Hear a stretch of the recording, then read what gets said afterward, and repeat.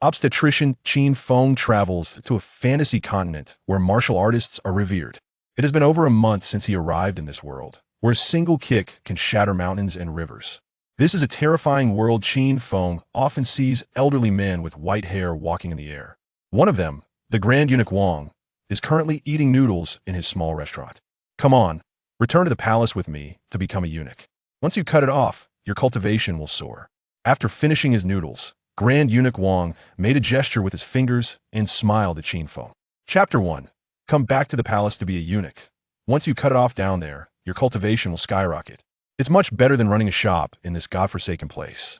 In a simple restaurant located in a narrow alley of the Wufeng Empire, Grand Eunuch Wang, with no white beard and dressed in a loose green eunuch robe, had a smile on his face as he looked at the young man approaching with a tray. Your noodles. Eunuch, Qin Feng said, frowning as he placed a bowl of golden beef noodles on Wang's table. Delicious. Grand Eunuch Wang took a deep breath, and a smile appeared on his fair, delicate face. Without hesitation, he pulled out a pair of exquisite golden chopsticks from his sleeve. Watching the elegant Wang eating, Qin Feng slowly walked outside, hand behind his back, lost in thought as he gazed at the intersecting alleys outside. Qin Feng is a traveler who was once a superstar at a famous obstetrics and gynecology hospital before his death. With his superb skills and handsome looks, even men often visited the obstetrics and gynecology hospital where Qin Feng worked. What a pity. His life was cut short. Collapsed from overwork late at night. It has been over a month since he arrived in this world where martial artists are revered, and a single kick can shatter mountains and rivers. It is a terrifying world. Qin Feng often sees elderly men with white hair walking in the air, and Grand Eunuch Wang, who is currently eating noodles, is one of them. Actually, traveling to another world is quite nice that he no longer has to deal with the beautiful, black-stocking female director's mood, nor does he hear the sweet voices of girls calling him brother incessantly. He won't receive passionate love letters from naive and innocent girls out of the blue. Being an orphan with no family, coming here has instead given him a sense of relief. He spends his days cooking, running a shop, and staring at the sky in a daze. This is the dream life of idling away, living calmly, and simply is the true essence that, if there is something troubling him, it is indeed that Grand Eunuch Wang who comes to the restaurant. Every day, he tries to motivate himself with words to go to the palace and become a eunuch, living a life of purity, stealing a glance at a shiny gold coin on the table and at Grand Eunuch Wang, who is elegantly wiping his mouth with his sleeve. His gaze softened. The Grand Eunuch is quite charming and the Wufeng Empire. The smallest currency unit is the copper coin, followed by the silver coin, then the gold coin, and above the gold coin are the mysterious crystals used for martial artist cultivation. It is known that a gold coin is enough for an ordinary family of 3 in the imperial capital to live well for several months. Boss Qin, I'm full. He'll come back tomorrow. With looks like yours, it's a shame not to be a eunuch. Putting away his golden chopsticks, Grand Eunuch Wang said meaningfully before turning and leaving gracefully. As he stepped outside, a visible wave of black energy rose from his feet. In the blink of an eye, Grand Eunuch Wang disappeared into the sky, while Qin Feng watched enviously. Standing outside for a while, a cold wind blew, and Qin Feng tightened his thin blue robe. Accompanied by the creaking of the door, the shop was closed. Life is indeed so leisurely in this godforsaken alley. Perhaps only Grand Eunuch Wang would come to patronize his business. Sitting at the antique counter, Qin Feng unconsciously tapped his fingers on the surface, closing his eyes and falling into deep thought. This continent is called Sangyue Continent. Sangyue Continent consists of 5 major regions, with the Wufeng Empire located at the very center. Fortunately, the Wufeng Empire is the most powerful empire in the central region, so he doesn't have to worry about the country being destroyed or being displaced. Most of the inhabitants of the continent are martial artists, and those with deep cultivation can easily shatter mountains and rivers. Cultivation levels range from 1 to 10, and reaching level 7 allows one to fly. As for the higher levels, he is not yet sure. What interests Qin Feng is that above martial artists, there is a prestigious profession, Soul Master. This is a profession that involves making soul contracts with wild beasts and manipulating their bodies to fight. Being a Soul Master has many benefits. Whenever a beast pet levels up, the Soul Master receives feedback that strengthens their physical body and even their soul, doubling the joy. A Soul Master can only contract 1 beast pet in their lifetime, but unfortunately, this profession is not something just anyone can afford. First, you need to be wealthy, consuming various rare materials that increase spiritual power from a young age. This is usually done by wealthy families, although there are also exceptionally talented individuals. Secondly, having a beast pet also requires a lot of money and time for training. Even so, many martial artists strive to become soul masters. It is said that there was once a soul master who fell in love with an earth-level beast pet, the Ice Moon White Snake. When the Ice Moon White Snake unexpectedly transformed into a beast girl after reaching level 8, the status of the soul master profession became incredibly noble. Qin Feng seriously suspects that Grand Eunuch Wang, who often visits here, is a soul master, as he always seems to have mysterious gazes following him from his loose sleeves. Woof woof. Oh woof. A cold wind with a hint of moisture rushed into the shop, and Qin Feng tightened his thin blue robe. The Woofing Empire is located at the center of the continent, resulting in a damp and cold climate. Today, the sky is also overcast with clouds. A few silly birds stood on a branch of a peach tree in front of the restaurant, chirping as if reminding people that it might rain. Awoo, awoo, come in. With permission, this noble creature stepped in with a cat-like gait under Qin Feng's gaze, its light blue dog eyes looking around. The black hoof-cloud beast, a first-level wild beast known for guarding, has an unpredictable personality. Though its name sounds nice, it's just a big husky. Looking at this big dog, Qin Feng's eyes twitched. This black hoof-cloud beast is the king of dogs in the nearby alley. When Qin Feng first arrived in this world, he was curious and wandered into the streets, only to be cornered by a few small thugs. Fortunately, this husky and its pack came to his rescue, allowing Qin Feng to escape the fate of being robbed, even though those thugs weren't much of a threat to him. Big brother, you're here to eat again. Oh, whoa. With a powerful bark directed at Qin Feng, this husky glanced at him sideways, its blue eyes filled with a look of naivety. Wait a moment. Taking a deep breath, Qin Feng walked toward the kitchen on the first floor, having long gotten used to this situation. It's all good, big brother. Before entering the kitchen, he turned around to take a deep look at the big brother lying on the ground. The glimmer flashed in Qin Feng's eyes as a sharp surgical knife elegantly slipped from his sleeve. Tonight, should he have dog meat hot pot? Chapter 2. Sigh, big brother. Blah blah blah. Qin Feng lazily sat at the entrance of the shop with a small stool, holding a cup of steaming tea in his hand, looking up at the misty and rainy sky outside. The big brother beside him was lying on the ground, eating his meal, occasionally glaring at Qin Feng with wise eyes. It simply couldn't understand how a human could cut beef so thin and so evenly, with not a single gap between the teeth. Although it was dull, it was delicious. Sigh. Qin Feng took a sip of tea and sighed softly.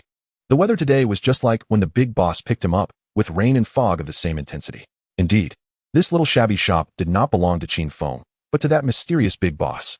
According to the big boss, he was fishing for a first-level wild beast, the piranha, by the city moat when he ended up catching himself. It was such nonsense. How could one catch a person while fishing? As for the appearance of the big boss, he knew nothing at all, as the other party was always surrounded by a faint black mist, and their voice could be either male or female. However, one thing was for sure. Eunuch Wang knew the big boss and seemed to hold him in great awe. Would Eunuch Wang really force him into the palace to be a little eunuch? Probably not. With a light laugh, Qin Feng turned his head to look at big brother gently, trying to keep his expression mild, and slowly said, "Wait a moment. Come with me to the great wilderness forest to get some salt. We're out of salt in the shop." Woof woof. You want to eat a first-level wild beast? The saber-toothed rabbit barbecue? No problem. I'll need your help then. After all, I'm still a mortal without any cultivation, not even a first-level chi aperture opened. Upon hearing the man's calm words, the blue-eyed cloud-treading beast instantly burst forth with a terrifying gleam. An imposing aura without anger rose, as if saying, "You know your place, and I'm quite satisfied." Brushing off his sleeves, he reached out and patted Big Brother's fluffy dog head, and Qin Feng smiled. Big Brother was indeed brave. The two of them had engaged in such dubious activities back and forth more than once or twice. When they first arrived, Big Brother often took him to the outer areas of the great wilderness forest to roam around and hunt wild beasts. Do not underestimate this cloud-treading beast before him. It had become the king of dogs in this deep alley. According to Eunuch Wang's words, this Big Brother had already activated a primary yellow-level bloodline, and taking on ordinary wild beasts of the same level was like child's play. The predecessor who had the beast pet, the Ice Moon White Snake, had a beast pet bloodline that reached the earth level and only transformed into a charming snake woman after achieving the 8th level of cultivation. Regarding the enhancement of bloodline power, Qin Feng had also discussed it with Eunuch Wang in his spare time.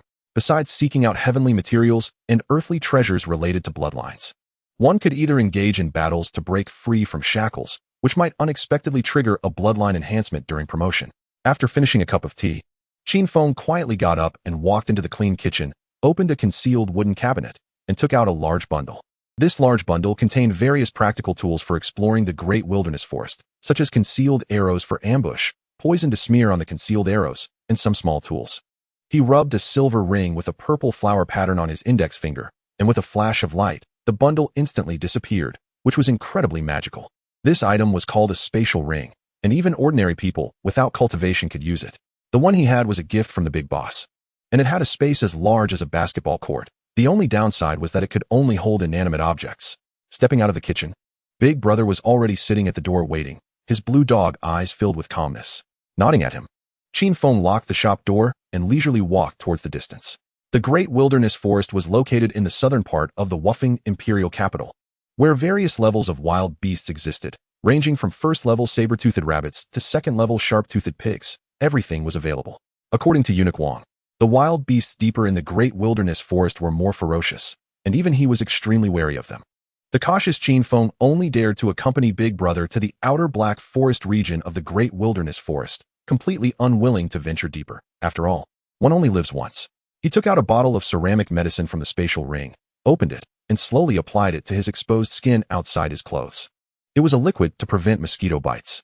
There were many mosquitoes in the outer Great Wilderness Forest, and quite a few toxic species as well. Being cautious was never a mistake. He mounted Big Brother, who grumbled in dissatisfaction, and they dashed towards the nearby outer Black Forest area of the Great Wilderness. Upon entering the Black Forest, a faint scent of plants filled the air, and towering black trees seemed to pierce the sky. A few curious birds occasionally poked their heads out to observe the one person and one dog below. A silver surgical knife slipped from his sleeve, and Qin Feng bent down to quickly dig under a black tree, unearthing a finger-long dry object. A first-level medicinal ginseng, which could be dried and ground into powder for healing wounds. Not bad. A good start. It could be used for chicken soup. What do you think? Glancing at the proud-looking cloud-treading beast beside him, Qin Feng smiled as he put it into the spatial ring. This Big Brother had an extraordinarily keen sense of smell. Even hidden so discreetly, he could still find it. Indeed, this medicinal ginseng was discovered by Big Brother's dog nose.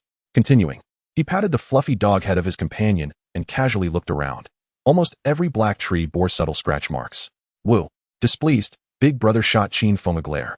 His ears perked up as he cautiously moved forward.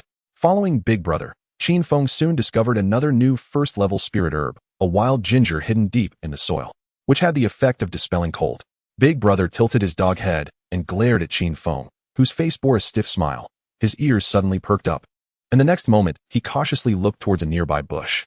Without hesitation, a concealed arrow slid from Qin Feng's sleeve, the sharp green tip seemingly indicating that being shot would lead to disaster. Swish! The rustling noise grew louder, and amidst the vigilant gazes of one person and one dog, a snow-white rabbit the size of a farm dog emerged. It froze for a moment, seemingly not expecting anyone to be here, and its long teeth sprang out from its lips. Its white fur bristled, and it emitted a low growl to threaten the one person and one dog.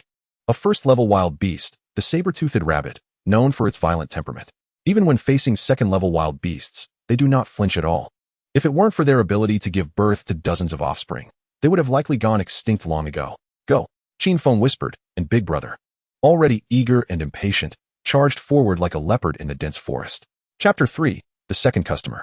Qin Feng glanced at Big Brother, who was teasing the saber-toothed rabbit like a street rascal. His attention was focused on a rock wall covered in white crystals. This was the target of their trip, salt. Woo! Hearing Qin Feng's voice, Big Brother stopped, a hint of aggression flashing in his eyes, and turned around to pounce on the saber-toothed rabbit that was chasing him from behind. Dust and leaves flew everywhere. A fluffy paw struck the rabbit's forehead in a flash, and sharp white fangs bit down on the rabbit's neck with force.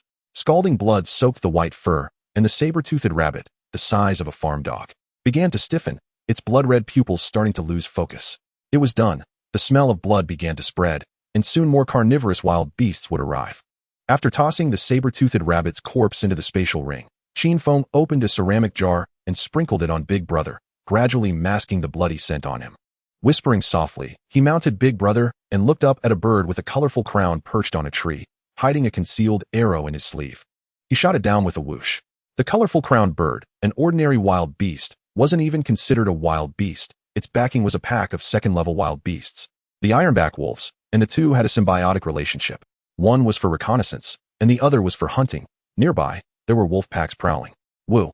Glancing at the colorful crowned bird on the ground, Big Brother suddenly accelerated, he wasn't too foolish. The one person and one dog had been messing around in this area for a month, and they were already incredibly familiar with it, able to navigate the black forest with their eyes closed. Sure enough, not long after leaving, the chilling howls of countless second-tier wild beasts, the ironback wolves, echoed behind him. Big Brother ran joyfully towards the imperial capital of Wafeng, and the two city gate guards glanced at him, but soon lost interest. It was just a harmless cloud-treading beast, and they recognized the man on its back as a rather gentle fellow, mainly because he was wealthy. By the time Qin Feng returned to the restaurant, the sky was already dim.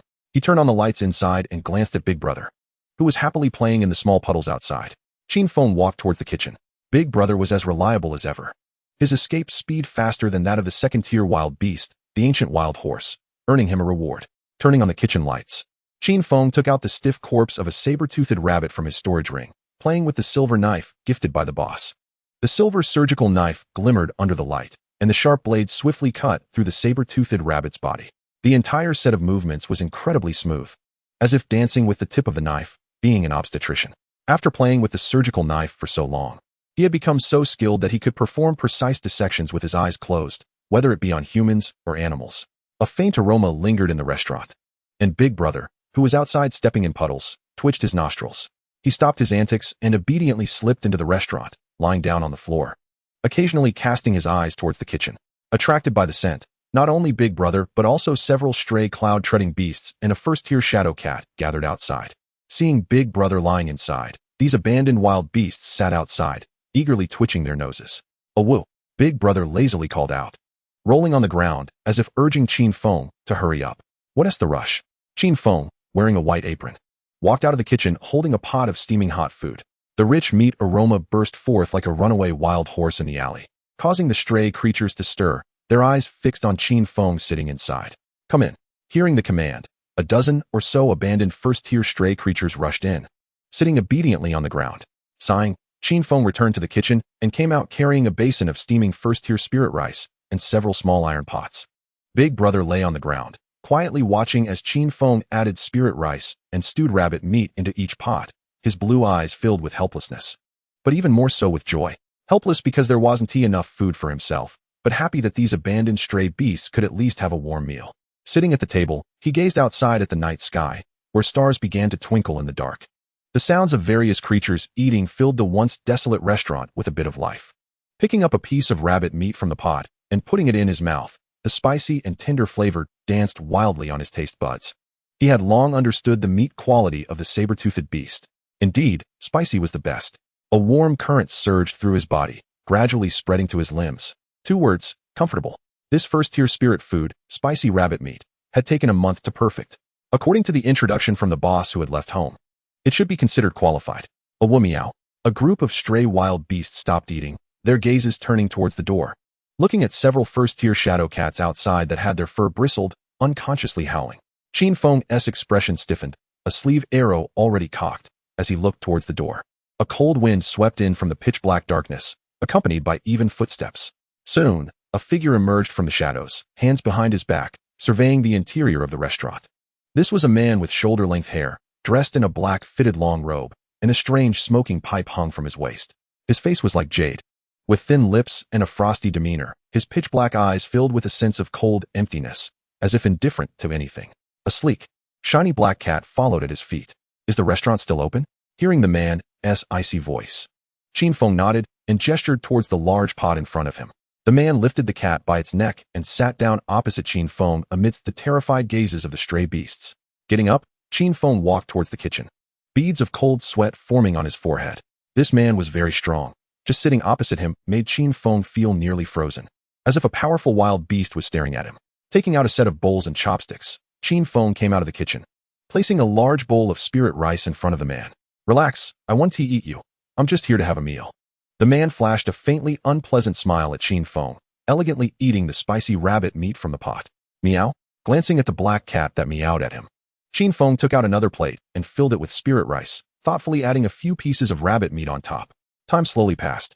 The man seemed to have eaten his fill, setting down his bowl and chopsticks, giving Qin Feng a calm glance, his lips curling into a slight arc. The cooking skill of spirit food is a bit worse than the previous boss, but it has more human touch. Chapter 4. Fishing. Really can catch people. Mixing the remaining spirit rice with the spicy rabbit meat broth, Qin Feng silently poured it into the dozen small iron pots on the ground. And the stray wild beasts all showed grateful eyes. Looking at the man in black who was leisurely sipping a cup of tea, he placed the spirit rice pot on a nearby table, wiped his hands with a cloth, and asked the question in his heart. Do you know the boss? I do. I came here to eat the spirit food he made. He answered Qin Feng, lifting the black cat by its neck and holding it in his arms. The man placed a crimson round ball on the wooden table, turning to leave without any hesitation. His dark figure gradually disappeared into the shadows. A woo. As soon as the mysterious man left, Big Brother, who had been lowering his head, immediately perked up. He barked at Qin Feng with a tigerish demeanor, his blue eyes full of disdain. Ignoring Big Brother, Qin Feng cleaned up the bowls and chopsticks on the wooden table, picking up the crimson round ball. A faint medicinal aroma wafted into his nostrils. After smelling this unknown item for too long, he felt a bit dizzy. Frowning, he stored it in his storage ring, planning to ask when the eunuch Wang came to eat in the alley tomorrow. Meow. Several first-tier shadow cats affectionately rubbed their heads against Qin Feng's thigh, as if bidding him farewell. With a smile, Qin Feng bent down to pet the heads of these shadow cats. Most of these abandoned first-tier stray wild beasts bore scars of human abuse. They once thrived and had families. See you tomorrow. Hearing his voice, the group of stray wild beasts lowly murmured and orderly walked out of the restaurant. The lively restaurant began to quiet down, leaving only Big Brother lying on the ground, making small noises. Aren't you leaving? Do you want to sleep with me? Glancing at Big Brother's empty underbelly, Qin Feng's expression turned serious. Oh woo. All right. If you don't want to leave, then stay here. Recently, there have been many strange occurrences, and I feel uneasy alone. Picking up the iron pot from the ground, Qin Feng said lightly to him and turned to walk into the kitchen. Soon, the sounds of water flowing and pots clanging echoed in the silent restaurant. In the restaurant's second-floor bedroom, Qin Feng lay under the covers, slowly flipping through a black book titled Spirit Food Recipes. This book was left for him by the boss when he left, recording numerous recipes for spirit food of various ranks. Like tonight's spicy rabbit meat, it falls within the first-tier spirit food range. The effect is to slightly increase the martial artist's spirit energy absorption speed, and eating it for a long time can gradually change one's constitution. Making spirit food is far more difficult than imagined, even for someone like Qin Feng, a seed candidate from another world. After a month of learning, he barely managed to make a dish of spicy rabbit meat. Casting a deep glance at the 7th-tier spirit food on the recipe, Qinglong Emerald White Jade Soup, effect, limb regeneration, ignores rank limitations. Qin Feng closed the book and stored it in his storage ring. If one day he could really make this 7th-grade spiritual food, he decided to let Grand Eunuch Wang have a taste. Let him revive his masculine vigor and experience the taste of being invincible. Howl. Glancing at the Big Brother whose dog head was sticking out from the blanket, Qin Feng couldn't help but twitch the corner of his eye. He actually saw a hint of shyness in those clear blue dog eyes. What shyness? Blowing out the oil lamp on the wooden cabinet beside him. Covering himself with a thin blanket, Qin Feng closed his eyes, and with the sound of even breathing, he fell deeply into slumber. Perhaps it was due to the humid climate of the Wufeng Empire located in the center of the continent. The days were long and the nights short, and soon the night passed quickly. Unlocking the restaurant door, a cold wind rushed in, and Qin Feng instinctively tightened his blue shirt. Howl! Big Brother suddenly burst out from the door, howling at the sky, startling a few silly birds on the peach tree in front of the door into flying away. Taking out a simple fishing rod and small bucket from the side of the door, Qin Feng locked the shop door and rode on Big Brother's back. The latter understood and sprinted towards the edge of the city near the city moat. Fishing, such a leisurely activity. Observing the scenery flashing by, Qin Feng couldn't help but smile. In his previous life, at this time, he would probably still be lying on the bed of the beautiful black silk-clad Dean. What a boring life. Not interesting at all. Morning fishing was much better. Catch a fish in the morning. Cook a meal at noon while listening to Grand Eunuch Wang brag. Daydream in the afternoon, and feed the stray beasts at night. Compared to being surrounded by lovely girls in his previous life and entangled with the black silk-clad Dean, tearing love letters until his hands were sore. This kind of salted fish life was what Qin Feng pursued. Big Brother was fast. In the midst of Qin Feng's daydreaming, they had unknowingly left the city and arrived at the moat. Patting Big Brother's dog head, holding the small wooden bucket and fishing rod, Qin Feng leisurely sat down on a stone step. Perhaps due to the morning, a light mist hovered over the moat. Taking out the entrails of the saber-toothed rabbit he had slaughtered last night, he slowly cast it into the moat. In less than a few seconds, the fishing rod bent into a crescent shape, a world of joy for a fishing enthusiast. With a strong tug, a palm-sized first-grade man-eating fish had already been pulled ashore. The surgical knife slipped from his sleeve and accurately pierced the fish's head, causing it to stop struggling, its mouth filled with sharp fangs wide open. With a gentle flick of the silver knife tip, a black crystal the size of a mung bean appeared in Qin Feng's palm. Howl! Big Brother, lying nearby, brightened his eyes and let out a low growl towards Qin Feng. Glancing at him, Qin Feng stored the fish's corpse and the mung bean-sized black crystal in his storage ring. The wild core, a unique crystal of wild beasts, contained rich spiritual energy. But not every wild beast had such a thing in their heads. The wild core had a wide range of uses. The most common being to feed wild beasts for quick advancement. But there were both pros and cons. Frequently feeding wild cores could stun a wild beast's bloodline development, making it difficult to break through again. Therefore, spirit masters would ask alchemists from the rare and popular apothecary guild to purify wild cores and remove impurities. Of course, the cost was very high and expensive. Qin Feng had also seen those alchemists in the apothecary guild of the Wufeng Empire, each one arrogant and self-important. Howl!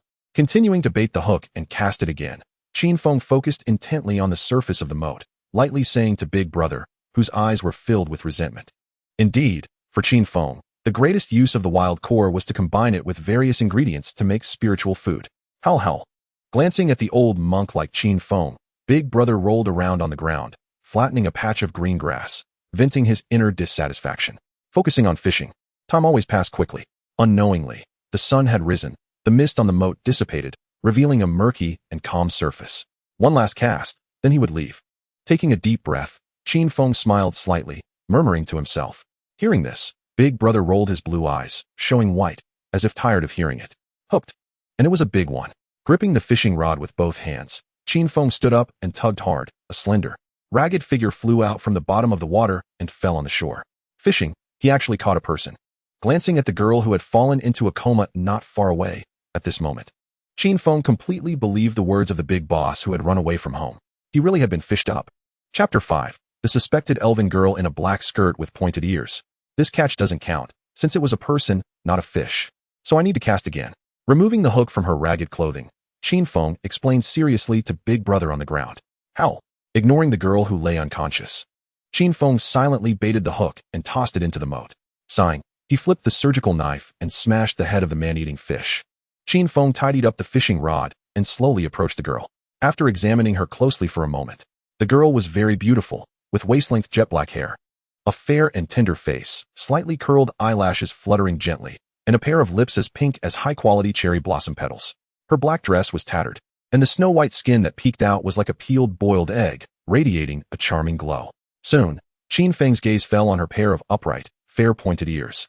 An elf, or a transformed wild beast? Qin Feng frowned. Without hesitation, took out the corpse water from his storage ring. Since her origin was unknown, it was better to eliminate the danger while she was unconscious. This was a world where the weak were preyed upon by the strong, not as beautiful as imagined. Just like when he first explored the great wilderness forest with Big Brother, almost getting killed by a woman pretending to be injured. If it weren't for Big Brother blocking the knife with his ribs. Thinking of this, his eyes gradually turned cold. With a pop, the bottle was opened, and a pungent yellow mist surged out. Corpse water. This stuff belonged to that woman pretending to be injured, including the sleeve arrows and similar items. Stretching out his hand to pinch open the girl's small, delicate lips, he was about to pour the yellow mist of corpse water inside. Howl. Qin Feng stopped his action and turned to look at Big Brother, who was pulling at his clothes. Howl. You mean her body is strong, and the corpse water won't work on her? Let me save her. She poses no threat to me. She might even be beneficial. Howl. Bowing his head in thought for a moment, Qin Feng silently put away the corpse water. Big Brother had once taken a knife for him. Trusting this fool was definitely the right choice. Grabbing the girl's ragged clothing, he roughly tossed her onto Big Brother's back. Removing his blue shirt to tie her up, he hopped on Big Brother, who dashed quickly towards the city gate of the imperial capital. He greeted the two drowsy gate guards by casually tossing a few gold coins. The two smiled broadly and let Qin Feng in. The Wufeng imperial capital was a place that valued human relationships, provided you had money. Looking up at the sky and daydreaming for a while, Big Brother moved swiftly, and before long, they arrived in front of the restaurant, where the familiar figure of Grand Eunuch Wang had been waiting for a long time. The other party sat cross-legged under the peach tree wooden table in front, leisurely enjoying his own tea. A few bees seemed to be attracted by the fragrance of the tea, buzzing around Grand Eunuch Wang. Putting down the teacup, Grand Eunuch Wang made a graceful gesture and casually looked at Qin Feng, saying, "Oh, I say, Boss Qin, your courage has been growing lately. Not only bribing the city guards, But where did you steal the fragrance and jade this time? I caught her while fishing, eunuch.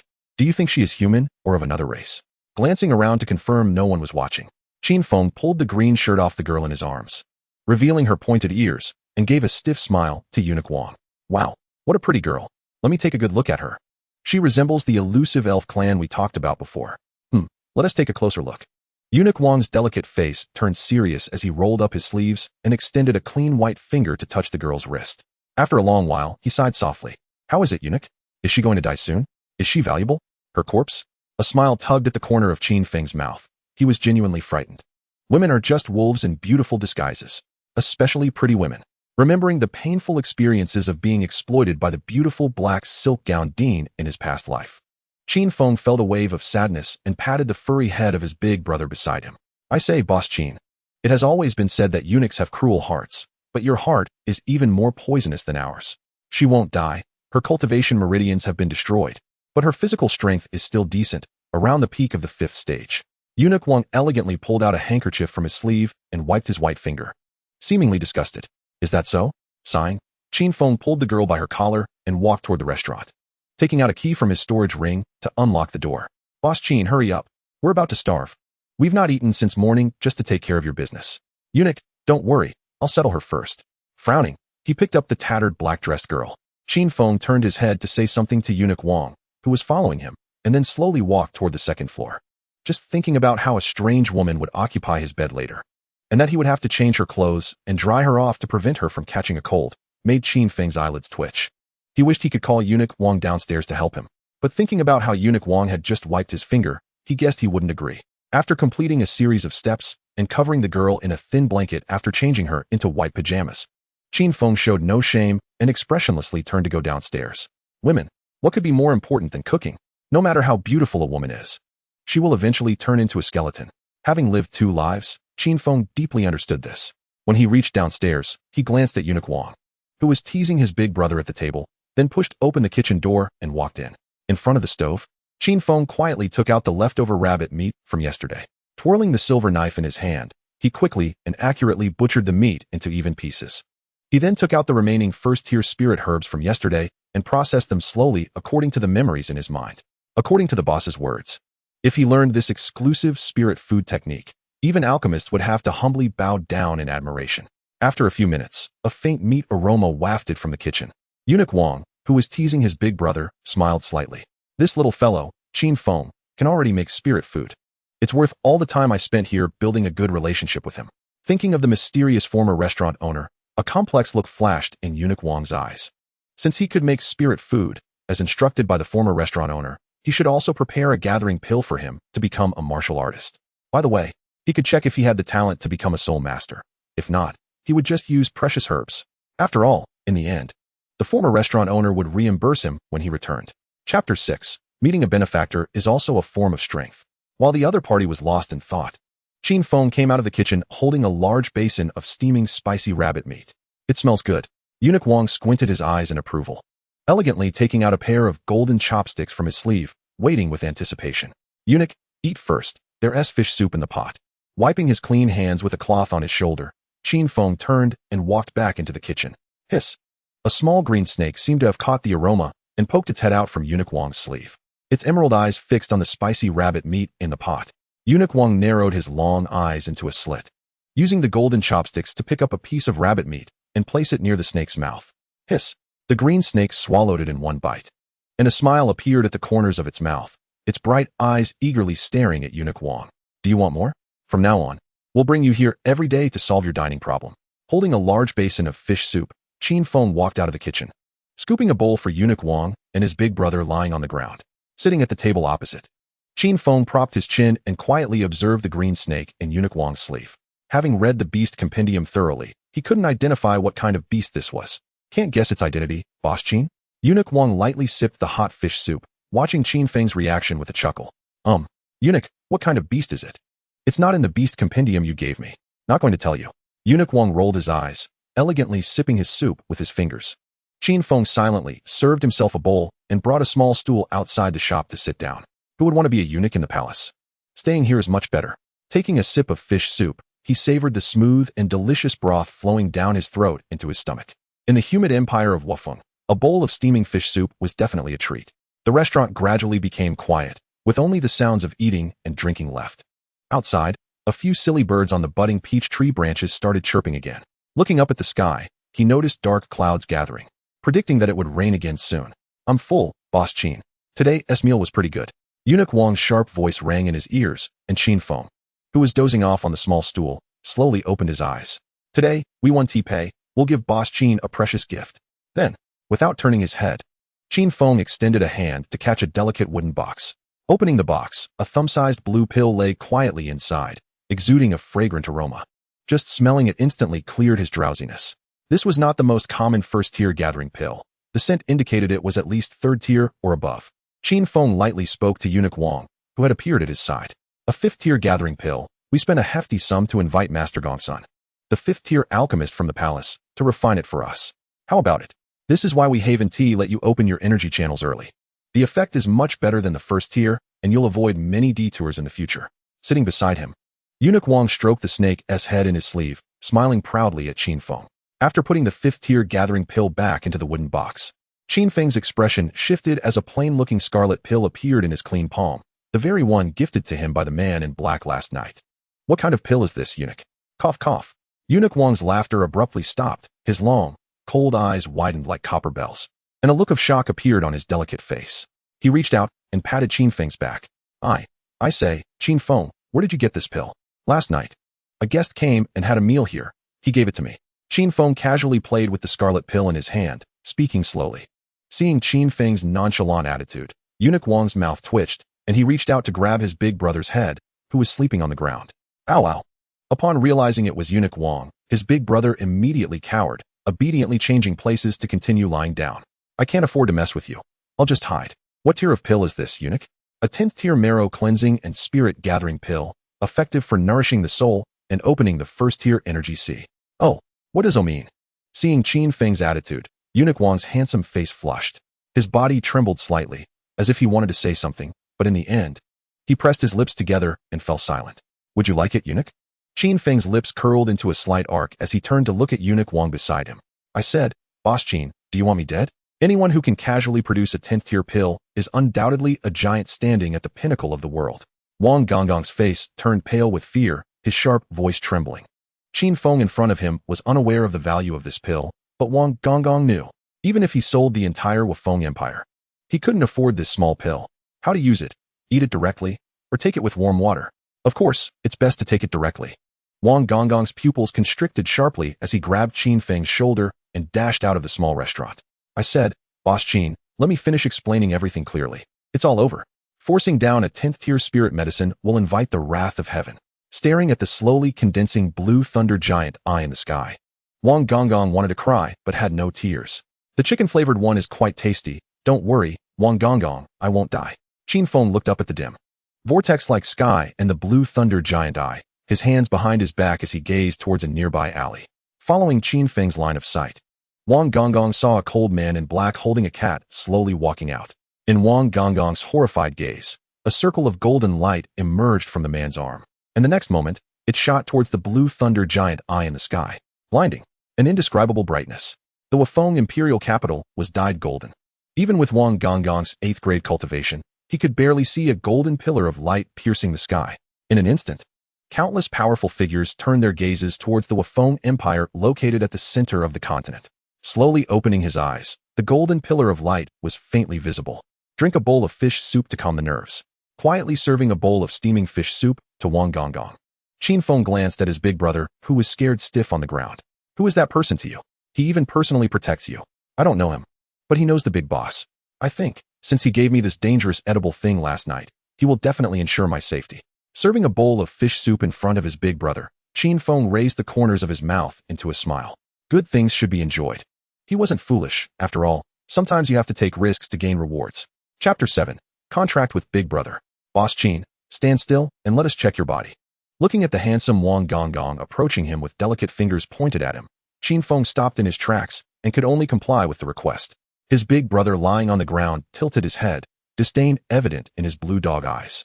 After drinking the fish soup, Big Brother is up again. Grabbing the wide green robe sleeve, Wang Gonggong extended a clean white finger to rest on Qin Feng's arm. After a long time, a contemplative expression appeared on his feminine face. Clearing his throat, Wang Gonggong looked at Qin Feng strangely and finally spoke. Congratulations, Boss Qin. All 36 meridians have been opened, and each meridian is thicker and stronger than that of an average person. While others have chopsticks, yours are like cucumbers. What surprised us is that you have produced one of the top 10 legendary artifacts, the Wuxian, which is quite a pleasant surprise. Wuxian? Hearing the unknown name from Wang Gonggong's mouth, Qin Feng frowned.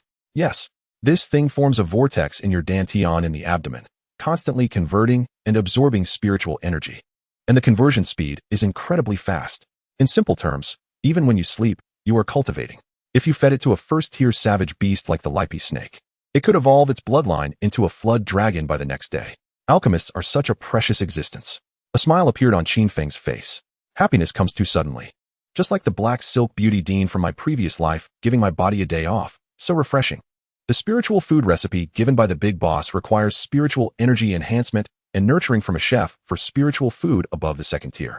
He still wanted to strive to cultivate like the black silk beauty Dean from his past life. And now he unexpectedly had such good fortune. This so-called Wuxian is just like a pay-to-win game that levels up while idling in the previous life. Thinking of this, Qin Feng's smile widened even more. Comfortable. Watching the stiff smile on Qin Feng's face, Wang Gonggong's eyes grew more envious. Taking a deep breath, he pulled out a palm-sized white stone from his sleeve and said to Qin Feng, "This stone is called a stalactite. It comes from a cave deep underground. Its sole purpose is to check the strength of an individual's soul to see if they are suitable to become a soul master. Boss Qin, stretch out your hand. Let us check your soul strength." Glancing at the stone, Qin Feng complied, placing his long palm on it. A few seconds later, under their gaze, the stone turned to dazzling silver. Am I very impressive? MHM.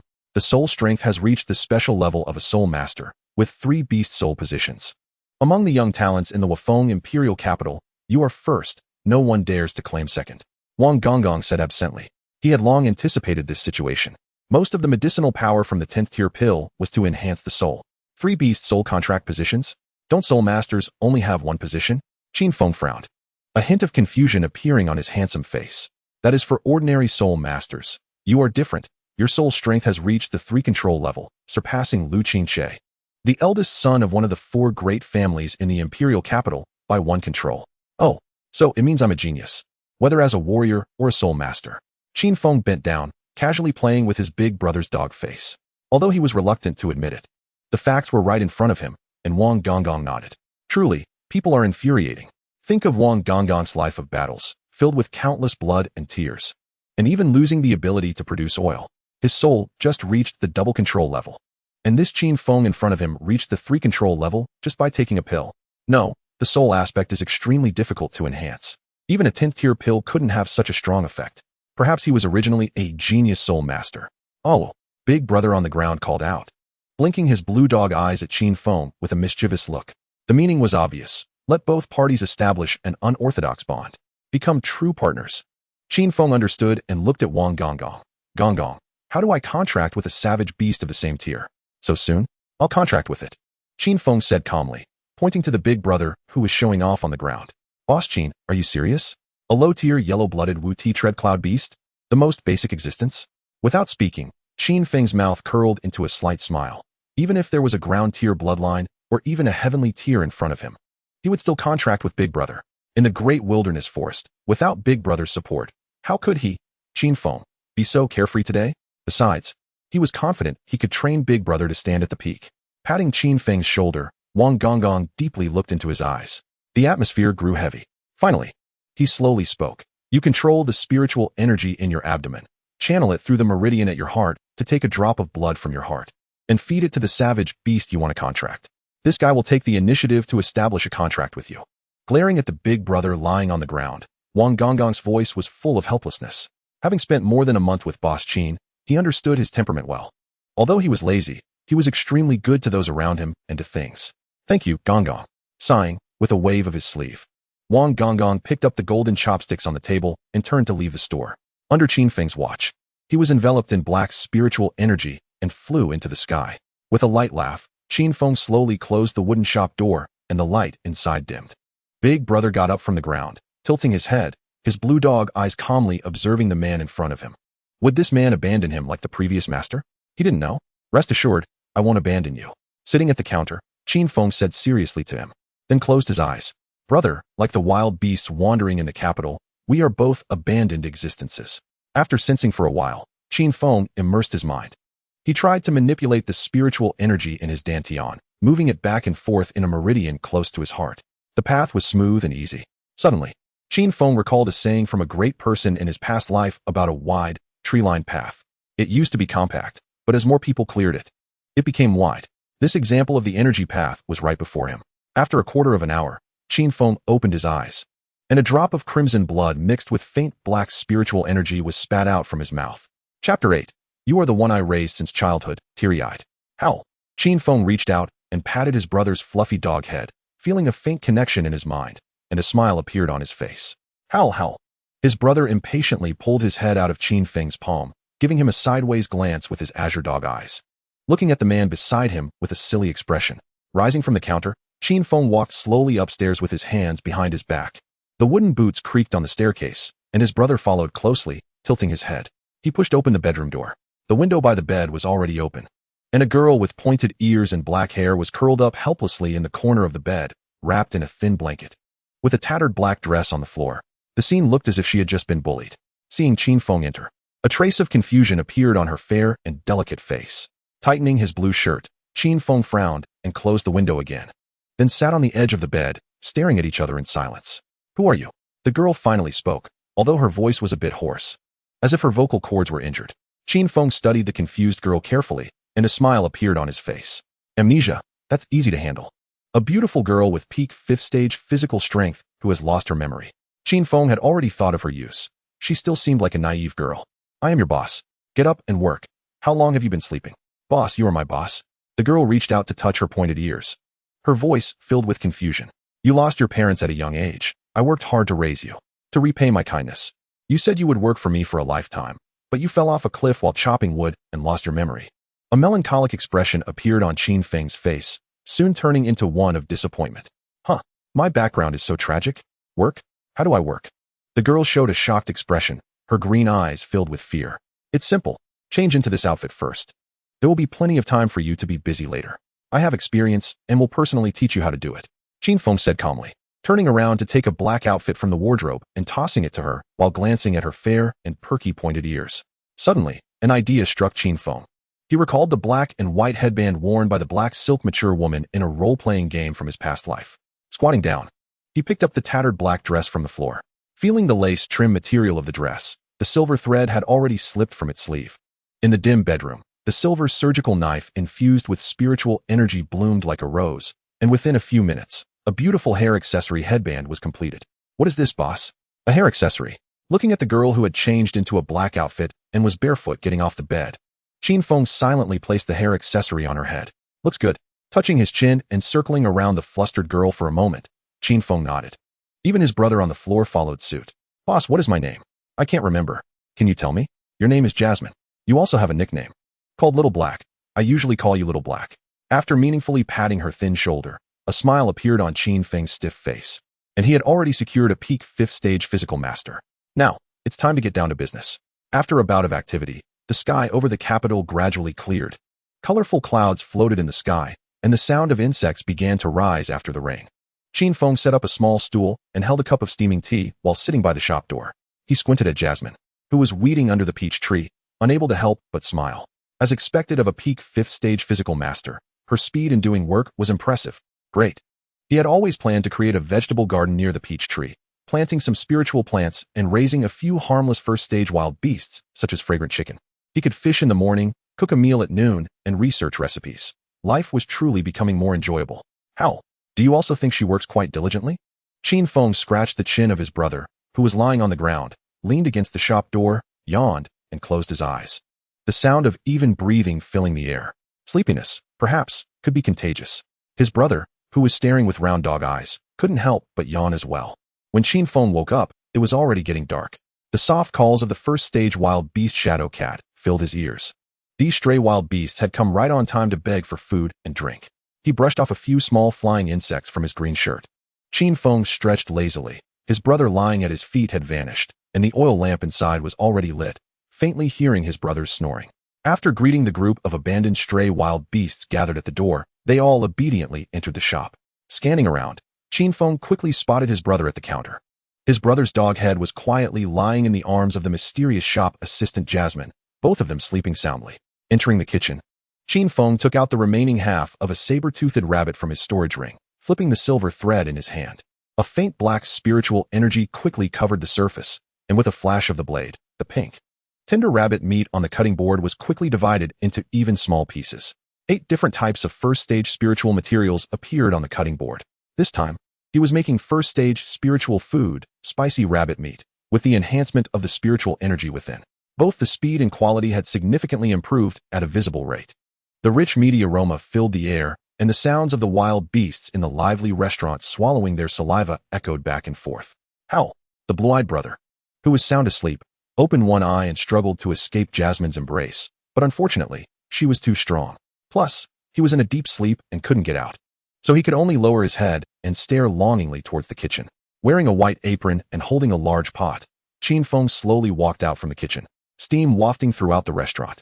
Howl, glancing at his brother, Qin Feng smiled and served a sumptuous dinner to each stray wild beast.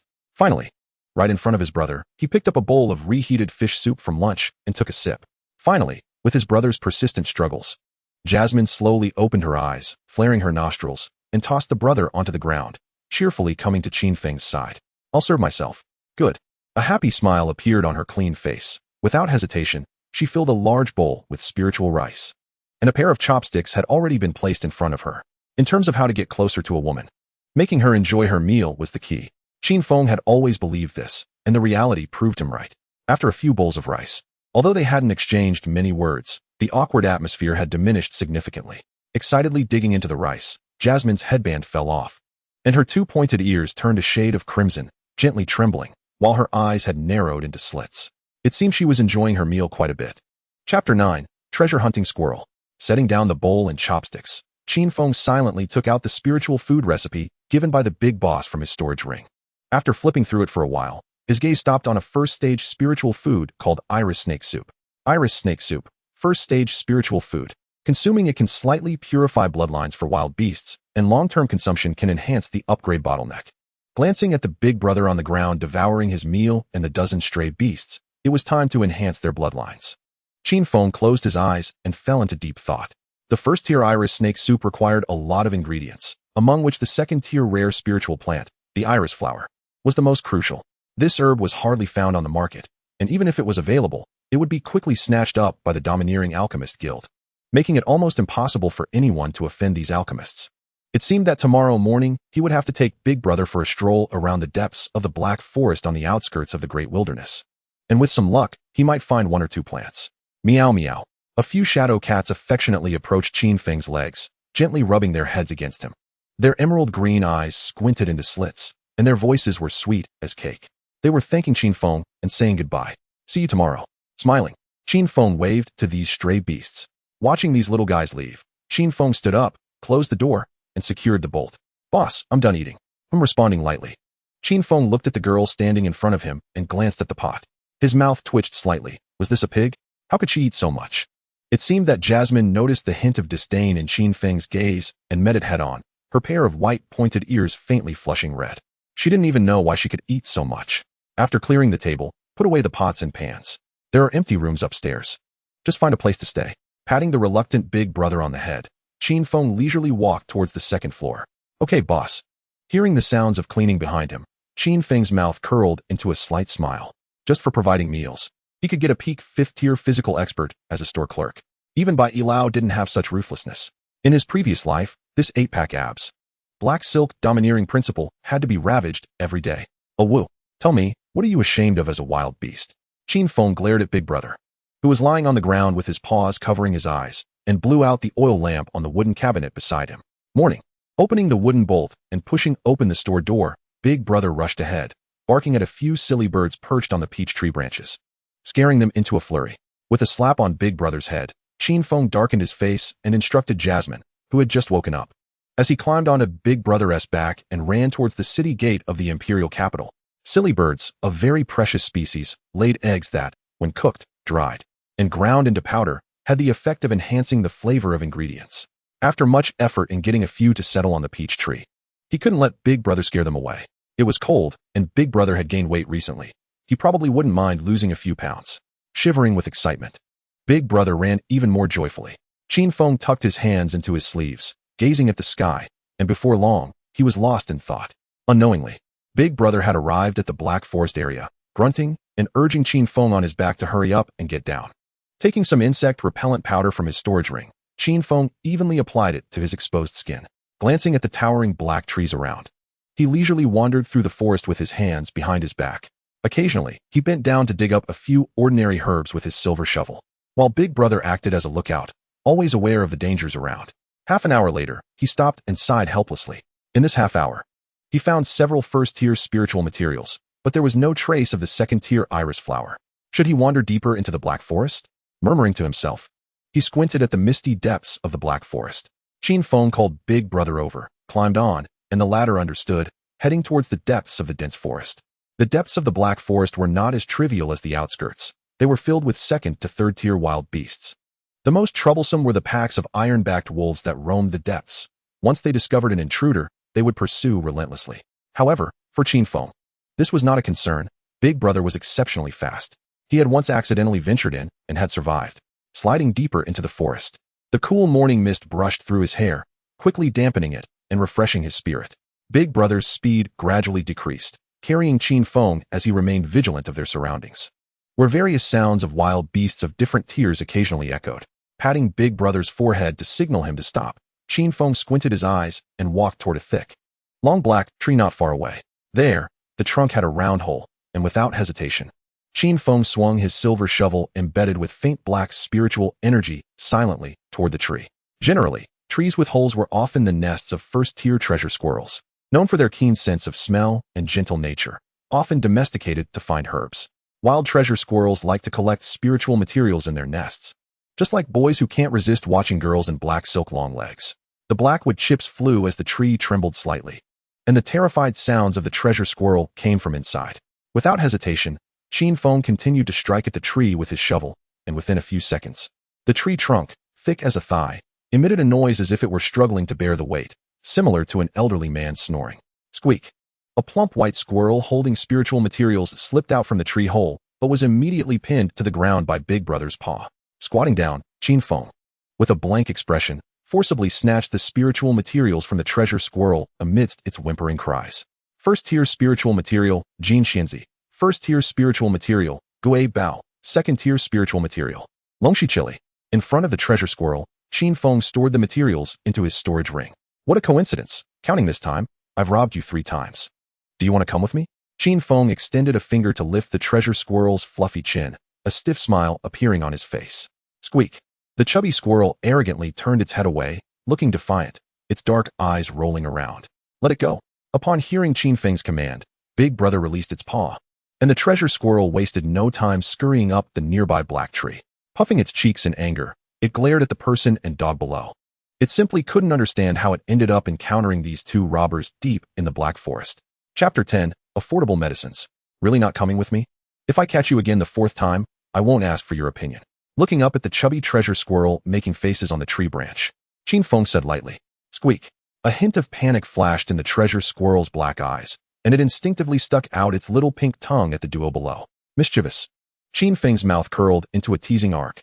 If they met again next time, the treasure squirrel would be much more useful than Big Brother. After all, love can fade. Patting Big Brother on the head, Qin Feng leisurely continued to explore deeper. After wandering around, he pulled out a second-tier fire mushroom from the treasure squirrel's nest and said, "This area is about cleared out. Let's check the right side." Ahead lay the territory of a pack of second-tier iron-backed wolves, and he didn't want to stir up trouble. Gently touching a claw mark on the blackwood, Qin Feng put away the fire mushroom in his hand and looked seriously at Big Brother beside him. Olo, nodding. Big Brother's ears suddenly perked up, looking curiously towards the right side. Is there something? Olo. A sleeve arrow slid out from his sleeve, and Qin Feng, riding on Big Brother, patted its head, urging it to carefully move towards the right side. The right side of the Black Forest was overgrown with weeds, and occasionally a few silly saber-toothed rabbits popped into view. After carefully walking for a while, the sound of clear spring water dripping on the blue stones came from not far away. Concealing the sleeve arrow in his hand, Qin Feng's expression became serious.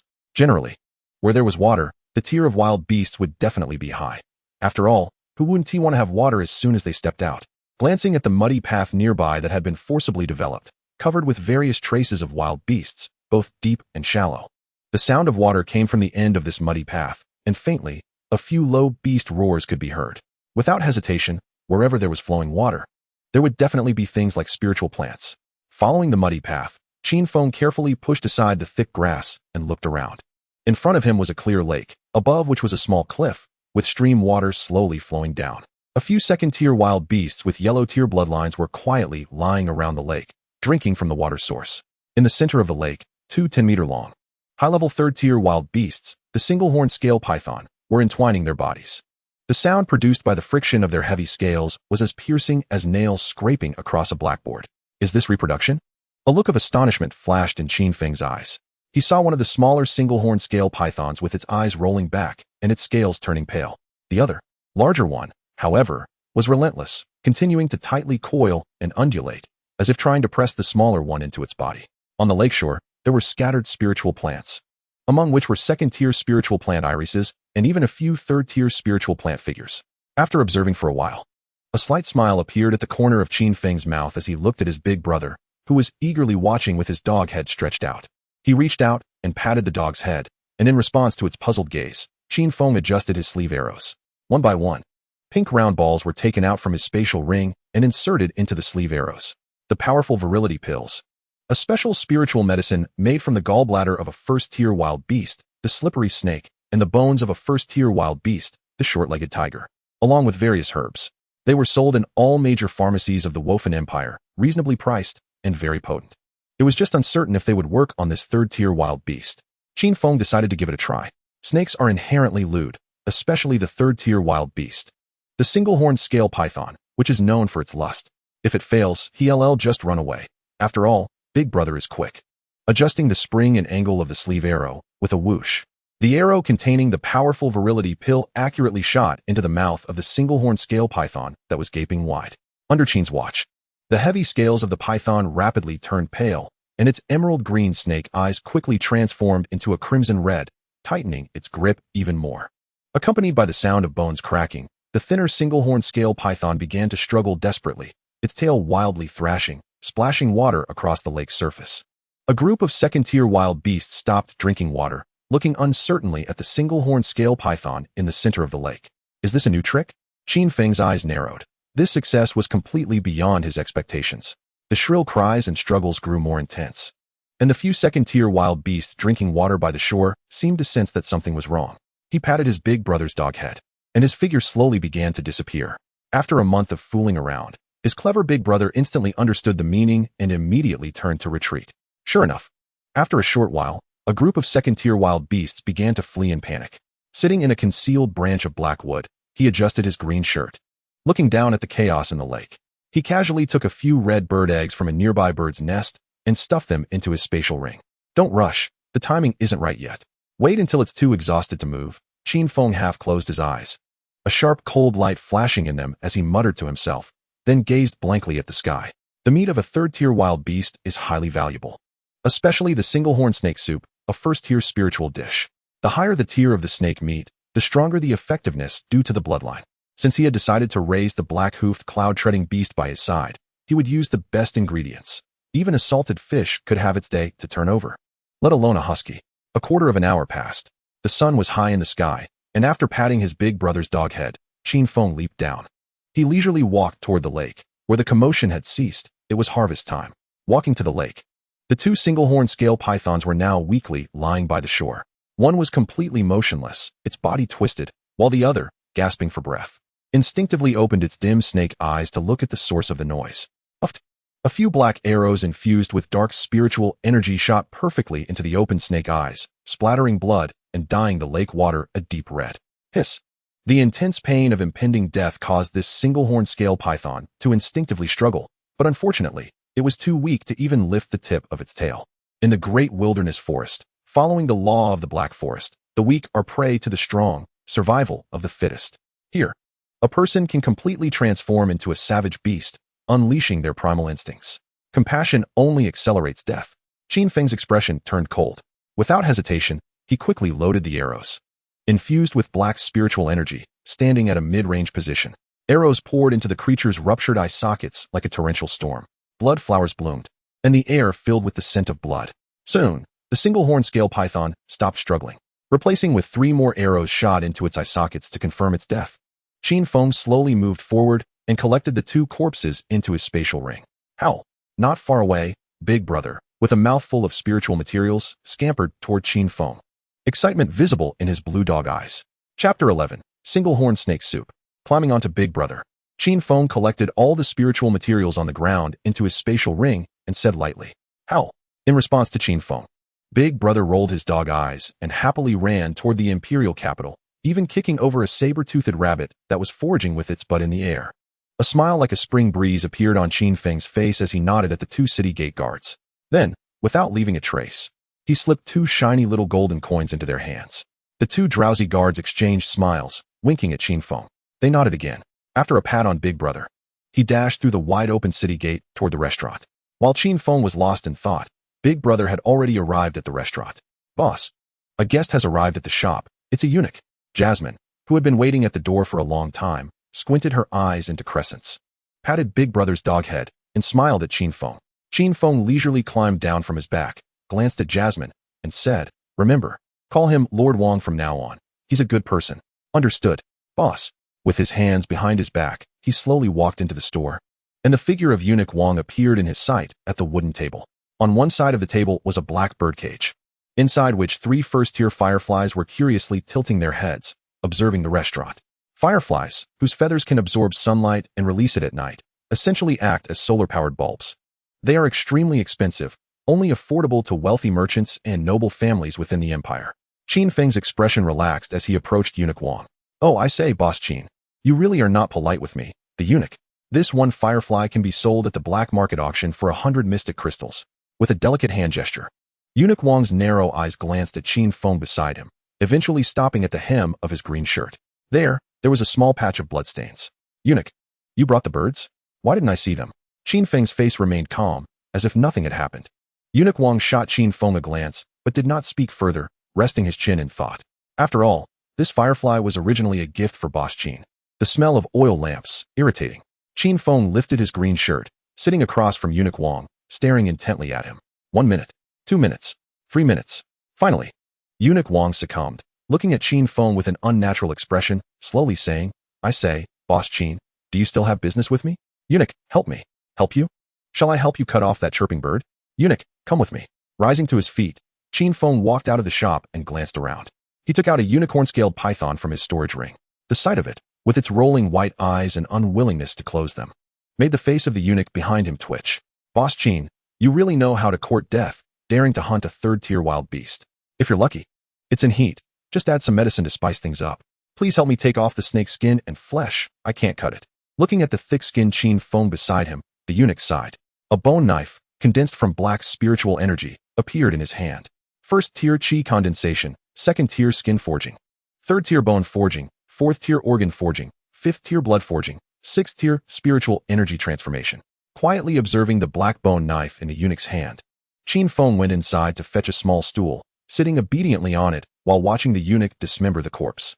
The hard, white snake scales were as easy to break as paper in front of the eunuch. The eunuch worked at an astonishing speed, leaving behind only shadows. In less than a minute, the unicorn-scaled python was completely dismembered. The white bones were left without a trace of flesh, like a locust swarm passing through. "Clean up yourself. We'll wait for your meal at home." Giving Qin Feng a glare, the eunuch proudly turned his head and walked back into the shop. After a moment of silence, Qin Feng collected the skeleton, snake gallbladder, and evenly cut pieces of snake meat into his storage ring. "I got the wild core, not bad luck." Picking up a crystal the size of a pigeon egg from the ground, Qin Feng's lips curled into a slight, arc little black. "I'm here, boss. Clean up the blood and internal organs on the ground. I have high hopes for you, and I'll add a meal." Meaningfully patting the thin shoulder of his companion, Qin Feng walked back into the shop with his hands behind his back. "What a joke. I'm not stupid. Being a boss means I don't have to do these things myself. Their essay saying from my previous life, if you have work, find a secretary. If you don't, still work." Just like that black silk, alluring female dean. Every night, she would drive a luxury car to force him into giving her a full-body massage. Is this what it feels like to be a capitalist rogue boss? Stopping in his tracks, Qin Feng glanced at the young girl, Jasmine, who was diligently working outside, and slowly entered the kitchen. If the rest work, let the young staff do it. Once they're done, this boss should get back to business. Entering the kitchen, he washed his hands in first-tier mountain spring water, igniting the firestone, and took out a large piece of white snake meat. With a flick of his silver knife, he quickly sliced through it, creating thin, snow-white meat pieces that piled up on the wooden board. A sweet, faint fishy smell lingered in the kitchen. Next, he would use the spiritual energy within him to nourish the ingredients, a step called nourishing food. This would not only make the meat more delicious and tender, but also enhance the effects of the spiritual food. A faint black spiritual energy floated on Qin Feng's slender palm. After cleaning the snake meat, he gently kneaded it with both hands, as if giving it a massage. The sweet, rich aroma intensified in the air. Half an hour later, Qin Feng quietly spread bird egg powder, used to enhance flavor, evenly over the thin meat slices. He then gently poured them into the boiling first-tier mountain spring water, and the meat slices curled into plum blossom shapes at a visible speed. Next was the configuration of spiritual materials, which was also the most important step in spiritual food preparation. Any misstep would affect its effects. The special first-tier spiritual food, iris snake soup, required 32 types of first-tier spiritual plants, with the most important being the second-tier spiritual plant, the iris flower. Every step required keen eyesight. A step too fast or too slow would affect the efficacy of the medicinal materials. Time slowly passed. A layer of white mist enveloped the top of the kitchen, with a virtual unicorn-scaled python appearing and disappearing. So fragrant. Outside, the eunuch, who was playfully petting Big Brother Doghead, revealed a smile on his delicate, feminine face. It seemed that today they would have good food again. Lying on the ground with its ears perked up, Big Brother Doghead tilted its head, its dog eyes fixed on the kitchen. Chapter 12. The four young tycoons of the capital. Holding a sealed pot, a somewhat pale Qin Feng slowly walked out of the kitchen. Boss Qin, you've worked hard. Let us carry this pot. The eunuch made a delicate gesture and smiled as he took the sealed pot. Just the smell alone had him feeling ravenous. Boss, it smells so good, I'm hungry. Outside, Jasmine, who had finished cleaning, walked into the shop, her crystal green eyes full of anticipation. Wait, don't open the lid yet. Let it stew for another 5 minutes to let the spiritual plant's medicinal properties blend. Little Black, come into the kitchen with me and help me serve the dishes. Qin Feng turned and walked back into the kitchen. In another pot, there was a serving of first-tier spicy rabbit meat. Okay, boss. Wiping her hands, Jasmine obediently replied, brushing aside her bangs as she stepped forward. In the steaming kitchen, she handed over the other pot of hot spicy rabbit meat to the girl beside her. Qin Feng followed closely with a pot of spiritual rice. Waiting. Sometimes it felt very long. Sitting at the table, Qin Feng quickly timed the moment to lift the pot lid, and a faint white light emerged. Along with it, a strong aroma. The intense fragrance spread rapidly through the restaurant like a runaway wild horse. The stray wild beasts foraging or sleeping in the deep alley all turned their heads towards the restaurant. Near a red building in the deep alley, a lackey suddenly stopped in his tracks. A look of intoxication flashed across his chubby face as he addressed a young man dressed in white finery, holding a paper fan. Young Master Shiman, do you smell something fragrant? Fragrant? I smelled it long ago. It's the scent of Miss Chu from Yixiang Tower. Oh, that delightful juice bird. The young man turned, shaking his paper fan to partially cover his face, the four large characters of the capital Shiman family flashing conspicuously. No, young Master Shiman. Didn't you smell a delicious food aroma? A black line appeared on Fan Tong's forehead as he patiently asked again. Now that you mention it, there is indeed a food aroma. If you sniff closely, it's like the fragrance of a youthful maiden, and also like the softness of Miss Chu from Yixiang Tower. Fan Tong, take Dog Egg and accompany young Master Shiman to explore this desolate alley. Perhaps there are young maidens waiting for me to pick. Watching the suave and carefree Shiman Qing stride forward, Fan Tong frowned. Sighing, he tightened the iron chain in his hand, at the end of which was a second-tier bone tiger with a mysterious bloodline. 3 meters long, its back was covered in sharp bone spines, especially the 2 horn-like black blades on its head. Its tiger eyes shone with a fierce spirit, revealing an unknown aura, with the character Wang on its forehead exuding dominance. Pulling along this beast pet named Dog Egg, Fan Tong hurried to catch up. The Shiman family was one of the 4 major families in the imperial capital. The current head of the Shiman family, Shiman Quanglong, had reached the pinnacle of 7th-tier cultivation. He held the official position of Feather Forest General, commanding 100,000 Feather Forest Guards, making it a powerful household. Unfortunately, in his old age, he had given birth to a useless offspring, namely Shiman Qing. Due to Shiman Quanglong's excessive pampering, Shiman Qing not only had poor cultivation, but was also lecherous. At the age of 8, he dared to strip the clothes off maids, claiming he wanted to experience the warmth of childhood. As a result, he was tied to the roof and whipped for a full 15 minutes by his father and sister. Qin was known as one of the 4 talented young tycoons of the capital. However, compared to the other 3 tycoons, this young Master Qin was quite decent. He never forcibly took innocent maidens and never engaged in shady dealings. He often gave money to charming, ragged young women to express his sympathy. His reputation among the people was quite good, and the girls in Yixiang Tower spoke highly of him. Living alongside this young master was actually quite good. At least there was food and drink, and one could enjoy the company of the girls from Yixiang Tower. As for the other 3 young tycoons of the capital, they were typical scoundrels. Every time they went out, they practically caused the world to avoid them like the plague, trampling down everything in their path, inciting public outrage. Shaking the exquisite paper fan in his hand, Qin swaggered forward, following the enticing aroma. This alley was sparsely populated, and after wandering for a while, he only spotted a few households, mostly consisting of the elderly, weak, and women and children. It was his first time noticing this dilapidated deep alley, which was completely out of place compared to the prosperity of the imperial capital. The scent grew stronger, and just smelling it made his stomach rumble with hunger. Wiping the sweat from his forehead, Qin's gaze sharpened as a modestly decorated restaurant came into view. The thick white steam was wafting out from within, and a group of stray beasts lounged at the entrance. Young Master Qin, the flavor is coming from this restaurant. I didn't expect such a hidden gem in this small alley, he thought. My nose isn't wrong. Taking the iron chain from Fantong's hand, Qin walked towards the restaurant, muttering, I want to see who the owner of this restaurant is, capable of cooking food that rivals the fragrance of a youthful maiden. Before Qin could enter the restaurant, a group of stray beasts outside suddenly became agitated, barking and growling at him. The fierce bone tiger he was holding let out a ferocious roar that was quite impressive. Accompanied by a faint aura of bloodline pressure, the stray beasts trembled, unable to hold their ground. In front of the second-tier bone tiger with a mysterious bloodline, these beasts, who didn't even possess a bloodline, were doing well just to stand there. Qin squinted his eyes. Even though the stray beasts were scared, they did not flee. Instead, they trembled in front of the door, using their cold, beastly eyes to stare at the bone tiger beside him. The slightly ajar door opened, and a girl in a black dress stepped out. Even Qin, who had seen many beautiful women, was momentarily stunned. She was a very pretty girl. Qin, who had read little, didn't know how to describe her. In short, she was very beautiful, especially her hairpin, which added a touch of youthful charm. Who are you? Is there something you need? She said, revealing the 4 hasty characters' beauty as pretty as a painting. Young Master Qin, you really guessed it right. There is indeed a lovely girl in this alley. My eyes are not blind. Qin cleared his throat, preparing to establish a connection when his pupils suddenly constricted. What did he see? The 8th-tier imperial master of the Wufeng Empire, the popular eunuch Wang. Through the half-open door, the figure sitting at the table, eating without any decorum, was none other than the imperial master of Wufeng. His face turned pale. This Wang eunuch had a penchant for finding handsome young men to take to the palace as eunuchs. A ruthless bird catcher. Among the 4 young masters of the capital, this Wang eunuch was undoubtedly one of them. Chapter 13. Emotions are so pure and simple. Oh, isn't this little Qingzi? Who would have thought we'd meet you in this remote place? Wang Gonggong set down his golden chopsticks, a satisfied blush appearing on his handsome face as he turned to look at Qin outside the restaurant. I don't want to be a little eunuch, Gonggong. I'm leaving right now.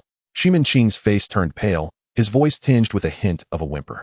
No one knew better than him how ruthless Wang Gonggong was in his actions. If he really took him to the palace, his delicate little self would probably not survive. Leave? I allow you to leave? Wang Gonggong smiled. It's been a while since I've seen you. Come inside and let me see if you're developing properly. With his delicate, fair fingers, Wang Gonggong beckoned to Qin. Trembling, Qin shot a glare at the bewildered Fantong beside him. Then he handed the iron chain connected to the dog to him. If it weren't for this guy's encouragement, would he have come to this godforsaken place? Wasn't the warm embrace of the lovely girl from Yixiang Tower much better? He was indeed foolish. With a trembling heart, Qin reluctantly walked into the restaurant, a mournful expression on his face as he approached Wang Gonggong. Ahem. I want to train this junior. Let Boss Qin feed you. Okay, Yao? Wang Gonggong extended his finger, affectionately stroking the chin of the little green snake on the table. Wang Gonggong turned his face towards Qin, scrutinizing him for a moment before slowly speaking. I say, little Qingzi, how long has it been? Why is your cultivation still at the 2nd tier? Are you entangled in the 7 emotions and 6 desires? It seems I really have to cut off your lifeline. Just like cutting chives, it won't hurt at all. With a whoosh, blood will spray 3 feet high. Gonggong. I'm still eating. Let us not discuss bloody topics. Qin Feng sighed. pulling out a golden silk handkerchief from his pocket to wipe the mouth of the well-behaved little green snake named Yao Yao. I have to say, Wang Gonggong's beast pet was really adorable, its sparkling eyes like stars in the sky.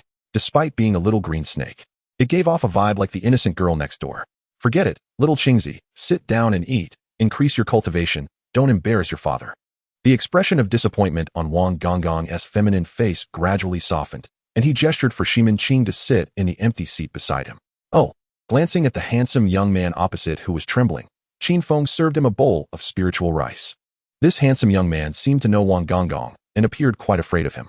After Wang Gonggong left, perhaps he could take advantage of the situation. Thank you, boss. No need to thank me. You eat, but in the end, you have to pay for it. You're not planning to skip out on the bill, are you? Looking at the paper fan on the table with the 4 characters Capital City S Elite written on it, Qin Feng's expression became serious. These elite young masters from the previous life novels were notorious for having deep backgrounds and taking women by force. Quite fearsome. I'll pay. I'll pay. Glancing at Wang Gonggong, who was about to get up, Shimin Qing nodded like a chick pecking at rice. Straightening his clothes, Wang Gonggong, smiling, walked out of the restaurant leisurely. The feeling of enjoying a free meal without paying was quite nice. Someone would pay for him. Boss Qin, your dishes are so delicious. Moreover, after eating, I feel the flow of spiritual energy in my meridians speeding up. Shimin Qing exclaimed in shock as he looked at the first-tier spiritual food. Spicy rabbit meat in the pot, a blush appearing on his handsome face. He couldn't help but ask Qin Feng, who was staring blankly with his chin propped up across from him. Eat your food. Why are you talking so much? Okay. Squinting his eyes while surveying the handsome young man across who was sweating profusely as he devoured his meal, Qin Feng glanced at the big brother lying on the ground. After finishing a small pot of snake soup, he had fallen into a deep sleep, his body glowing with a white light. According to Wang Gonggong, Big Brother's bloodline was currently advancing. It was expected that he would wake up and rise a small tier, reaching the intermediate yellow tier level. Advancing a beast's bloodline was very difficult. Elixirs, life and death trials, and mistakenly consuming heavenly materials and earthly treasures were the 3 main ways. If soul masters knew that beast pets could slowly enhance their bloodlines just by eating, the threshold of this small restaurant would definitely be trampled. Perhaps he would even be forcefully confined by some young, beautiful, 36D, busty, domineering female emperor and be made to serve her day and night, draining his value. Thinking of this, Qin Feng shivered and instinctively looked at the petite and delicate girl named Jasmine, who was focused on her meal beside him. Just beginning to show her talents. She shouldn't be a domineering, sexy female emperor. A domineering, sexy female emperor must be someone who can accommodate others. Not someone so petite and delicate. Do I have flowers on my face, boss? Jasmine asked curiously, her delicate jade-like hands unconsciously serving herself another bowl of spiritual rice. No. Eat more. You'll need to work in the fields this afternoon. Look how thin you are. Qin Feng smiled, reaching out to adjust the maid's hairpin on her head, like a kind and serious old father. Okay, in gratitude for the boss's support, Jasmine will work hard. With a response. The other party's fair and delicate face showed a determined expression, making Qin Feng feel inexplicably guilty. Facts speak louder than words. After all, he had fallen to become that detestable capitalist. But it felt so good. He got up, moved a small stool to the door. There. A group of stray wild beasts lay lazily on the ground, their eyes glaring at the distance. Following their line of sight, there was a slightly plump man in the distance, holding a 3-meter-long Xian-level bone tiger. After a glance, Qin Feng lost interest. Just a Xian-level pet beast. Let the older brother eat for a few more days, and maybe it would transform. Even these stray wild beasts abandoned by their owners, weak? Then let them eat to their heart's content. He reached into the loose sleeve of his clothes. Looking up at the clouds in the sky, Qin Feng began to daydream. His gaze becoming erratic. Meow meow. A few shadow cats rubbed their heads against Qin Feng's chest in a spoiled manner, extending their tongues to gently lick the man's chin to show affection. The emotions of stray wild beasts are so pure and simple. Whoever treats them well, they will return the favor. With a somewhat stiff smile, Qin Feng extended his finger to gently scratch the soft belly of these cute, clingy female cats. Once Jasmine finished her meal, she could share the remaining snake soup and rabbit meat with these stray wild beasts. Then, he would supervise her while she tilled the land to plant spirit plants and take a nap. No. He also had to set a trap for that guy named Shimin Qing. Thinking of this, Qin Feng's expression suddenly became enigmatic. Chapter 14. What a bargain. Boss, isn't that customer in the room eating a bit too much? I'm afraid he might burst his stomach. The voice of Jasmine reached Qin Feng's ears as he was playing with the paws of the shadow cat in his arms. How could someone burst their stomach? You're overthinking it. Boss, look. Turning his face, Qin Feng followed Jasmine's pointing direction and immediately felt his eyelids twitch. That wild young master named Qin was now eating without any image, his belly bulging like a pregnant woman about to give birth. Frowning, Qin Feng put down the few clingy shadow cats in his arms, adjusted his green shirt, and slowly walked towards the store. He knocked on the wooden table next to Qin, who was still engrossed in eating, completely ignoring him. Did he eat himself dizzy? Reaching out to snatch the bowl and chopsticks from Qin's hands, Qin Feng's face stiffened. After living so many years, it was his first time seeing someone faint from overeating. Jasmine, here.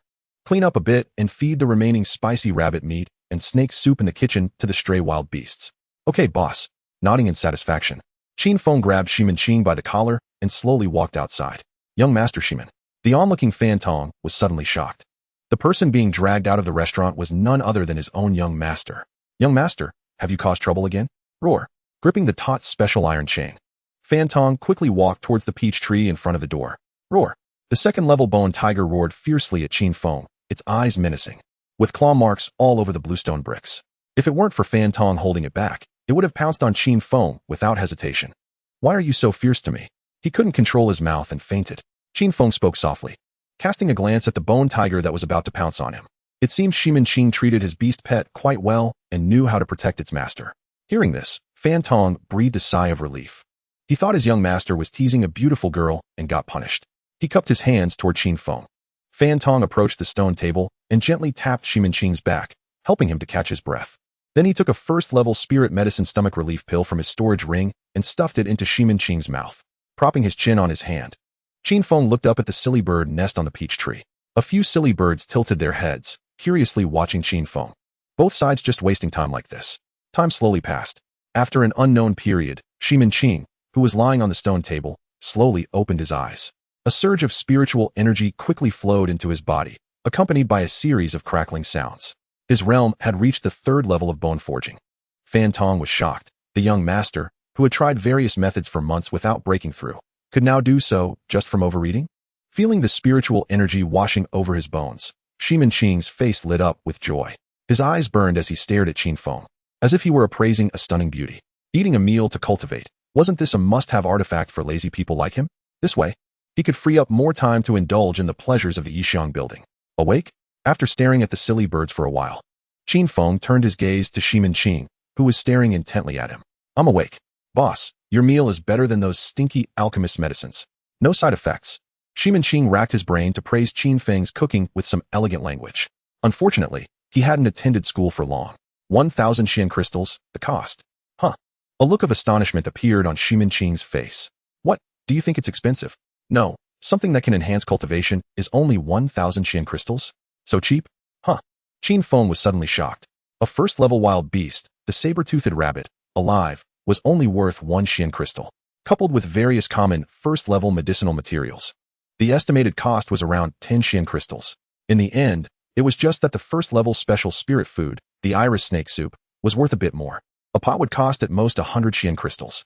Without hesitation, Qin took out 1,000 Xian crystals from his storage ring and placed them on the stone table. No kidding, Qin had plenty of money. If he broke through to the third level, he could hold a banquet and invite a few friends to celebrate. Plus, with his father's good mood, he could get hundreds of thousands thrown at him. And his doting sister, Ximenyu. Thinking of this, Qin waved his sleeves, smirking as he pulled the iron chain and walked off without saying a word. He remembered this place.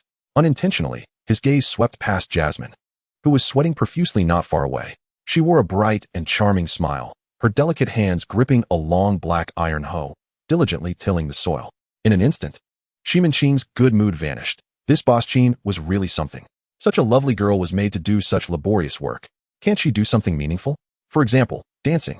With a flourish of his exquisite paper fan, Qin swaggered down the alley, with Dog Egg and Fan Tong closely following behind. Coming back to his senses, Qin Feng collected the 1,000 Xian crystals on the table into his storage ring and walked towards the store. This Qin, being wealthy, should treat him a bit better in the future. He couldn't be biased just because of his identity as a young master from the imperial capital. After all, a guest is a guest, and he seemed quite easy to talk to. Returning to the store, he sat by the counter and peered outside. Lying on the ground were wild beasts of all sizes, sleeping with a faint white glow. Not far away, the light on the older brother was gradually subsiding, and it looked like it was about to complete its evolution. Not long after, it woke up leisurely, saw Qin Feng sitting by the counter, tilted its dog head, and widened its blue dog eyes. Come here, and let me see how your bloodline evolved to the yellow level intermediate. Qin Feng waved his hand and said lightly. The older brother obediently walked forward. Its fur has become smooth, and its body has grown a little, not much use. Gripping the fluffy chin of the creature, Qin Feng examined it closely. Oh well.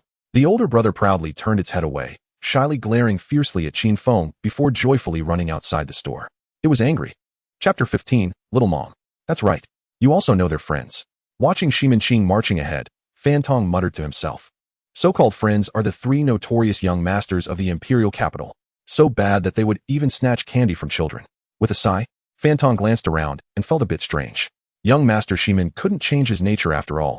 He had just broken through to the third stage. Now, he was heading to Yishang Tower. Could it be that he wanted to make a splash with that breakthrough? Shimin was happily waving a paper fan in one hand and holding onto the dog in the other, swaggering down the middle of the street. His mood was exceptionally good. The bustling street vendors on both sides immediately fell silent and lowered their heads.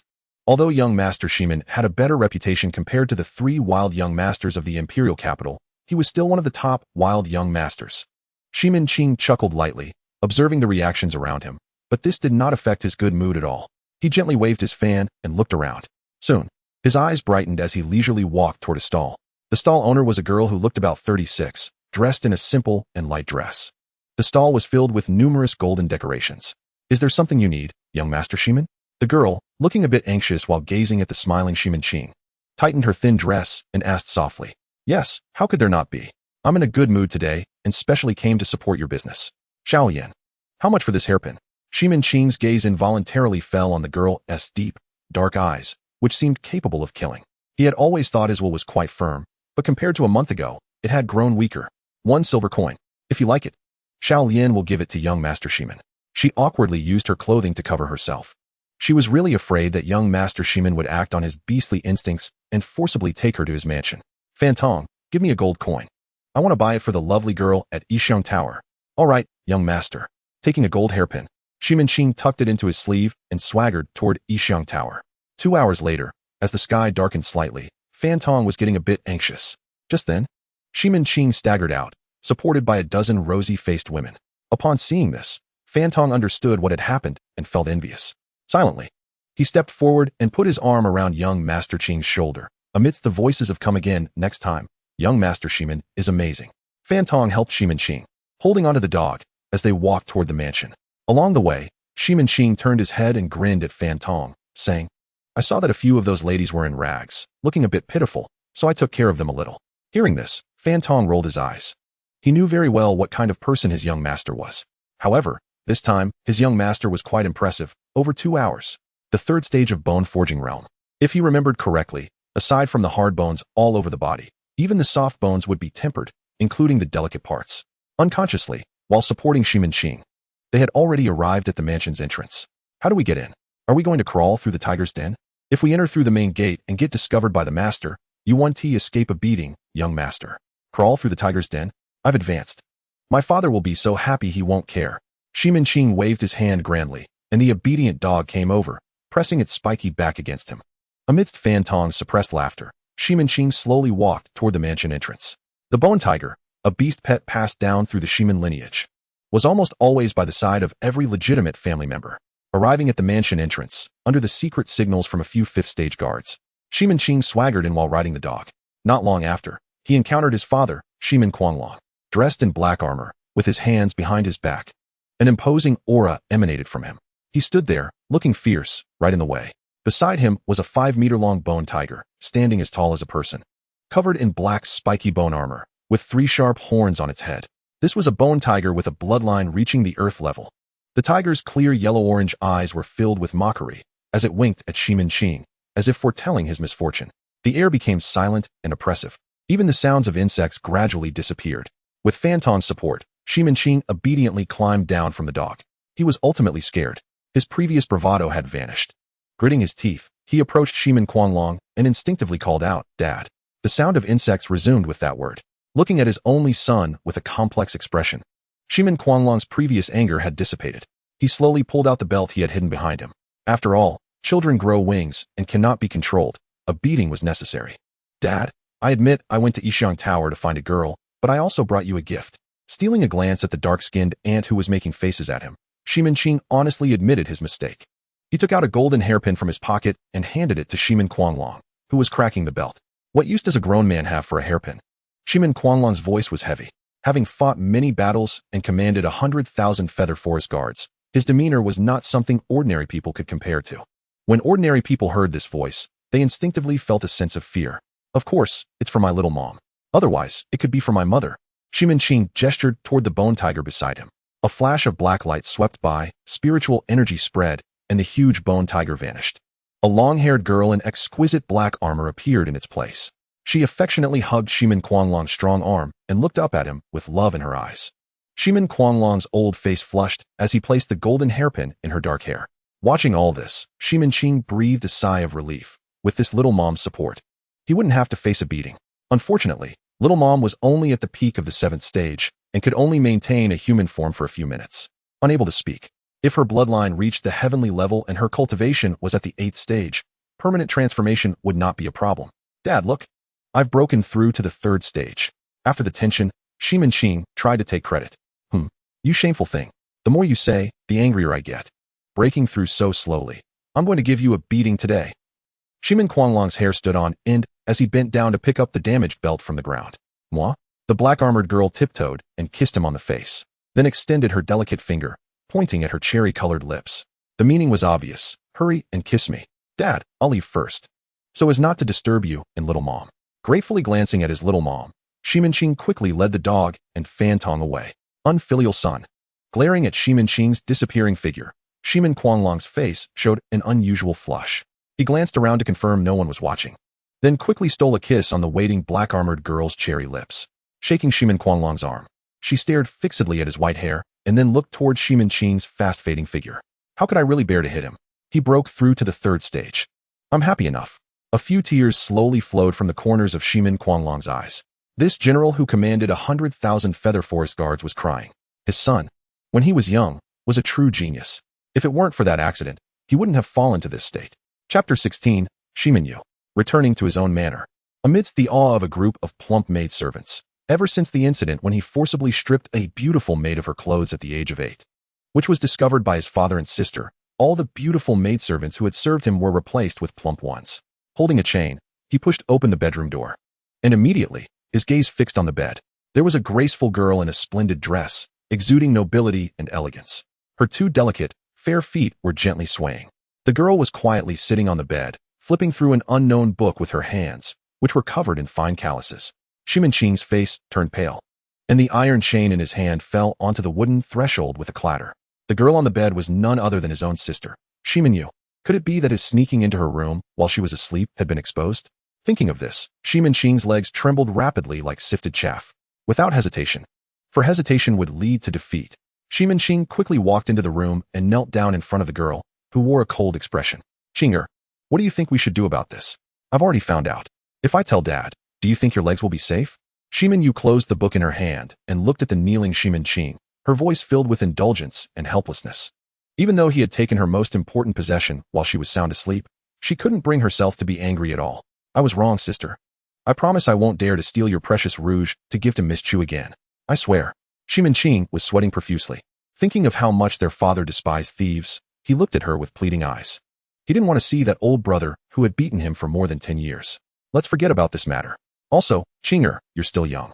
Don't read these kinds of books in the future. A sheepskin book was thrown in front of Shimin Qing, and a cold breeze blew in through the door.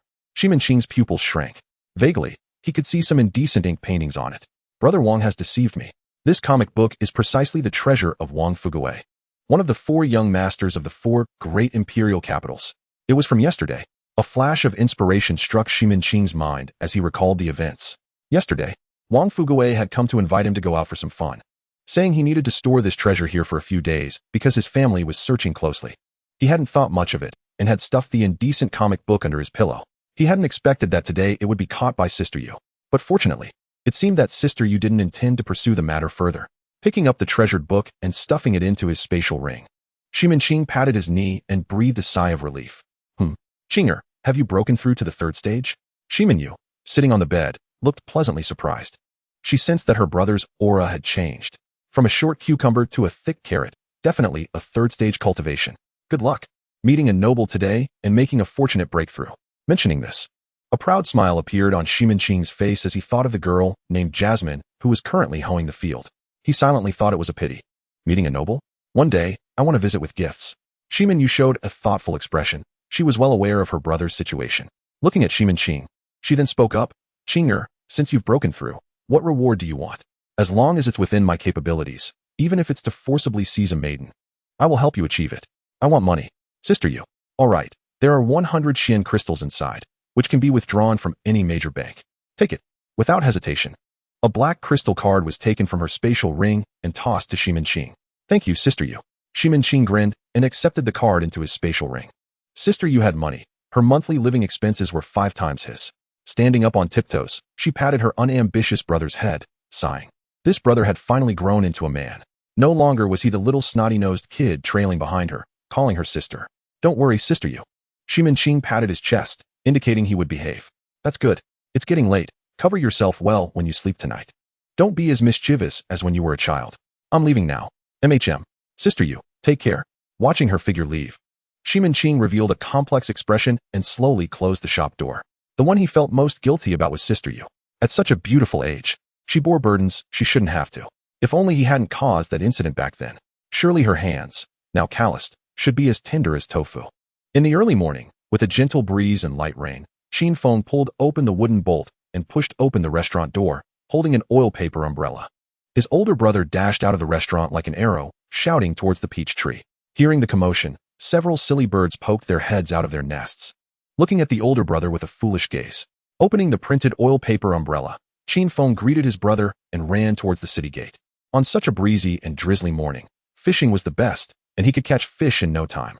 He tossed 2 steaming first-level wood spirit potatoes to the sleepy night watchman. He had prepared some simple food for breakfast. After all, he was no longer a solitary person and couldn't let his brother go hungry. Arriving at the moat, he found the old spot and patted his dog brother beside him. Reluctantly, the dog lay on the damp bluestone steps, and Qin Feng sat down. The dog tilted its head, staring at Qin Feng with blue eyes. For a moment, the older brother felt like he was the dog, taking bait from his spatial ring and preparing it quickly. He cast the fishing rod onto the rippling surface of the moat. Qin Feng leisurely held the fishing rod, the gentle breeze bringing the unique scent of the lake to his nostrils. This feeling was like finishing a 1,000-meter race on a hot summer day. And the beautiful class flower handed you a bottle of ice-cold cola. The fishing rod trembled, and he focused. A golden fish was pulled onto the shore. Silently taking out a silver coin, he accurately shot it at the fish's forehead and stored this first-level wild beast, the golden eye, into his spatial ring. The golden eye is a type of fish that loves to swallow minerals. Long-term consumption leads to its belly being filled with glass beads. Crushing these and applying them to the face can keep the skin moist and smooth. It is one of the luxury items pursued by the young ladies of the capital. The meat is incredibly tender, suitable for steaming or pan-frying, making it a popular dish in various hotels and restaurants. After fishing for a quarter of an hour, Qin Feng shook his head and put away the fishing rod. Aside from the initial golden eye, the rest were all first-level wild beast piranhas. That was no fun. Patting his sleeping dog brother beneath him, Qin Feng stretched lazily and slowly rode away towards the capital. After greeting the guards on duty, it wasn't long before his brother snuck back to the restaurant. Adjusting his green shirt and putting away the printed oil paper umbrella, he entered the store, and he saw the figure of Eunuch Wang. The waitress, Jasmine, was serving him tea and water. Qin Feng was taken aback. He stepped back a few steps and looked at the sun in the sky. At this time, Eunuch Wang shouldn't be coming. Chapter 17, The Wild Beast Arena. Oh, Boss Qin, your life seems to be getting more and more leisurely. Picking up the teacup and sipping the clear tea, Eunuch Wang glanced at the fishing rod in Qin Feng's hand with a hint of envy in his eyes. When would he also be so relaxed? Throwing the fishing rod beside the door, Qin Feng smiled and sat across from Eunuch Wang. Of course, I've always been this leisurely. Pouring himself a cup of tea from the teapot to moisten his throat, Qin Feng casually said, Eunuch, you came so early today. Is there something you need from me? With a delicate gesture, Eunuch Wang shot a glance at Qin Feng. He slowly took out a black invitation card from his spatial ring and placed it on the table. On it, 3 gilded characters for beast fighting were particularly eye-catching. This is, Qin Feng's expression tightened, an entry ticket to the underground black market beast fighting arena in the capital. Would you like to join us to take a look? Today is the day when 2 peak 5th-level spirit masters will fight to the death. It's a rare opportunity. Let me take you, future little eunuch, to broaden your horizons. Hearing this, The corners of Qin Feng's mouth twitched. Eunuch Wang had not given up on making him a eunuch. Eunuch. A peak 5th level spirit master can already be considered a hero in one area. Why do they need to fight to the death? The obedient Jasmine, standing nearby, perked up her ears and looked at Eunuch Wang. Eunuch Wang had an odd expression. He reached out and pinched the chin of the green snake in his sleeve. Then spoke, because of love troubles. TSK, these two are quite a pair. They are sworn brothers. On the first night of his wedding, the elder brother got drunk and was completely unconscious. As the younger brother, it's only right for me to help him, don't you think? So he took his elder brother's place, allowing his beautiful sister-in-law to feel comfortable in advance, relaxing her muscles and warming her body with a warm sweat. Qin Feng raised an eyebrow. What kind of kitsch plot is this unfolding? Even the most dramatic TV shows in my past life wouldn't dare to portray it like this. Want to go with me to eat some melon and watch a show? 2 peak 5th tier spirit masters. Eunuch Wang closed the tea lid, reached out to play with the little green snake's chin with a hint of meaning. Let's go. Qin Feng silently took out 3 sets of brand new wide black robes and black hats from his storage ring. In an instant, he transformed into a black-robed figure. And beside him, Jasmine also put on a black robe. We don't need this. Directly using spiritual energy to protect our bodies and conceal our forms. Eunuch Wang's sharp voice rang out. In front of Qin Feng, a circle of black spiritual energy erupted from his body, instantly transforming him into a shadow wrapped in black mist. 6th tier spiritual energy materialized, patting his head. Eunuch Wang had a gentle personality and almost forgot that this was a top expert. Then let's go, it's getting late. Rising up, the black figure stretched lazily, walking out of the shop with hands behind his back. Watching Eunuch Wang's retreating figure, Qin Feng's pupils flickered, and he got up to follow. Eunuch Wang can't possibly be the big boss. The big boss isn't this flamboyant. Following Eunuch Wang around, Qin Feng soon arrived at the so-called Night King Black Market. Rather than being an underground place, this Night King Black Market is more like an officially recognized facility. According to Eunuch Wang on the way, the owner of this black market is a powerful figure named Night King, whose cultivation is roughly at the mid-8th tier. One of the small number of people at the peak. Therefore, normally, not many dare to cause trouble here. The Night King Black Market is divided into 3 main parts. One part is for stalls, freely buying and selling, charging a stall fee, but with guaranteed safety. Another part is the Black Market Beast Fighting Arena, where the wild nature of beasts is fully unleashed. The most common way to play is to bet on beasts, but it can also be used to settle personal grudges. The last part is the auction house.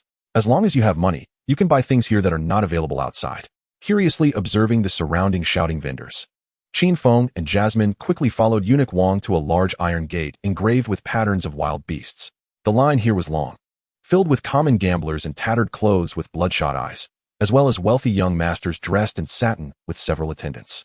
Patting Qin Feng's shoulder, Eunuch Wang stepped in line and approached 2 guards, both wrapped in black spiritual energy. The 2 guards respectfully received the special VIP tickets and quickly opened the big door. Thanks to Eunuch Wang's status, Qin Feng's mouth curled into a slight arc as he greeted Jasmine. With a show of authority, they swaggered inside. Entering the venue and observing for a while, Qin Feng's expression became serious. This beast fighting arena looked just like the scene of a sports match from his past life. The only difference was that this venue was extremely spacious and could accommodate many people. Eunuch, where are we going to sit? Looking at the endless seats, Jasmine asked curiously. We're going to sit in position 1, Eunuch Wang said in his usual sharp voice as he strolled forward. To Qin Feng's ears, Eunuch Wang's dazzling image instantly soared to the heavens, becoming rough and sturdy. Position 1 indicated Eunuch Wang's status. Even the Emperor of Phoenix didn't have the qualification to sit there. Imitating Eunuch Wang with hands behind his back, Qin Feng smirked, feeling fortunate. In the novels of my past life, every transmigrator had it worse than the last. Either they died from an electric shock or choked on water, transmigrating to another world. Starting off as either a waste or having their fiancé call off the engagement, and then receiving a divorce notice. But here I am, starting off by latching onto a mysterious big boss's thigh, and after the big boss left, I latched onto Eunuch Wang's thigh. Unknowingly, they arrived at Area 1, where an enormous black throne for the Wild Beast King appeared before them. Countless varieties of wild beasts were carved into the throne. At the very top of the back of the throne was a gigantic, vividly realistic blue snake eye. Staring for too long would give a sense of desolation and coldness. Casually glancing at Eunuch Wang's sleeve, the little green snake named Yao Yao's head was faintly visible. Master of the Phoenix, Wang Qingluan, peak 8th tier spirit master, with a total of 1,000 victories. Beast Pet, peak 8th tier demon fire green scale snake, bloodline level, unknown. Beast Pet, mid 8th tier ancient giant crocodile, bloodline level, peak earth tier. Beast Pet, mid 8th tier Qingluan Phoenix, Bloodline level, high earth tier. Beast pet. Suspected to have a fourth beast pet, unknown. Looking at the few lines of small text below the snake eye, Qin Feng's pupils had already shrunk to the size of a needle tip. Is this Eunuch Wang? He couldn't help but look at the shadow sitting on the throne, casually teasing the little green snake in his sleeve. Hey, Qin boss. Why are you standing there in a daze? Come over and sit with us. Eunuch Wang's sharp voice rang out, and Qin Feng regained his composure. Slowly walking to his side, glancing at the wide and ancient throne, Jasmine was already sitting obediently at the side. Without hesitation, Qin Feng picked up the elder brother from the ground and sat down next to Eunuch Wang. The cold touch transmitted from his bottom was a soul-piercing chill. Like peeing in winter, with his little bird exposed for 3 minutes. Chapter 18, Circle Bear and Howling Moon Demon Wolf. This chill gradually calmed the astonishment in Qin Feng's heart. Eunuch Wang is so strong. What kind of tier of expert was the man who appeared and disappeared in his restaurant that night? 9th tier? 10th tier? Why are you staring at us? Eunuch Wang turned his head arrogantly, pinching his fingers, surrounded by black mist, looking at Qin Feng beside him. No, you're amazing, Eunuch. Coming back to his senses, Qin Feng lazily leaned against the throne's back and said to Eunuch Wang. Eunuch Wang didn't speak. Sitting on the throne with his legs crossed, resting his chin, he leisurely looked down at the scenery of the beast fighting arena. Below the 8th tier, everyone is an ant. Such 5th tier grasshoppers and small fights are not worth his attention at all. Today, he purely came to take this Qin boss, who can make spiritual food, out to broaden his horizons. As time passed, more and more spectators gathered in the beast fighting arena, and the noise was incessant. Oh woo, don't shout, let me touch. Gently stroking the elder brother's soft and warm furry belly, Qin Feng casually watched the huge beast fighting arena below. The arena was lined with blue stones, with 8 deep small black holes inside, from which the roars of beasts could be vaguely heard. Waiting was boring. Qin Feng started to space out, daydreaming, wandering the seas of thought. Boss, the first match is between 2 4th-tier wild beasts fighting. Their bloodlines are both at the initial level of the mysterious tier. Jasmine, sitting at the corner, shifted her position and came to Qin Feng's side, handing him a piece of black thin paper. Taking the black paper, Qin Feng glanced at it and lost interest, casually tossing the elder brother into Jasmine's arms. Perhaps because he was close to Eunuch Wang, his body wasn't too cold. At most, his bottom was chilly. Thank you, boss. Jasmine smiled sweetly at Qin Feng, hugging the reluctant elder brother in her arms. Toot! A sharp whistle sounded, and the enormous beast fighting arena suddenly fell silent. Qin Feng looked towards the arena. There, several girls dressed in simple dresses made from the fur of first-tier wild beasts, like saber-toothed rabbits, were slowly emerging from the small holes. With keen eyes, Qin Feng quickly noticed the fluffy rabbit tails behind those girls. It turned out that, ultimately, his knowledge was limited. Here, there were also bunny girls, an otherworldly version. Behind the bunny girls were 2 men in pitch-black armor, wielding giant iron chains. The chains were taut, and the terrifying roars of struggling beasts were continuously coming from the darkness. The black-armored man frowned. A thin layer of black spiritual energy clung to his hand. With a strong pull, the bluestone slab beneath his feet shattered. A 3-meter-tall bear-like savage beast, covered in a ring of white fur, was forcefully pulled out. This was a circle bear of the initial stage of the mysterious bloodline, rank 4th tier. Roar! The circle bear got up from the ground, fiercely slapped its belly, and lunged at the man in black armor, its blood-red eyes filled with hatred. In Qin Feng's view, this circle bear, covered in various wounds, was struck on the forehead by the man's punch in midair. It let out a loud crash and fell to the ground, unable to get up for a long time. The bluestone slab exploded, revealing the white bones underneath. This scene caused the watching crowd to gasp in amazement. Hearing the circle bear's wail, another savage beast in the cave behaved much more obediently. It obediently walked out of the cave. This was a 1-meter-tall, cunning howling moon demon wolf. Its body was as cold as ice, with a coat of silver fur. Looking at the rising circle bear, a trace of ferocity emerged in its wolf eyes. In this beast fighting arena, it was either you die or I die. There was no retreat. Boss Qin, do you want to place a bet for fun? Wang Gonggong turned to Qin Feng, who was in a daze beside him, and asked, how to bet? Wang Gonggong picked up a specially made beast bone whistle on his seat and blew it, producing a sound similar to a bird call. Instantly, the entire beast fighting arena became incredibly quiet. Everyone's gaze shifted to the enormous black iron throne on the 2nd floor. Unfortunately, thick black mist surrounded it, making it impossible to see clearly. In less than a minute, several beautiful young girls holding fruits and a man in a black robe with a hat walked up to the 2nd floor and respectfully approached Wang Gonggong. He bets. We just came to watch for fun. Wang Gonggong pointed to the expressionless Qin Feng beside him. The man in the black robe was taken aback and obediently bent down in front of Qin Feng. I bet that circle bear will win. He tossed 1,000 mysterious crystals onto the tray, and a subtle smile appeared at the corner of Qin Feng's mouth, guided by the man's sixth sense. Just bet 1,000 mysterious crystals? The black-robed man was astonished. What was 1,000? Is it not allowed? Qin Feng was taken aback and narrowed his eyes at him. It's allowed, of course. The black-robed man hurriedly replied. He could not afford to offend someone associated with the emperor teacher. You few, serve this young master well. Whatever he asks you to do, you must do, even if he asks for your bodies. If anyone dares to upset him, no need, let them go. Glancing at the dozen half-naked bunny girls, Qin Feng raised an eyebrow and said lightly, just bunny girls. I've seen this before in my past life. The beautiful black silk mature Dean likes to dress like this at night. All right, coming and going in a hurry, the narrow second floor became quiet again. Watching this scene, Wang Gonggong's black mist dissipated, and he gave Qin Feng a proud look with a delicate hand gesture. Not bad. Squinting his eyes to observe the arena below. The battle had already begun. Two men in black armor released the iron chains binding the necks of the two savage beasts. A deep, fierce wolf howl erupted from the howling moon demon wolf, its strong limbs slightly bent, its sharp claws barely visible. Its body slowly circled around the still circle bear. Roar. A bit annoyed, the circle bear pounded its white ringed chest, showing no hesitation. Its heavy body quickly pounced toward the cautious howling moon demon wolf. A pair of earthy yellow sharp claws extended from its bare paw, striking down toward its opponent's head with the force of a mountain split. With its long battle career, the circle bear was confident it could crush this foolish head. Bang! The bluestone floor quickly cracked, and countless white bones were sent flying into the sky. The howling moon demon wolf, struck by the earthy yellow spiritual energy bear paw, gradually disappeared. This was a remnant shadow. The circle bear had missed. The crowd betting on the circle bear erupted in disappointment, accompanied by cheers.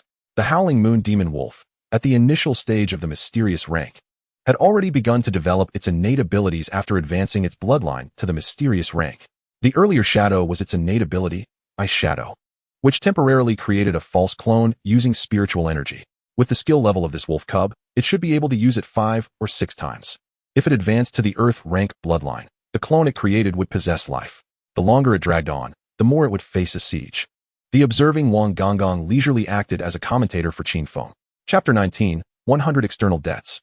Qin Feng said nothing, gently squeezing the tail of the big brother beside him. On the beast fighting arena, the battle became increasingly fierce. The circle bear's enormous bear paw, infused with spiritual energy, rampaged like a bulldozer. The entire arena was left pockmarked, exposing the white bones buried beneath. These bones symbolized the failures of the past. Meanwhile, the howling moon demon wolf continued to maneuver around the edges of the attack range, its silver eyes full of calmness. The wolf opened its mouth and occasionally spat out a few crystalline ice spikes aimed at the circle bear's weak pupils. A typical rogue archer teasing a clumsy warrior. Roar. The circle bear let out an angry roar, the sound of its bones cracking echoed.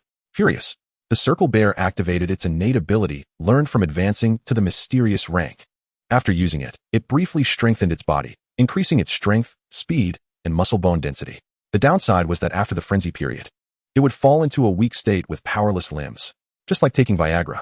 Stopping its steps, it grabbed an ice spike that was shot at it, and, in front of the howling moon demon wolf, stuffed it into its gaping mouth and began to chew, making a crunching sound. Roar. After eating a piece of ice spike and calming down, the circle bear's eyes flickered with a glimmer. It picked up the numerous hard white bones under the bluestone and madly threw them at its opponent like hand grenades. The sound of breaking air was no less than thunder, showcasing its tremendous power. Both sides began a ranged consumption battle, one spitting ice spikes, the other throwing bone spikes. The surrounding crowd emitted sounds of disappointment. They had come to witness a bloody scene of severed heads and spilled blood, not this back-and-forth shooting game. Qin Feng rested his chin on his hand, silently watching the circle bear, as the blood mist surrounding it slowly faded. Rage was about to end, which meant it would soon fall into a weak state. Weakness leads to death. In the arena, the howling moon demon wolf, while dodging, showed a confident expression. Its cautious nature prevented it from acting impulsively. Relying on its agile movements, it continued to evade the bone sticks, occasionally shooting a few ice spikes for harassment. Finally, the furious blood mist on the circle bear gradually faded, and its large yellow-orange bear eyes flickered with fatigue. It was tired. It even became lazy to block the ice spikes, allowing them to hit it. Its 3-meter-tall massive body swayed unsteadily. With a dull thud, it collapsed face down, crushing several bluestone slabs beneath it. The howling moon demon wolf walked over gracefully. It opened its mouth and spat out an ice spike. shooting it toward the motionless circle bear's forehead. Blood bloomed. The scarlet-stained eye spike shimmered with a captivating glow, resembling a blooming poppy flower. Observing its immobile opponent, it slowly opened its wolf mouth, revealing sharp fangs, and bit down on its wrist.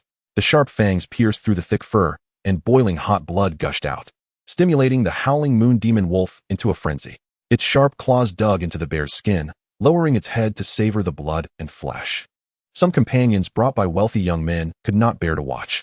Meanwhile, the men displayed their masculine pride, patting their chests as they pulled their companions into their arms. We won. A smile appeared at the corner of Qin Feng's mouth. This circle bear was very special. Suddenly, an abnormality occurred in the arena. Under the gaze of the crowd, the circle bear, face down, erupted in blood mist once again. A second frenzy. A group of spectators betting on the circle bear's victory showed expressions of surprise. This circle bear was actually an anomaly that could enter a second frenzy. The startled howling moon demon wolf was pinned down, flipped onto the ground. The hefty circle bear pressed down on it, its pupils filled with a sense of revenge. It opened its bloodshot bear mouth and quickly bit into the opponent's vulnerable neck. The sound of bones cracking echoed. The howling moon demon wolf's pupils began to lose focus, gradually ceasing its struggle. In its last moments of consciousness, it saw a massive, bony bear paw coming down toward its forehead. Indeed, it was the very bear it had been gnawing on. On the second-floor throne, Qin Feng's gaze flickered continuously as he turned to look at the leisurely tea-sipping eunuch Wang. Oh, what's this? Could it be that Boss Qin wants that circle bear that can go berserk twice? Closing the blue and white porcelain tea lid, eunuch Wang yawned and muttered to himself. I want it, eunuch. Want it. The savage beast with a primary Qin-level bloodline is very expensive. Not to mention this one that can go berserk twice. It's worth at least 1,000,000 Qin crystals. After hearing eunuch Wang's words, Qin Feng was instantly shocked. 1,000,000 huge sum. How many first-tier spirit meals would he have to make to gather that amount? Glancing at Jasmine, who was focused on watching the arena, he wondered how many Qin crystals he could get if he sold her on the black market. Would anyone buy her? Sighing, he shook off the bad thoughts in his mind, coughed lightly, and asked, blushing yet calm, "Can I write an IOU, eunuch?" "Oh, in my lifetime. You're the first one to dare to write an IOU with me, Boss Qin. It's a deal. Who told me I have a special fondness for you, Boss Qin?" With a delicate gesture, eunuch Wang gave Qin Feng a proud glare and took out a piece of white paper from his spatial ring. Qin Feng's face twitched. That special fondness almost threw his calm demeanor into disarray. If it weren't for his familiarity with eunuch Wang's character, he might have thought the other party had feelings for him. Wait a minute. Let's set a condition between us. If you don't pay back the 1,000,000 in a month, young eunuch, you can be certain.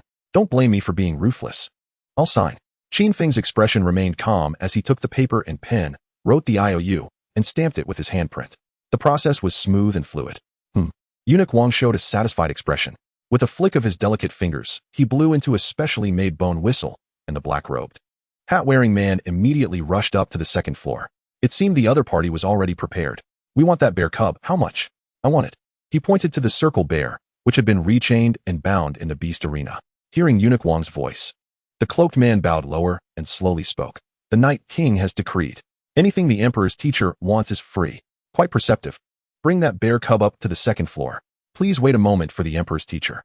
Whispering softly, the cloaked man slowly retreated, listening silently to the two's conversation.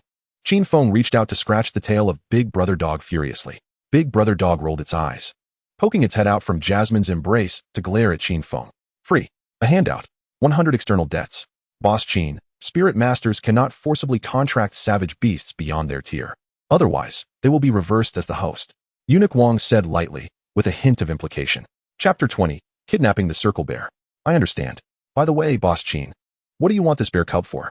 Qin Feng glanced at Jasmine beside him and calmly replied, "Of course, it's for plowing the fields. With such a strong physique, it can till the 1 acre and 3 points of land at the entrance every day. Jasmine has other things to do." "Is that really the reason?" Holding her teacup, she gently tilted the lid and looked deeply at Qin Feng. Eunuch Wang narrowed his eyes, a spring-like smile appearing on his delicate and handsome face. Unfathomable. While the two chatted, deep beast roars echoed, and the second floor began to tremble slightly. The circle bear had been brought up by the black-robed man, and the smell of blood began to permeate the air. Noisy. The air on the second floor turned silent. The circle bear, wanting to roar, suddenly fell silent. It obediently sat on the ground, extending its pink tongue to lick its paws, looking at eunuch Wang with fearful eyes. Seeing this, the black-robed man bowed to eunuch Wang and turned to leave. "The bear has been brought to you.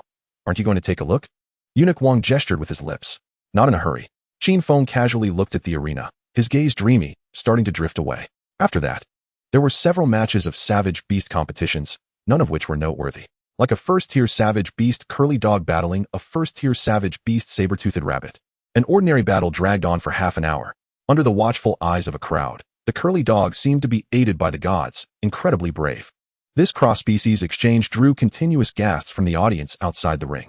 With a light huff, Jasmine blushed and hugged Big Brother Dog's head to hide her face, revealing a pair of eyes peeking out like a little hamster. The organizers had a wicked sense of humor. Glancing over, Qin Feng continued to drift away in thought. This curly dog, about the height of a girl, was called Teddy in his previous life. Its temperament was gentle and harmless, and it liked to make friends. Time slowly passed. Finally, it was time for the grand finale, a duel between two peak 5th-tier spirit masters. Looking at the two slowly walking into the arena, Qin Feng picked up a piece of black paper. Sky-soaring eagle Li Ying, peak 5th-tier spirit master, beast companion. Peak 5th-tier sky-soaring eagle, bloodline, advanced Shin level. Earth-shaking rhino. Peak 5th-tier spirit master, beast companion. Peak 5th-tier earth-shaking rhino, bloodline, advanced Shin level. Observing the battle between the two, Qin Feng sighed. He couldn't see their figures at all. The speed was too fast. 5th-tier peak experts were terrifying. The most crucial part was that neither of them had brought their beast companions. Tricked. It's possible that the grievances between these two are fabricated. Stepping down from the throne, Qin Feng slowly walked toward the circle bear, which was licking its wounds in the back. Hearing the movement, it raised its head and glared at Qin Feng fiercely. If it weren't for Eunuch Wang being there, it might have suddenly exploded and torn this weak human apart. Looking at the battered circle bear, Qin Feng's eyes flashed with complexity. In the gaze that seemed to want to eat him, he slowly placed his hand on its soft belly and gently stroked it. It's a little female bear. Roar. The circle bear let out a low growl at Qin Feng, finally unable to hold back, raising its paw to swat at Qin Feng's head. This human actually dared to touch its soft belly while it was injured. Even a bear couldn't tolerate that. Suddenly, a faint fragrance wafted into its nostrils. Just an inch away from Qin Feng's head, the bear's paw involuntarily stopped. It looked curiously at the man sitting cross-legged in front of it, who showed no signs of panic on his face. Eat, although it's a bit cold.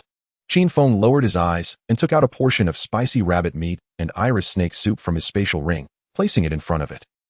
Rubbing its small bare ears, the circle bear tilted its head, sizing up Qin Feng. What does this mean? A mere human dares to bribe it with food? Its circle bear would rather starve than eat handouts. Eat. Qin Feng extended his hand, pushing the two portions of spirit food toward it, the aroma becoming even more intense. Roar. Disdainfully turning its bare head, it looked toward the beast arena, its true home, feeling the delicious smell. Disdainful of it being cold, Qin Feng frowned, took out a small stove from his spatial ring, tossed in some charcoal, struck a flint to light it, and placed the spirit food on top. With dry wood and roaring flames, it blazed. A few minutes later, the aroma of the spirit food wafted out, swirling around the circle bear like a long misty snake. Drip. The bear's saliva dropped to the ground uncontrollably, what made its eyes glisten with tears. Oh whoa. Watching all of this, Big Brother Dog's eyes widened, and it struggled to slip out of Jasmine's embrace. It was hungry. Was it time to use the trump card? Muttering to himself, Qin Feng took out a ceramic jar from his storage ring. With a forceful slap of his palm, the top of the jar shattered, and a fragrant floral aroma wafted out. The golden honey splashed all over Qin Feng's hands. It was a specialty of the Black Forest, sweet flower nectar. As a wild king, Qin Feng generally collected anything edible. The sound of rain began to fall, accompanied by the bubbling sound of the spiritual food. Tears that he couldn't control streamed down his face. The robust body of the round bear trembled violently, as if suppressing something. You're forcing me, Qin Feng said seriously to it, as he took out a golden fish from his storage ring. It was the first-level savage beast, Golden Eye, that he had caught in the morning.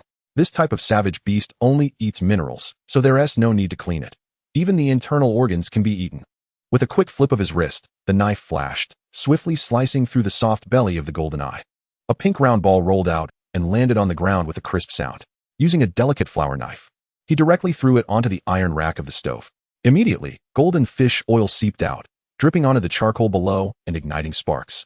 Ignoring the sound of drooling from beside him, Qin Feng took out a wolf hair brush and coated the surface of the fish meat with a layer of golden, sweet honey.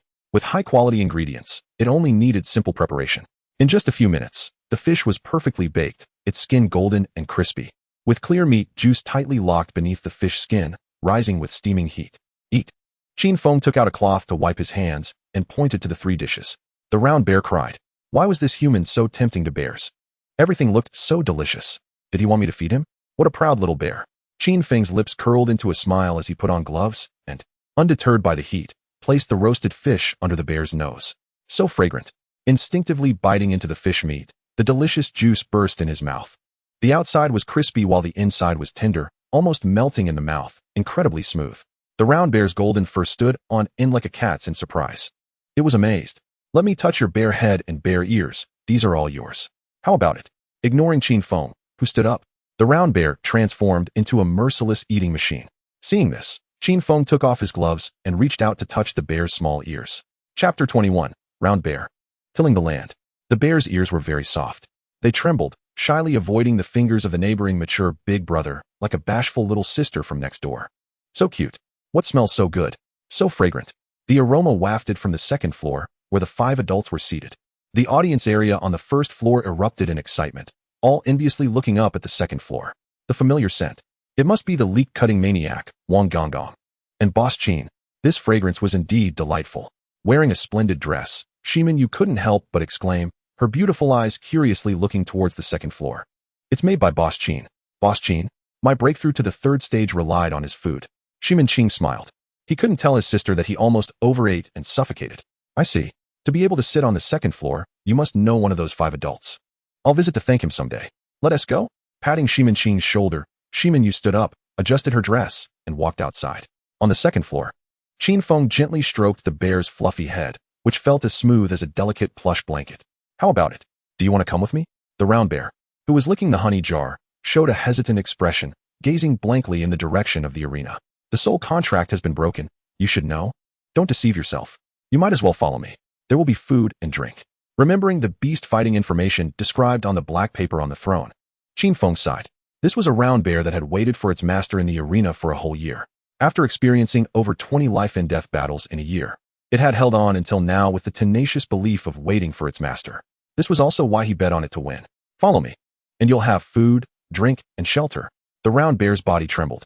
The honey jar fell from its hand, and golden honey spilled everywhere, slowly seeping into the gaps in the bricks. The man in front of it spoke the truth it was unwilling to admit. The soul contract had been broken. It knew better than anyone else. No way, Boss Qin. Let's go. We can't stand this fragrance. Oh well. The black spiritual energy circled around Wang Gonggong again as he brought Jasmine and the elder brother to Qin Feng's side. This smell is really fragrant. Qin Feng smiled. Picking up the iron chain key from the ground, he slowly unlocked the large lock around its thick neck. You are free. Roar. Looking at the large lock that had fallen to the ground, the round bear tilted its head in confusion, staring at the smiling Qin Feng in front of it. I'm leaving, Boss Qin. This bear doesn't he want to follow you and can only be made into a bear meat hot pot. The round bear hurriedly stood up, obediently extending its bare paw towards Qin Feng. This was a way to convey friendship. It wasn't he threatened. After touching the bear's paw, Qin Feng's lips curled into a smile. The one tilling the land at the door is a catch. So strong, it can replace several jasmines. But thinking that this cost money if I can't pay it back, I'll turn into a little eunuch in a month. His mood instantly soured a bit. Oh well. Hearing the elder brother's call, Qin Feng's expression softened. This was indeed better. Getting it for free felt great. Exiting the crowded black market, the air became fresh, and the vendor's clamor was incessant. Sitting on the 3-meter-high shoulder of the round bear, it curiously touched its head, surveying the restaurant. This would be its new home. It looked so small. No matter how it thought about it, it wouldn't fit. Oh well. The elder brother dashed joyfully to the base of the peach tree, barking wildly at a few silly birds peeking out. As a result, what greeted him was a long-planned, moist, clumped bird droppings. Ignoring the elder brother's wails behind him, Qin Feng jumped down from the round bear's shoulder. He took out the key to unlock the store door, and Wang Gonggong hummed a little tune as he entered first. Oh well. The elder brother ran in front of Qin Feng, his face covered in white filth, and without saying a word, rubbed against Qin Feng's pants. Without hesitation, Qin Feng expressionlessly pulled Jasmine, who was curiously observing the round bear, in front of him. Jasmine was covered in a black dress speckled with stinky white filth, and instinctively reached out to touch it, ending up with sticky hands. Disgusting. Jasmine's pretty face flushed red. Frowning, she slapped the bewildered elder brother's head. The elder brother's eyes rolled back, fainting. If she hadn't held back, that slap could have been devastating. Casually distancing herself from Jasmine, Qin Feng pointed to the second floor and said, Go wash up. Okay, boss. Jasmine lowered her pretty face, dragging the elder brother by the neck towards the second floor of the store. I've been disliked by the boss again. How can I avoid being disliked? Wait for me. A spring-like smile appeared on Qin Feng's face as he patted the round bear's belly. Entering the store, he picked up a hoe and handed it to the round bear. In the bear's puzzled expression, Qin Feng pointed to a patch of wasteland filled with weeds not far from the peach tree. The round bear suddenly understood. It slapped its forehead, holding its injured body, and walked towards the wasteland with the hoe. How thoughtful. The owner has arranged this for me. It's post-meal exercise. Watching the bear's plump figure with his chin resting on his hand, Qin Feng turned and walked into the store. The landlord grandpa isn't as ruthless as me. I say, Boss Qin, hurry up, can you go a bit faster? Our family is starving. Wang Gonggong said, resting his chin as he watched Qin Feng nonchalantly. Don't rush. Gonggong. I'll go upstairs to take the firefly down to bask in the sun. The sun is quite nice. Muttering to himself, Qin Feng walked slowly towards the second floor. Opened the door to the room where the fireflies are kept. The water mist is hazy, and a faint jasmine fragrance lingers in the room. In the dazed expression of Jasmine, Qin Feng squints his eyes and carefully examines for a while before closing the door again. He forgot that Jasmine was taking a bath. Nothing special. Boring, at most. Her white legs are pretty, and she has a slim waist. That's about it. He'll wait until she finishes bathing to go in and get the fireflies. The reason for placing the fireflies in the bathroom is that the ventilation here is good. After all, the birds also need to be taken out for fresh air regularly. Changing into a refreshing blue shirt, Qin Feng walks downstairs and enters the kitchen at the urging of eunuch Wang. Wang the eunuch is picky. He wants to eat leftovers and insists on having the freshest food. Chapter 22, Wang Fugawei. Wang Fugawei. Wang Fugawei. Wang Fugawei. Young Master Shiman, stop calling. Young Master Fugawei is currently in the pavilion writing poetry and painting. A silver-haired old man in a black robe walks out with a smile from a distance. Hearing this, Shiman Qing's face shows a hint of a smile. He waves his paper fan to partially cover his face, revealing the four characters' beauty like a painting. The old man walking slowly towards them is someone he knows. Wang Fugawei's strongest father figure, the kind who raised him since childhood.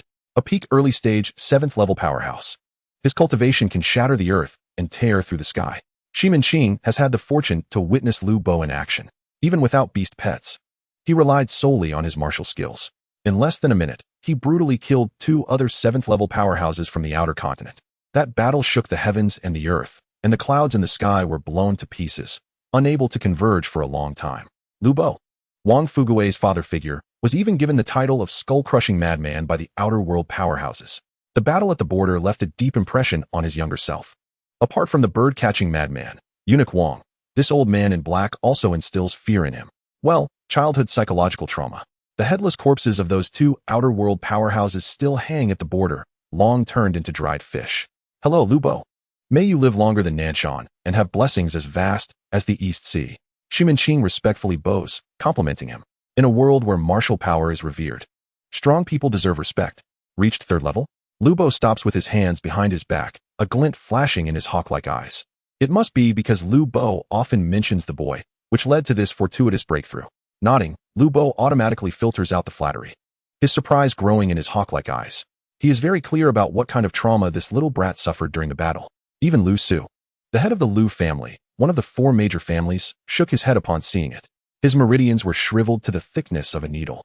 A normal person has meridians like chopsticks, and he has them like silver needles. He is even worse than a waste. Even if his meridians were shattered and reborn, they would still be this thin. After the battle, countless talented individuals fell. This little brat's luck can be considered good. Let's go. I'll take you to see young Master Fugawei. Lu Bo, hiding the hint of nostalgia in his eyes, walks slowly ahead. Taking the dog chain from Fan Tong's hands, Shiman Qing quickly follows. Along the way, he is enviously unmatched. Beautiful and charming maids, unlike his own, with their bucket waists, mothers, and aunts. Deeply gazing at Lu Bo, who is leading the way ahead, he ultimately feels that he is too indulgent towards his brother Fugawei. He heard that the head of the Wang family planned to follow in his father's footsteps and arrange a few heavyweight young women. But Lu Bo single-handedly persuaded them to back off. This shows how deep the indulgence is. After a long walk, they finally see the Lotus Pond Pavilion that Lu Bo mentioned. He signals Fan Tong to wait outside. Shiman Qing adjusts his precious white shirt, waving his paper fan as he walks towards the figure ahead. In the pavilion, a man dressed in a luxurious blue and gold satin robe is painting at the table. Beside him are several beautiful maids with their heads lowered. Quietly walking up, he swiftly taps the man's shoulder with his paper fan. Startled, the man quickly turns his head to look. You, Wang Fugawei, how dare you paint my sister? You beast in human clothing. I thought of you as a brother. But you want to be my sister's husband. Unintentionally glancing at the painting on the table, Shimin Yu instantly becomes furious. The painting depicts a lightly clothed, half-naked girl with her snow-white legs crossed, shyly looking towards the bed with red candles, an elegant maiden. Isn't that his own sister, Shimin Yu? Cough cough. Brother Shimin, listen to my explanation. This is a classic poem, The Osprey's Call. On the river islet, a graceful and virtuous lady, sought after in dreams. Is there anything wrong with that? No. And besides, Sister Yu is so beautiful. What man wouldn't have thoughts and be moved? Wang Fuguwei, with a serious face, looks at Shimin Qing. You have the nerve to be justified. Calm down, calm down. Today's expenses at Yixiang Tower, I, Wang Fuguwei, will treat. All right, but I'm taking this painting. Shimin Qing quickly rolls up the painting and, amidst Wang Fuguwei's lamenting voice, tosses it into his storage ring. It doesn't matter if you take it. My painting skills have improved a lot now. Give me a quarter of an hour, and I can paint an identical one. Give me a few days, and I can paint a storyline. Wang Fuguwei mutters, completely unaware of Shimin Qing's increasingly dark expression. You, Wang Fuguwei, have grown bolder. You even want to paint my sister in a comic. Do you believe I'll use the Soundstone to notify Sister Yu, who is heading to the academy right now? You want to have a good time. Furious, Shimin Qing takes out a colorful stone from his storage ring, ready to activate it with his spiritual power without hesitation. Wait. Calm down. I was just being stubborn. I'm just a toad wanting to eat swan meat, delusional. Wang Fuguwei quickly stops Shimin Qing, pressing him against the table's edge. He signals to the beautiful maid beside him. The maid understands and slowly walks behind Shimin Qing, reaching out her delicate hand to massage his shoulder. Feeling the soft massage from the slender hand behind him, Shimin Qing's anger gradually dissipates. He throws away the paper fan and glares fiercely at Wang Fuguwei. A pair of large hands have already begun to improperly touch the beautiful maid's long, snow-white legs. Sigh. The moonlight and snow color are merely the backdrop for Sister Yu. She is the orange of the setting sun, the bright star at the horizon. Honestly, if I become Brother Shimin's brother-in-law, wouldn't that be even better? Pouring a cup of warm tea and pushing it towards Shimin Qing, Wang Fuguwei gazes at him with a hint of melancholy. You might as well give up. My sister likes strong men. And what about you? You're just a beast in human clothing who can only paint and write lewd poems. Also, can you cook? Shimin Qing gives Wang Fuguwei a sideways glance. Freeing one hand, he takes out a precious book from his storage ring and tosses it to him. Sigh. I originally aimed my heart at the bright moon, but the moon only shines on the bridge. Putting away the precious book, Wang Fuguwei shakes his head. What a joke. Come on. Today I'll take you to a good place. Wiping the water off his hands and finishing a cup of tea, Shimin Qing says lightly. He picks up his paper fan and stands up, completely ignoring the beautiful maid behind him, whose face is flushed and legs trembling. Yixiang Tower? What are you always thinking about with these improper things? I'm taking you out to eat. I say, Brother Shimin, has your brain been kicked by a first-level savage beast? A stupid donkey? You can even say such things? Hurry up and ask Lu Bo for leave. Don't waste time. Once you get there, you'll know. All right. Looking at the serious expression on Shimin Qing's face, Wang Fuguwei waves his long robe and lazily walks towards Lu Bo, who is enjoying the lotus flowers not far away. Chapter 23. The Qing Wan Phoenix Bird. Lu Bo, I'm going out to have some fun. Go ahead. Make sure to bring the Soundstone. Contact me if anything happens. Glancing at Wang Fuguwei beside him, Lu Bo's hawk-like eyes flash with a hint of tenderness as he looks at the lotus flowers. All right. Wang Fuguwei's face lights up with joy, and without saying another word, he turns to greet Shimin Qing. Watching Wang Fuguwei's departing figure, Lu Bo looks up at the sky, lost in thought. On the streets of the imperial capital, the usually bustling vendors all lower their heads in silence. Traveling around usually feels like 100 ghosts walking at night. Now that two have come, are they trying to forcibly snatch a maiden from somewhere? Or is it a public display of debauchery?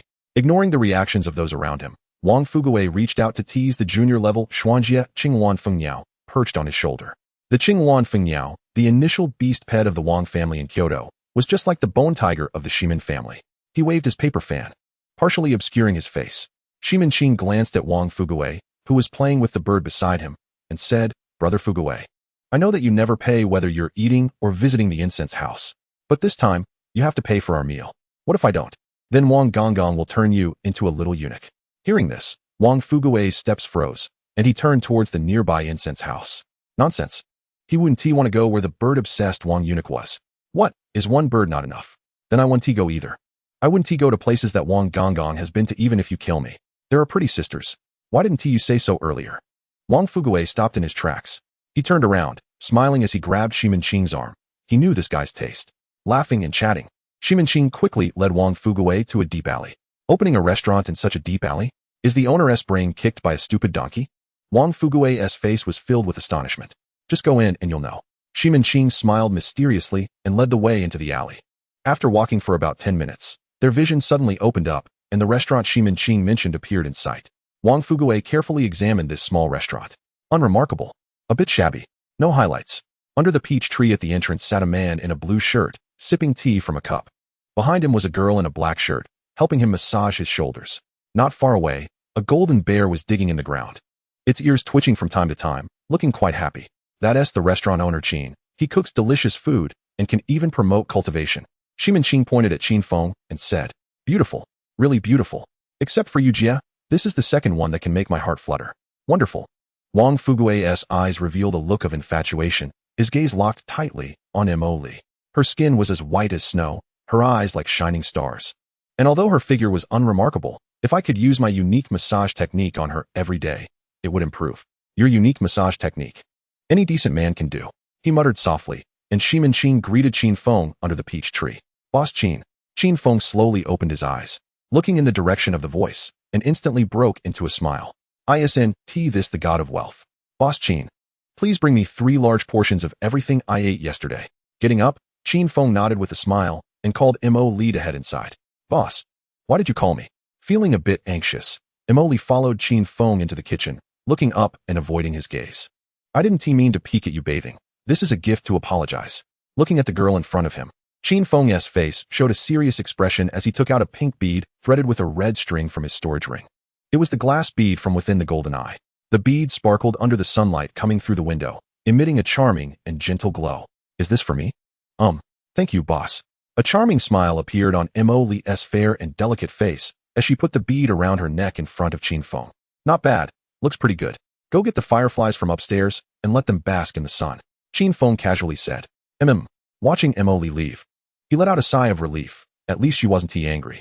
What if that girl couldn't take it and barged in while he was bathing at night? Picking up a clean cloth from the table to wipe his hands, Qin Feng took out a piece of pink snake meat from his storage ring. Inside the restaurant, Shimin Qing, Wang Fugui, and Fan Tong sat at the wooden table, bored, waiting. Dog Dan, because of its large size, was tied by Fan Tong under the peach tree, sleeping. Waiting was long. Wang Fugui rolled his eyes and simply rested his head on his sleeves, falling into a deep sleep. The Qingwan Fengyao on his shoulder tilted its head, observing Shimin Qing sitting across from him, and smiled gently at it. Shimin Qing tentatively reached out his finger to touch the bird's head. As a result, the proud bird turned its head, looking at him with a foolish gaze. Shimin Qing sighed. The Qingwan Fengyao, like the bone tiger, was born with a bloodline at the junior level of Xuanjia. It served only its master throughout its life, and its personality was incredibly fierce. The most outrageous thing was that the Qingwan Fengyao clan had no males. No one knew how these bizarre beasts reproduced. Oh well, a dog bark echoed. The closed door was pushed open, and the big brother strutted in from outside. The dog tilted its head, eyes wide open, staring intently at Shimin Qing and the sleeping Wang Fugui. Stupid dog. Shimin Qing muttered silently and stopped paying attention. Big brother was stunned for a moment, instantly furious.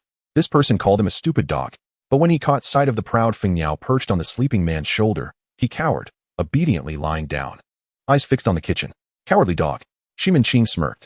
He continued speaking, then leisurely poured himself a cup of tea. Big brother shot Shimin Qing a fierce glare and changed to a more comfortable lying position. Time slowly passed. The aroma of food transformed into misty tendrils, slowly wafting out from the kitchen. The restaurant above began to become hazy, resembling clouds in the sky or morning mist. Taking a deep breath, Shimin Qing showed an intoxicated expression. This smell was exactly the same as today's beast fighting arena. Delicious. What smells so good? Is it the fragrance of Yujia? Shimin Qing's expression twitched as he glanced at the Qingwan Fengyao on Wang Fugui's shoulder, which was slowly waking up. If it weren't for that damned bird today, he would have definitely beaten Wang Fugui up. Chapter 24, Wang Fugui's shock. This smell is really good. This trip is worth it. Wang Fugui swallowed his saliva, his eyes fixated on the kitchen. Even the Qingwan Fengyao on his shoulder couldn't help but frequently glance towards the kitchen. It smelled a scent that it desperately craved from the inside. The slightly ajar kitchen door opened. Amid the expectant gazes of the three, Qin Feng walked out with 2 portions of first-level spirit food. The steaming mist formed into long dragons, filling the restaurant and dispelling all the chill. In an instant, the restaurant became incredibly warm, and the sound of swallowing echoed continuously. Boss, hurry up and serve it, I'm drooling. Wang Fugui's words were not finished when his expression froze instantly. He saw the boss actually bend down and place the 2 portions of spirit food in front of the cloud-treading beast. Oh whoa!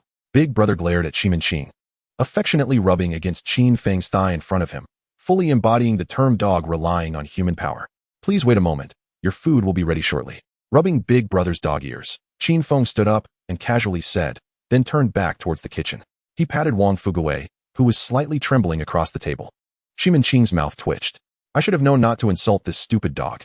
Wasn't Boss Qin a bit too indulgent with this foolish dog? It was just a first-level, low-tier, cloud-treading beast. In less than a minute, Qin Feng came out again. Under the expectant gazes of the 3, he placed the 2 portions of first-level spirit food on an empty table. Emily, time to eat. Coming. The shop door opened, and Emily entered with a pure smile on her face, like a blooming jasmine flower. Boss Qin, is this down here ours? Qin couldn't help but ask. It's yours. Nodding, Qin Feng silently walked back into the kitchen. The restaurant was left with only the sounds of eating. Wang Fugui's mouth watered as he stared intently at the beautiful Jasmine next to him, who was enjoying her meal. She slowly brought a piece of snow-white meat to her cherry lips, her eyes squinting into crescent shapes, unable to help but cover one side of her fair, delicate face with her hand, especially the pair of long, jade-like ears hidden under her hairpin, which occasionally trembled. Under the table, her 2 long, crystal-like legs gently kicked, creating graceful arcs. She was eating happily. For the first time, Wang Fugui found that watching someone eat didn't disgust him at all. The beauty was like a painting, and her charm was mouth-watering. It was as if a splash of green appeared amid a sea of vibrant colors, reminiscent of the glistening dew on flowers in the morning. Marvelous. Wang Fugui's mouth watered, dripping onto the table and forming puddles that slowly flowed towards Ximenking. It made him feel sick. He quickly took out a handkerchief from his storage ring and wiped it off with disdain. He picked up the soup spoon and took a sip of the snake's soup, which was steaming hot, and warmth quickly spread throughout his body. Jasmine's pretty face flushed, and she couldn't help but let out a soft, charming moan. Her long, jade-like legs unconsciously rubbed against each other. Delicious. The boss is truly a craftsman. This dish is getting better and better. A fine sheen of sweat appeared on her forehead, glistening and translucent. A faint jasmine fragrance lingered among the aromas of the food, mingling into an indescribably pleasant scent. It was just watching a pretty girl eat. It wasn't like she would burst out of her clothes. So what was there to see?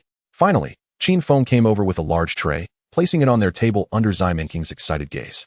He couldn't take it anymore. Wang Fugui could no longer hold back. It was like on a wedding night, watching as they were about to enter the bridal chamber. But then friends and relatives kept coming over to toast. He picked up his chopsticks and accurately grabbed a piece of sizzling, spicy rabbit meat that was making bubbling sounds. Just at first glance, it was fatty yet not greasy, with a tempting red color. Shaking the iron chopsticks, the thin layer of glistening fat trembled gently, and the spicy, fresh aroma, mixed with a hint of spiritual energy, filled his nostrils. As he put it in his mouth, Wang Fugui's pupils widened suddenly, staring as if he had the eyes of a foolish donkey. An explosive flavor burst in his mouth, and the thin layer of fat on top was not greasy at all. Combined with the slightly elastic lean meat below, the two complemented each other perfectly, incredibly delicious. The steaming heat blurred his face. It was the first time he had tasted such amazing food. A stream of heat spread from his stomach, rapidly washing through his 36 meridians like a waterfall. Wang Fugui was shocked. This dish could actually enhance his cultivation effect. He hadn't even actively absorbed the spiritual energy of heaven and earth, yet it was automatically operating. Strangely, he thought of what the teacher in the academy had said about the 10 famous artifacts. These legendary 10 artifacts allowed their holders to become stronger without any cultivation, just by lying down. Moreover, each artifact had hidden special effects. Eating this dish could actually have a terrifying effect like the 10 famous artifacts. Squeak, squeak, squeak. Coming back to his senses, Wang Fugui's gaze turned back to the snake's soup beside him. The Qinghuan phoenix on his shoulders squeaked eagerly, urging him. Don't rush, Squeaky. Let me enjoy it properly, Wang Fugui whispered softly to soothe it.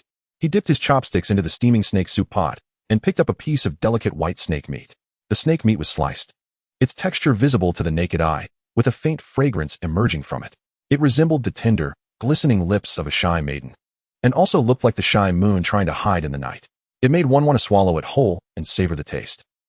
Wang Fugui let out a muffled groan as the luxurious fabric of his waistband ripped apart, his clothes opening up to reveal his shiny little belly. He had burst out of his clothes. Marvelous. It was truly marvelous. I, Wang Fugui, have never eaten such delicious food in my life. Squeak, squeak. Come and try.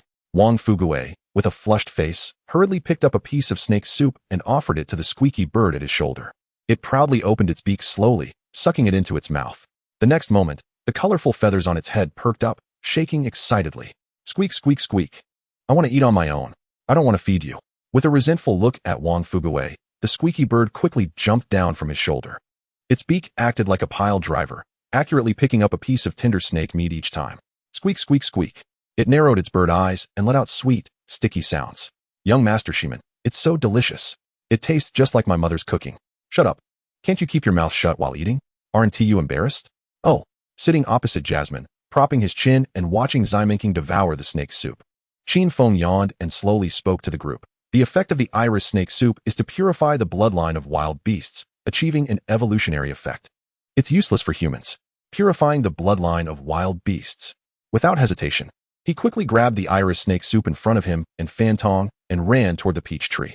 There, Dog Dan was already drooling, rolling on the ground with his belly exposed, making snoring sounds. Chapter 25, The Honey Thief. Sitting with a small stool, Qin Feng quietly sat down at the threshold. Behind him, the sounds of frenzied eating occasionally erupted. Lifting his teacup, he silently sipped the clear tea while gazing ahead, where a large spotted cat was getting its face covered in juices from eating. Not far away, the digging circle bear had already stopped moving, tilting its head to look at Bone Tiger. From the look in the bear's eyes, it seemed to be considering whether to go and steal. Qin Feng rested his chin, blankly staring at the sky. After a busy day, it felt good to just space out. Inside the restaurant, Wang Fugue let out a satisfied burp. Looking at the pot that had been licked clean with regret, he could actually eat 3 more big pots, as he often exercised. His appetite had always been large. Squeak, squeak, squeak. Taking out a handkerchief from his storage ring, Wang Fugue squinted to wipe the mouth of the Qinghuan phoenix that had jumped back onto his shoulder. This bird had been raised since he was young, just as precious as another bird. He had to cherish it. After teasing the Qinghuan phoenix for a while, Wang Fugue shyly turned to Jasmine, who was cleaning the tableware, and said, "Miss, could I have another pot?" "No." The boss said he didn't want to give himself more work.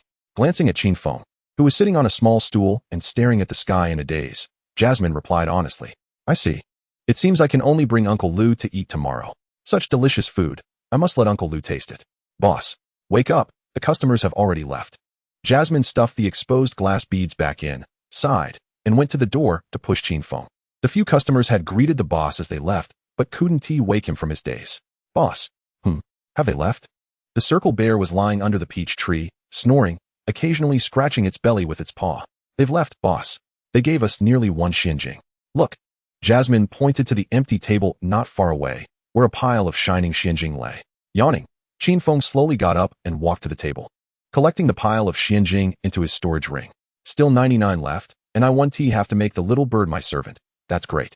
Qin Feng had always considered himself quite optimistic. After observing Jasmine for a moment, he slowly spoke. "Xiaohei, watch the house. I'm going out to get some ingredients." "Okay, boss." Nodding, Qin Feng bent down to pat the big brother's head. The white glow around him began to converge, indicating that his bloodline was about to improve again. "Ow." Big brother looked up with blue eyes, staring at Qin Feng in confusion. "Let us go to the great wild forest to hunt some wild game." "Ow." Seeing the reaction, Qin Feng smiled. After all, it was the lively and active second dog. It was still necessary to let it go out for a walk and get some fresh air. Taking out the dark sleeve arrows from his storage ring, Qin Feng skillfully checked them, applying oil. Confirming that there were no issues, he hid them in his sleeve. Walking to the door, under the gaze of Jasmine, the elder brother rode off towards the outskirts of the great wilderness forest. He needed to catch more saber-toothed rabbits and sweet honey. Sitting on the elder brother's back and looking up in deep thought, Qin Feng was constantly calculating in his mind. Just thinking about the silly circle bear sleeping soundly under the peach tree made him silently press his lips together. This was a creature worth eating. If it weren't for its injury, he wouldn't mind riding the circle bear and being a boss at the outskirts. With a strength of level 4 in the Shin stage, he was capable enough to thrive at the edge of the Black Forest. For now, he would use delicious food to tempt the bear. And once his strength reached level 4, he would directly contract it. Thinking of this, Qin Feng's lips curled into a smile. Could the circle bear's transformation be a tall, golden-haired, golden-eyed beauty? And what about the elder brother? A quirky black-haired, blue-eyed girl with dog ears? Impossible. The so-called transformation must be a lie. Otherwise, how could the eunuch Wang still be a eunuch? Qin Feng thought idly, as people tend to think of anything when they are daydreaming. Before he knew it, the elder brother had already brought Qin Feng to the area of the Black Forest. Quickly jumping down, The elder brother cleverly assumed a stance before proceeding on the ground. The Black Forest was as quiet as ever, with the sounds of insects serenely buzzing and a few unknown birds occasionally chirping. After applying insect repellent powder, Qin Feng narrowed his eyes and cautiously surveyed his surroundings. Soon, his eyes lit up as his gaze landed on an unremarkable black tree. In the center of the tree was a dark hole, with bees about the length of a finger occasionally entering and exiting. The first-level wild beast, sweet honeybee, is an omnivorous creature that likes to occupy other animals' nests. The original owner of the hole in the tree was likely a treasure squirrel. The stinger of the sweet honeybee secretes a paralyzing substance, similar to anesthetics from his past life. Applying it to arrows or mixing it into food can produce a slow paralysis effect. According to Wang the eunuch, a large dose could incapacitate even a level 3 expert, one of the favorite items of flower thieves, along with powerful aphrodisiacs.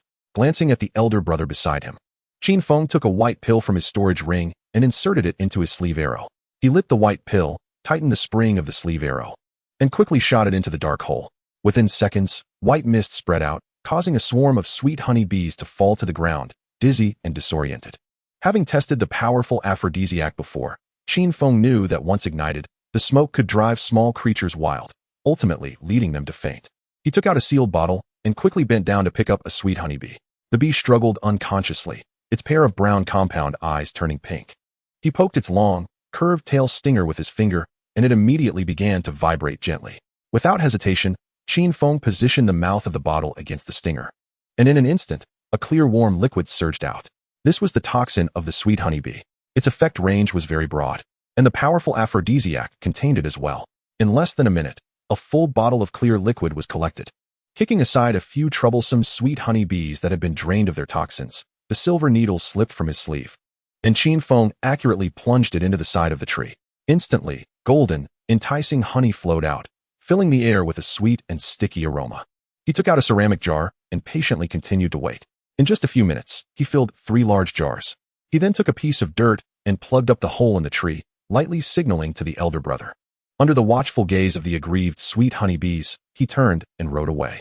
This was the exact process of a flower thief, quick and incredibly safe. Chapter 26, Advancing to Level 2. Qin Feng turned his head to look back, confirming that the group of sweet honey bees, resembling scorned women, was not pursuing them. He patted the elder brother's head to signal him to stop. Suddenly, Qin Feng's expression froze, and a small whirlwind appeared above his head. A large amount of spiritual energy from the heavens and earth poured into the vortex like fledglings. As the spiritual energy surged in, the small whirlwind on his forehead grew larger, reaching half a meter in height in just a few seconds. Countless transformed pure spiritual energies rapidly washed over his 36 meridians, which were as thick as cucumbers. Each wash made the meridians more robust and firm. If the previous meridians were like plastic pipes, now they had transformed into stainless steel pipes.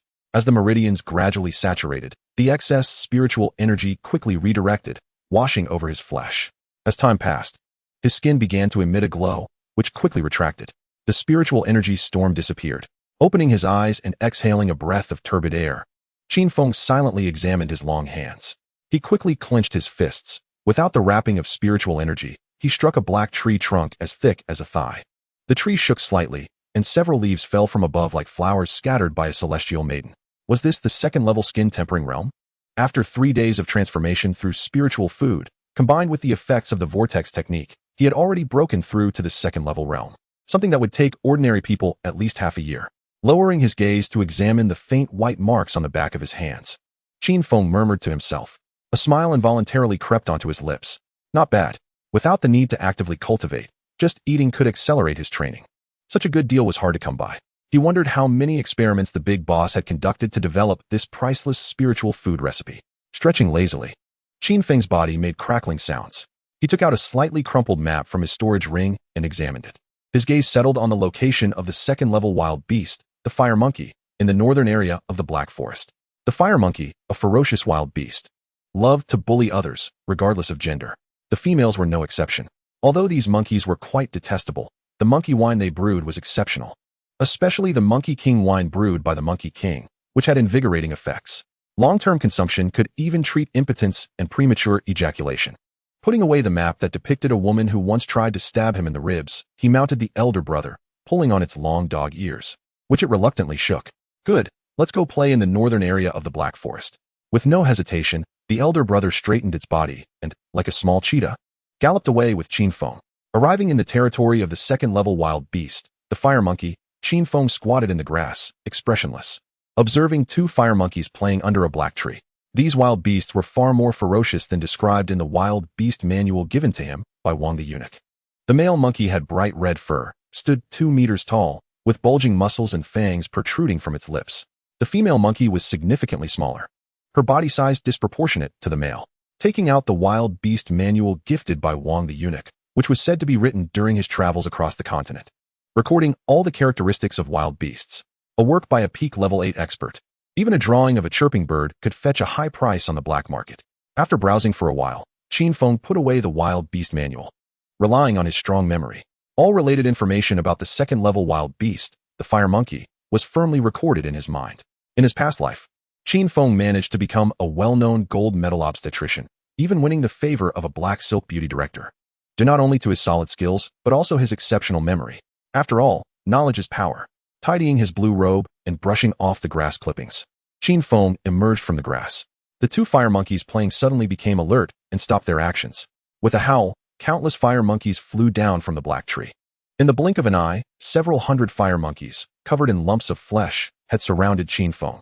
A strong stench began to spread in the air, making the fresh air thick and murky. Ignoring the group of fire monkeys that were eyeing him like hawks, Qin Feng sat cross-legged on the ground, taking out a specially made barbecue stove from his storage ring. He added coal, lit a fire, and placed several pots of first-level spirit food, spicy rabbit meat, left over from last night. The aroma began to waft through the air. A group of fire monkeys twitched their nostrils, their fierce faces revealing a look of intoxication. A deep roar echoed from the outskirts of the monkey group, startling a few birds from the trees. Hearing the roar, the fire monkeys quickly cleared a path. A 3-meter-tall monkey king, holding a long stick made from an unknown beast bone, emerged from the back. Glancing at the approaching monkey king, Qin Feng continued to stir the pots. This monkey king had a bloodline that reached the early stage of the Xian level, and its fur had turned a crystalline blue. Roar! The monkey king pounded its chest and assessed Qin Feng with a fierce glare. Try it. Qin Feng offered a large pot to the monkey king. The monkey king, looking puzzled, touched its head and accepted the pot, its nostrils twitching continuously. After hesitating for a moment, it cautiously picked up a piece of rabbit meat with its fingers and stuffed it into its mouth. Seconds later, its eyes widened like a silly donkey, and its fur stood on end. It tilted the pot to pour the contents into its mouth, like a starving ghost emerging from hell. Qin Feng smiled silently. Under the cover of his sleeve, he poured a few bottles of seasoning into the remaining pots of spirit food. The group of fire monkeys whispered excitedly, their eyes fixated on the large pot on the stove. Roar! Dropping the empty pot in its hand, the monkey king wiped its mouth. With a wave of its hand, it forcibly grabbed a large pot from the stove and poured it into its mouth. How domineering, this fire monkey. A thin smile crossed Qin Feng's lips, a cold glint flashing in his lowered eyes. Roar! Once again dropping the empty pot in its hand, the monkey king's face turned crimson. Hearing the eager sounds from its little brothers behind it, it hesitated for a moment, reluctantly picked up the large pot from the stove, and tossed it behind. The group of fire monkeys scrambled to grab the large pot, even if it fell to the ground. They picked it up and ate without a care. The monkey king glared at Qin Feng fiercely, then picked up the last portion of spicy rabbit meat from the stove and began to gnaw at it. In less than a minute, the monkey king had licked it clean. Roar! It roared at Qin Feng, seemingly asking if there was more. Shrugging and waving his hand, Qin Feng indicated that he was out of food. The monkey king was instantly disappointed, but soon, it seemed to think of something. Its gaze fixated on Qin Feng with a strange intensity, as if looking at his stunning beauty. The long stick quickly stood upright, releasing a strong, white breath. Chapter 27, Fire Monkey King. Stepping back quietly, Qin Feng sighed. This male fire monkey king wanted him to be its wife. Roar! An odd roar escaped, and a strange blush appeared on the monkey king's face. It reached out to wrap its arm around Qin Feng's waist, easily dodging the massive hand. Qin Feng was well aware of how sharp the scalpel gifted by the boss was, especially with his own second-level spiritual energy added. A fountain of blood gushed from the monkey king's wrist, and during its moment of shock, Qin Feng quickly retreated into the bushes. Roar! Coming back to its senses, the fire monkey king's eyes turned crimson, the blood igniting its ferocity. Blue flames erupted above its blue fur, charging toward the bushes like a wild boar. The green grass and plants quickly withered and burned, turning to ash. Qin Feng's figure had vanished from the bushes. Furious, the monkey king pounded its chest, its arm muscles rippling as it smashed down on a thick, black tree trunk. With a crack, the long-standing tree broke, exposing its rotten core. The smell of burnt vegetation filled the air. The group of fire monkeys, terrified, gathered around their king, looking up at it. Roar! After venting its rage, the Monkey King fiercely pounded its chest and howled at the sky, startling countless unknown birds. Riding on its elder brother, Qin Feng found a safe spot. He jumped down, leaning against a black tree, slowly taking out a handkerchief to wipe the silver scalpel. The fire monkey's innate ability at the Xian level is Spirit Flame Protection, a power that allows flames to adhere to its body, especially for the Monkey King. The best among the group, it was likely even more outrageous. Having taken his things, a price must be paid. One cannot eat what a stranger gives. Putting away the handkerchief, Qin Feng looked up and smiled faintly, closing his eyes and talking to himself. The elder brother beside him tucked its tail in fear and nuzzled against Qin Feng's thigh. Brother, getting scared again? After a moment, Qin Feng opened his eyes, glanced at the setting sun slowly descending from the sky, called for his elder brother, and headed toward the fire monkey gathering place. Returning to the fire monkey's gathering place, it was not as lively as before. A group of fire monkeys lay sprawled on the ground, staring blankly and struggling weakly. The Monkey King stood stiffly beside a thick, tall black tree. With a light chuckle, Qin Feng toyed with the silver scalpel in his hand and walked slowly toward the Monkey King. The air grew heavy, and a faint killing intent radiated from Qin Feng. The thin figure in the blue shirt approached the Monkey King, becoming increasingly terrifying in its wide eyes. The sweet bee paralysis poison added to the second pot was far more effective than imagined. It was not surprising that these muscle-brained creatures could be fooled. In front of all the monkeys, Qin Feng stopped before the Monkey King, looking up at the 3-meter-tall giant, its thick fur still emitting hot steam, as if it had just finished a sauna. Roar! A flash of fear crossed the Monkey King's eyes as it glanced at the cold, gleaming scalpel. Don't worry, it won't hurt. With a gentle smile, Qin Feng suddenly leaped into the air. The scalpel flashed in a silver arc as it sliced toward the Monkey King's neck. Bang! The sharp blade easily sank into the flesh, gliding smoothly through the neck bone without any obstruction. Scalding blood splattered like a fountain. After adjusting his bloodstained clothes, Qin Feng quickly grabbed the falling head of the Monkey King with one hand, smiling as he slowly turned to face the terrified fire monkeys sprawled on the ground. The orange sunset cast a long shadow of Qin Feng. Cheep cheep. A low, mournful cry echoed. Qin Feng ignored the terrified fire monkeys, collecting the head and body of the Monkey King. The head could be used for a clear soup, and the body parts could be made into barbecue. That sounded pretty good. Perfect. Calling out to his elder brother, Qin Feng, covered in blood, silently walked toward the nearby area. Fire monkeys generally bury their liquor under the trees of their king's residence. After searching carefully for a while, a gigantic black tree, as thick as 2 people's waists, came into view, with a huge, crude wooden house built on top. You dig for monkey liquor, and I'll search up there. Oh woo. Qin Feng nodded, using both hands and feet to attach his black spiritual power, and quickly climbed up the black tree. Kicking open the crude wooden door, Qin Feng squinted and carefully examined the wooden house. The house was very simple, with a dozen saber-toothed rabbit furs laid on the ground, and some scattered blue fur on top. In the corner of the room, there was a pile of spirit materials, which should be the ingredients for brewing monkey liquor. Qin Feng, with sharp eyes, even found a 3rd-level spirit material, the monkey head spirit mushroom, inside. This spirit material generally grows on the corpses of dead wild beast monkeys. Slowly collecting all the spirit materials into his storage ring and confirming there was nothing edible left, Qin Feng also took a bunch of ordinary bananas hanging on the wall. Sighing, he jumped down from the tree, where his elder brother was still diligently digging through the soil. Several large jars of rough clay were faintly visible, revealing a small portion of their bodies. Leaning against a tree, Qin Feng took off his blood-stained clothes, revealing a strong physique. After changing into a clean blue shirt, he let out a sigh of relief. He quickened his pace. Soon it would be dark, and that pack of iron-backed wolves would come out to go wild. Hearing Qin Feng's calm voice, the elder brother dog tilted his mouth in disdain and glared at the man. He felt quite miserable. He had to be ridden and do this hard labor again. 1 minute later, Qin Feng stored the 3 large jars of soil monkey wine into his storage ring. Unfortunately, without the Monkey King's wine, was this Monkey King a bit too lazy? Thinking about the pile of spiritual materials he had captured in the storage ring, Qin Feng sighed softly. Oh whoa. Let us go. Riding on the elder brother, they began to sprint joyfully out of the outskirts of the dark forest. On a black tree, a dark tree hole looked so enchanting. Patting the elder brother dog's head, Qin Feng's gaze flickered as he silently approached the black tree. Spiritual energy enveloped his hands and feet, darting towards the tree hole like a poisonous snake. Peering into the tree hole, Qin Feng couldn't help but chuckle. Wasn't he that the particularly plump, white treasure-seeking squirrel. It lay flat in the tree hole, sound asleep, with several first-level spiritual materials beside it. It was sleeping quite soundly. Extending a finger to poke its soft belly, this treasure-seeking squirrel must have been dreaming of discovering precious spiritual materials. The two little paws surprisingly held on Qin Feng's finger, gently rubbing against it with its head, even sticking out its tongue to lick. Seemingly sensing something unusual, the treasure-seeking squirrel hurriedly opened its eyes. Before it stood a big smiling face. Meow. Chapter 28. The last day of the treasure-seeking squirrel. Meow meow. At the entrance of the restaurant, Jasmine sat on a small stool, looking up at the sky and reaching out to stroke the heads of several shadow cats. Gradually, she pressed her legs together, her gaze becoming increasingly dazed. How should she address the boss? Call him father? The boss had raised her with great effort, and she couldn't repay that kindness. But would calling him father make her sound a bit old? Then, brother? No, better to call him boss.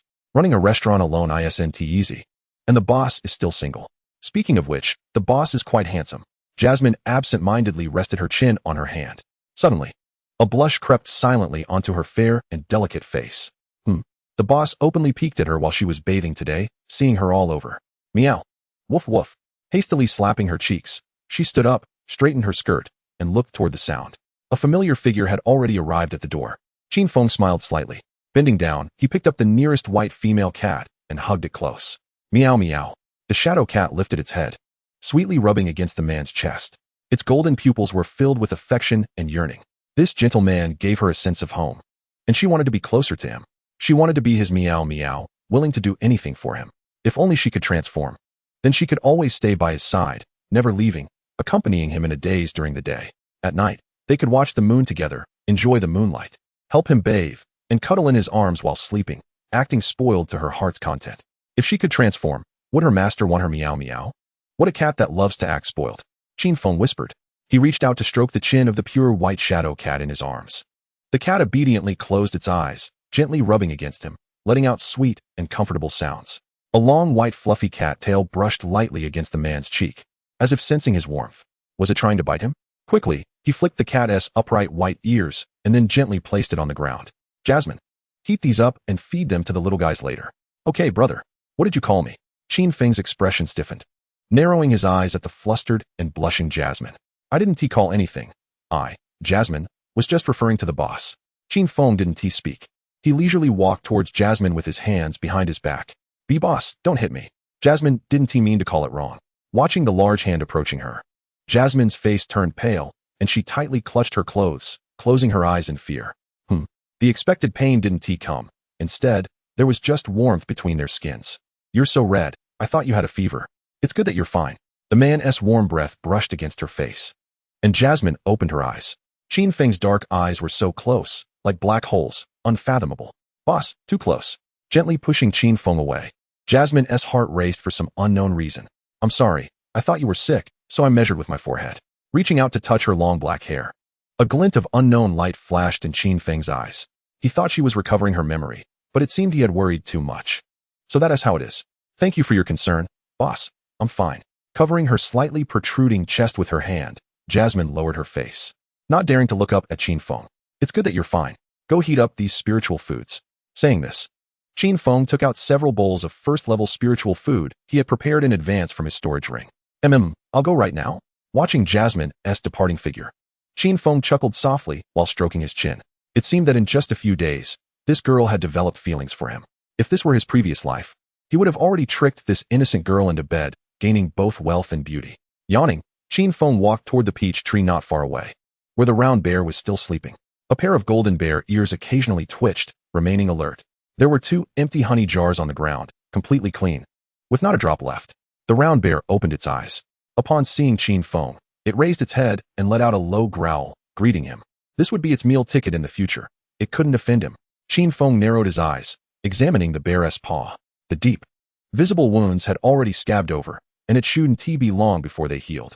Taking out a jar of honey from the storage ring, Qin Feng opened the lid and sat leisurely on a stone bench, tasting it in front of the bear. Isn't it for me?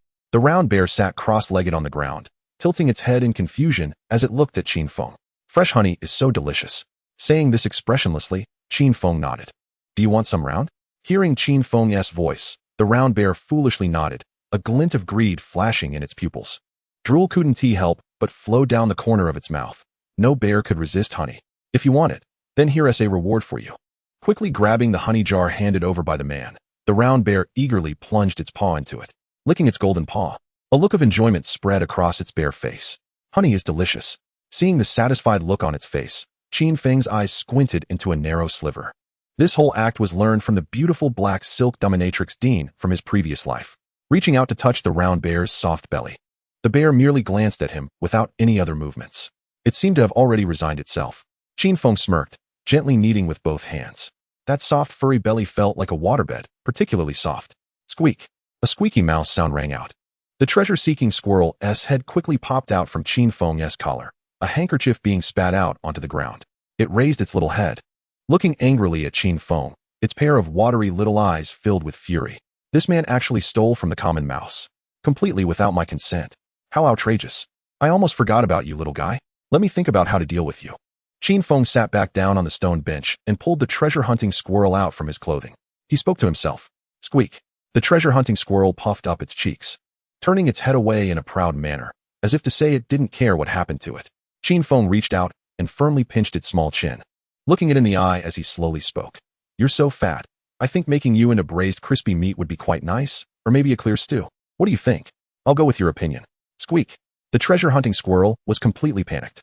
It sensed a hint of coldness in the man's voice. It really might be made into braised meat.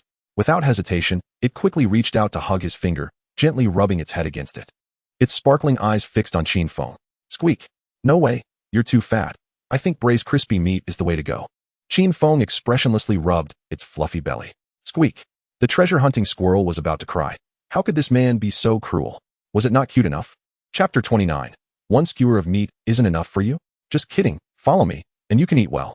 Qin Feng pinched the treasure-hunting squirrel's two small paws and whispered casually.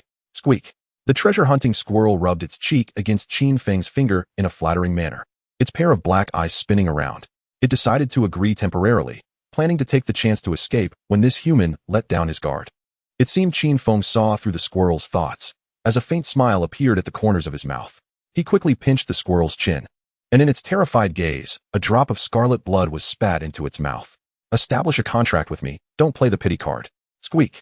Hearing the cold voice beside its ear, the treasure-hunting squirrel looked at Qin Feng with resentment, ultimately having no choice but to accept. Qin Feng gently touched the squirrel's head and smiled. This little guy was much more interesting than he had imagined.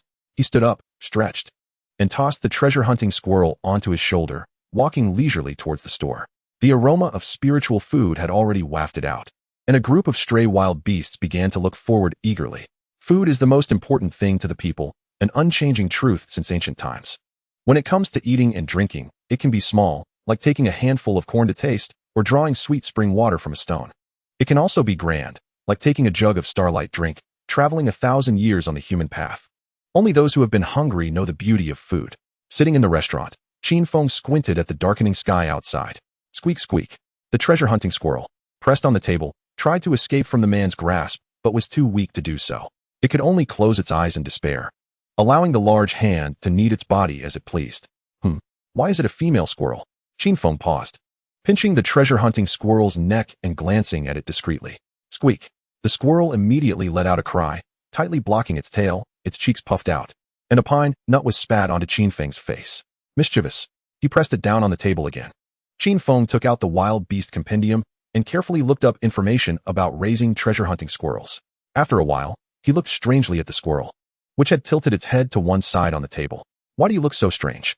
Normally, treasure-hunting squirrels are black and white, but you're so fat and so spirited. Squeak. The treasure-hunting squirrel spat out a wet pine nut again. Do you dislike me? Anyway, you are my beast now. Dyed with my soul color.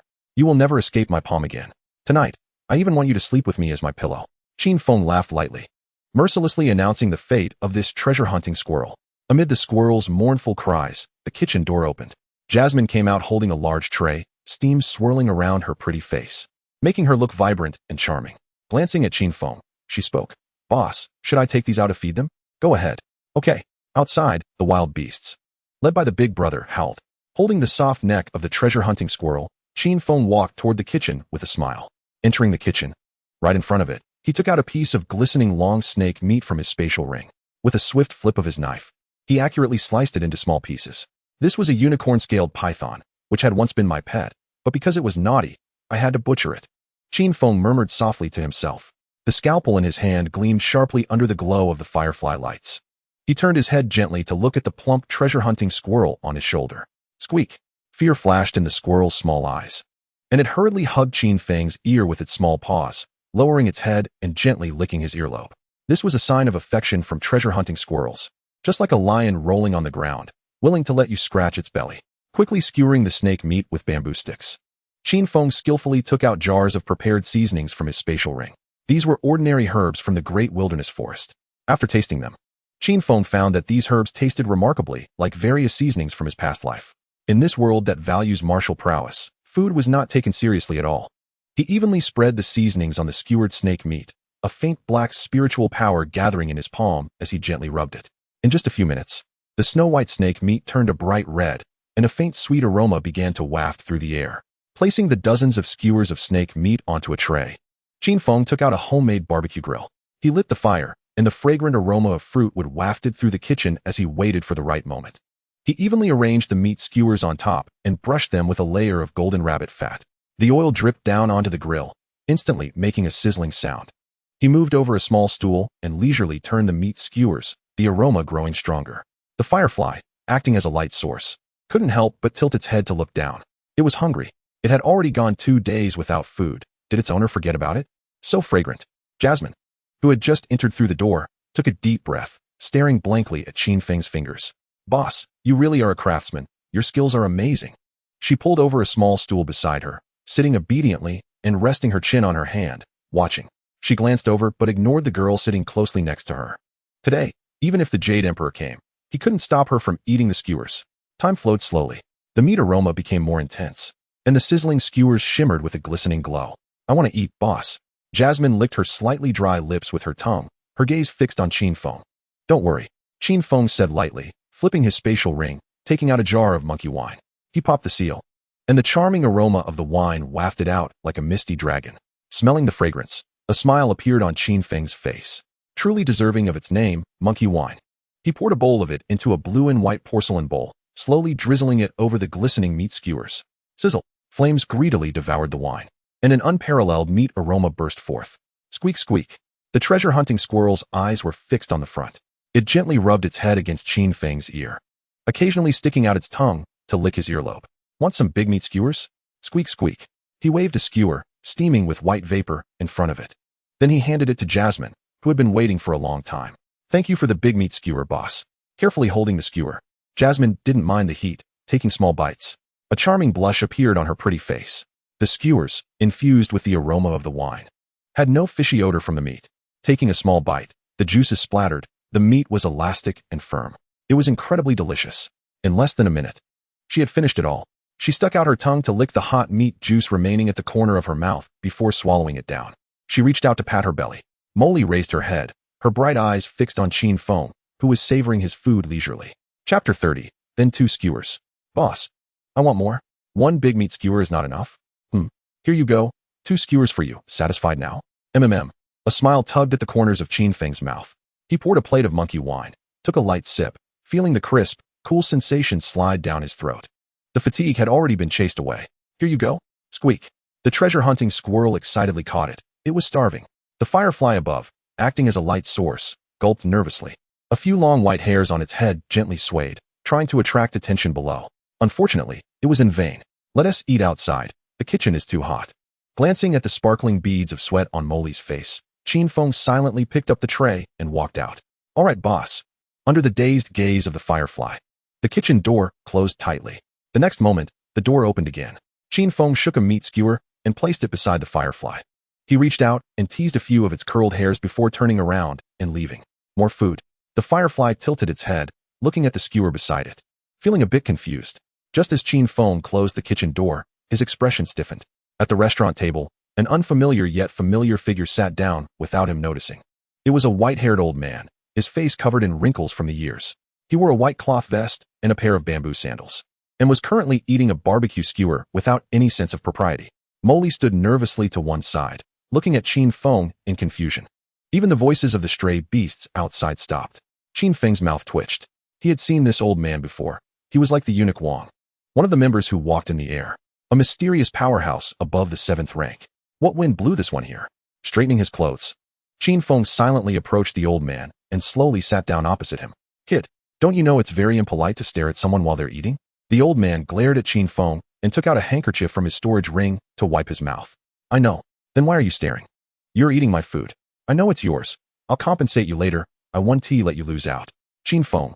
Pulling the treasure-hunting squirrel from Molly's arms, Qin Feng tugged at its chubby cheeks, making the little guy shake its head in discontent. The old man, though looking aged, ate very quickly. In no time, he had finished a plate of skewers. Kid, your skills are pretty good. Are you interested in working with me? The old man casually picked his teeth with a skewer while looking at Qin Feng. I'm not interested. Do you know who I am? I don't know. Damn it. Is there anyone in the entire imperial capital who doesn't know me? Looking at the old man in front of him, who was fuming, Qin Feng silently sighed. This old man was not someone to provoke. Compensate me. Qin Feng extended his hand. What compensation? The old man stood up. Before Qin Feng could react, the old man's figure had already vanished. The restaurant fell silent again. Boss, did we just get stiffed by an old deadbeat? Molly touched her head, staring at Qin Feng, feeling a pang of bitterness. Running a sparkling restaurant is not easy, and now they were stiffed. Not counted. Picking up from the table and playing with it, Qin Feng smiled playfully and stored it in his ring. He took out a dish of monkey wine and sat at the table, sipping leisurely. Smelling the fragrant wine, Molly's face flushed. And she couldn't help but speak up. Boss, I also want a drink, can I? Sure. Taking out a green porcelain plate from his ring, Qin Feng poured her a cup. Leaning on his hand and gazing at the quietly rising full moon outside, he fell into a daze. Regarding the identity of this deadbeat, it seemed he would have to ask Eunuch Wang tomorrow. He should know. Boss, cheers. Casually clinking glasses with Molly, Qin Feng yawned. Boss, this wine is really good, but it makes me dizzy. Qin Feng's mouth twitched as he looked at Molly beside him. Her pretty face was flushed, and the cup of monkey wine on the table had already been finished by her. I'm so sleepy, boss. Molly shook her head, her eyes beginning to blur. It's getting late. We should close the shop. I'll help you upstairs to sleep later. Qin Feng said lightly and stood up, walking out of the shop. Under the silver-white moonlight, a group of stray beasts lay quietly on the green brick ground, their bodies shimmering with a faint white glow. Finding the older brother among the stray dogs, Qin Feng carried him into the house and tossed him inside, also locking the door. As for the round bear, there was no way he could fit that big guy inside. He could just sleep outside under the peach tree. Returning to the table, Molly was already lying on it. Her face flushed. Like carrying a sack, Qin Feng slowly walked up to the second floor. Molly's body was very light, soft like a cotton ball. Not as heavy as a sack. Pushing open Molly's room door, a dazed firefly was already shining inside. Scanning the room, Qin Feng breathed a sigh of relief. The hygiene condition was good. Very clean. He tossed the blushing Molly, who was unconsciously swaying her jade legs, onto the bed. Qin Feng took off his green shirt, revealing a strong upper body. A smile tugged at his lips. He quickly walked toward the blushing Molly, whose chest was slightly rising and falling. Being drunk is pretty good. A gentleman? Where are the gentlemen in the face of desire in this world? A salted fish? Qin Feng sneered at this thought. What he wanted to do, he would do. After all, she was a beautiful elven girl. Which old-timer could withstand such a test? One hand climbed to Molly's tender face, slowly moving around. She seemed to sense something on her face. Weakly shaking her head, her brows furrowed as she tried to shake it off. Soon, Qin Feng removed the hairpin from her head, revealing her pair of ears, as white as jade. A faint blush appeared on them, and his breathing gradually became heavier. Without hesitation, both hands reached up, continuously kneading. The feeling was like touching warm jade, very comfortable. Molly let out an unconscious low moan, swaying her delicate body. A whiff of white wine breath escaping from her rosy lips. Satisfied, Qin Feng released his hands, and her two reddened ears gently swayed. Smiling, he covered her body with his green shirt to prevent her from catching a chill. He had long wanted to rub her ears. Molly being drunk this time just happened to satisfy his desire. Which old-timer wouldn't want to rub elven ears? Those who don't want are heretics. Stretching lazily, Qin Feng walked out of the room toward the nearby bathing area. Bathing here was not as easy as in his previous life. It was in a wooden tub, and he had to add the water himself. Quite troublesome. Chapter 31, Beast Skills. In the morning, warm sunlight streamed through the wooden window into the bedroom. Squeak. Opening his eyes, the first thing he saw was a big man's face, scaring the treasure-hunting squirrel into instinctively letting out a mournful sound. No, wait. I was contracted yesterday. Blinking its dark eyes, the treasure-hunting squirrel instantly puffed up its cheeks. It tried to move its body, attempting to break free from the man's big hand beside it. Unfortunately, it was useless. You're awake? Qin Feng opened his eyes and gently rubbed the soft, plump belly of the squirrel. Squeak. Puffing its cheeks, the squirrel spat out a pine nut at Qin Feng and proudly turned its head away. Since I can't resist, I might as well enjoy it. Just like life. After all, I have no freedom. Yawning, Qin Feng slowly got up. He put on his green shirt, tossed the treasure-hunting squirrel onto his shoulder, and walked out of the bedroom. Oh woo. The older brother lying by the door immediately perked up, glaring fiercely at the treasure-hunting squirrel with its head tilted. Squeak. The squirrel haughtily turned its head away. In front of the big brother, two fluffy little paws hugged Qin Feng's ears. They stretched out their tongues and gently licked each other's earlobes, then rubbed against each other's cheeks. Oh whoa. Big brother tilted his head, his blue eyes rolling, nearly becoming a silly dog from anger. What does this mean? Is it declaring sovereignty over him? Dead rat. Adjusting his clothes, Qin Feng glanced at the big brother who was trembling and getting close to him. He spoke. Don't mess around. I didn't give you a bath yesterday. Stay away from me. Big brother froze immediately, as if struck by lightning, staring blankly at Qin Feng's departing back. Oh woo. He lay down on the ground, rolling around like a spoiled child, making such a noise that it could be heard on the first floor. Boss, good morning. I washed your clothes for you, boss. I didn't embarrass myself yesterday, did I, boss? No. Jasmine breathed a sigh of relief, reaching up to adjust the hairpin on her head. She continued to wipe the table with a rag. Yesterday, after drinking, the boss instantly turned into 3 people, and then there was no more. When she woke up in the morning, she was draped in the boss's blue shirt, and her hairpin had fallen off. She thought she might have done something outrageous to the boss. It's good that nothing happened. She moved a small stool. Qin Feng sat at the door, looking up at the sky, lost in thought. The 10 famous chi vortices within him began to spin automatically, absorbing spiritual energy and cleansing his skin, bringing a cool sensation. Growl. While daydreaming, a shadow loomed over Qin Feng.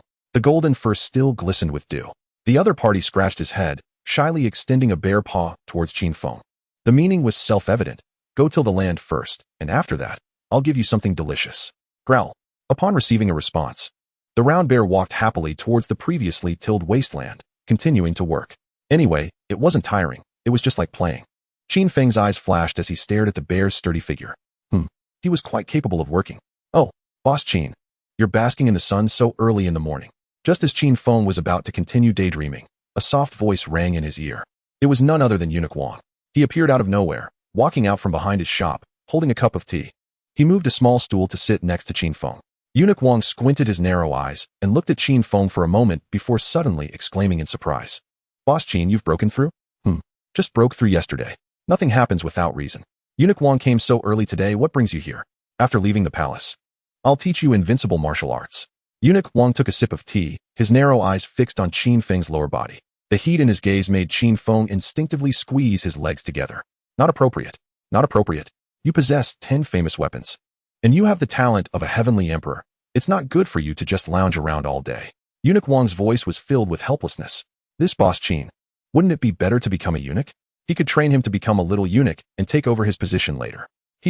Glancing at Eunuch Wang, Qin Feng sneered. He was definitely not idle. In the morning, he had to fish, cook at noon, daydream in the afternoon, and cook again in the evening. His schedule was packed. How could he be free? Eunuch Wang squinted his narrow eyes at the peach tree, slowly tapping the cup. Finally, he turned his head and slowly said, Qin Feng, do you want to go to the academy for further studies? Further studies? Qin Feng's expression tightened. He pulled down the treasure-hunting squirrel that was sleeping on his shoulder and gently rubbed it.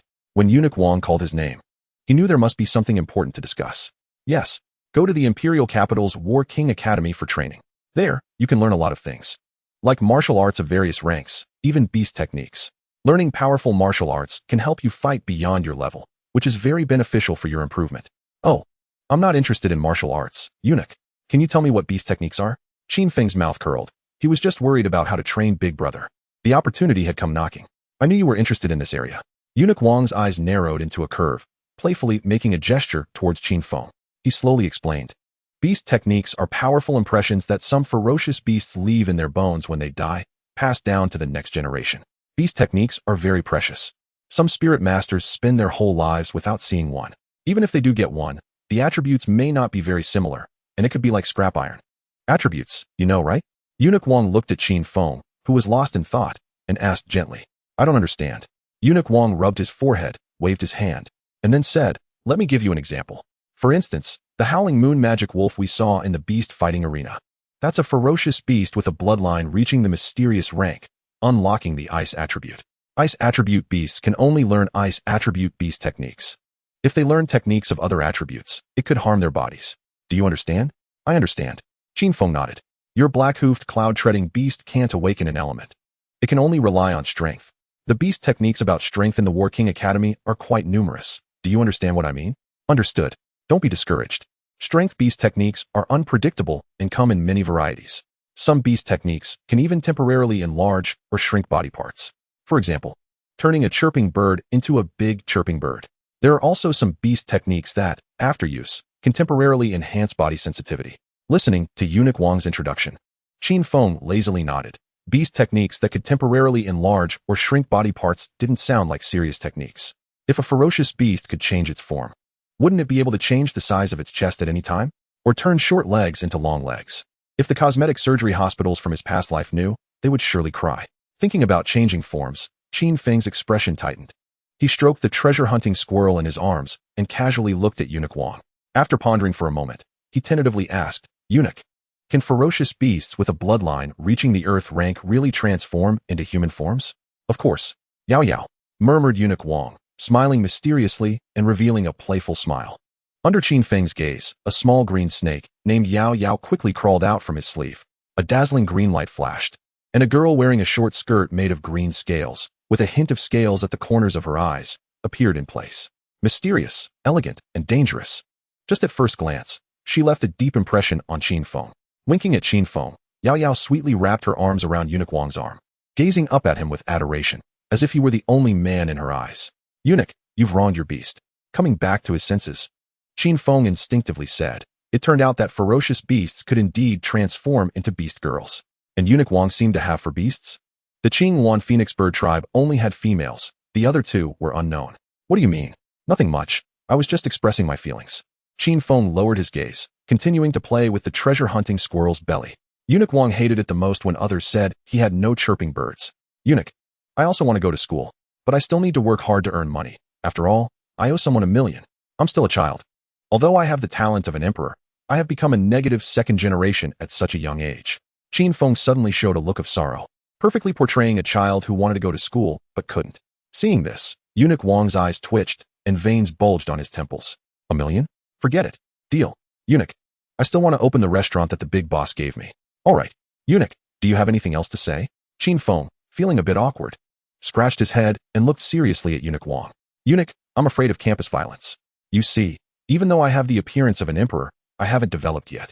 In case the talented individuals inside take a disliking to me, get jealous, and try to trip me up, you understand. It's fine. When the time comes, I'll personally take you into the academy and greet the dean there. But let me say this in advance. The competition within the academy is fair. Everything still relies on oneself, as I am a public figure. Eunuch Wang had a serious expression. I understand. Qin Feng lowered his eyes, the corners of his mouth slowly curving into a smile. In this world, where is there absolute fairness? If you have a background but don't use it, that's just foolish behavior. When the time comes, make up a reason and spend a lot of money to spread rumors. For example, that I am Eunuch Wang's unique hidden disciple, and so on. Doesn't that create a mysterious background? By then, even crabs wouldn't be as arrogant as I am. Commoners, let's start by becoming the bullies of the academy. Chapter 32, Contract Positions. I said, Boss Qin, you have 2 contract positions left. You need to be careful about the beasts you choose. Eunuch Wang casually flicked the teapot lid, lazily glancing at Qin Feng. 1 position left. With 2 positions, I think you can contract a flying beast. 1 position left. For the remaining 1, you can contract a water beast. If you want to contract that one in the circle, that's fine too. 1 position left. The air became silent. Eunuch Wang's hand trembled, and the teacup fell to the ground, rolling several times. Tell me, what did you contract?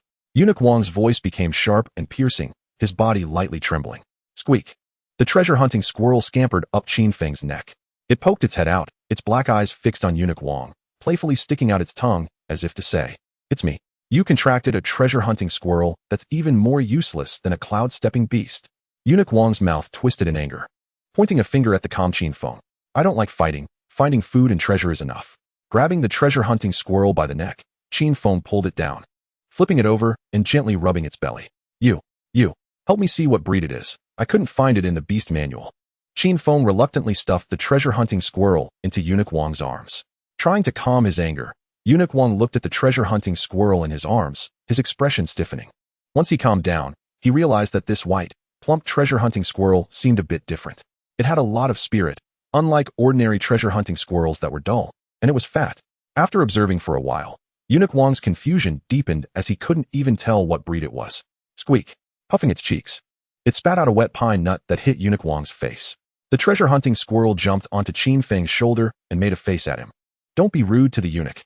Qin Feng frowned, grabbing the squirrel by the neck and lightly flicking its forehead. It's fine. Our family won't get angry at this little brat.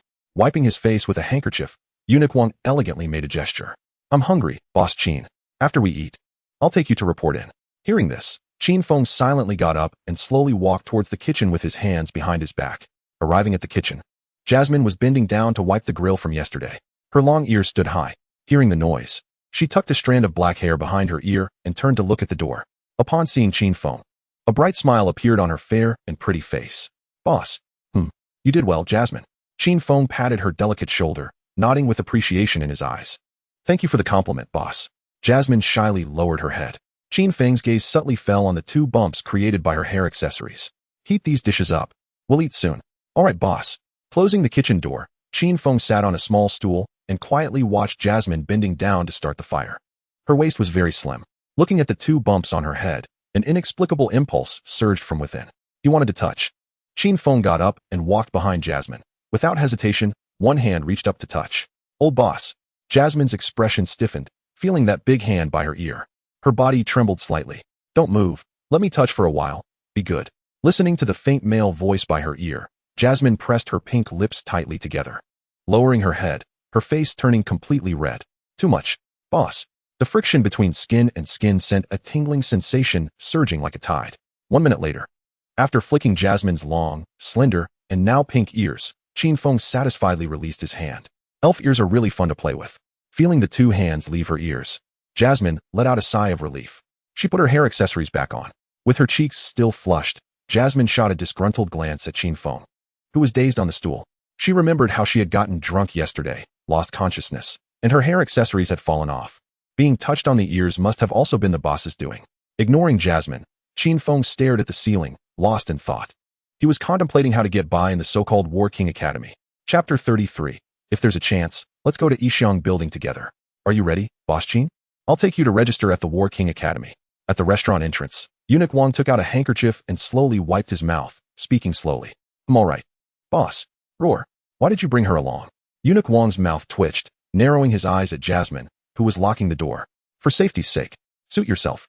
Eunuch Wang looked up at the sky and whistled. The next moment, a colorful bird over 10 meters long swooped down from the sky, slowly circling above. Let's go. Boss Qin.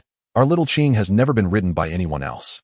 Eunuch Wang grabbed Qin Feng's shoulder and quickly jumped up. War King Academy. The most prosperous academy in the imperial capital of Wufeng. Countless strong individuals have emerged from here. At the back mountain of the academy, peach trees stood in rows. Birds chirped and flowers bloomed, with a natural hot spring bath nearby. Males, Wang Fuguei and dogs are not allowed inside. A giant wooden sign was very conspicuous. This place is where the beautiful female disciples of the War King Academy usually bathe. It is a sacred place in the hearts of countless male disciples. Unfortunately, no one has ever succeeded in peeking. Yawning, Wang Fuguei, lying in the grass, rubbed his red eyes. He had been waiting since dawn. They say the early bird catches the worm, but he hadn't caught anything. Whimper. A small, delicate Qingwan bird flew down from the sky, anxiously pecking at Wang Fuguei's forehead with its beak. What? Eunuch Wang, Qingwan is coming? Wang Fuguei's expression changed. He hurriedly got up from the ground, straightened his clothes, brushed off the grass from his head, and ran towards the training ground. Damn, that second uncle wouldn't be looking for trouble with me, would he? Thinking of this, Wang Fuguei felt his legs turning to jelly. About a quarter of an hour later, he arrived at the training ground. It was surrounded by a crowd of students in training uniforms, bustling and noisy like a market. Make way. Hearing Wang Fuguei's voice, the students quickly parted to make a path, especially a group of female students, all looking at Wang Fuguei with expressions of disgust and fear. Wang Fuguei's family had immense power. Not only was he the eldest son of the Wang family, one of the 4 great families, but he would also inherit the family business in the future. Moreover, his second uncle was the imperial teacher, Wang Qingwan, which meant he grew up with a golden key. Yet, unfortunately, he was a notorious playboy. He had done many disgraceful things, like stealing and teasing female students. He was truly the shame of War King Academy. Ignoring the gazes of those people, Wang Fugui followed a small path and squinted to look inside. A gigantic and handsome Qingluan bird was standing elegantly on the ground. Several green feathers on its head sparkled with a mysterious charm under the sunlight. And by the bird's legs, a man in a green shirt leaned against it, his gaze wandering aimlessly. He appeared to be daydreaming. Beside him stood a girl in a black dress holding a black-hoofed cloud beast, looking somewhat nervous as she tugged at the man's sleeve, seemingly overwhelmed by the crowd. Wang Fugui was taken aback. Wasn't this Qin boss? What was he doing at the War King Academy? After pondering for a moment, he reached out and patted a petite female student who was watching in front of him. The girl, with a delicate appearance, turned her head, and, upon seeing Wang Fugui, her face turned as pale as a ghost. Her legs went weak, and she slumped to the ground in a duck-like sitting position. Tears started to well up in her eyes. Resembling a pure girl who was about to be bullied by a tyrant and felt helpless, she even imagined the process of Wang Fugui publicly humiliating her, threatening her, bullying her day and night without rest, and demanding that she bear him a chubby child. After giving birth, the bullying would continue, and she would remain pregnant. At this thought, she could no longer endure it and began to cry out loud, covering her face, as if she had already been bullied. Ahem. Wang Fugui awkwardly coughed, instinctively reaching out towards the girl on the ground. A group of female students took a step back, looking at his hand in terror, as if he was about to do something disgusting. Are you okay? I just wanted to ask you something. Wang Fugui smiled gently, bending down and waving his hand at her. Please don't come near me. I'm scared. I don't want to have your child. The girl ignored Wang Fugui, crying like a rain-soaked pear flower. A small area of her white practice uniform dampened. Brother Fugui, if you want to ask me something, go ahead. I'll tell you. A slender and delicate boy sighed and stepped out of the crowd, approaching Wang Fugui. Sigh. Why do you think I'm not doing anything out of line with the female disciples? Why are they afraid of me? Wang Fugui shook his head, patting the boy's shoulder. His handsome face filled with a sense of weariness. Brother Fugui, your reputation is well known, and you're a dragon among men. It's normal for them to fear you. The slender boy's gaze flickered, feeling uncomfortable as he spoke insincerely. Stop flattering me. Let me ask you, why is my second uncle here? Wang Fugui grabbed the boy's shoulder, staring intently at him. Too close. What too close? Nothing. The frail young man lowered his head and slowly spoke. It seems that the Imperial Master brought that unknown young man to enroll. The Imperial Master has already gone to find the dean. He pointed at Qin Feng, who was lost in thought. What? Boss Qin is enrolling. Wang Fugui's expression went blank, followed by wild joy. He flicked his hand as if disgusted. This guy has a hint of femininity about him. He must have had his fair share of interactions with women. Truly, one should not judge by appearances. He looks refined and gentle, but who would have thought he would be into this? I should find time to go to the Yisheng building with him. Woo-woo. Are you happy too? Woo-woo. Woo-woo. With a smile like a spring breeze, Wang Fugui approached Qin Feng. The enormous green phoenix bird caught sight of Wang Fugui, emerging from the crowd, and flashed a hint of disdain in its phoenix eyes. Hello, second aunt. Upon hearing this, the green phoenix bird emitted a wave of heat, its body gently trembling, and a green glow flickered. A tall woman dressed in exquisite feathered clothing, exuding an air of nobility and elegance, shyly covered her face, wisps of heat rising from her head. Wang Fugui, momentarily entranced, thought it was a pity. He then approached the dazed Qin Feng and waved his hand in front of him. Chapter 34, Qingtian Peak. It's you. Standing in front of him, giggling. Was that young man named Wang Fugui, right? If he remembered correctly, this guy seemed to be a genuine bully from the capital. Boss Qin, why did you come to the War King Academy to study? Wang Fugui's face was filled with joy. He had originally intended to bring Lu Bo along to take care of Qin Feng's business, but had forgotten that today was the opening day of the War King Academy. I came to learn beast skills. Feeling the curious gazes around him turn into disdain, Qin Feng replied lightly. His gaze inadvertently fell on his older brother, who was tilting his head and staring at him. I see. The War King Academy does have many beast skills. Boss Qin is indeed in the right place. How about this? Let me, Wang Fugui, take you on a tour. Wang Fugui patted his chest vigorously, looking at Qin Feng with eager anticipation. Wang Tai, is Wang Gonggong your second uncle? Absolutely. All right then. Second aunt, I'll take Boss Qin around first. You can greet second uncle. The tall, feather-clad woman nodded shyly, her colorful feathers on her head gently swaying. Hearing Wang Fugui call her second aunt made her heart leap with joy. Okay. Taking the chain from Jasmine's hand, Qin Feng followed Wang Fugui expressionlessly. This was good. There was no need to spread rumors, as the disdainful looks around made it clear. Wang Fugui was probably not a good person in the academy either. However, it was fine. Qin Feng squinted at Wang Fugui ahead. This was a world that revered martial prowess. Flipping through history books, Qin Feng only found two large characters. Eat people. Chirp. The treasure-hunting squirrel poked its fluffy head out from Qin Feng's collar, its pair of pitch-black eyes fixed on a certain spot, with its nostrils twitching incessantly. There are so many spiritual materials there. Rubbing its chin with a finger, Qin Feng looked in the direction the squirrel was gazing. It was a lush green small peak, shrouded in mist, resembling a fairyland. Chirp! The treasure-hunting squirrel glanced at its older brother, who was staring at it. Proudly, it turned its head away, rubbed its face against Qin Feng's finger, and then nodded. Ow! Don't be noisy. Keep a low profile. Didn't you see those students' beast pets? They're all at the profound level. We need to step up. Qin Feng chuckled, bending down to pat his older brother's head, choosing this guy as his first beast pet. He had never regretted it. Even if it was a weakling. Brother Fuguei, what's wrong? Boss Qin? Wang Fuguei, who was leading the way, stopped and waved his sleeve, smiling at Qin Feng. What is that place? Qin Feng pointed towards the lush green peak. Following Qin Feng's direction, Wang Fuguei's smile grew even brighter. Boss Qin, that place is called Qingtian Peak. It's usually open for free, but very few men can enter. Got it. Qin Feng pondered. Free entry was indeed nice. After a moment of contemplation, he looked at Wang Fuguei. Brother Fuguei, let's go over there and take a look. Ahem, are you sure, Boss Qin? Wang Fuguei coughed and looked at the obedient Jasmine beside Qin Feng with a strange expression. Should he tell Boss Qin that the so-called Qingtian Peak was actually a place for female disciples to soak in hot springs? Let's go take a look. All right. Wang Fuguei was overjoyed. Since Boss Qin was so determined, he had no choice but to enter once more with tears. Especially since this time he had a beautiful girl accompanying him. Just thinking about it was exciting. A glimmer appeared in Qin Feng's eyes, and his ears were filled with Wang Fuguei's incessant chatter about the three most beautiful women in the academy, the classical beauty Shiminyu, and the distribution of the elite forces. In any case, he wasn't really paying attention. After all, he was just there to learn some beast skills. His main focus was still on the big boss's restaurant, and he didn't want to get involved in any of this nonsense. Before he knew it, Qin Feng had arrived at the small peak called Qingtian Peak. Boys, Wang Fuguei and dogs are not allowed to enter. Looking at the wooden sign in front of him, Qin Feng's expression froze as he slowly read it out loud, then turned around to look at Wang Fuguei, who was behind him, with a face full of surprise and laughter. Cough, Boss Qin, this place is free, but it's occupied by that group of female students.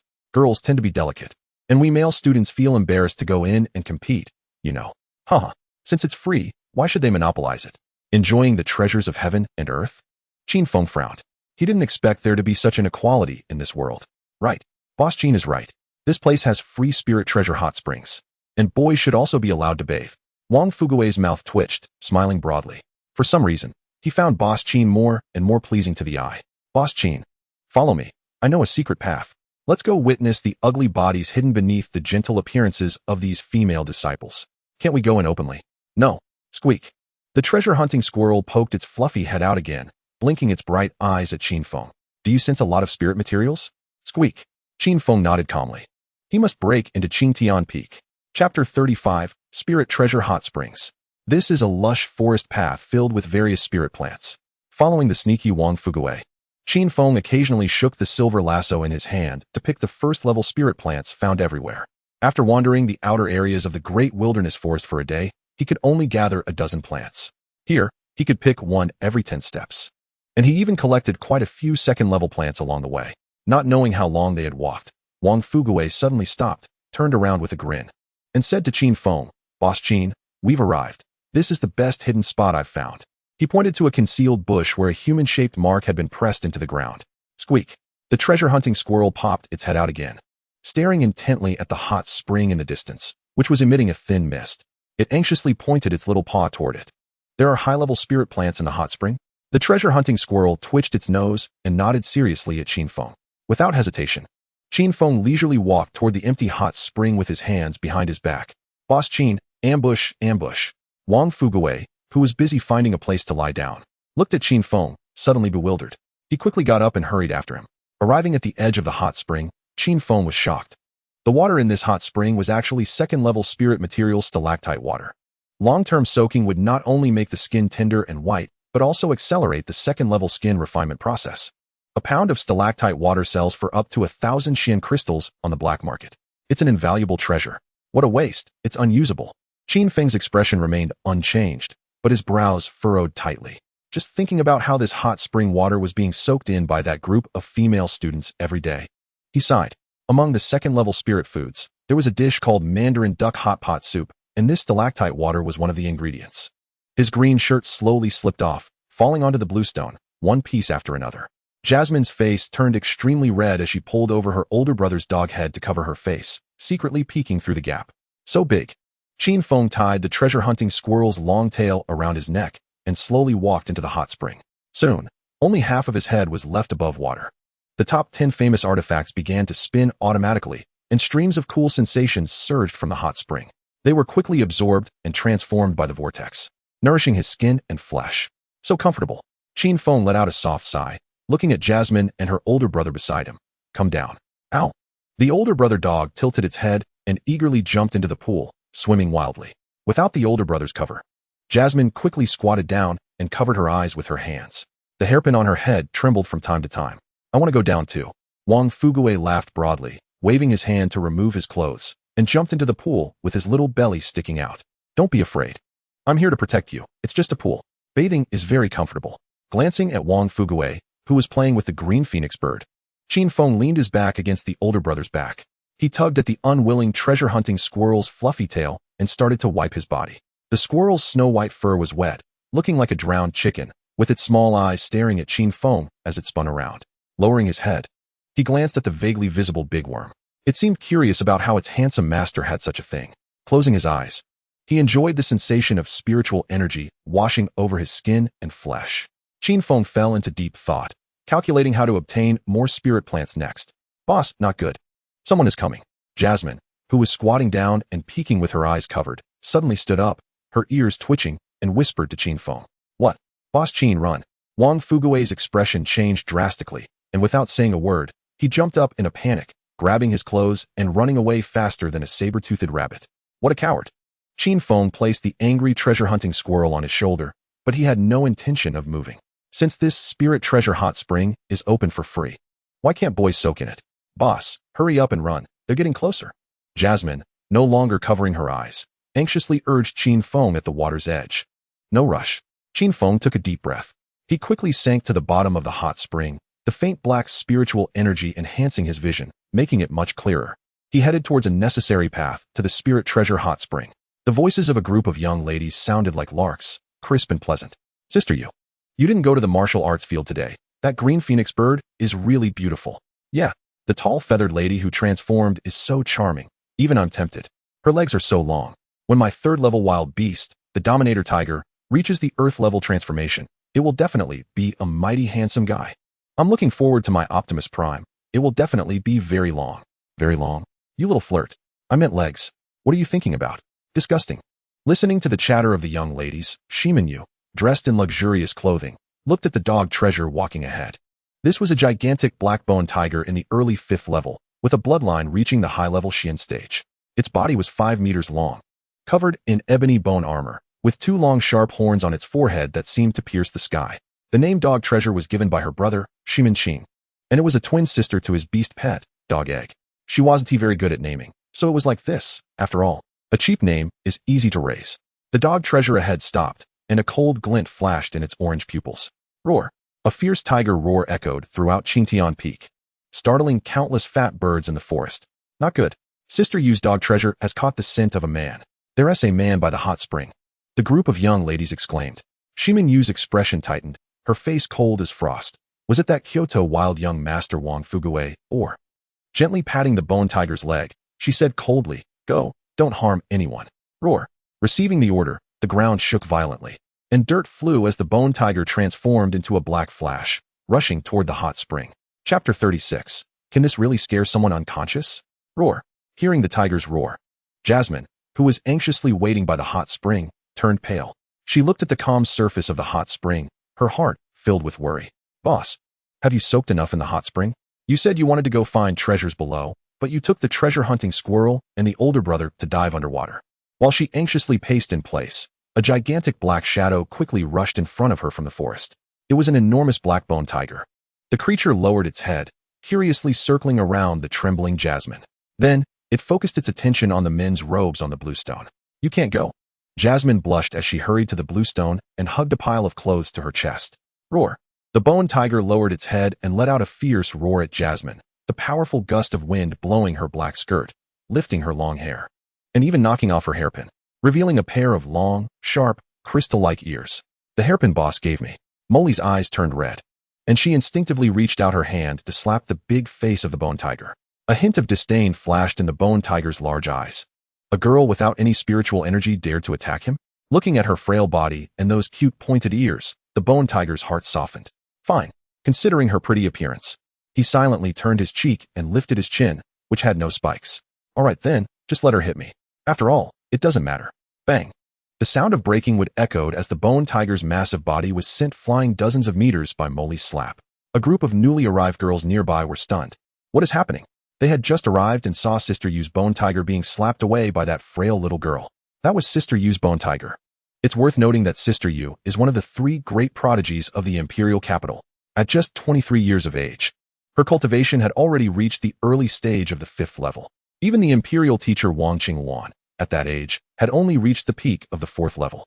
Sister Yu's talent had shocked the entire imperial capital at the time. Even the imperial teacher personally gave her gifts. And as her beast pet, the bone tiger's strength was beyond doubt. Yet here it was, being slapped away by a young girl. The group of girls turned to look at the side where Shimin Yu, dressed in black finery, stood, glancing at the bone tiger, who was slowly getting up and shaking its head. Shimin Yu's expression turned serious as she looked at Molly, who was at a loss not far away. Unexpectedly, there was such a figure in the imperial capital, a formidable opponent. A spark of battle intent appeared in her eyes. The silver hairpin on her head began to sway, producing a crisp silver bell sound. Stepping forward, she slowly approached Molly. With each step, a faint blood-colored mist spread from her body. In an instant, a 10-meter-tall, blood-colored armored shadow condensed behind her. However, this shadow appeared somewhat unstable. 5th-level blood refinement realm, condensing all of its essence blood to create an external clone. State your name, and let's have a match. Shimin Yu stopped, squinting her pink eyes as she assessed Molly, her crystalline lips parting. Have a match. Molly's body trembled slightly. She couldn't help but look up at the blood-colored armored giant behind Shimin Yu. I can't fight. My boss can fight. When he comes up, will you fight him? You can't fight? Shimin Yu furrowed her brows, wondering if this girl was teasing her. She had just slapped away a 5th-level early-stage bone tiger. And she still said she couldn't fight? No, I came here to find a man. Shimin Yu's hairpin gently swayed as she suddenly remembered her purpose for coming. Your boss is a man. Shimin Yu's attention focused on the male azure shirt in Molly's arms. Then her expression changed, and a sense of despair rose from within. Her delicate body trembled violently. Even the blood-colored shadow behind her shook. How could they, as female disciples, bathe in a place that was sacred and inviolable, only to be recklessly enjoyed by a man? Make way. All right. Hearing the cold female voice, Molly wisely made way. She couldn't fight and couldn't stop it. There was no other way. She could only pray that Qin Feng wouldn't get into trouble. After all, she had heard from Grandfather Wang on the Qingwan Phoenix that fighting without permission at the War King Academy could lead to expulsion. Fighting requires both parties' consent. And then they compete at the martial arts arena, at the bottom of the hot spring. Chirp chirp, glub glub. The treasure-seeking squirrel hurriedly covered its swollen cheek with one hand and pointed with the other. A woo. Big Brother Dog quickly closed his mouth and swam quickly in the direction indicated, forgetting that they were underwater. After swimming for a while, 3 glowing blue lotuses were gently swaying. Looking at the 3 lotuses, Qin Feng narrowed his eyes and a smile appeared at the corner of his mouth. 4th-level essence plant. Stalactite lotus. If placed in clear water overnight, it can produce 2nd-level stalactite water, which is the hot spring. Climbing down from Big Brother's back, Qin Feng took out a piece of celadon from his storage ring. 4th-level stalactite lotus is extremely precious. It's like a hen that lays golden eggs. According to the Wild Beast Encyclopedia given by Grandfather Wang, harvesting it is also very strict, adhering to the principle of 3 shallow and 1 deep. The roots of the stalactite lotus are very fragile. Too much force will damage them. If the roots are broken, the lotus cannot survive, requiring someone with extremely rich experience. Quickly reaching the 4th-level stalactite lotus, a faint black spiritual energy quickly attached to the celadon. Qin Feng focused intently on a lotus that was swaying its arm-like stem towards him. Even underwater, its faint fragrance seemed to permeate through his skin and reach his nostrils. He bent down, slowly inserting the hard celadon into the soft ground at the root position. Following the principle of 3 shallow and 1 deep, he shook it quickly. 1 minute passed. Delicate beads of sweat dripped from Qin Feng's forehead, rapidly dispersing into the water. Even though he was a chef with high skill, facing a spirit plant that could produce golden eggs, he still couldn't help but make a mistake. His hand trembled. He applied too much force, and the plant's juice gushed out from its roots. The once vibrant lotus dried up at a visible speed. This 4th-level stalactite lotus was ruined. A hint of disappointment flashed in his eyes. Without hesitation, Qin Feng quickly swam toward another one. Having learned from his previous failure, this time it was much easier. In less than a minute, this lotus was successfully detached along with its pure white roots and stored in his ring. Qin Feng made a gesture to Big Brother, who was rolling his eyes beside him. The other understood and came over to carry Qin Feng on his back, quickly speeding upwards like a deep-sea crocodile. Chirp! Bubbles erupted from the treasure-seeking squirrel's mouth, and its small black eyes were filled with pain. Glancing at the little creature, Qin Feng pinched its neck and disdainfully kissed it, transferring some air to it. They separated in an instant. Qin Feng glared at the treasure-seeking squirrel, which had once again covered its mouth with its small hand. He felt a wave of nausea. But then he thought of those who had kissed their cats and dogs in his previous life, and felt relieved. The center of the hot spring was only about 5 meters deep. In just a few seconds, the droplets of water sparkled brilliantly under the sunlight. The air turned silent. Shiminyu stared blankly at the man who emerged from the bottom of the water, standing in front of her. The man was handsome, with deep, dark eyes and a clean, dazzling collarbone. Looking down, Shiminyu trembled violently, her long, delicate legs shaking like a sieve. You, staring blankly at Qin Feng. She moved her crystalline lips as if wanting to say something. Haven't seen before? Qin Feng raised an eyebrow and said flatly. Shiminyu felt a darkness before her eyes. What did she see? A big bug. A very big, chirpy bird. For someone inexperienced like her, it was simply the end of the world. This man actually went to soak in the hot spring without wearing any shorts. Is it big? Hearing the shamelessly bland voice from the other party, Shiminyu felt a wave of dizziness in her head. Her body swayed unsteadily, and with her eyes closing, she was about to fall to the ground. But Qin Feng caught her. A 5th-level early-stage expert, Shiminyu, fainted from the close contact. Indeed, is it that big? This can scare someone faint? What an ignorant girl. Qin Feng let out a disdainful snort. That terrifying scene left an indelible impression on these naive girls. They would probably never forget it in their lives. The man is a new student who just reported today. He is particularly close to Wang Fugui. I remember now. Beast. He dares to come to Qingtian Peak to do this on the first day? More disgusting than Wang Fugui. Pervert. Sex fiend. Trash from the sewer. Oh no, he wouldn't do anything to the unconscious sister you, would he? Looking at a group of girls with flushed faces covering their eyes, Qin Feng raised the corners of his mouth. He slowly spoke. So, you all think I would do something bad to this girl? Lowering his head, he pinched the white chin of the unconscious girl in his arms, squinting his eyes to examine her for a moment. She is quite attractive, but she has a bit of a weak constitution. She could faint at the sight of a bird. Chapter 37. Causing trouble? Taking the clothes handed to him by the blushing Jasmine, Qin Feng slowly put them on. A loud cry of a maple bird rang out, and looking up, he saw blue light quickly descending from the sky. It was none other than Eunuch Wang and his bird. Oh my, I said, Boss Qin. You sure have caused quite a stir on your first day. Eunuch Wang's figure slowly approached, accompanied by the long-legged Yui's sister. The other party obediently wrapped her arms tightly around Eunuch Wang's arm. A few bright feathers on her head swayed shyly, and a pair of phoenix eyes occasionally peeked at Eunuch Wang. Adjusting his green shirt, Qin Feng quickly took a handkerchief to wipe the moisture off the treasure-seeking squirrel, then tossed it over his shoulder. Next, your personal disciple token. Eunuch Wang smiled as he took out a black token from his storage ring and tossed it to Qin Feng. Personal disciple? Whose personal disciple am I? Yours? Qin Feng's mouth twitched. Not mine. What? You want to take advantage of us? Your master is someone else. Just look at the characters on the token, and you'll know. Eunuch Wang narrowed his long eyes, nonchalantly observing Qin Feng and the fallen Shiminyu on the ground. He smirked as if he had discovered something amusing. You? My future masteress last name is you? Exactly. She is a young powerhouse in today's imperial capital, with talent even stronger than ours back in the day. Although, I was young and foolish, basically didn't cultivate much. Eunuch Wang said lightly. He took out an exquisite hairpin from his storage ring and elegantly inserted it into the hair of the bashful Yui's sister. Pop. Quickly pecking a kiss on Eunuch Wang's face, the Yui's sister shyly lowered her head, a warm blush rising on her forehead. She tightened her arms around him even more. I thought it was you, Eunuch Wang. I am the master of the Sleeping Phoenix, not a teacher from the War King Academy. Hurry and help your future master up. Eunuch Wang shot Qin Feng a glare and playfully pointed at Shiminyu on the ground. Upon hearing this, everyone present was stunned, especially the group of female disciples. Their mouths dropped open wide enough to fit a duck egg. What does this mean? Qin Feng's face sank as he looked at the fallen Shiminyu, his gaze becoming erratic. This delicate girl, who even fears birds, is my future master? A renowned genius in the imperial capital? Are you kidding me? Shouldn't a genius be a rough man with a hearty smile, white teeth, skilled with weapons, and muscular? What is the point?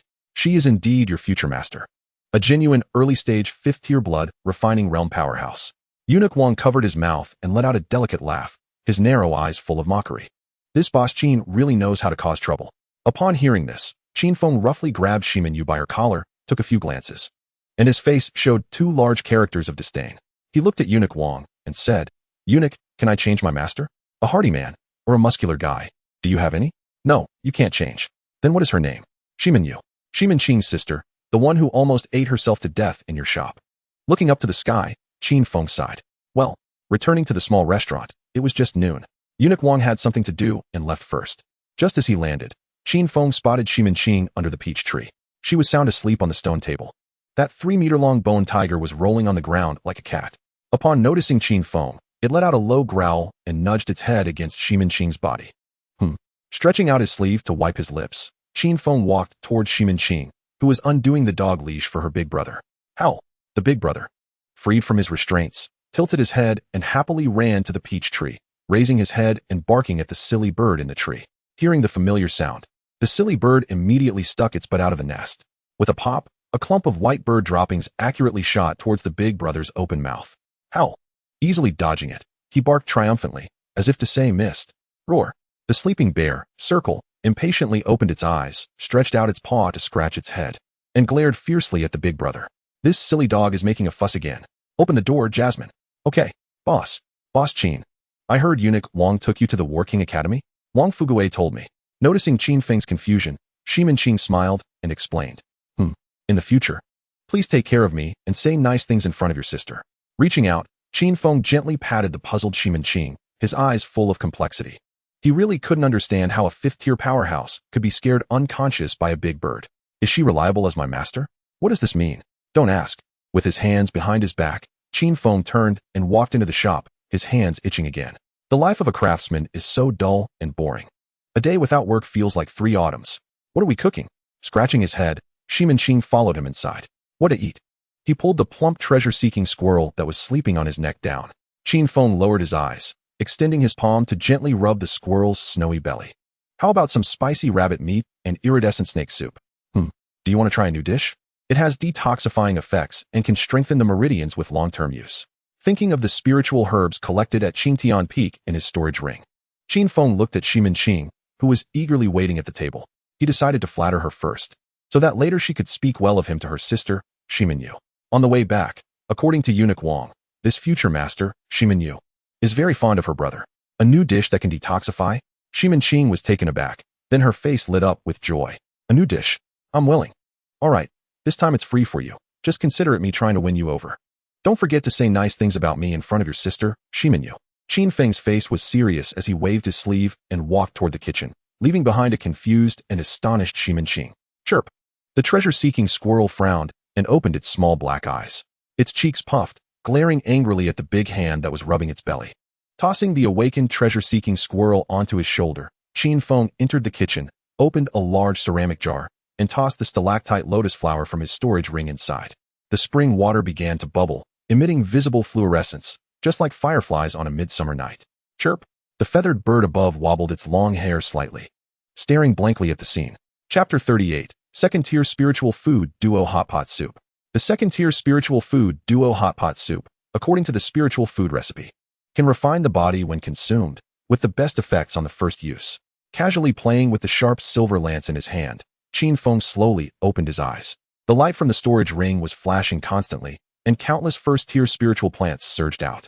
The Duo Hot Pot Soup used as many as 50 first-tier spiritual plants, especially with 10 first-tier Sichuan peppers. A faint black aura surrounded his eyes, and the patterns of the spiritual plants on the cutting board were clearly visible. Qin Feng's silver knife sliced through the air, creating streaks of silver light, and in just a few seconds, he had finished processing. He took out a handkerchief and slowly wiped the spirit juice off the silver knife, before continuing to take out second-tier ingredients. Compared to the 50 first-tier spiritual plants, the amount needed for second-tier plants was much less, around 10. The main ingredient for the Mandarin duck hot pot soup was still the stalactite water brewed from stalactite lotus flowers. He took out a shimmering silver vessel and strolled slowly to the water tank. In just a few minutes, the first-tier spring water had been completely soaked into second-tier stalactite water. The vessel was filled, and a faint glow filled the surface of the water. He tossed all the processed spiritual plants into soak. Qin Feng once again took out the blood and flesh of a third-tier wild beast, the unicorn-scaled python. The most important part of the Mandarin duck hot pot soup was the broth, followed by the quality of the meat. The higher the meat quality, the stronger the effect. He took out a cloth to clean the blood and flesh of the unicorn-scaled python, his eyes narrowing slightly. The silver knife moved quickly over the translucent snake meat, slicing it into pieces the thickness of orange peels. He lit the stove, and the orange-red flames rose, gradually warming the damp kitchen. He poured the second-tier stalactite water into the pot and observed carefully. The first bubble rose, and he quickly added the first-tier spiritual plant, prickly ash. The clear water quickly turned a light red, and the bubbles surged out like a volcanic eruption. The air was filled with a spicy and stimulating aroma. Time passed slowly. An indescribable fragrance permeated the kitchen, causing the firefly bird above to sniffle repeatedly. The color in the pot had turned into a dazzling scarlet, shimmering as if it were a precious ruby. As he tossed the second-tier ingredients into the pot, Qin Feng's expression became serious. The second-tier ingredients not only needed to be nurtured with spiritual energy, but also required precise control of the heat. At this stage, the mental control required was extremely high. Even someone skilled like him couldn't help but feel a bit nervous. Fortunately, everything went smoothly. When the last spiritual plant was tossed into the pot, the color changed to a sparkling rose red at a visible speed. The Mandarin duck hot pot soup base was complete. He covered the pot. The 10 famous vessels inside his body quickly spun, replenishing the consumed spiritual energy. Qin Feng's complexion gradually returned to a healthy red. Making this Mandarin duck hot pot soup base was dozens of times more difficult than making the iris snake soup, both in terms of ingredient selection and the intricate process. Holding the pot base, Qin Feng leisurely walked out of the kitchen toward the eagerly awaiting Shimenqing. What a strange fragrance. Shimenqing's nostrils flared. That numbing and spicy scent was like a hot foreign dancer.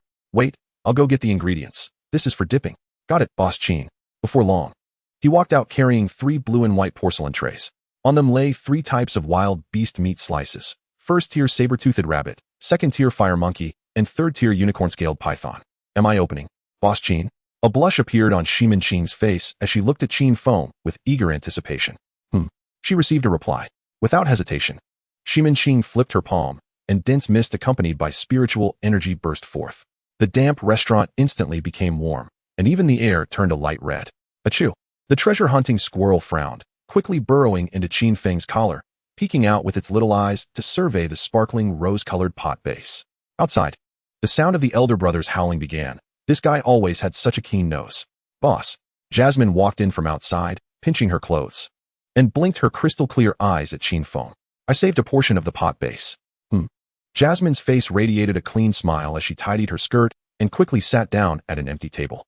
Shimenqing picked up a piece of light red meat and slowly placed it into the pot.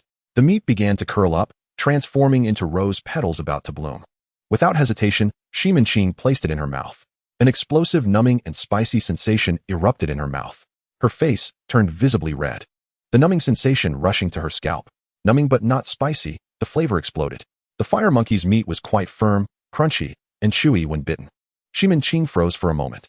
Her body trembled violently, and just as Qin Feng was worried something might happen to her, the next moment, she turned into a relentless eating machine, moving so fast that Qin Feng could hardly keep up. Boss, I want more. She swallowed hard and tightly stared at Qin Feng, who was observing Shimenqing eating. Just a moment. Qin Feng walked back into the kitchen with his hands behind his back. When he came out, he was carrying the pot base and several stacked ceramic trays. Try this. He arranged the trays one by one and handed the bowls and chopsticks to Jasmine. Can ordinary vegetables be dipped? Yes, try it. Jasmine picked up a piece of emerald green vegetable leaf and placed it into the pot, mimicking Shimenqing's actions as she took it out and placed it on her lips. Boss, it's delicious. The ordinary vegetables dipped in the soup are crisp and refreshing, with a unique fragrant sweetness amidst the numbing spiciness. Jasmine's eyes narrowed into crescent shapes, her pretty face flushed with a charming blush. Boss, as expected of you. Always able to make such delicious things. Try this meat. Jasmine picked up a piece of glistening white snake meat and placed it into the pot, her whole body trembling with excitement. Her hairpin fell off, revealing her pair of long, translucent ears turning rosy. She quickly reached up to cover her small, rosy lips.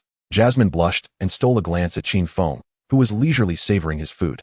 She let out a sigh of relief. Boss, I'm glad you didn't hear that. This Mandarin duck hot pot soup is so delicious. The snake meat melted in her mouth, spicy and sweet, sliding down her throat into her stomach. The scorching heat quickly spread to her limbs. It felt as if countless warm little mouths were kissing every inch of her glistening skin. It was an annoying feeling, yet so comfortable. Unconsciously, Jasmine tightly closed her long, jade-like legs, her eyes starting to become dazed. Chapter 39, Walking the Bird. Boss, this is amazing. It's nothing. Jasmine lowered her head, completely turning into an eating machine. In just a few minutes, the ingredients on her tray had disappeared without a trace. Boss, I want more. Can you give me some? What do you want? I want the ingredients in front of you. Jasmine raised her head. Her long, rosy ears shook rapidly as she looked at Qin Feng with eager eyes, staring at the stack of trays in front of her. How can you eat so much? Looking at the blushing girl in front of him, Qin Feng frowned. He really couldn't understand how her slender body could handle such a quantity of food. Boss, are you unwilling to give me some? Jasmine lowered her eyes, a hint of disappointment flashing in them. Indeed, it seemed that she was, as the boss said, a bit too capable of eating. Take it. Qin Feng slowly placed a large stack of ingredients in front of her. Thank you, boss. Jasmine looked at the processed ingredients in front of her with surprise, somewhat at a loss as she stared at Qin Feng, who was taking out monkey wine from his storage ring. Eat up. I can still afford to keep you. Oh. Qin Feng picked up the wine dish and took a small sip. The faintly sweet and refreshing taste flowed down his throat like summer cola. Is this the effect of the cleansing marrow?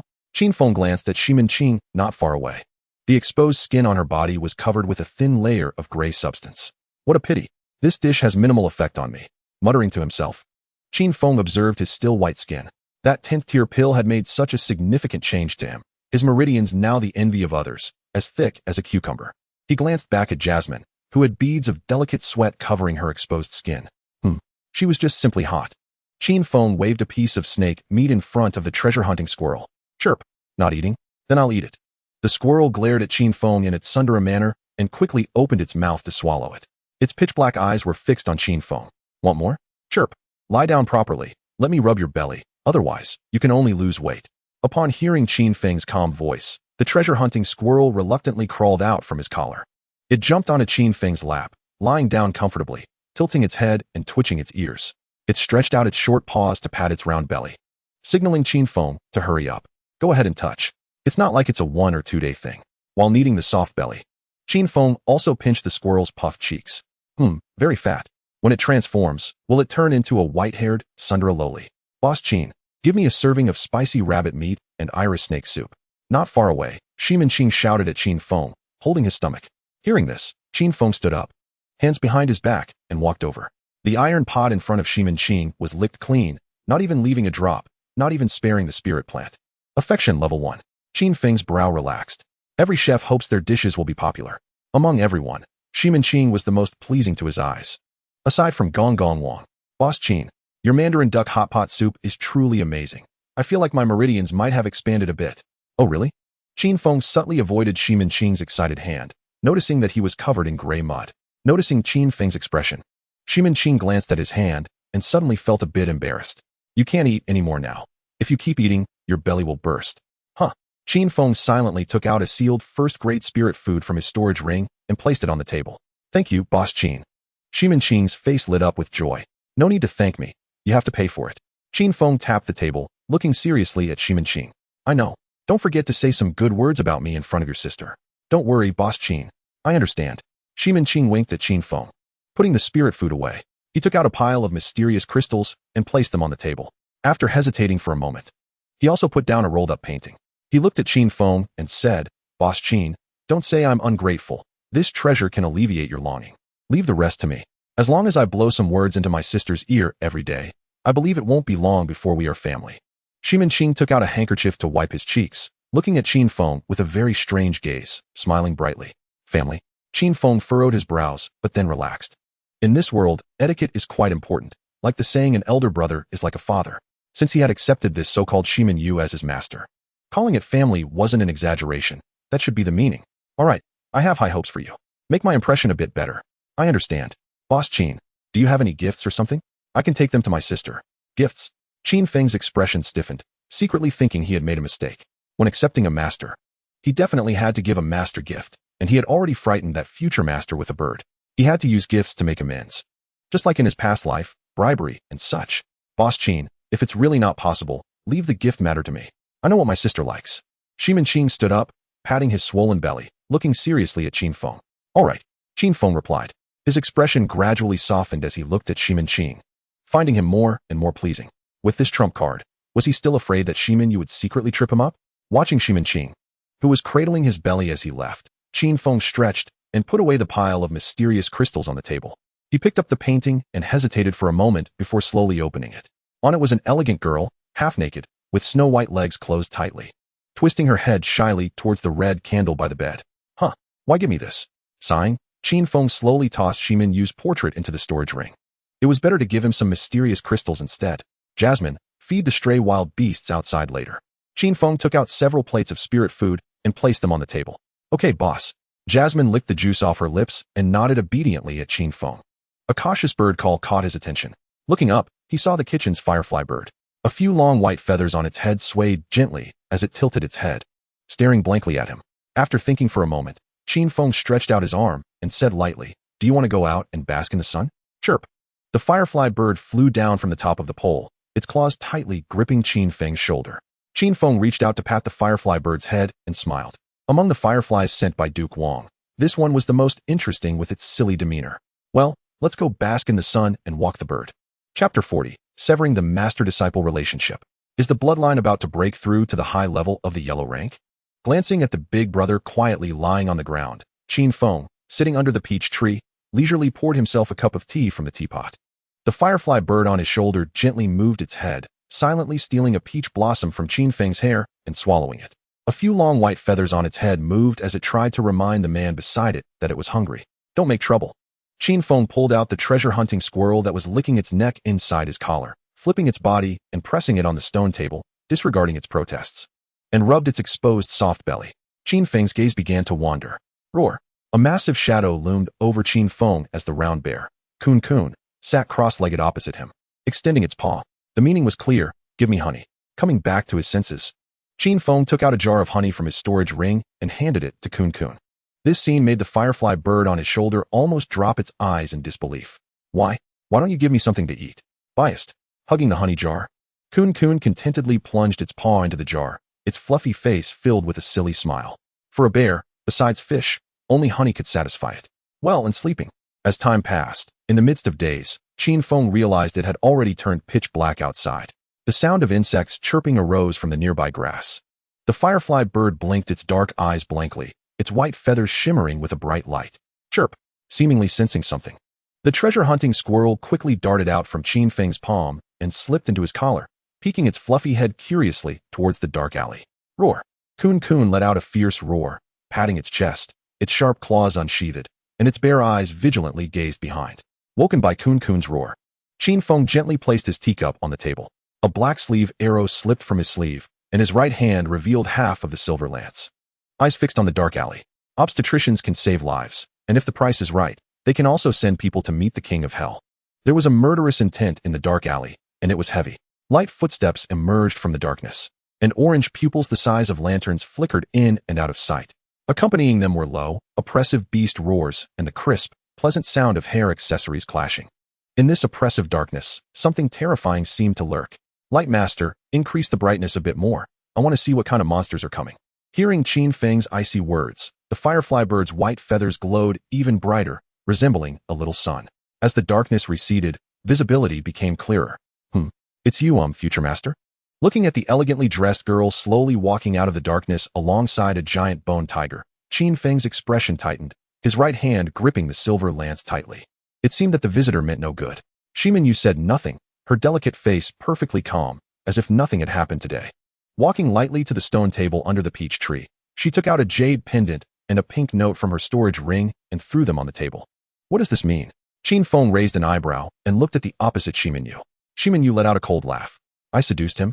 Hearing the other party's indifferent voice, Qin Feng reached out and picked up the pink note and jade pendant from the table. With the light of the firefly lamp, he roughly understood that the note expressed feelings of love at first sight, asking if they could start a relationship and set a date for engagement. The words were so straightforward and bold that his old face flushed slightly. Looking again at the bottom right corner where the author was signed, the two big characters, Shimin Qing, stood out. Remembering Shimin Qing's strange smile and words from earlier in the day, Qin Feng couldn't help but twitch his mouth. Did Shimin Qing misunderstand something? Watching Qin Feng's complexion shift between green and white, a hint of disgust appeared in Shimin Yu's eyes. Although he was handsome and dashing, who would have thought he was a lecherous man like Wang Fuguei? Recalling the scene from the morning, the tall little mushroom fairy under the sunlight, and the man's shameless teasing, she felt a wave of nausea. Especially the words of her female disciples when she woke up made her feel utterly despairing. She actually had to take such a refined scoundrel, who dared to barge into Qingtian Peak on the first day, as her direct disciple, and it was the Academy's order? Thinking of this, her expression gradually turned cold as she faintly spoke to Qin Feng. You might as well give up. Even if I marry a chicken or a dog, I won't marry a scoundrel like you. Tomorrow at the morning ceremony, I will find a way to sever our master-disciple relationship. I advise you to behave yourself. Jumping onto the giant bone tiger, Shimin-Yu glanced down at Qin Feng from a height. The bone tiger's skeletal body trembled rapidly and turned into a black light, disappearing into the darkness, coming and going in a hurry, like a shooting star, coming back to her senses. Smelling the rich and fresh fragrance of a maiden in the air, Qin Feng narrowed his eyes. Was he rejected? Interesting. No interest, yet he was drawn to interest. Tomorrow she would publicly sever their master-disciple relationship? This grudge was noted, although most of the reason was on his side. With a light laugh, Qin Feng stood up and patted the hem of his green robe.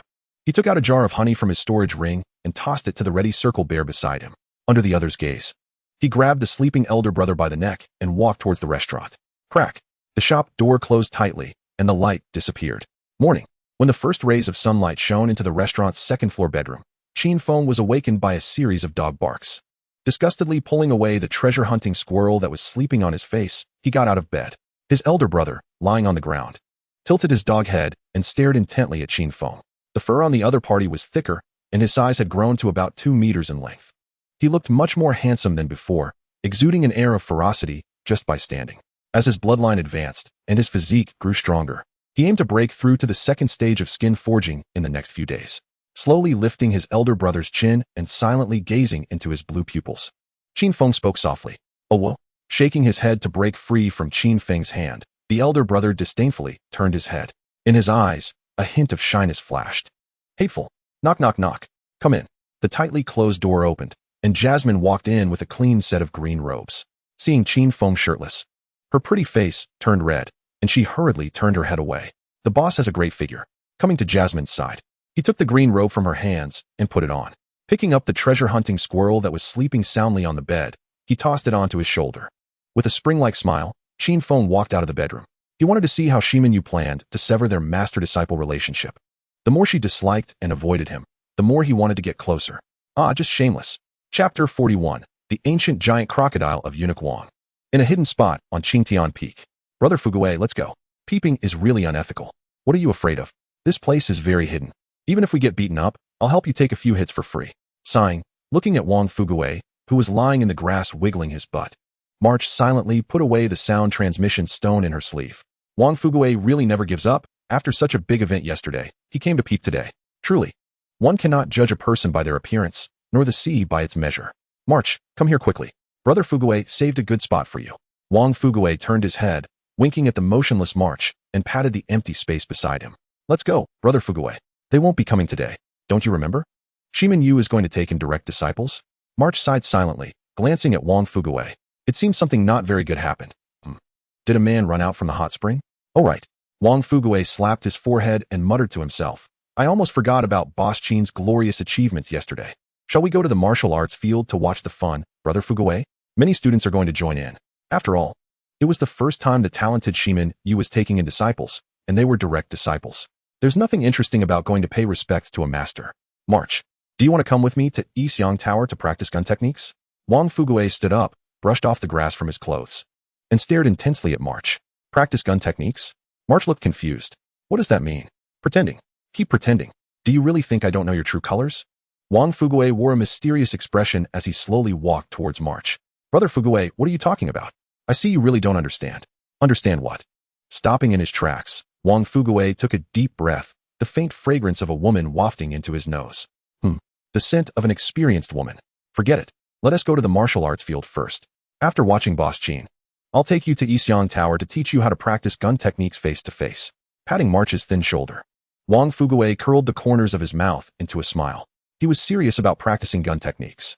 Arriving at the martial arts field, it was already filled with a crowd of disciples, both male and female. In the central area, 3 of the oldest mentors from the Battle King Academy were present, each at the peak of the 7th stage. Why hasn't Qin Feng arrived yet? One mentor frowned, looking at Shimin-Yu, who was hanging her head. She shook her head, indicating she didn't know. No rush. Lord Wang is bringing Qin Feng here. Another white-haired female mentor put away her communication stone. Just then, the ground in the central area suddenly trembled, as if an earthquake had struck. The earth began to crack, and dirt flew everywhere. A gigantic golden-scaled claw suddenly emerged, glistening with a sharp and cold light under the sunlight, followed by a terrifying crocodile, head covered in backward-facing spikes.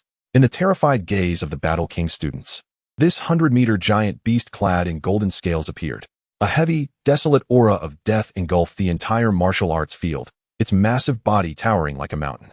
The contracted ancient beasts of a group of students obediently lowered their heads, gazing at the terrifying scaled beast with reverence. It's the mid-stage ancient crocodile of the Imperial Master. Its bloodline level is peak Earth grade. An excited voice suddenly broke the silence of the martial arts field. Instantly, the martial arts field began to stir, roar, listening to the noisy sounds around him. The ancient crocodile's eyes flashed with a cold light as it slowly raised its head and opened its giant mouth to roar at the sky. A wave of air rapidly spread out in ripples, shaking the heavens. Countless birds fell to the ground, and even the clouds in the sky were scattered by this roar. All the ancient beasts in the streets and alleys of the imperial capital trembled in fear. The students present quickly covered their ears, their faces showing signs of pain. Wang Fugui, with his long robes billowing, stood with his hands behind his back, unperturbed as he gazed at the ancient crocodile. Even though he was shaken to the point of bleeding from all 7 orifices, he still had to keep up the act. Being a clear, melodious bird call echoed from the sky, and a giant Qingyuan phoenix was already circling in the air. It was the mid-stage 8th-ranked Qingyuan phoenix of the Imperial Master, a high-level Earth-rank bloodline. Wang Fugui squeezed his throat and shouted again. The surroundings erupted once more.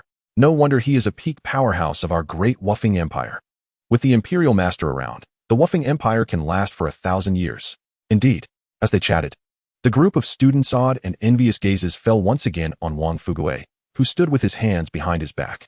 Wang Fugui silently took out a handkerchief to wipe the blood from his face and quickly tossed it into his storage ring. His image must not be ruined. Ying. Don't worry, Ying. As long as you stick with Brother Fugui, you'll eventually be able to become like that. Glancing at the adoring Ying on his shoulder, Wang Fugui smiled. Ying, just so you know, when you reach the Earth rank transformation, Brother Fugui will teach you how to enjoy life. Ying. The Qingyuan phoenix tilted its head, looking at Wang Fugui innocently, not understanding what he meant. You'll understand when you transform. Wang Fugui smirked, thinking of his second uncle's Qingyuan phoenix transformation into a majestic lady. He reached out to pat Ying's head on his shoulder. Qin Feng jumped down from the back of the Qingyuan phoenix. The treasure-hunting squirrel on his shoulder quickly wrapped its tail around his neck to prevent being blown away. After patting the blue robe on his body, Qin Feng looked up at the ancient giant crocodile beside him, his eyes filled with astonishment. It was truly enormous. Those sharp fangs could probably crush a small hill into pieces. Chapter 42, The Straight Long Stick. Greetings, 3 seniors. Not bad. Where's the Imperial Master? He didn't come? One of the white-haired female mentors couldn't help but gaze at Qin Feng and ask gently. Senior Xingyue. The eunuch had something to attend to and couldn't come. You know my title? The eunuch told me. So that's how it is, he introduced me to you. Looking at the blush appearing on the face of the female mentor Xingyue, Qin Feng's mouth twitched. It seemed he had learned something again. Ahem. A middle-aged mentor cleared his throat and said to Qin Feng, without further delay, the apprenticeship ceremony is about to begin. Wait. The silent Shiman Yu suddenly spoke up. The 3 mentors frowned and looked at her with puzzled expressions. I don't want to take him as a disciple. The entire venue fell silent, and all eyes turned to the slender girl. Reason? I just find him displeasing. Could the 3 mentors please test his qualifications? Yes, test his qualifications. The group of students below immediately began to stir, especially a group of female disciples. Shiman Yu provocatively smiled at Qin Feng, then took out a piece of stalactite used for testing qualifications from her storage ring. This. The white-haired female, mentor Xingyue, couldn't help but look at the calm-faced Qin Feng. He appeared older than Shiman Yu, yet his strength was only at the 2nd rank. Wang Qingyuan personally registered him yesterday, but did not provide detailed information about his qualifications. What if his qualifications were very poor? That would not only embarrass him, but also damage the Imperial Master's reputation. Thinking this, she stepped down from the stage and gently approached Shiman Yu. Mentor Xingyue, I have made my decision. Please allow me to test my future disciple's qualifications. Avoiding the delicate hand that was about to land on her shoulder, Shiman Yu lowered her eyes and said calmly, You. The expression on Mentor Xingyue's face instantly became somewhat unpleasant. Did Shiman Yu not understand the gravity of the situation? The Imperial Master represented the entire Wufeng Empire. If his reputation was tarnished, it would be a blow to the Empire's face. How about we let Qin Feng test it? The middle-aged mentor in the audience glanced at Xing Yue's back with a complex expression, a hint of hidden feelings flashing in his eyes, then spoke up. Let him test. The War King Academy does not accept mediocre talent. Let him test. The Imperial Master wouldn't take in a mediocre talent. The last and most senior mentor glanced at the ancient giant crocodile and the Qinghuan phoenix in the air, and he sighed. Qin Feng, who was mindlessly playing with the treasure-hunting squirrel's belly, smiled. To be honest, he was also quite curious about how his qualifications were now. 10th grade pills are not so easily digested. According to what Eunuch Wang said, this pill would subtly change his qualifications every day. As for what the limit was, he didn't know. Approaching Shiminyu, Qin Feng reached out to take the stalactite from her hand and quickly pinched her soft palm when she wasn't paying attention. Huh. Shiminyu's face turned cold, a faint killing intent radiating from her. Do you want to make a bet with me? What kind of bet? Shiminyu, wiping her hands with a handkerchief, narrowed her eyes at Qin Feng. Bet that my talent will be recognized by everyone present. Are you in? The murmurs gradually faded away. Upon hearing Qin Feng's voice, Shiminyu smiled brightly, the accessories on her head clinking and producing a clear, pleasant sound. The students in the crowd were immediately stunned. Even the three mentors were surprised. Dare to bet? Qin Feng's mouth curled into a smirk. Bet, what's the stake? You want to play with stakes? Looking at the girl before him, Qin Feng's eyes narrowed into a dangerous arc. You don't dare? But, Qin Feng, if you lose the bet, I want you to admit in front of everyone that you are unworthy to be my disciple, Shiminyu, and withdraw from the War King Academy. No way. The three mentors' pupils constricted sharply. Wasn't this slapping the Imperial Master's face? Let's bet. Then I should state my stake. I haven't touched a woman in over a month. If I win, you, Shiminyu, will have to lie naked in my bed tonight. Don't you dislike me? Then let's have some close physical contact. Shameless. Upon hearing Qin Feng's words, Shiminyu's delicate face turned pale, her frail body trembling violently, like a fragile little tree in a storm. Pervert. Just like Wang Fugue. A vile creature. Sister you can't agree to him. Goddess you. No. Ying. Beasts. Maggots in the sewers. Awesome. Below. Wang Fugue revealed his big front teeth and gave a thumbs up, while several male disciples glared at him in anger, then fell silent. Hearing the curses from below, Qin Feng's mouth curled into a smile. He hadn't originally intended to raise the stakes. What's wrong? Afraid to agree? A girl scared silly by a bird? Losing only means losing a layer of membrane. You. Shiminyu gritted her silver teeth, her pretty face filled with shame and anger. What did he mean by losing a layer of membrane? So cowardly. I agree. Sister you. Why did you agree? It's fine. As long as we don't acknowledge his qualifications, how could he be better than Sister you? Exactly. Sister Yu's talent is recognized by the Imperial Master. It's even higher than Lu Qinche from the Lu family. Protect the membrane of Goddess Yu. The three mentors exchanged glances, helplessly shaking their heads. The tempers of today's youth are truly fiery. Yawning, Qin Feng tossed the stalactite in his hand and looked up at Mentor Xingyue above. Senior, do you have a larger one? Yes, there's a larger one not far from the training ground, where new students usually test their qualifications. Xingyue pointed to a location outside the crowd, where a huge white stalactite stood tall, 2 people high. Yours is too small, I want a bigger one. Glancing at Shiminyu's chest, Qin Feng chuckled lightly, waved his sleeve, and walked toward the giant stalactite.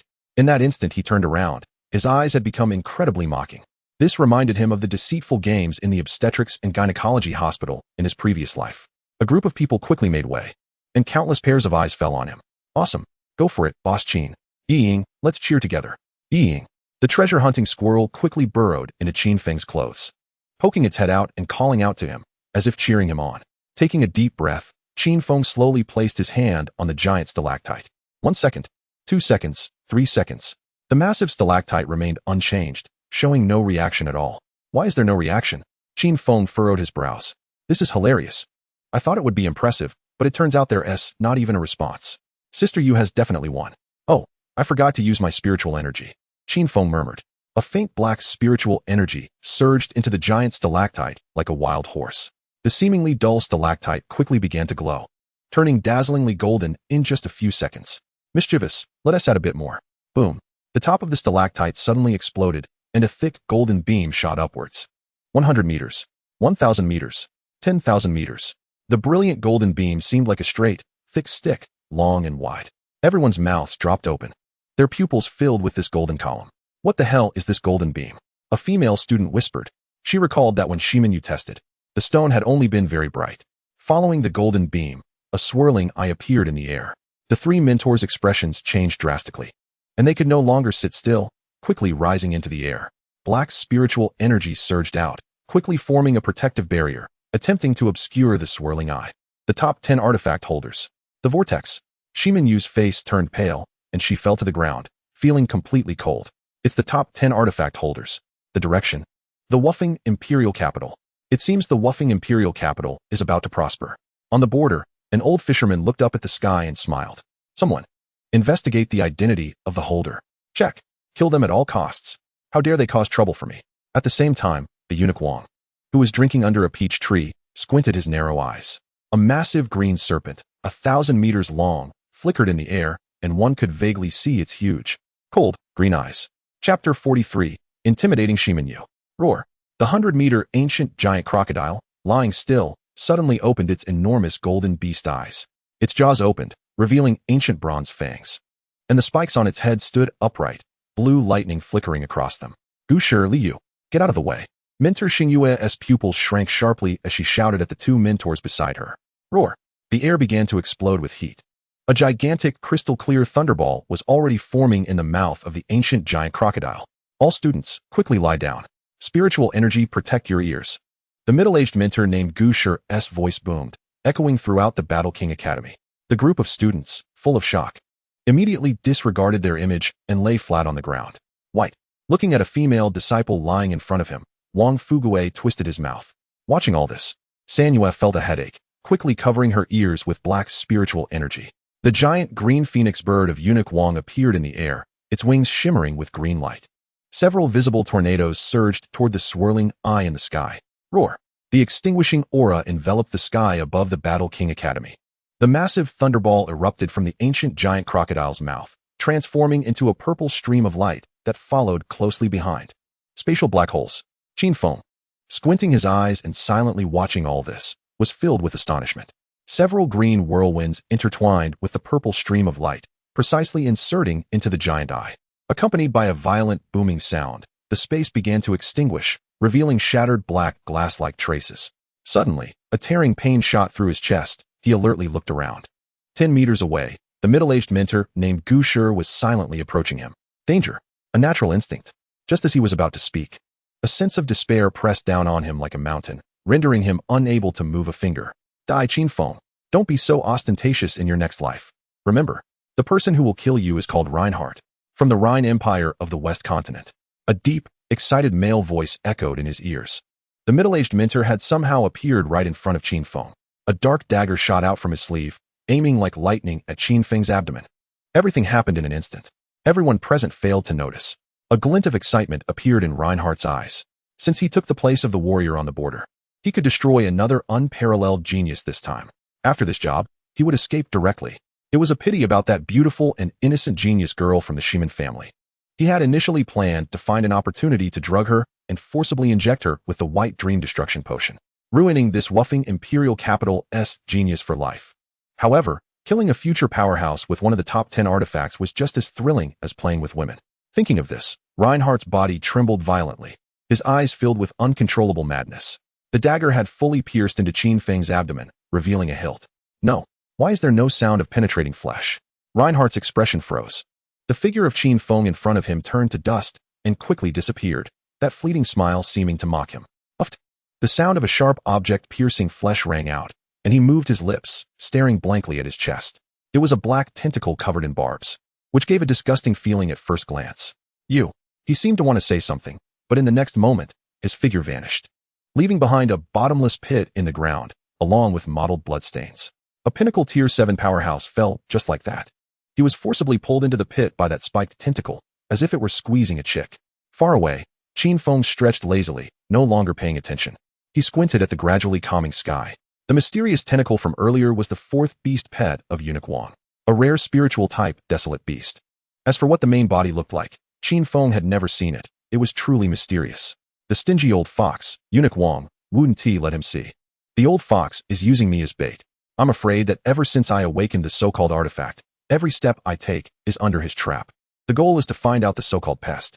Glancing at the pit, Qin Feng chuckled softly and leisurely walked towards Shimenyu, who was not far away. It's you. Releasing his grip, Shimenyu looked at Qin Feng with a complex expression, wanting to say something but stopping short. It's time to fulfill our agreement. Agreement. Shimin-Yu's pretty face turned pale, her body trembling violently, the hairpin on her head jingling. She looked in terror at what was beneath Qin Feng, recalling the bet between them. What? You still want to go back on your word in front of so many people? My good master. Quickly reaching out to wrap his arms around the girl's slender waist, Qin Feng smirked coldly. Let go of me. Shimin-Yu's face flushed, her body tense. Instinctively striking a palm towards the man's chest. Do you want to ruin the reputation of the Shimin family? Shimin-Yu's movements froze. The light in her eyes gradually fading, moving like a puppet. Gripping her delicate chin firmly, a dangerous glint flashed in Qin Feng's eyes. Taking advantage of her daze, he quickly kissed her enticing pink lips. Stimulated, Shimin-Yu's pupils shrank sharply, and she struggled hard to break free from the man's embrace. Ugh! Despicable and shameless. You beast! Looking at Shimin-Yu's small face filled with glistening tears and rage, Qin Feng licked his lips, which were bleeding from being bitten. Not bad, quite spicy, interesting. Come with me, save some energy for tonight's fun. I don't want to. Shimin-Yu's body trembled violently.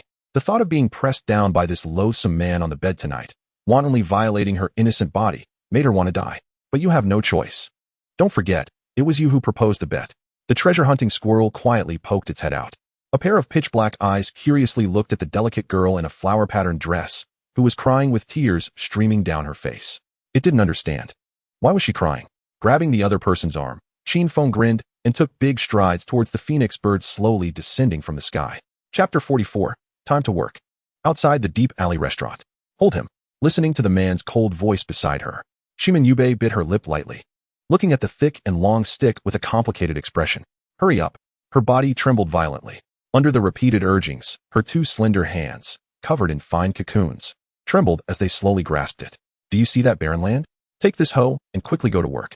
Qin Feng sat on a small stool, squinting his eyes and pointing towards the barren land not far from the peach tree.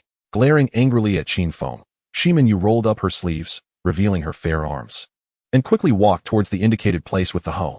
Eunuch Wang leisurely sipped his cup of tea and turned to Qin Feng beside him. How did you get Yubei here? She lost a bet. Glancing at the bloodstains on Eunuch Wang's clothes, Qin Feng said expressionlessly, young people really know how to play. Shaking his head, Eunuch Wang patted his neck, while three girls behind him obediently massaged his arms and legs. Roar. The round bear walked towards Qin Feng, extending its bare paw to point at Shimin-Yu. Its eyes filled with confusion. Today is a day off. Qin Feng silently took out a jar of honey from his storage ring and tossed it to the other party. Holding the honey jar, the round bear sat cross-legged on the ground, happily eating the honey. Squeak. Reaching out, he pinched the cheeks of the treasure-hunting squirrel peeking out from his clothes. Close your eyes. Leaning against the wooden doorframe, Qin Feng began to doze off. Boss, wake up. Don't get cold. Smelling the faint fragrance of jasmine in his nostrils, Qin Feng slowly opened his eyes. What came into view was Jasmine's worried face. Bent over at that moment. Glancing at the girl's chest, Qin Feng sighed. He couldn't see any cleavage at all. A gust of damp, cold wind blew in. Has the eunuch left? Yes. The eunuch has been gone for a long time. Meow meow. A group of stray wild beasts ran out from the distance and soon arrived at the restaurant's door, all raising their heads to look at Qin Feng. Come in. It's going to rain. Getting up and stretching, Qin Feng slowly walked into the house. It was time to prepare dinner.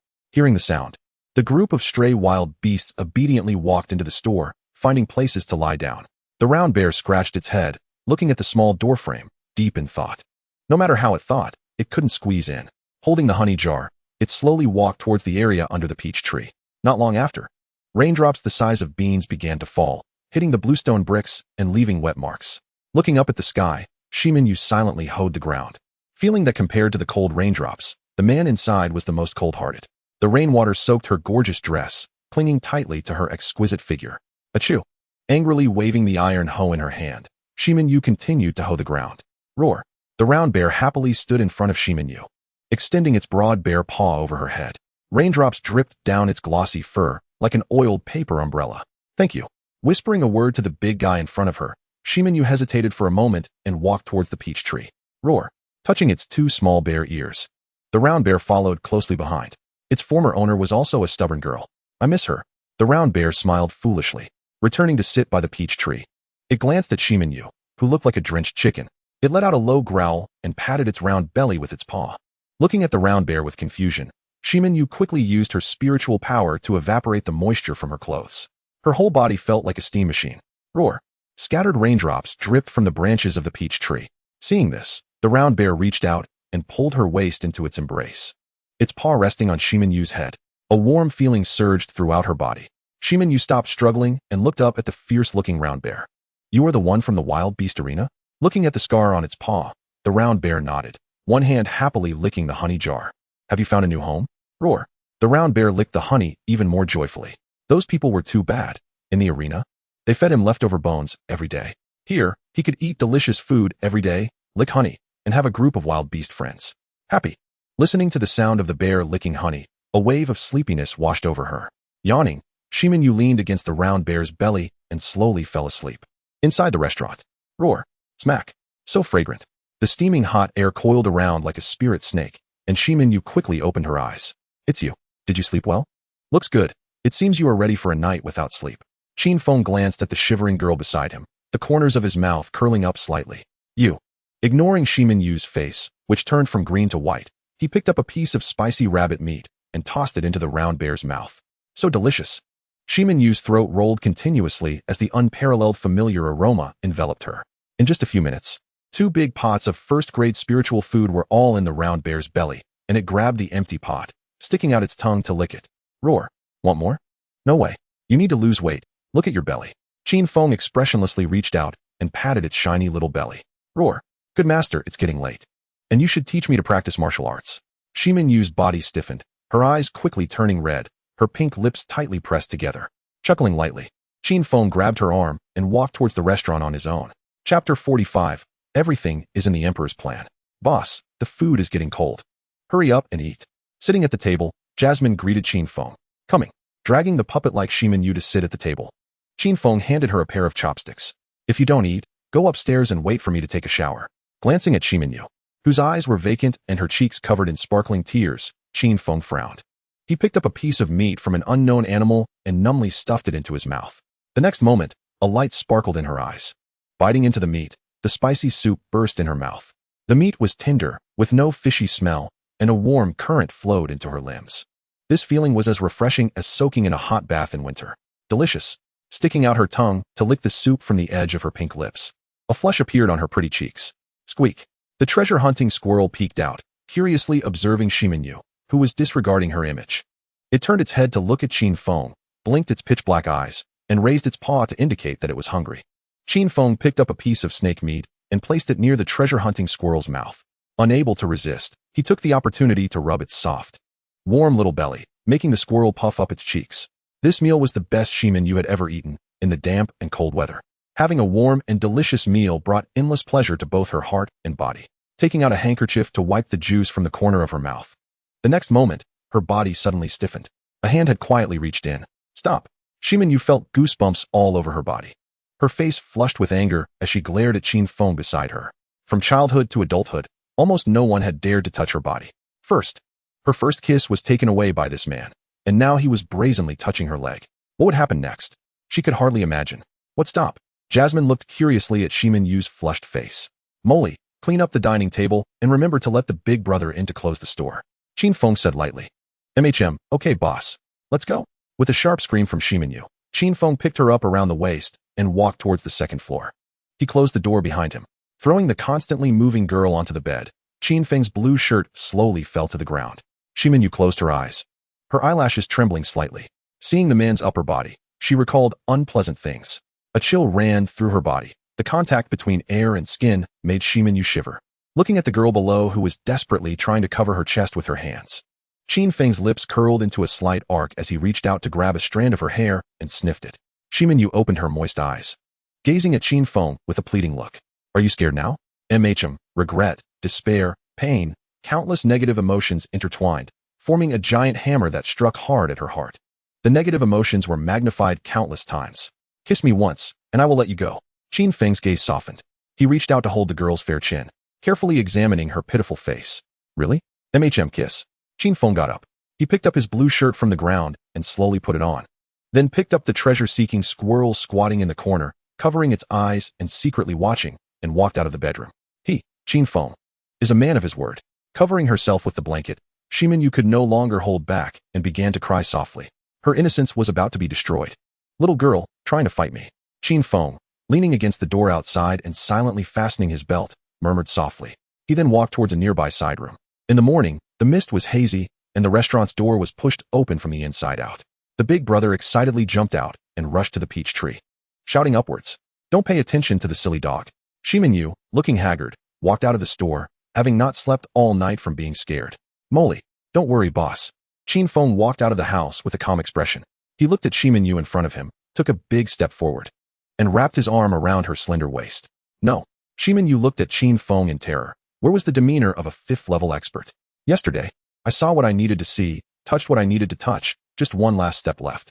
Hearing the man's indifferent voice, Shiminyu stopped struggling. Her eyes dimmed immensely. "Demon scum. A beast in human skin. Let's go. Take me to the Beast Technique Pavilion at the Academy." Lowering his head, he licked her crystal-like earlobe and whispered. Qin Feng picked her up around the waist and jumped onto the big brother. The Beast Technique Pavilion. A loft that stores beast techniques, the most attractive place in the War King Academy. Here, various grades of beast techniques are available. From the lowest yellow grade to the highest earth grade. It is said that the deepest level even has heaven grade. Observing the bustling loft, Qin Feng held the big brother with one hand and wrapped his other arm around the pale Shiminyu as they walked in. A group of students parted the way, silently watching the two. What a pity. Yeah, look at her usual proud appearance, and then look at her now, probably being bitch, sooner or later. Will become a broken shoe for 1,000 riders. Hearing the faint whispers around, Shiminyu revealed a sad smile. Even if she didn't lose her virginity, she would still be pointed at. Rumors disturb people's hearts. How did you cultivate your skills with such influences? Qin Feng said lightly to Shiminyu beside him. Squinting his eyes and searching the crowd, he walked towards a sweet-looking girl hiding in the crowd. He strode up to her and slapped her under the sweet face. She spoke the fiercest. "Hello, senior brother Qin." This female disciple dared not express her anger and lowered her eyes to greet Qin Feng.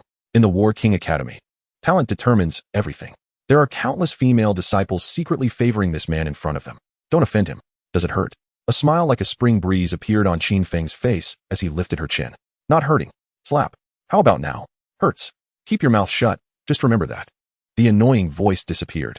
Listening to the man's indifferent voice, Shiminyu nodded in a daze. Is it very realistic? Smiling. Qin Feng released his arm around the girl and pulled down the treasure-seeking squirrel that was snoring on his shoulder. Squeak. Staring at Qin Feng with bright eyes. The treasure-seeking squirrel puffed up its cheeks in anger. You are free now, Shiminyu. Lord Wang said you are practicing hard, ignorant, and lacking in heart. It is indeed so. The teaching time is over. Practice well. Don't let Lord Wang down. Accompany me to walk around the Beast Technique Pavilion. Qin Feng pinched the treasure-seeking squirrel's belly, smiled at her, and slowly walked into the so-called Beast Technique Pavilion. What does that mean? Shiminyu was taken aback. Her face flushed as she hurriedly followed. Staying here is annoying. Was that thing last night that was going to ruin my innocence also arranged by the imperial teacher? No. This is an additional item I added. If you don't say anything, I might really take your body. After all, I haven't touched a woman in over a month, and you just happened to pique my interest. Qin Feng yawned, turned his head to Shiminyu, and said lightly, Beast. Shiminyu took a deep breath, covering her chest and glaring fiercely at Qin Feng. Moly, who was grooming the circle bear, paused and turned to look at Qin Feng. Boss. Coming back to her senses, Qin Feng nodded at Moly. He then looked up at the newly risen sun in the sky. The weather is just right. I can still go fishing. Thinking of this, Qin Feng jumped off the big brother, walked into the restaurant, and picked up the fishing rod next to the door. Roar. You want to go too, Circle? Looking at the circle bear that had appeared behind him at some point, Qin Feng expressionlessly reached out and rubbed its soft belly without restraint. Roar. The circle bear silently extended its sturdy arms, jumped onto Qin Feng's broad shoulders, and Qin Feng waved to Moly. He began directing the circle bear beneath him toward the gate of the imperial city. Tilting its head and staring at the back. The big brother fell into deep thought. Collecting protection fees, Wang Pe. In this imperial city of sleeping phoenix, how can you live so comfortably without us brothers? Can't you see? Big brother, this Wang Pe is originally blind. Did you forget? Roar. Old thing, are you still fierce with me? Jumping off Circle Bear's shoulder, he signaled it to wait in place and walked toward the voice. Passing through a small alley full of cracks in the blue bricks, 3 familiar figures appeared in front of him. Qin Feng was taken aback. Then he smiled. Wasn't he that the bald thug who had just come and attempted to rob him? One bald man twitched his ears, turned his head to look back. A hint of confusion appeared on his handsome face, followed by anger. Damn, big brother. Look behind. It's that stinky kid. Get him. Hearing the voice of his little brother, Nyota frowned and put down the bamboo basket in his hand. He turned to look at Qin Feng, who was walking towards him with his hands behind his back. His eyes narrowed, anger flashing across his face. And he waved his strong arm exposed outside his blue shirt. Damn. It's that stinky kid who refused to pay the protection fee. Little ones. Today. Without the help of the wandering wild beasts, all of you go after him. Get him. Yes. Two little brothers grinned, clenching their fists, and ferociously walked toward Qin Feng. Stinky kid, I will stuff my smelly socks into your mouth. Nice clothes, but in the next second, they will be mine. Circle. Qin Feng smiled broadly, clapped his hands. And a huge shadow slowly emerged from the deep alley. Damn it, it's the circle bear. Strategic retreat. Niu Da's face turned pale, and he called out to his two little brothers, running off into the distance. Stinky kid, I, Niu Air, will remember this grudge. Little three, let us go?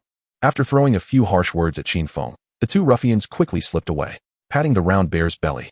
Qin Feng walked toward the old man, who was shivering in place.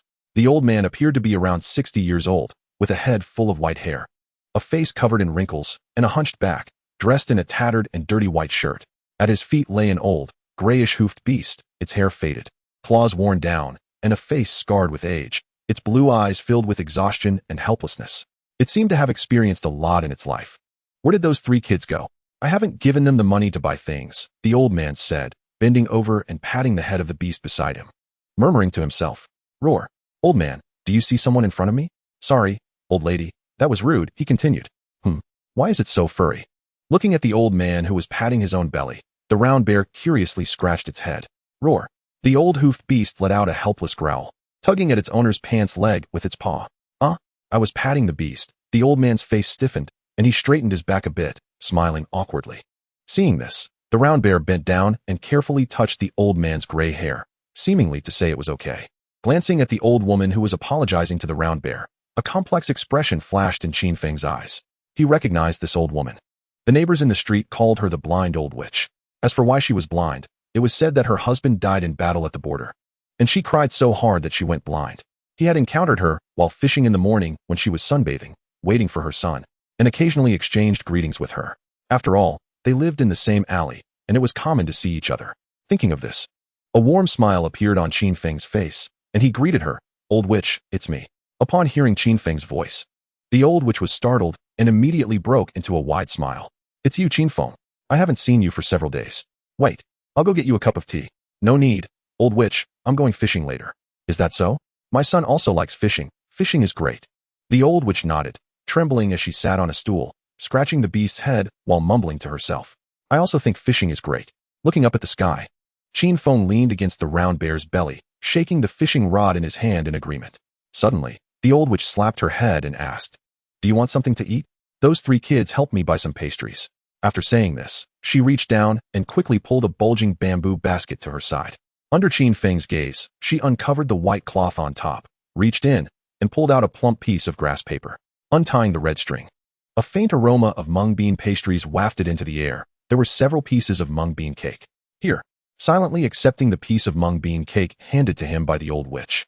Qin Feng broke it in half and waved one piece in front of the treasure-hunting squirrel. The squirrel immediately opened its sleepy eyes and quickly grabbed the piece of mung bean cake, munching on it eagerly. Rubbing the treasure-hunting squirrel's belly, Qin Feng flicked the piece of cake into his mouth, and a faint sweetness burst forth on his taste buds. Delicious. Is it? When I wasn't blind, I could also make these pastries, and they were even better than this. My son loves them, the old witch said, gently nibbling on the pastry, her wrinkles slightly moving. It seemed like a pleasant chat with the old witch. After clapping his hands, Qin Feng jumped onto the round bear's shoulder. Saying goodbye to the old witch who was waiting for her son, he directed the round bear to run towards the city gate. He greeted the two guards, and with their smiling faces welcoming him, the round bear excitedly ran to the edge of the city moat. Roar! It's the river.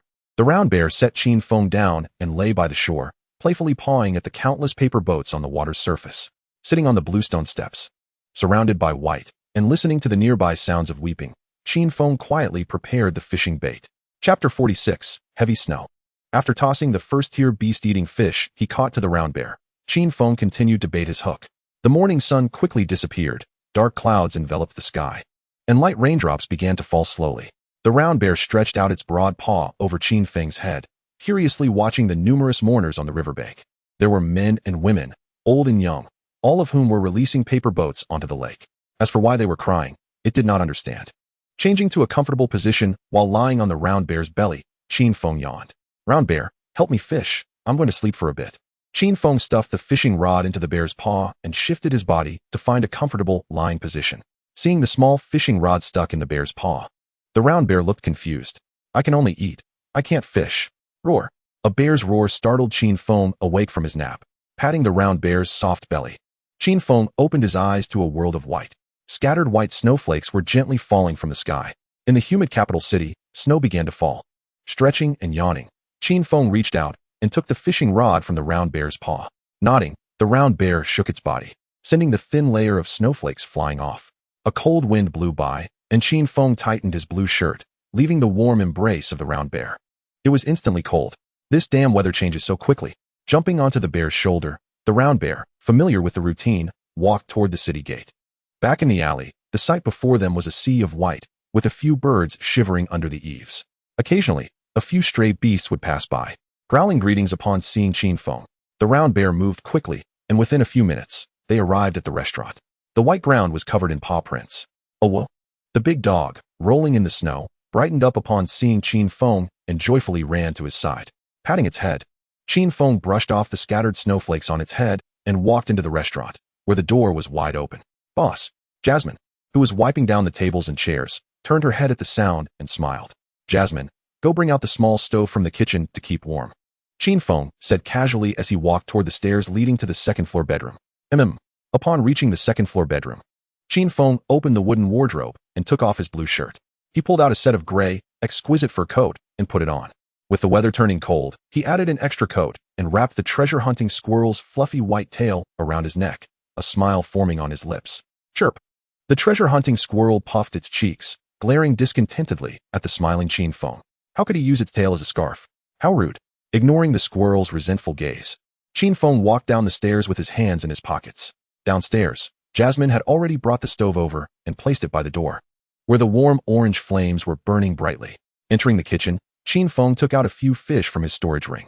With a flick of his silver knife, the fish were quickly processed. He tossed them into a large iron pot and scooped a few spoonfuls of second-tier stalactite water, greeting the firefly bird that was peeking in. The bird immediately flew down and carefully perched on his shoulder, its few strands of droopy feathers swaying gently. Today we have food. Qin Feng pinched the treasure-hunting squirrel's droopy feathers. He carried the large pot to the stove, placing it on the roaring fire. Then, like a monk in meditation, he calmly began to wait. Boss, are we drinking fish soup? Jasmine, staring intently at the bubbling iron pot, asked Qin Feng with her bright eyes. Aren't you cold? Tightening his gray fur coat, Qin Feng glanced at Jasmine and took some seasoning from his storage ring to sprinkle into the pot. No winter clothes. Actually, I'm not that cold, he said. Jasmine smiled shyly, reaching out to catch a snowflake that drifted in. Come a bit closer. Oh, Qin Feng pulled her delicate arm, drawing her into his embrace and wrapping his arms around her waist, holding her on his lap. Jasmine's expression tightened for a moment before returning to normal. A hairpin fell from her head, and a faint blush appeared on her fair ears. Qin Feng smirked, breathing warm air near her flushed ears. I'll buy you some warm clothes tomorrow.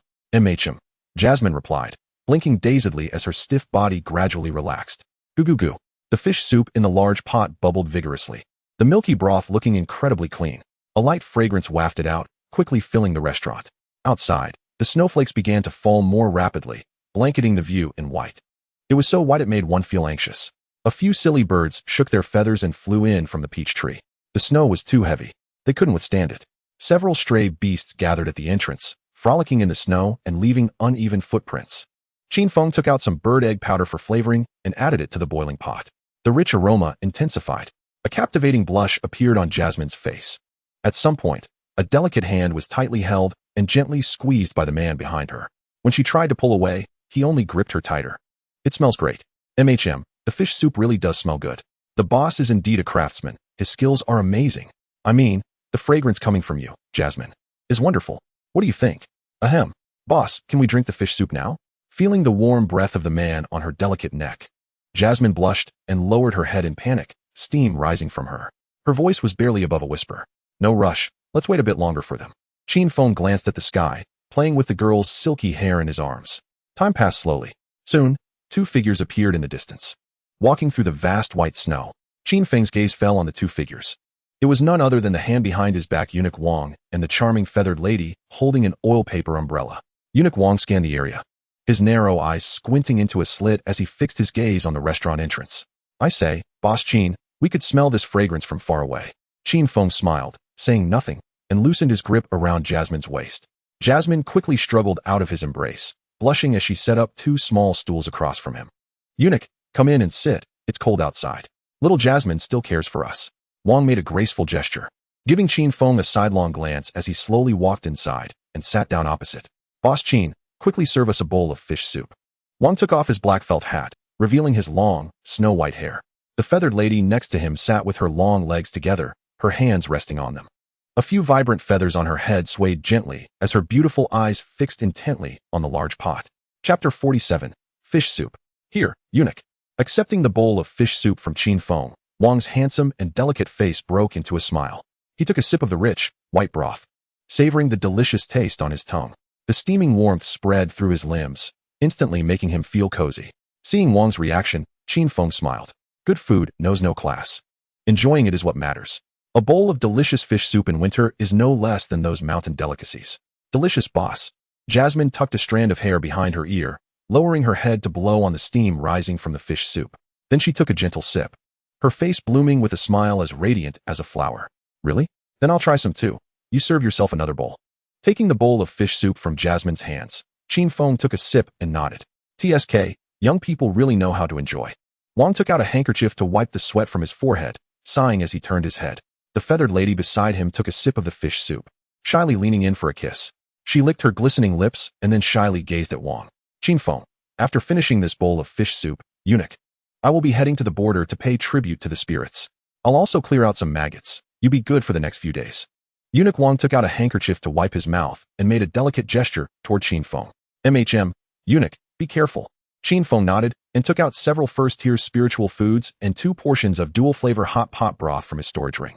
Generous. Wang squinted his eyes, waving his hand to store them in his ring. Don't say I don't take care of you. Here's a small gift. A crystal-clear bone fragment slipped from Wang's sleeve and was tossed to Qin Feng. Beast technique? What do you think? This is a big treasure. Take your time to comprehend it. After finishing the last bowl of fish soup, Wang stood up, put on his felt hat, and walked outside, looking up at the sky. Snowflakes fell. A 1,000-meter-long armored green snake broke through the clouds and slowly stretched its head toward Wang.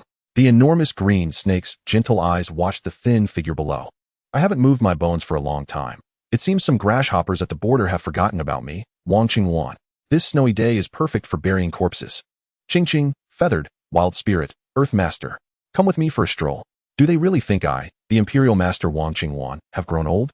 A strong killing intent shot into the sky, shattering the dark clouds above. Countless powerful beings in the imperial city looked up in shock at the phantom of the wild beast in the sky. Soon, they returned to their business.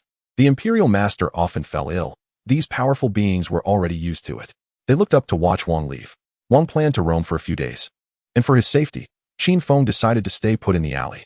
Thinking of this, Qin Feng casually said to Jasmine, who was preparing food for his brother and the stray beasts, Jasmine, help me pack 2 portions of fish soup. Okay, boss. In snowy weather, the sky darkens quickly. Today, the imperial city was brightly lit. The streets were adorned with red lanterns, with a few scattered even in the deep alleys. Roar. The round bear happily walked in the snow, leaving behind several bear paw prints. Sitting on the bear's shoulder, Qin Feng looked up at the inky sky, filled with cold stars. Tightening the treasure-hunting squirrel's tail around his neck, a wisp of white steam escaped from his mouth. It was still quite cold that night. The round bear suddenly quickened its pace and soon arrived at the place where Wang's old woman lived during the day. She wore several pieces of clean white clothing. One hand held a tattered oil umbrella, while the other held a red lantern. The oil paper umbrella was covered in a fine layer of snow. Beneath the umbrella, the old cloud beast with black hooves curled up, occasionally gazing gently at the waiting old woman. Roar. The round bear's tall figure approached the old woman, grinning as it gently wiped the snow off the umbrella with its paw. Is that you, Qin Feng? Looking at the old woman's frostbitten face, Qin Feng jumped down from the bear's shoulder. It seemed she had been waiting for her son for quite a long time. It's me, Wang's old woman. I could smell honey again. The old woman chuckled, extending her hand to feel the warmth of the plush belly. Why are you out here at this hour? It's so cold outside. Without saying a word, Qin Feng took out the still steaming fish soup from his storage ring and handed it to the old woman. Is this fish soup? It smells so good. Is it for me? The old woman was taken aback. Her hunched back straightened a bit, and the wrinkles of time appeared on her aged face. Try it. I made it. Really? Then I, the old woman, will obey your command. A flush appeared on Wang Po's face. Trembling, she picked up a spoon, scooped a spoonful, and put it in her mouth. After a moment, her eyes narrowed into a slit. Delicious. Well then, take your time drinking. Qin Feng squatted down and took out another bowl of fish soup from his storage ring, placing it beside the aging Tang Cloud beast. Give it a try. Oh woo. The old beast looked at Qin Feng gratefully. It struggled to open its mouth, extending its tongue to gently lick. Leaning against the round belly of the bear, Qin Feng raised his head to stare at the pitch-black sky. Countless scarlet flames slowly rose. They were the lights from numerous burning sky lanterns, illuminating half of the imperial capital sky. The Tang Cloud beast, lying on the ground, struggled to get up. A hint of nostalgia and unyieldingness flashed in its murky eyes. The youthful figure in its memories gradually became clearer. Oh whoa. It opened its mouth, revealing worn teeth, and raised its head to howl at the sky, full of passion. It seemed to be guiding something. Watching the unyielding silhouette of the old beast, a trace of heartache flashed in Qin Feng's eyes. Occasionally, he could hear neighbors chatting on the nearby streets. Wang Pa had waited for her husband, who guarded the border, for 20 years, and it had also waited for a full 20 years. A wild beast's entire life was spent in waiting. I've finished drinking. Thank you for your fish soup. Here's your bowl. Under the fiery lights, Wang Po's aged face broke into a radiant smile. In a daze, Qin Feng saw a graceful and beautiful woman waiting at the door day after day, and the young and vibrant Tang Cloud beast at his feet. I still have to wait for my useless son, just as stubborn as his father. He said he would wear splendid scales, achieve great deeds, and become a general to bring glory to our family. He also said he would teach me to ride. My son is coming. Did you see that, Qin Feng? He still looks like that little rascal. You little brat. Why are you just like your father, making me wait for 20 years? Wang Po's body began to tremble violently, the lantern in her hand dropping to the ground as she pointed towards a dark place. Oh whoa. The old Tang Cloud beast's howl grew more mournful. In its murky eyes, a tall and a small figure in tattered armor began to appear. I see it, Wang Pa. Your son is clad in golden armor, riding a tall horse. Qin Feng smiled and reached out to support the tear-streaked elder. Chapter 48. Boss, are you asleep? Heavenward howling, filled with ambition. 30 achievements turned to dust, 8,000 miles of clouds and moon. Wang Po's family is well known, a household of loyalty and bravery. Even the local ruffians, led by Nyoda, take special care of them. After instructing Jasmine to close the shop, Qin Feng walked slowly towards his bedroom with his hands behind his back. Hearing a noise, a firefly had already lit up, illuminating the bedroom. Much smarter than the one in the kitchen. Don't get on the bed. It's dirty. Qin Feng frowned and yanked at his big brother's neck, who was itching to move. Oh well. The big brother tilted his head and glared at Qin Feng. With a low grunt, the 2-meter-long robust body slowly laid down on the ground. Humph. Qin Feng, today you ignore me. Tomorrow I'll make you beg on your knees for a warm bed. Thinking of something clever, the big brother blinked his blue eyes and grinned. Chirp. The treasure-hunting squirrel made a mocking face at the big brother. 2 fluffy little paws held onto Qin Feng's reddened earlobes and licked them gently. Its bright black eyes were full of affection. Get on the bed and wait for me. Hearing Qin Feng's voice, the treasure-hunting squirrel stopped moving. It obediently jumped onto the bed, lying on its back with its 4 paws in the air. It patted its snow-white fluffy belly, signaling Qin Feng to hurry up and pet it. After taking off his gray fur coat and hanging it on the wooden wardrobe, Qin Feng climbed onto the bed, resting his hands behind his head, lost in thought. Chirp. Seeing that Qin Feng was ignoring it, the treasure-hunting squirrel quickly climbed up, snuggling against Qin Feng's chest.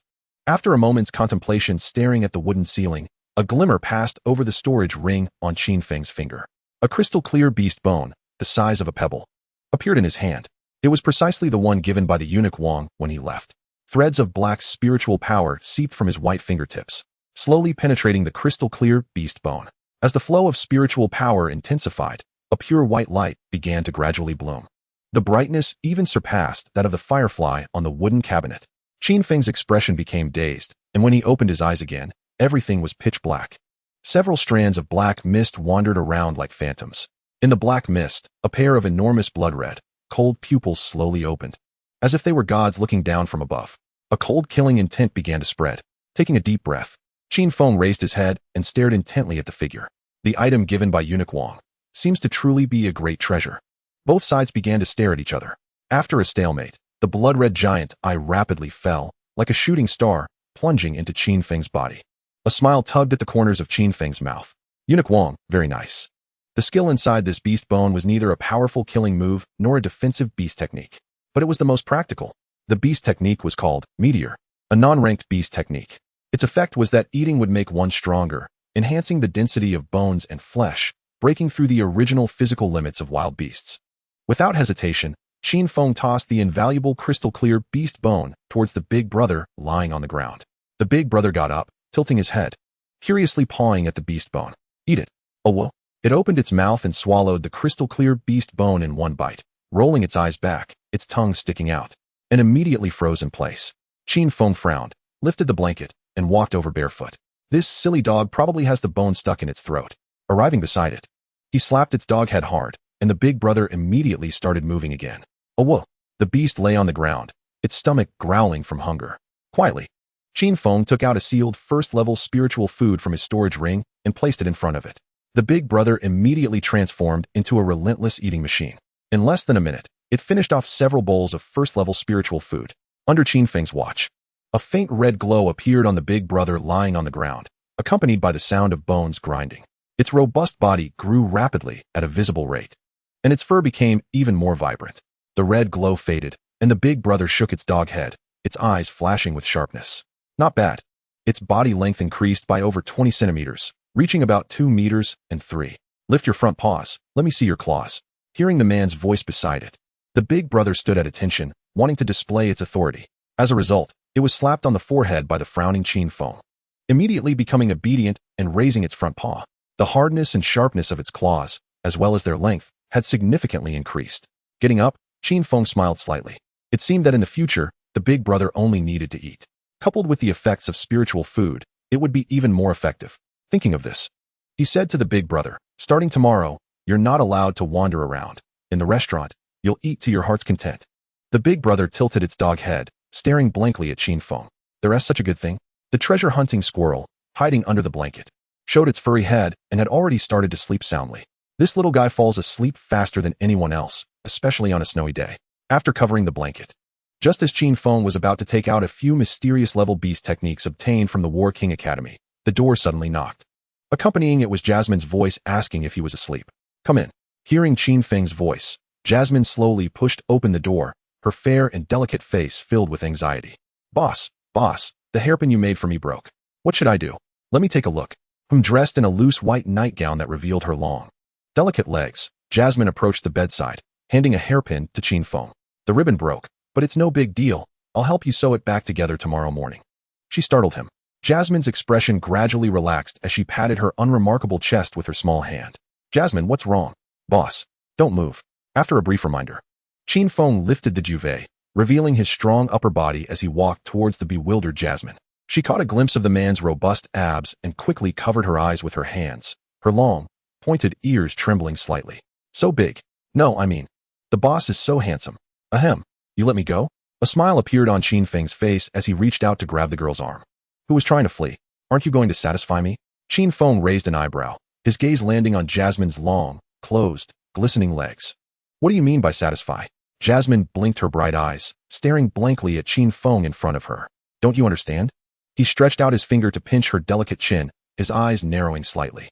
His finger slowly traced along her smooth chin, gliding over her light pink rose lips, her petite, delicate nose, and her smooth forehead, finally resting on her warm, pointed ears.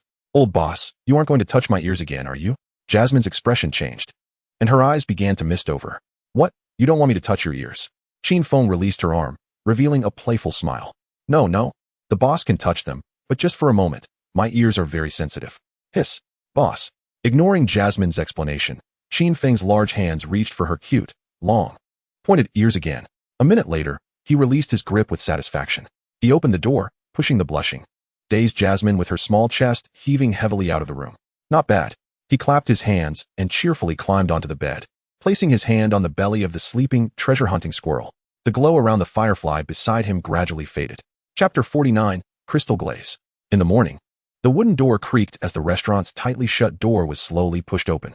Boss Qin, you finally opened the door. I've been waiting for a long time. Qin Feng was taken aback. Standing at the door was none other than Shimin Qing and his psychic Fantong. Both were dressed in luxurious fur coats, their faces slightly pale, suggesting they had been waiting for quite some time. Come in and sit. It's cold outside. Tightening his gray plush mink coat, Qin Feng gestured for them to enter. Sure. What do you want to eat? Bring out all the dishes. Sorry for the trouble, Boss Qin. Qin, sitting at the wooden table, avoided eye contact, as if he had misunderstood something. Yesterday, his older sister. Hold on. The other person was busy cleaning dishes and noticed Qin Feng. Jasmine's pretty face flushed involuntarily, and she quickly lowered her head to continue her work. Jasmine, heat all these dishes. We have guests. Okay, boss. Nodding, Jasmine skillfully lit the stove. Qin Feng washed her ears for a while, and when she couldn't help but cover them, he called out to the firefly, who was tilting its head to watch from above, and walked out of the kitchen with his hands behind his back. What a shy girl. Glancing at Qin and Fan Tong, who were discussing something inappropriate, he picked up a small stool and sat down by the door. Looking around, the heavy snow had stopped, and the outside was blanketed in silver, a sea of white. Chirp! The firefly on his shoulder shook its fluff, gathering its courage to gently peck at the man's face. Hungry? Chirp!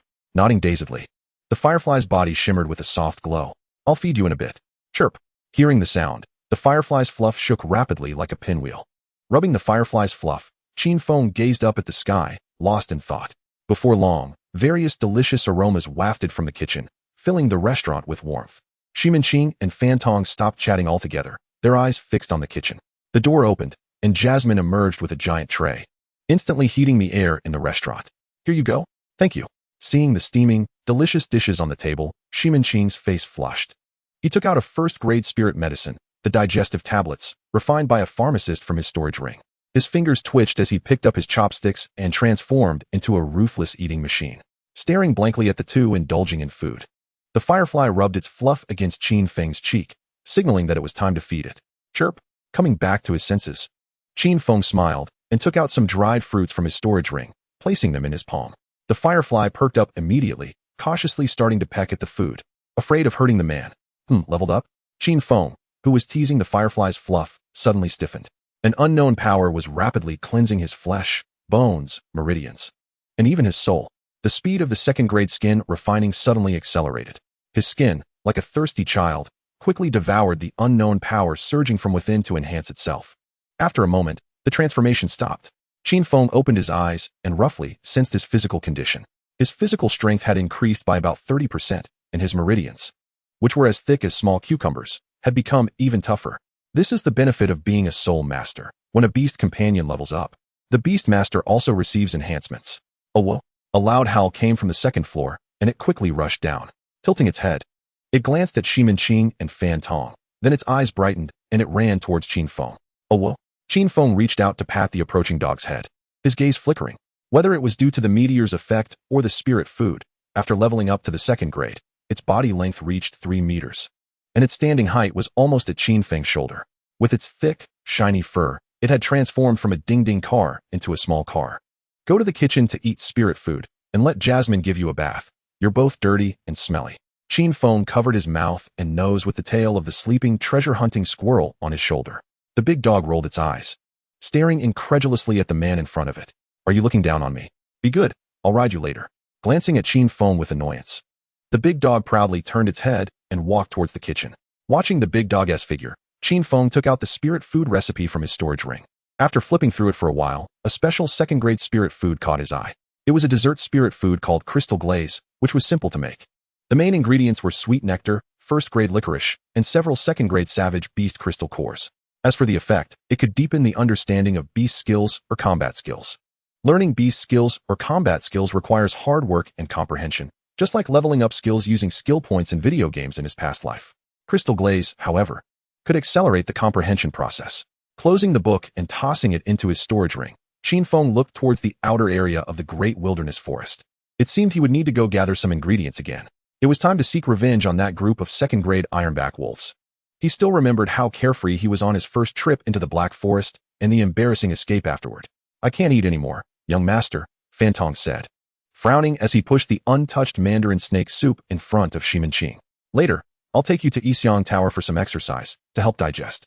Silently collecting the spirit food that could purify the savage beast bloodline into his storage ring, Qin smirked. Qin bossed the bill.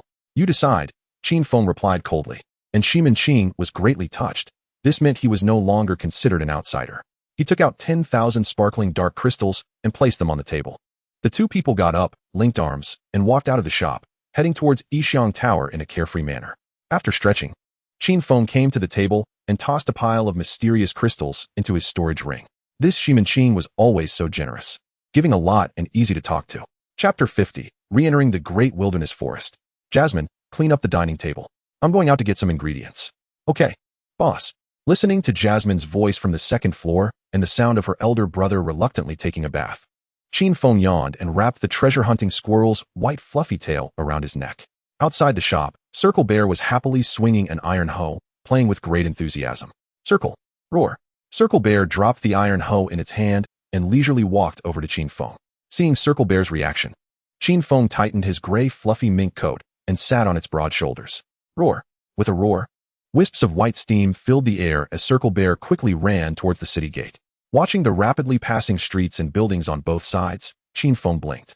A silver bracelet slipped from his sleeve, and he took out a handkerchief to slowly wipe the silver-white blade. The treasure given by the big boss, a top-quality item. After a bit of rubbing, Qin Feng put it away. He greeted the two guards and directed Circle Bear to sneak towards the Black Forest. On the way, the hunters were bustling about. Perhaps due to the snowy weather, it was hard to see any human figures. He picked up a handful of snow and sprinkled it on the treasure-hunting squirrel's nose, which opened its eyes in annoyance. Its cheeks puffed up, and it spat out a wet nut at Qin Feng. Waking up in a bad mood. After raising you for so many days, it's time to work. Flicking the nut away, Qin Feng grabbed it and roughly squeezed its round belly, saying, "Go and steal some spirit plants from your siblings' caves. You're so fat from eating. Don't tell me you can't beat them." Squeak. Glaring at Qin Feng, the treasure-hunting squirrel reluctantly jumped onto a tree and started twitching its nose. Circle. Keep moving forward. Nodding, Circle Bear swaggered along. Qin Feng slowly drew out a black sleeve arrow, cautiously surveying the snow-covered bushes. Whoosh. The spring of the sleeve arrow shot out rapidly, and an arrow struck a bush. A white figure in the grass let out a scream, turning to bite at Circle Bear's thigh, revealing itself to be a death-prone, saber-toothed rabbit. With a single slap, Circle Bear smashed its skull, pulled the arrow from its rear, and handed it to Qin Feng. After taking the saber-toothed rabbit's corpse, Qin Feng signaled with his eyes. Nodding towards the bear's head, Circle Bear continued moving forward. Squeak. The treasure-hunting squirrel jumped onto Qin Feng's shoulder, its voice tinged with grievance. It pointed at the patch of fur missing from its neck. Qin Feng's mouth twitched. "So, you mean to say you found a nest of your kind, but you, the fat one, couldn't defeat the skinny ones?" Squeak. The treasure-hunting squirrel hurriedly nodded, pointing at a tall black tree. "Starting tomorrow, the amount of food and nuts will be halved." Squeak. The treasure-hunting squirrel's expression changed in panic. It quickly hugged Qin Feng's ear, sticking out its tongue to lick his earlobe. No use in acting cute. Circle Bear happily approached the thick black tree. It reached out its paw to slap it, but Qin Feng stopped it. In this snowy weather, making a cave isn't easy. And the treasure-hunting squirrel is a delicate creature. With both hands infused with black spiritual power, Qin Feng quietly climbed up like a gecko. Looking into the cave, a dry and colorful treasure-hunting squirrel was sitting cross-legged, seemingly admiring the snow scene. Suddenly, the white snow scene vanished. Qin Feng's expressionless face flashed by outside the cave, causing the squirrel to freeze for a moment, dropping the spirit plant in its hand. Quickly grabbing the treasure-hunting squirrel, Qin Feng pulled it out. Squeak. Coming back to its senses, the treasure-hunting squirrel began to struggle desperately. Squeak. Standing on Qin Feng's shoulder, the treasure-hunting squirrel placed its hands on its hips, looking down at him with an air of superiority, as if to say, "I'll get revenge for you." Muttering to itself in front of its own treasure-hunting squirrel, Qin Feng stretched out his finger and pulled a tuft of colorful fur from its chest. Watching all of this, the treasure-hunting squirrel darted into Qin Feng's collar, poking its head out, its little face full of pride. It obediently rubbed its head against the man's chest to express closeness. He took all the spirit plants from inside the cave. After hesitating for a moment, Qin Feng threw some nuts inside, then tossed the colorful squirrel into the cave. This cave is noted down. It could be a useful resource. Qin Feng leaped down from the tree. Below, Circle Bear stretched out its paw and accurately caught him, placing him on its shoulder. "Circle, keep moving forward." Roar. Circle Bear's black nose sniffed, its gaze landing on a snow pile of fallen leaves. Following its gaze, Qin Feng squinted. Inside the snow pile lay a human finger frozen blue, barely visible. "Dig it out." Hearing Qin Feng's command, Circle Bear's yellow claws swiftly dug into the snow pile with ease. Is this another student from the Imperial Academy? The luxurious clothing on their body was intact, but a clear and obvious knife wound was visible on their neck. A fatal blow, with a shocked and rigid expression. It seemed they had died at the hands of someone familiar or trusted. Gazing at the lifeless male body on the ground, Qin Feng muttered to himself. Near the outskirts of the Black Forest, there are seasoned hunters specifically hunting students who come to test their skills. Thinking of this, Qin Feng's expression hardened. Generally, new students who come out to practice their courage are often wealthy. Roar.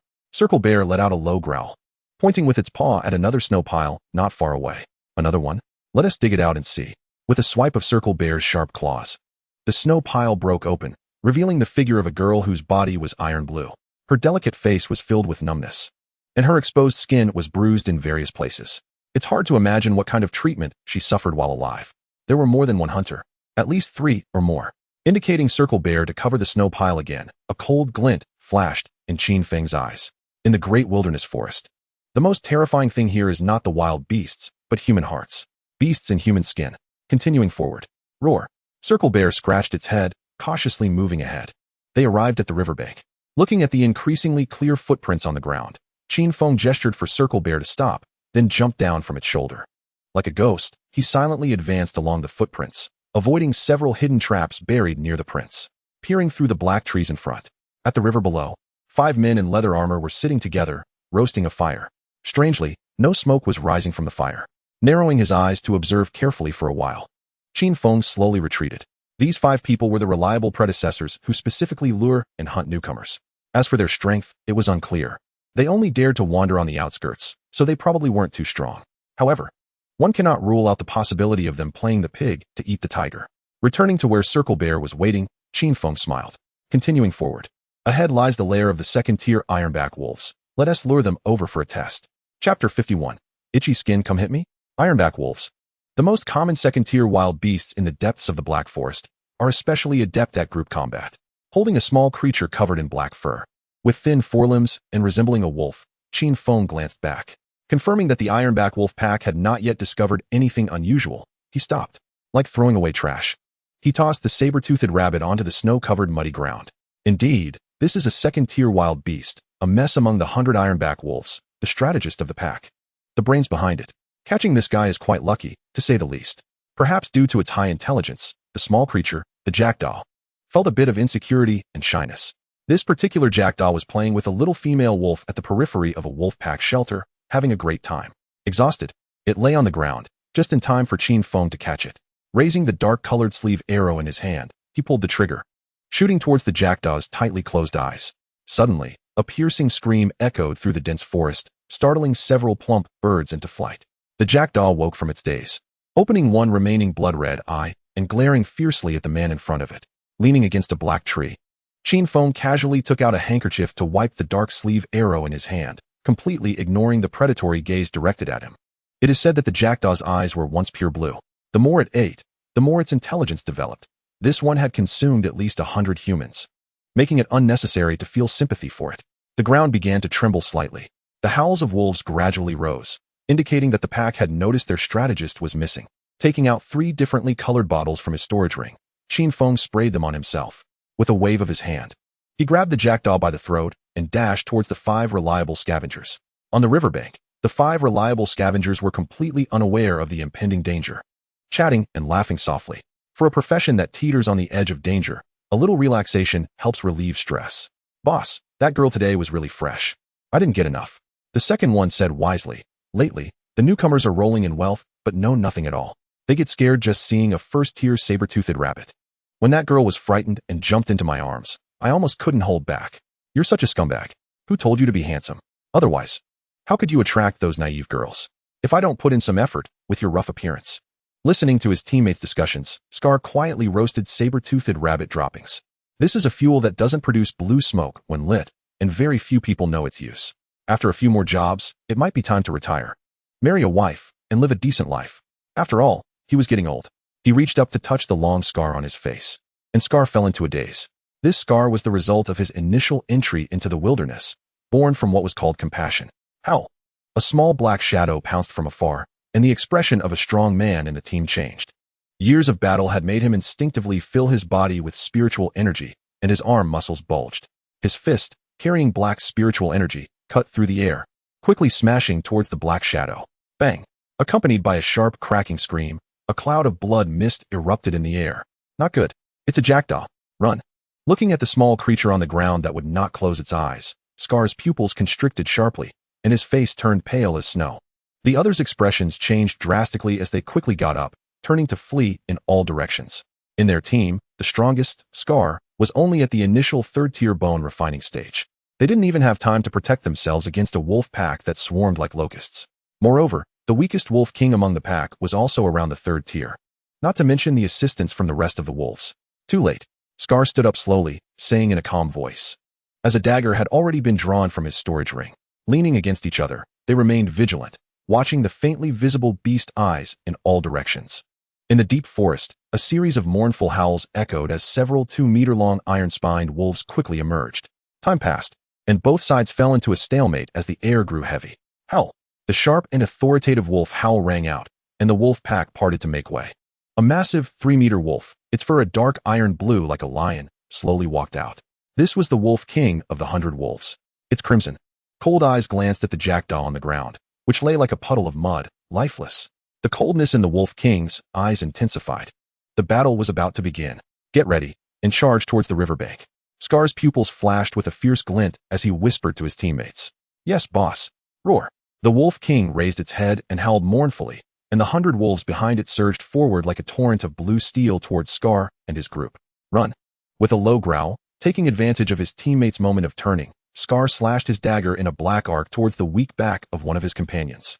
Boss you. The little brother was horrified, and in the next moment, Scar pushed him towards the surging blue tide. The sound of screams and gnawing rang in their ears. Without hesitation, Scar was enveloped in black spiritual energy, wildly darting away into the distance. Sitting atop a black tree and silently observing everything, Qin Feng's lips curled into a slight arc. The leader had the strength of around the third tier of bone refining, able to use spiritual energy to protect himself, resembling a bone armor model. The remaining few were at the second tier, their spiritual energy wrapped in a fluorescent glow. Putting away the silver scalpel in his hand, Qin Feng leaped down, hands in pockets, expressionless as he walked towards the huge figure not far away. Killing and stealing treasures are common in the wilderness, and the identities of hunters and prey can change at any moment. Circle Bear, roar. We will wait for people at the end of the river. With a hand infused with spiritual energy, he crushed the throat of an iron-spined wolf that had approached through the grass. Scar wiped the blood from his face and breathed a sigh of relief. Out of the entire 5-person team, only he survived. The rest were all buried in the wolf pack. Scar tossed the candy-like treat into his mouth, and a hint of red appeared on his pale face. Whoosh! The sound of something cutting through the air rang out. Scar's expression hardened as he smashed an arrow with his fist. His gaze sharp as he looked towards a deep forest path not far away. Does the sleeve arrow not work on third-tier experts? A cold voice from within rang out. Under Scar's watch, a young man with his hands in his pockets slowly walked out of the deep forest. Was it all you who did this? Why? A trace of barely concealed anger flashed in Scar's calm eyes. Years of professional teamwork had been destroyed in an instant. How could he not be furious? He felt like he could devour the man's heart not far away. What do you think? Of course, it was for fun. Qin Feng stopped, raised an eyebrow, and looked at Scar with a condescending gaze. I'll kill you. The suppressed anger could no longer be contained. Scar's eyes were bloodshot, his body enveloped in spiritual energy. Leaning forward like a mad boar as he charged at Qin Feng, the dagger in his hand slashed in a long black arc towards Qin Feng, who was standing with his hands in his pockets. Your opponent, is it? Smiling, Qin Feng turned his body and quietly stepped aside. Circle Bear's massive body suddenly burst from the darkness. The heavy, earthy yellow bear paw shattered the incoming arc of the slash, continuing its momentum towards Scar, a 4th-tier wild beast. Circle Bear. The aura of death enveloped Scar's entire body, and his pupils constricted as his body instinctively twisted. The sharp sound of bones cracking rang out from his shoulder. Flesh and blood splattered, and the pain made Scar's lips bleed. Whoosh! A black arrow infused with spiritual energy shot out from Qin Feng's hand, accurately striking Scar's unprepared knee. Despicable! Scar executed a roll to dodge the Circle Bear's strike, his eyes filled with rage. This cold young man's timing was precise, without a hint of hesitation. He was undoubtedly a veteran scavenger. Kid, I admit it. You can't walk by the river without getting your shoes wet. Spare my life, and I'll give you my storage ring. If you die, the treasure will just be mine, right? The silver scalpel slipped from the sleeve of Qin Feng's fur coat as he smiled and walked towards Scar, who was dodging the Circle Bear's strike. You coward. I curse you to die a miserable death. You only know how to rely on your beasts. I'm just cheap, and my skin itches. Do you want to hit me? Puff. You bastard. Chapter 52, Picking Up Cheap Gains. Picking up the storage ring and putting on the fur hood, Qin Feng slowly walked upstream along the river. Along the way, there were always surprises. Occasionally, he would find the corpses of second-tier wild beasts, iron-spined wolves. Roar. The thunderous bear roar echoed, and a flock of colorful crowned birds was startled into flight, circling in the air, fearfully looking down at the circle bear below. Silently inserting the silver lance into the head of an iron-backed wolf, Qin Feng sighed. With a wave of his hand, he stored the corpse without a core into his storage ring. Glancing at the dense wolf paw prints in the snow, Qin Feng reached back to pat the belly of the creature behind him. Kun, let's go clean up that pack of iron-backed wolves. With a roar, Kun the bear extended its massive paw and slung Qin Feng over its shoulder. Looking up at the dim sky that had begun to snow again, Qin Feng took out the storage ring confiscated from Scarface. It felt like a man undressing a woman. Knowing what was inside, but still unable to resist the urge to look. Is there something wrong with that? No, it's quite normal. After dripping blood on it, and sensing for a moment, Qin Feng smiled. An experienced veteran scavenger collects more treasures than one could imagine. There were tens of thousands of dark crystals, and even a precious fourth-tier spirit plant inside. Plus, several brand new women's undergarments. Reliable old-timers always have some lesser-known quirks. It's understandable. Throwing the items into his storage ring, Qin Feng removed his mink fur hood and fixed his gaze on the dense forest not far away. The mournful howls of wolves echoed back and forth, seemingly mourning their fallen iron-backed brethren.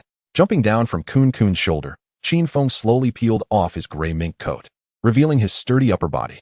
Black spiritual energy quickly wrapped around him, and dense fluorescence surged from his skin. The 10th-tier pills were constantly refining his body and spirit.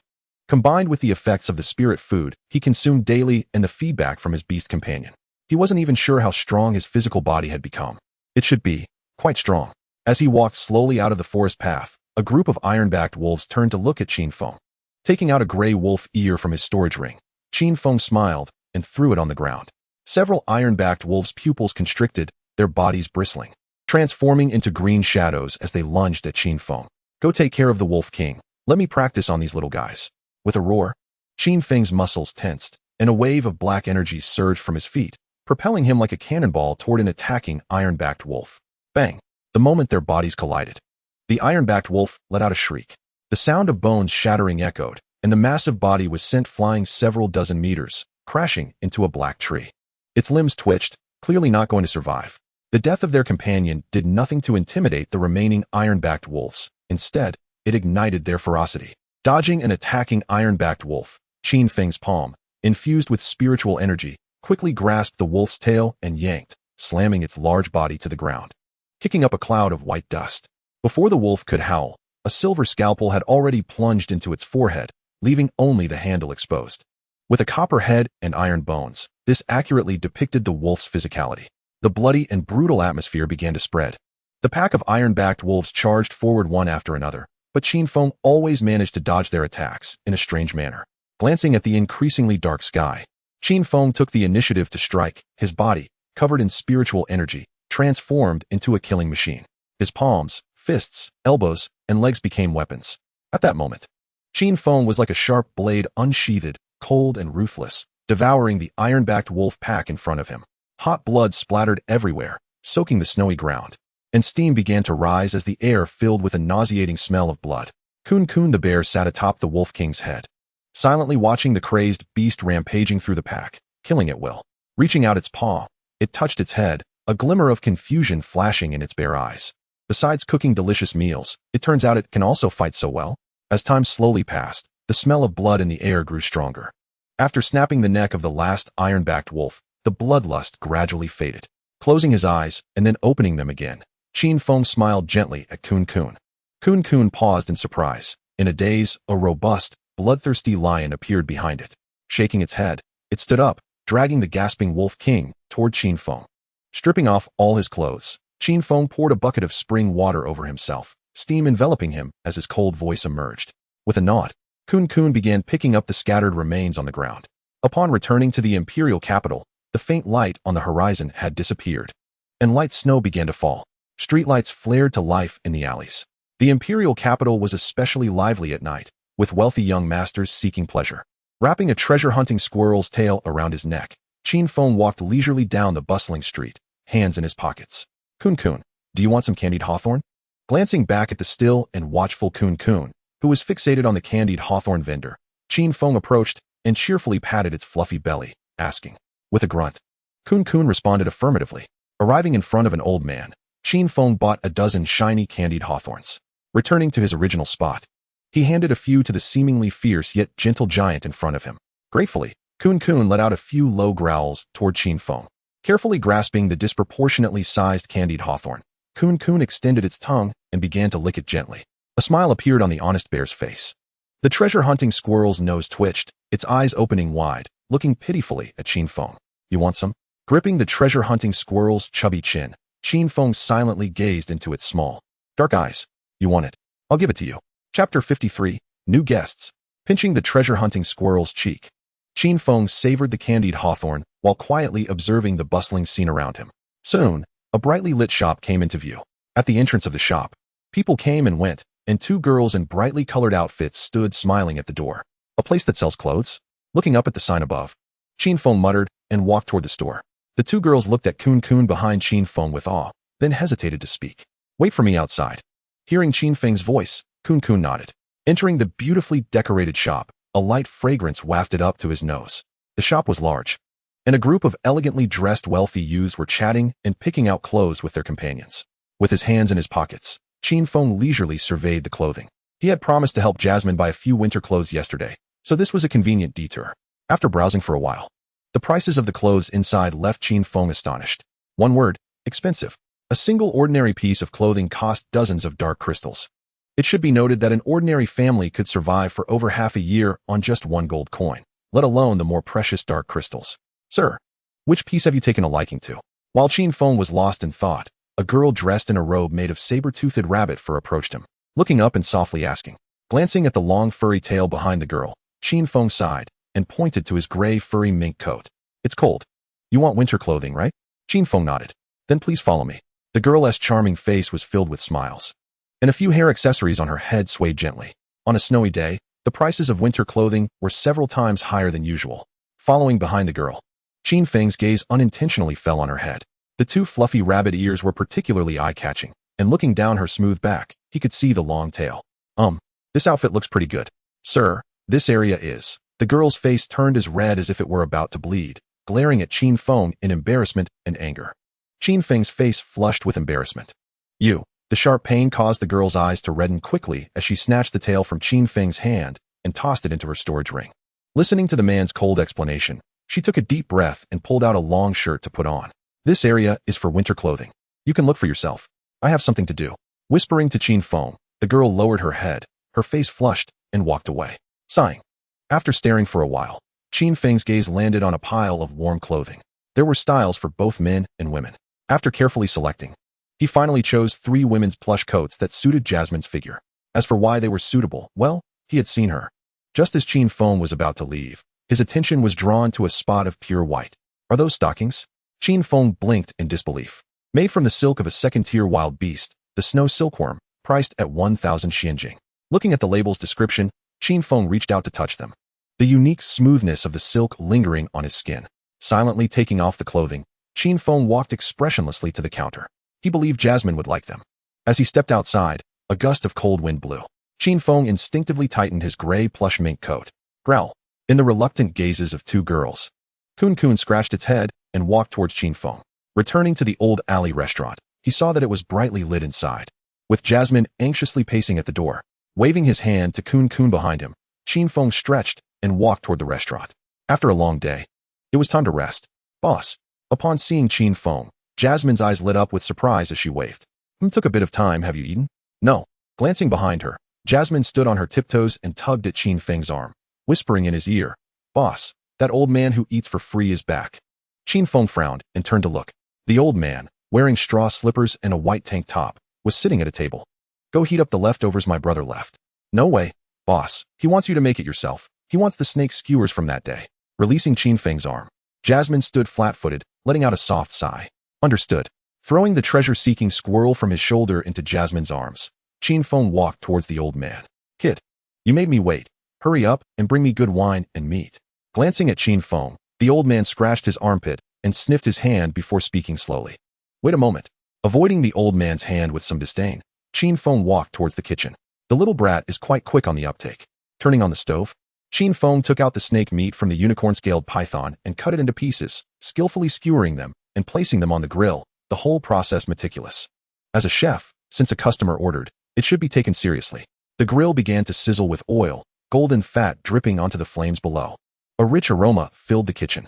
After watching the meat grill for a while, Qin Feng silently took out some chili powder ground from the second-tier spirit plant, devil chili, from his storage ring. The old man isn't paying, so he shouldn't mind a bit of spice, right? Thinking of this, Qin Feng curled the corners of his mouth into a smirk, evenly sprinkling the chili powder on the skewers. Immediately, the air in the kitchen turned a reddish brown. Carrying a bowl of sizzling grilled meat, Qin Feng walked out of the kitchen and placed it in front of the old man. I'm starving, let me try? The old man eagerly picked up a skewer and stuffed it into his mouth. The next moment, his skin turned bright pink, and waves of heat rose from the top of his head. Delicious. The spiciness is just right. Well done. I'll give you an extra xianjing later. Qin Feng blinked. Sitting obediently at an empty table. A miscalculation, the old man can handle spicy food. Accepting the treasure-seeking squirrel handed to him by Jasmine, Qin Feng ruthlessly patted its belly, using it to vent his dissatisfaction. Boss, what's wrong? Qin Feng, who was engrossed in teasing the squirrel, responded. Another customer is coming. Jasmine pointed toward the door. Lifting his head and following Jasmine's gesture, Qin Feng saw the outside was a blur of white. A man who looked somewhat listless was yawning as he slowly approached the store. Chapter 54, Senior Brother? What do you want to eat? The heavy snow sealed the sky, and business continued as usual. Taking out a cloth to wipe his hands, Qin Feng tied on an apron and silently observed the man. He was a man with a lazy demeanor. Knocking on the table, the man took off his heavy black fur coat and smiled at Qin Feng beside him. Do you have a menu? No, but I can cook most things. Is that so? Then I'll have a bowl of plain water egg noodles, no seasoning. No seasoning? Qin Feng was taken aback. Can egg noodles taste good without seasoning? No seasoning, but you have to be attentive, understand?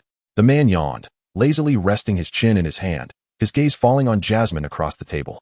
Nodding, Qin Feng tossed the curious treasure-seeking squirrel to Jasmine, who looked surprised.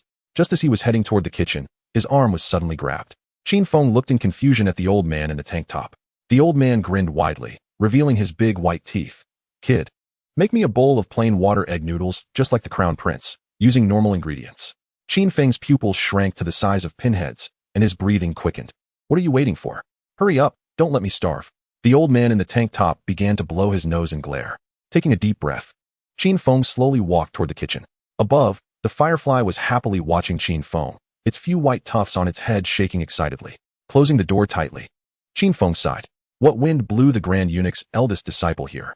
If the old man wasn't lying, that person outside is the Crown Prince of the Wuffing Empire. Yi Qing, a peak 6-tier powerhouse.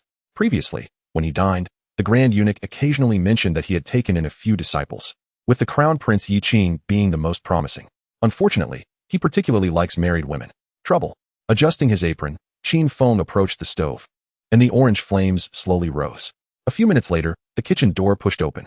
Qin Feng walked out carrying 2 bowls of steaming plain water egg noodles, placing them in front of the 2 men. Kid, finish your grilled meat before eating the egg noodles. How satisfying. Sitting next to Jasmine, Qin Feng stole a glance at the old man in the tank top, his mouth twitching. Accepting the treasure-seeking squirrel Jasmine handed him, Qin Feng closed his eyes and began to ponder. The sound of slurping noodles began to echo in the restaurant, especially the old man in the tank top, who practically buried his head in the bowl while eating. Woof! A dog barked from upstairs, and Big Brother swaggered down from the rooftop. Tilting its head, it glanced at the old man in the tank top and the Crown Prince, quickly shifting its attention to Qin Feng. Coming back to his senses, Qin Feng reached out and patted Big Brother's head.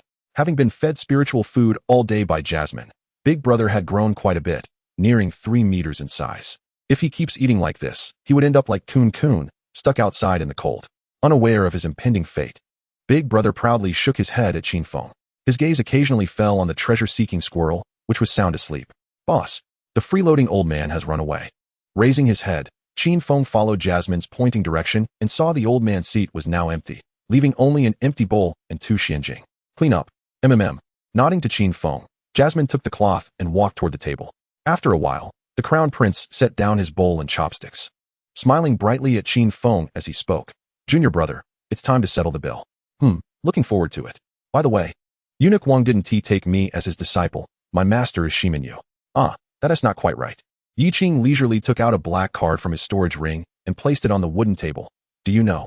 The Imperial Master has been nagging me about you all day. I'm even a bit jealous. Is he suggesting I become a little eunuch to serve him?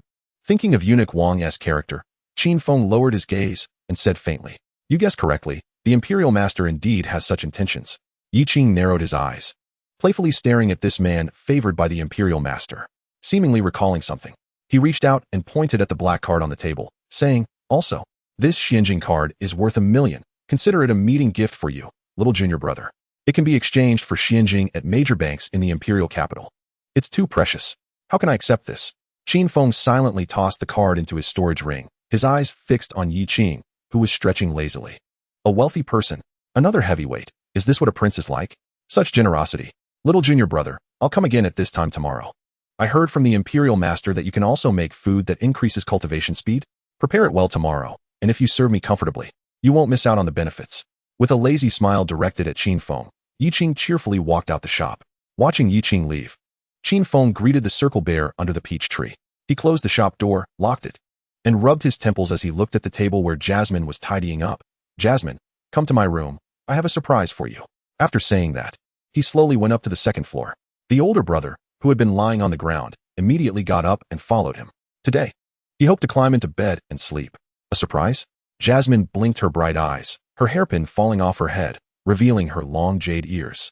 She wiped her white hands and instinctively covered her ears, a blush unconsciously appearing on her fair face. It couldn't be. He wouldn't touch my ears again, would he? Coughing lightly and clearing her throat, Jasmine adjusted her skirt and walked upstairs. Upon entering the bedroom, she pushed the door open slowly. Jasmine's first sight was Qin Feng's bare, strong upper body. She froze in place, quickly covering her eyes, peeking cautiously. He said he was going to give me a surprise. What does it mean when the boss is undressing? The door was closed. Oh, turning around to close the door, Jasmine shyly approached Qin Feng. On the bed. Huh. Just sit. Okay, boss. Tugging at her skirt, Jasmine carefully sat next to Qin Feng, trying not to let her gaze fall on his abs. The boss's treasure is truly big and hard. I bought you some winter clothes. Qin Feng stood up and quietly tossed a pile of clothes onto the bed. Thank you, boss.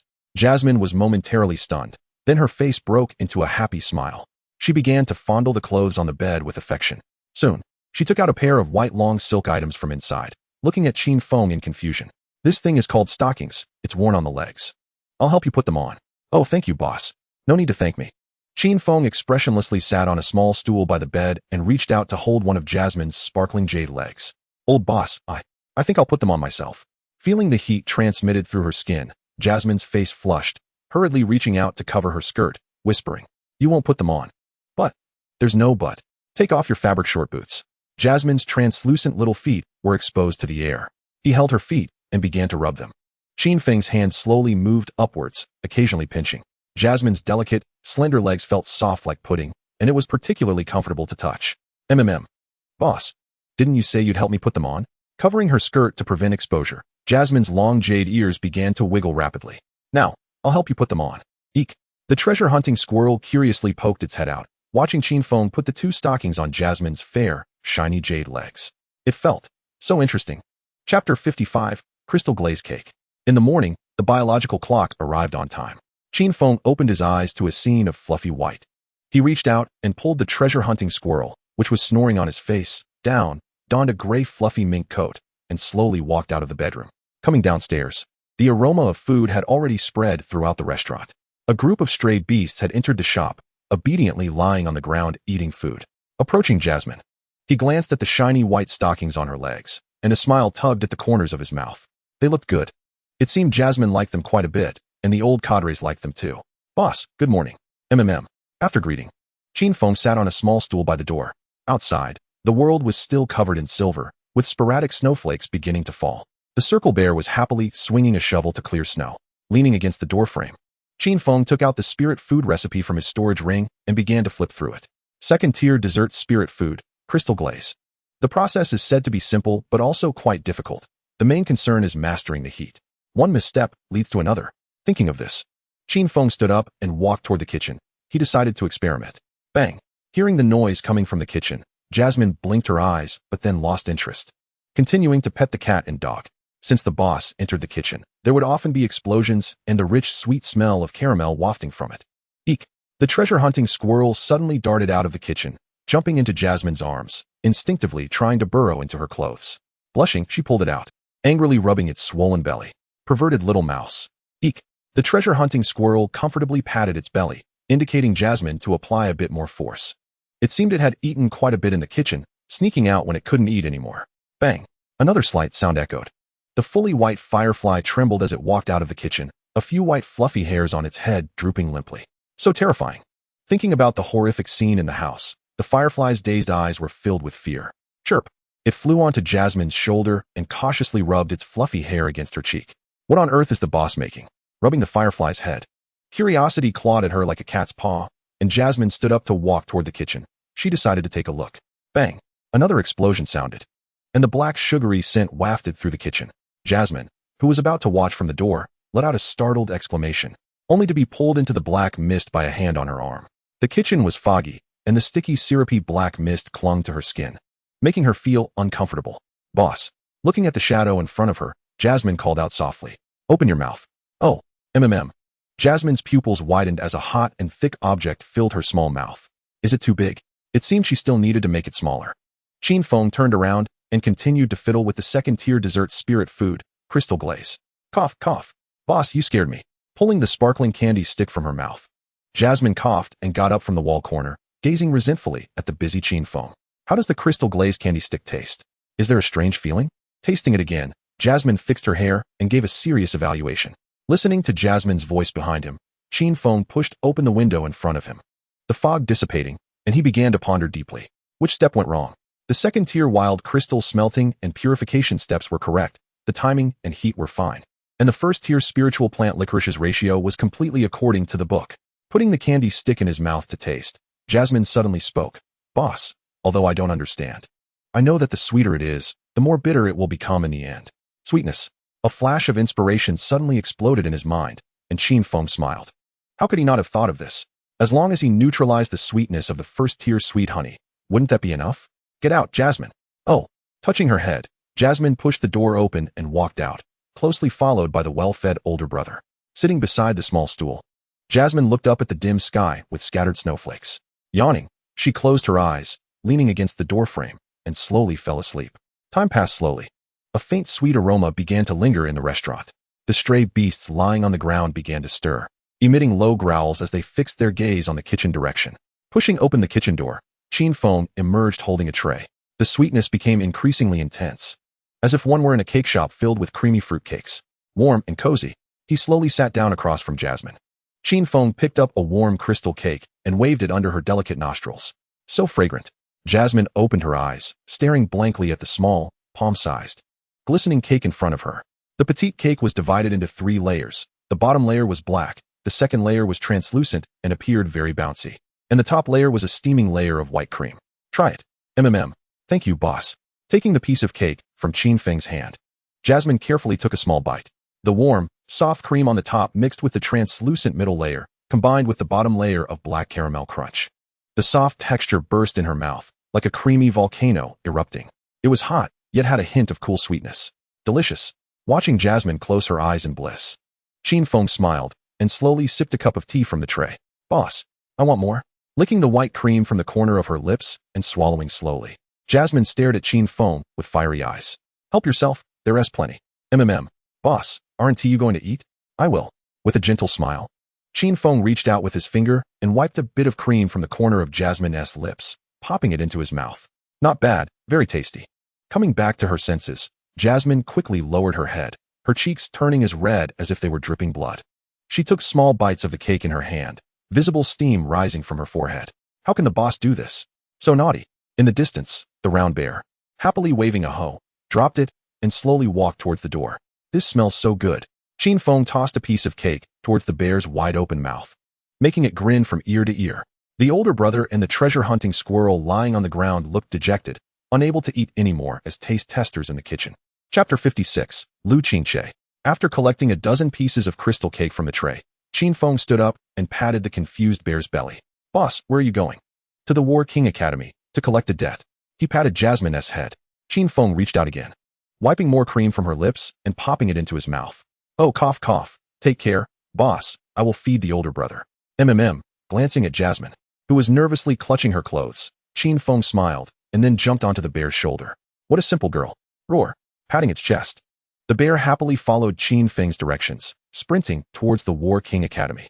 The bear was fast, and in just a few minutes, they arrived at the academy.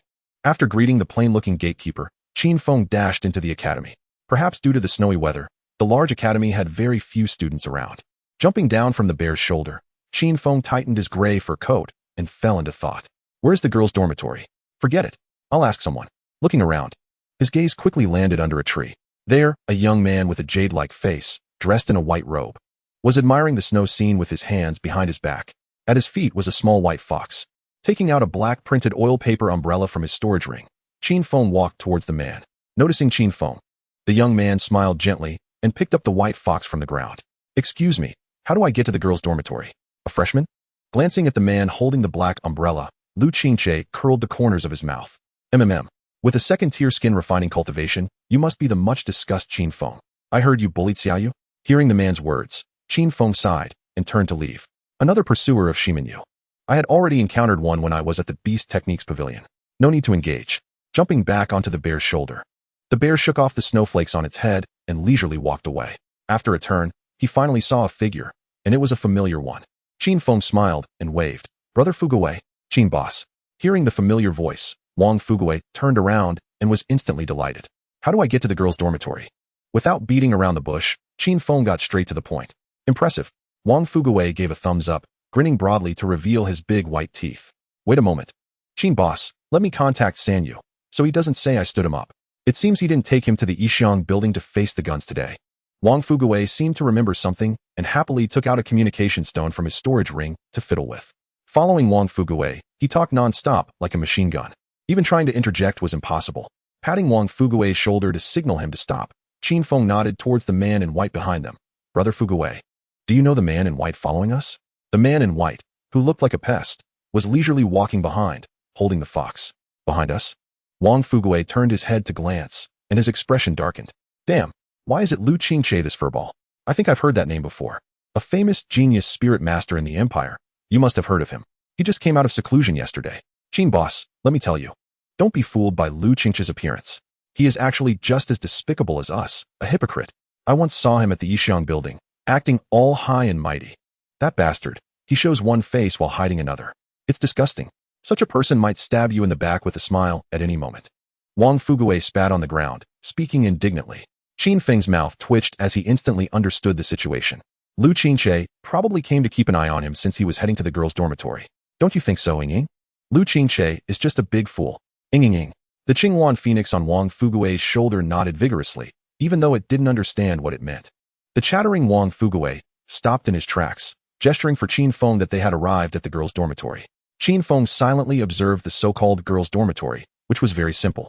Just a row of small wooden houses connected together. Qin boss, how do we break in? Do you see that old woman shoveling snow? Peak 6th tier. Wang Fuguwei instinctively touched his backside, a look of dread on his face. Following Wang Fuguwei's gaze, a beautiful woman appeared in sight. The woman was stunning, and time had not dulled her features. Instead, she looked even more exquisite, like fine wine. She had waist-length gray hair, simply tied with a cloth at the ends. Her face was lovely, and a black beauty spot under her eye added a noble and cold charm like a plum blossom. She wore a light blue wide-sleeved low-cut dress, unintentionally revealing her fair collarbone, accentuating her proud figure wrapped in the garment. A black bow at her waist perfectly highlighted her slender waist. The black skirt covering her knees revealed calves as smooth as jade. This was a woman as dangerous as a venomous snake. Have you been hit? Qin Feng raised an eyebrow, looking at Wang Fuguwei beside him. A true hero does not speak of past bravery. The woman shoveling snow heard the voice and stopped her movements, slowly walking towards the two. Here to steal underwear again? In broad daylight with a partner? Your courage is getting bolder, Wang Fuguwei.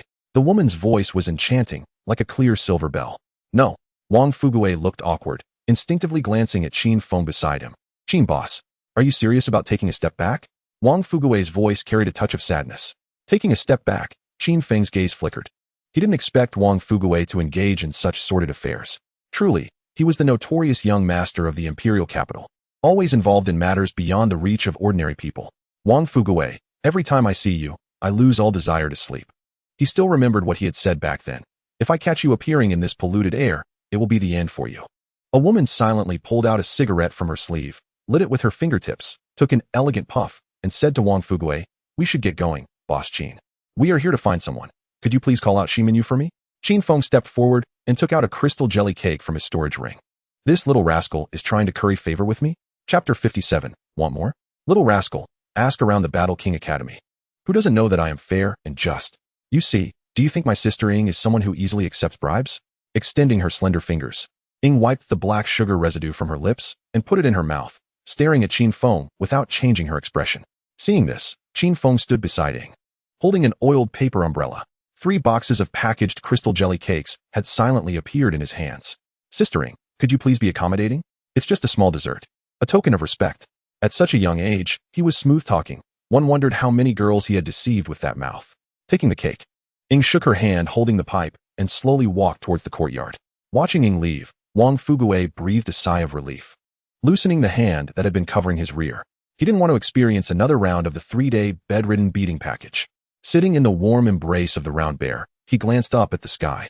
Qin Feng slowly took out a small stove from his storage ring, set up a pot, and lit a fire in one go. It's a bit cold. Should we have hot pot? It is indeed a bit cold. Let's eat. Wang Fugui squatted nearby cheerfully, stretching his hand towards the stove. Circle, circle? Roar. The round bear nodded, its large golden eyes filled with flames. I haven't eaten much this morning.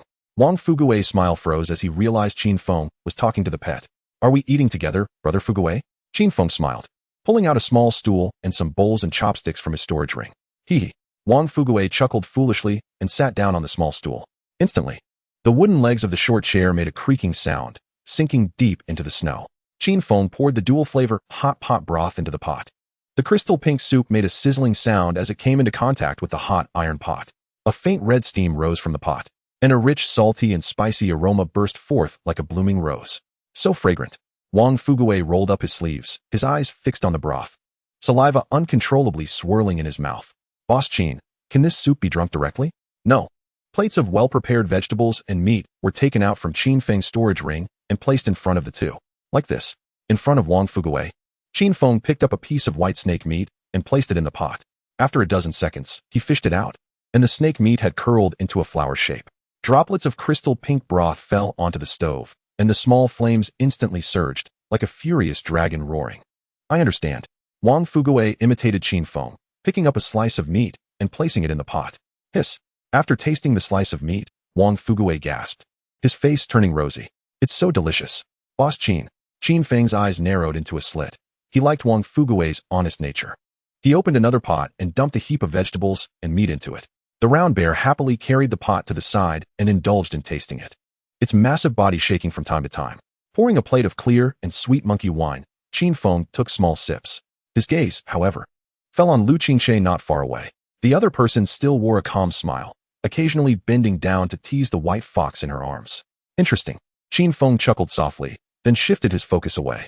In a simple and spacious wooden courtyard. No, please, let us go. We don't understand anything. Let you go? Shout. No one will come to save you, even if you shout your throat sore. Hurry. Hearing the playful voices of several female disciples nearby, Shi Minyu sighed.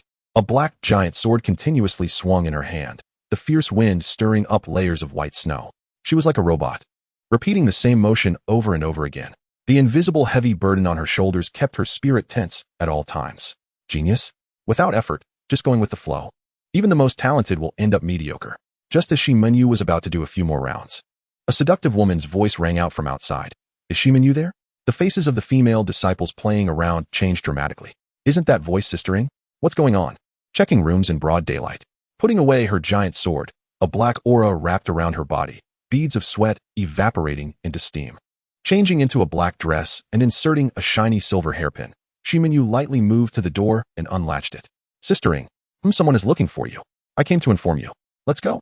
Ying lightly tapped the door with her pipe, her beautiful eyes turning to Shi Minyu as she said casually. Who is looking for me? That man who awakened one of the top 10 artifacts, Vortex, seems to be called Qin Feng? Shi Minyu's slender body trembled slightly as she abruptly raised her head to stare at Ying. Can I not see him? That's not possible. I accepted his favor. You understand what I mean, right? Her red lips parted, exhaling a puff of white smoke. Ying's face was somewhat elusive. I understand. Nodding. Shi Minyu turned and closed the door, walking outside. Following Ying, Shi Minyu clenched her fists. What was that man who almost took her virtue coming for again? Although they had already cleared things up, she still had nightmares every night about it. It had become an inescapable nightmare. While she was lost in thought, an intense fragrance surged into her nostrils. What is this little rascal up to again? Hearing Ying's voice, Shiminyu looked up and realized that she had unknowingly arrived at the outer edge of the female dormitory. At this moment, a group of female disciples in various outfits tightly surrounded something. Brother Qin, I want it. Wah, I want it too. Can you give it to me, Brother Qin? So great. I want more. Wah, this isn't enough. Hiss. It's a bit spicy. Don't rush. Line up and come one by one. Qin Feng glanced at the surrounding girls. Countless beautiful eyes fixed on him, or rather, on the several pots on the stove in front of him. Indeed, in front of food, these female disciples were fearless, each one transforming into a hungry tigress. Even Wang Fugui to the side was overlooked. Upon reflection, it wasn't surprising. This was a world that revered martial arts. In terms of food, it was relatively backward. Seasoning consisted only of simple rock salt and a few well-known spices. Scanning the crowd, Qin Feng's lips curled into a smile as he walked toward them. The group of female disciples parted to let him through, all eyes on Qin Feng. Did you miss me, master? Hearing the faint male voice, Shiminyu's body shivered as she raised her head, biting her pink lips and staring at Qin Feng. Is there something you need? Of course there is. I'm here to bring you dessert. Want to try it? It's still warm. Glancing at Lu Qingche, whose expression was somewhat stormy not far away, Qin Feng smiled as he reached out, pulling the girl in front into his embrace. Let go of me. Shiminyu's body stiffened, her hand gathering spiritual energy falling weakly. All right. Releasing her, Qin Feng took out a box of crystal jelly cake from his storage ring and slowly opened it. Try it. This is the dessert I made for you. It's quite expensive, and I only made a few. Chapter 58, Cherry Blossom Tree. How is it? Is it delicious? Shiminyu was taken aback, silently raising the cake in her hand and taking another bite. It was a flavor she had never tasted before, warm like her mother's embrace from childhood. 1 bite. 2 bites. 3 bites. In just a few seconds, she had finished an entire piece of crystal cake. Is there more? She looked up at Qin Feng with a somewhat unnatural expression. They say I only prepared a few of these cakes, so there must be none left. Qin Feng squinted his eyes, leisurely savoring the cake in his hand. You're lying. I just like to lie to girls like you. You. Take it. Eat slowly, or you'll get fat. Several pieces of crystal cake appeared in Qin Feng's palm. Don't want it. My good master. This is a tribute from your disciple. Without hesitation, Shiminyu reached out for the pieces of cake. The cake was delicious. She couldn't resist the taste. She glanced at Lu Qingche, who seemed like she could drip water from her expression.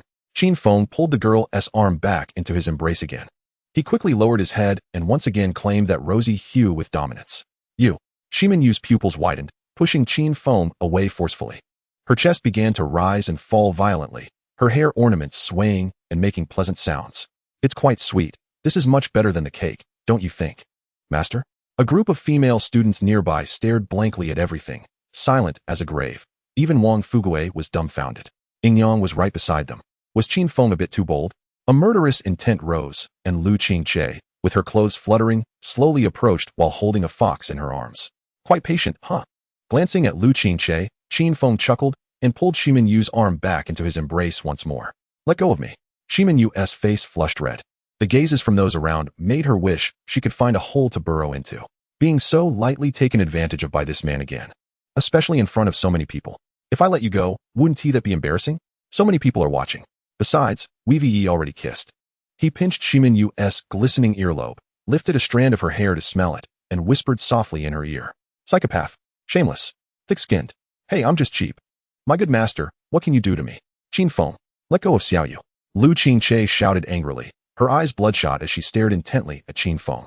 Especially when she saw Shiminyu struggling less and less, her nose flared in anger. Isn't it better to honestly enjoy the snow scenery? Why follow me? Do you like to eat so much? Let go of Shiminyu, and casually took out a cold-resistant outfit from his storage ring and draped it over her. Qin Feng turned to look at the furious Lu Qingche behind him, his eyes squinting into a narrow slit. Just as Wang Fugui said, this young one is inconsistent inside and out. Shouldn't he be taking a shot for himself at this time? What is he afraid of? Afraid of being expelled? Taking a deep breath, Lu Qingche's gaze gradually became clearer. She put down the snow fox in her arms and spoke. Dare to fight me in the arena, Qin Feng? Bullying a newcomer? You really have thick skin. Smiling, Qin Feng ignored her. He placed several boxes of crystal cake into the dazed Shiminyu's hands. Take it. My good master. Come find me when you finish. You know where my home is. Feeling the gaze once again on her, Shiminyu's face turned red again. She kicked the thick-skinned man's calf in frustration, adjusted her cold-resistant outfit, and turned to leave with several boxes of crystal cake. Shall we go, Brother Fugui? Sure. I don't want to see that silly Lu Qingche's ugly face either, don't you think? Whining. Wang Fugui, have the guts to fight me in the arena. TCH. Lu is so silly. Who doesn't know that I, Wang Fugui, am better at fighting in bed? If you were a girl, you'd definitely know whether I have guts, believe me. Wang Fugui curled his lips in disdain, putting away a large pot of Mandarin duck hot pot soup into his storage ring, and stood up saying, hee hee, with a soft chuckle. Lu Qingche's expression changed like a face flip, revealing a mysterious smile as she turned and left, as if nothing had happened before.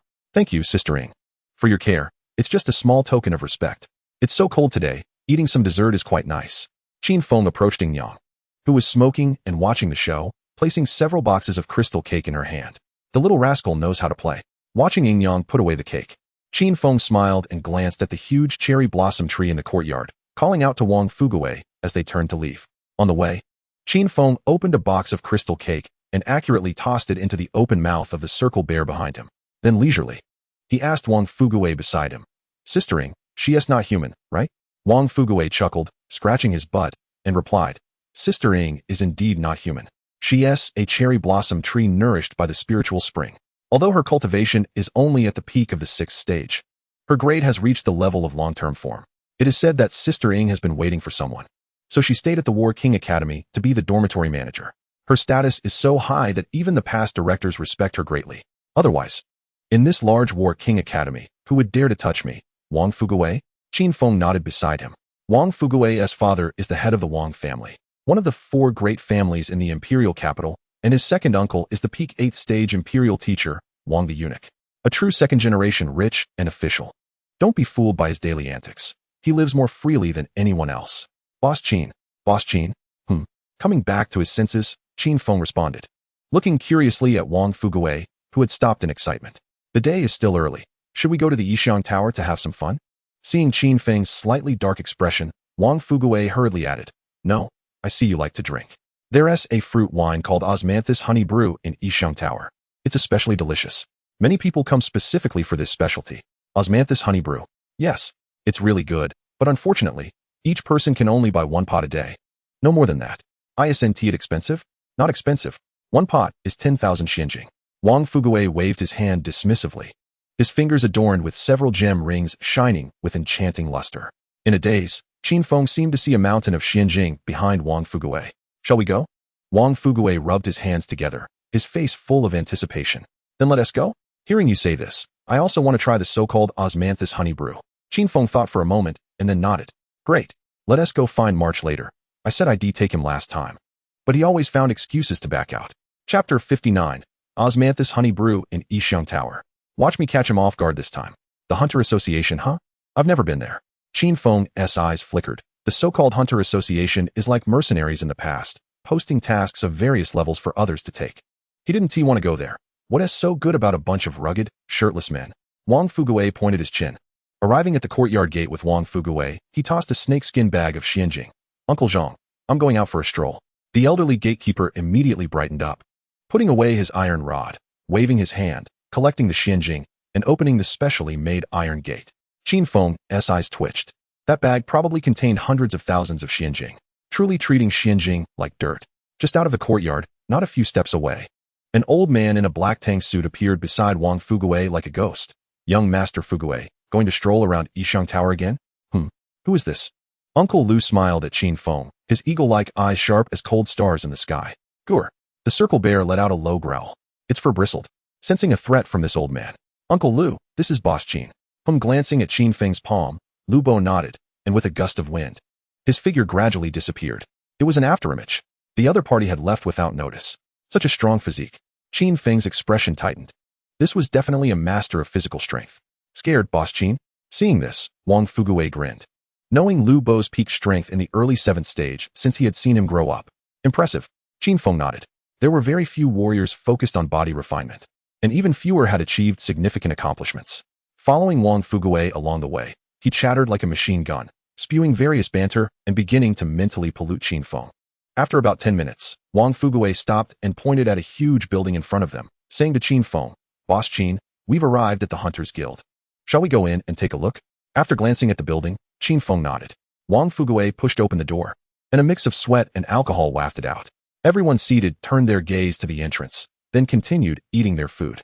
The tense atmosphere began to relax. It's crazy young Master Wang Fuguwei. What is he here for? That kid beside him seems familiar. Ignoring the surrounding discussions, Wang Fuguwei cheerfully wandered around. Soon, he spotted his target. Upon seeing Wang Fuguwei, the other party's expression changed to one of panic. Got you. He stepped forward and hugged the frail shoulders of San Yu.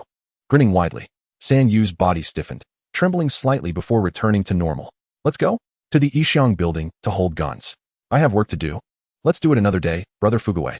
What? Don't you want to give me Wang Fuguwei some face? Wang Fuguwei's expression turned cold, narrowing his eyes as he stared at the person beside him. No. San Yu was suddenly at a loss for words. Why was Wang Fuguwei still fixated on this matter? What a shame, really. Let's go? Patting the other person's shoulder, Wang Fuguwei's gaze swept around before landing on Qin Feng at the counter. Boss Qin? We're leaving. The person has been found. He tossed A to the counter staff. It's Qin Feng. San Yu's pupils widened. He was also going to the Yixiang building to hold guns. Just as expected, birds of a feather flocked together. Let me introduce, Boss Qin. This is San Yu. He knows everything. Hello, Senior Qin Feng. San Yu lowered his head and whispered, hello, assessing the other party. Let's go, we're heading to the Yixiang building. Wang Fuguwei clapped his hands, a flush appearing on his face. It was time for some stretching after just finishing a meal. They exited the Hunters Guild. Watching Wang Fuguwei, who was incessantly complaining to Qin Feng like a machine gun, San Yu took out a handkerchief to wipe his forehead. What to do? I'm in a hurry. I don't even have that thing. How to resist? In an instant, a scene of the two holding guns in front of him flashed through his mind. It's over. I'm going to be exposed. San Yu, what were you greedy for? Deep in thought about a countermeasure, he didn't pay attention and bumped into Wang Fuguwei's back. Ouch. Hey, why are you more anxious than me? Wang Fuguwei turned his head to glance at San Yu, who was holding his head, then grinned. We're here. Ahem. San Yu coughed, his gaze evasive. In front of them, red lanterns were hung up, and people were coming and going. Several women in fancy dresses were standing on the second floor, continuously calling out. Especially after seeing Wang Fuguwei, within seconds, these women rushed downstairs. It's young Master Fuguwei. Young Master Fuguwei, today is mine. Come, let's fight to our heart's content. Want to try my new move, the little whip on the basket, young Master Fuguwei? A turtle man shouted. All members of the Yixiang building, welcome young Master Fuguwei's arrival. Hearing the commotion, a group of girls rushed out from the loft. All repeating in unison. Let's go, Boss Qin. San Yu, what to do? I'm anxious. Oh no. Just a moment ago, he was all eager, and now he felt embarrassed. Could it be that he's shy? Wang Fuguwei dragged San Yu's arm and cheerfully walked upstairs. I'm not shy. I just don't have that thing. San Yu's face was gloomy. Just thinking about how the two would show off in front of him, staring at him, made him want to die. Turtle man, bring out the best osmanthus honey brew in your building. And by the way, call all your top girls up. Sure thing. Young Master Fuguwei, sitting in room number 1. Qin Feng unbuttoned his gray mink coat and leisurely savored a cup of fragrant wine. This so-called osmanthus honey brew indeed had its unique qualities, fragrant and sweet. Do you want to drink a little? Looking at a girl in his arms, Qin Feng raised his cup. Does the young master not mind me being dirty? The girl looked up, her beautiful eyes filled with spring, staring at the elegantly drinking man. What dirtiness? The only dirty thing is here. Qin Feng reached out and patted the girl's heart area. Do you understand what I mean? I understand, but not completely. Are you saying, human heart? Chapter 60, The Returning Eunuch Wang. Do you want me to serve you, young master? How do you want to serve me? Gazing out at the vibrant nightlife, Qin Feng put down the osmanthus honey brew, reached out and gently rubbed the girl's chin, staring intently. The girl awkwardly avoided Qin Feng's deep gaze. Hurriedly flustered. You know I know. Young master came to this place of brothels. Isn't it for that man and woman enjoyment? Just like young Master Fuguwei. After saying this, she couldn't help but glance back. Wang Fuguwei was already surrounded by girls, starting to flirt. The nearby weak man was blushing from being teased by his sister. It seems he's still a pure young master. I'll take a nap first. You just make sure he's comfortable. Qin Feng yawned and slowly closed his eyes. Huh. Looking at the white mouse that jumped into her arms, the girl was utterly bewildered. Serve a mouse? How to serve? Squeak. Blinking her small, dark eyes. The treasure-seeking squirrel skillfully burrowed into the girl's ample bosom. Perverted mouse. The girl blushed and picked up a piece of cake beside her, holding it to the mouse's mouth. When she woke up, Qin Feng glanced out the window. It was already dark. Yawning, he forcibly pulled the treasure-seeking squirrel from the girl's arms and tossed it onto his shoulder. Looking sideways, he saw Wang Fuguwei snoring loudly not far away. Didn't he know if he would have nightmares tonight?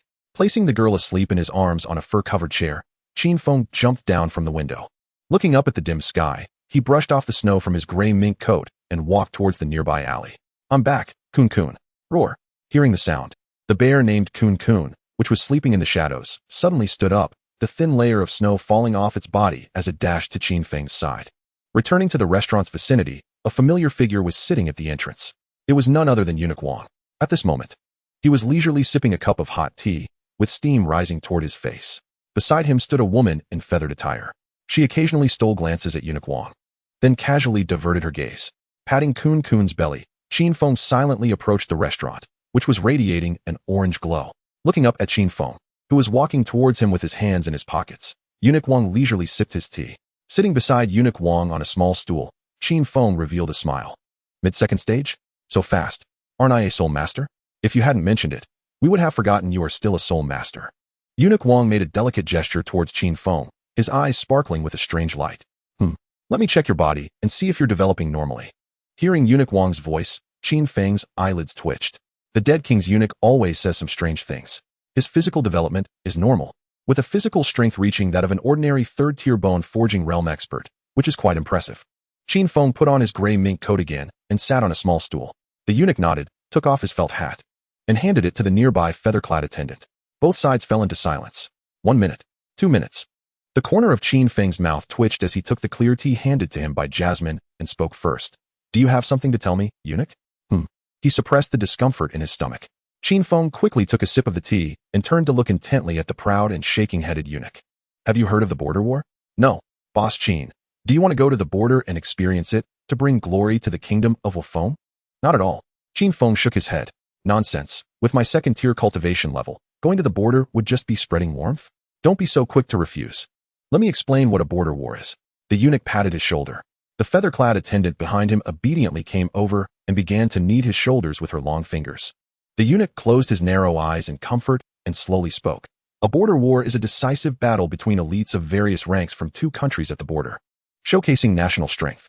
The victors will receive rich rewards, such as mysterious crystals, high-tier wild beast cubs, martial arts, and beast techniques. After all, it's for the glory of the country.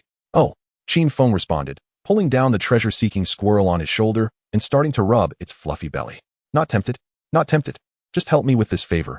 You don't know, when I went to the border to clean out the pests, I almost got killed by those little beasts from the Rhine Empire. The eunuch sighed, playing with his long hair, looking at Qin Feng with a mournful expression. The Rhine Empire? The strongest empire in the Western continent? Yes.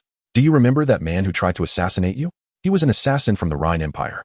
Don't you want revenge? The Rhine Empire. A glint of cold light flashed in Qin Feng's eyes. He had almost forgotten about it without the eunuch mentioning it. Although he had the eunuch's fourth spirit pet to help, that feeling of being on the brink of death was still quite unpleasant. They wanted to cripple you. Don't you want to cripple a few of their talented people for fun? The eunuch curled his lips, his eyes fixed on the angry, treasure-seeking squirrel in Qin Feng's hands. Its belly is almost rubbed bald. Boss Qin, if you can break into the first tier of the second level, I will reward you. Reward me with what? I will reward you with 100 years of cleansing qualification from my Wang family. Cleansing? Qin Feng's expression froze, blinking at the eunuch in confusion. My Wang family has a spiritual spring that can cleanse the soul once every 100 years. Simply put, it refines and solidifies the soul. If you win, we will push through the objections and transfer the only quota to you. With good luck, your soul will be greatly strengthened, and you might even be able to contract a fourth beast pet. Are you tempted? The eunuch made a flower gesture towards Qin Feng. Eunuch, you have been very kind to me. If I don't go, wouldn't it be disrespectful to your cultivation? I'll wade through this muddy water. After glancing at Qin Feng's serious expression, the eunuch chuckled softly. Boss Qin really won't move unless there's a benefit. It's quite clever. The border war will take place in 10 days. Work on refining your body, and try not to break through to the third tier.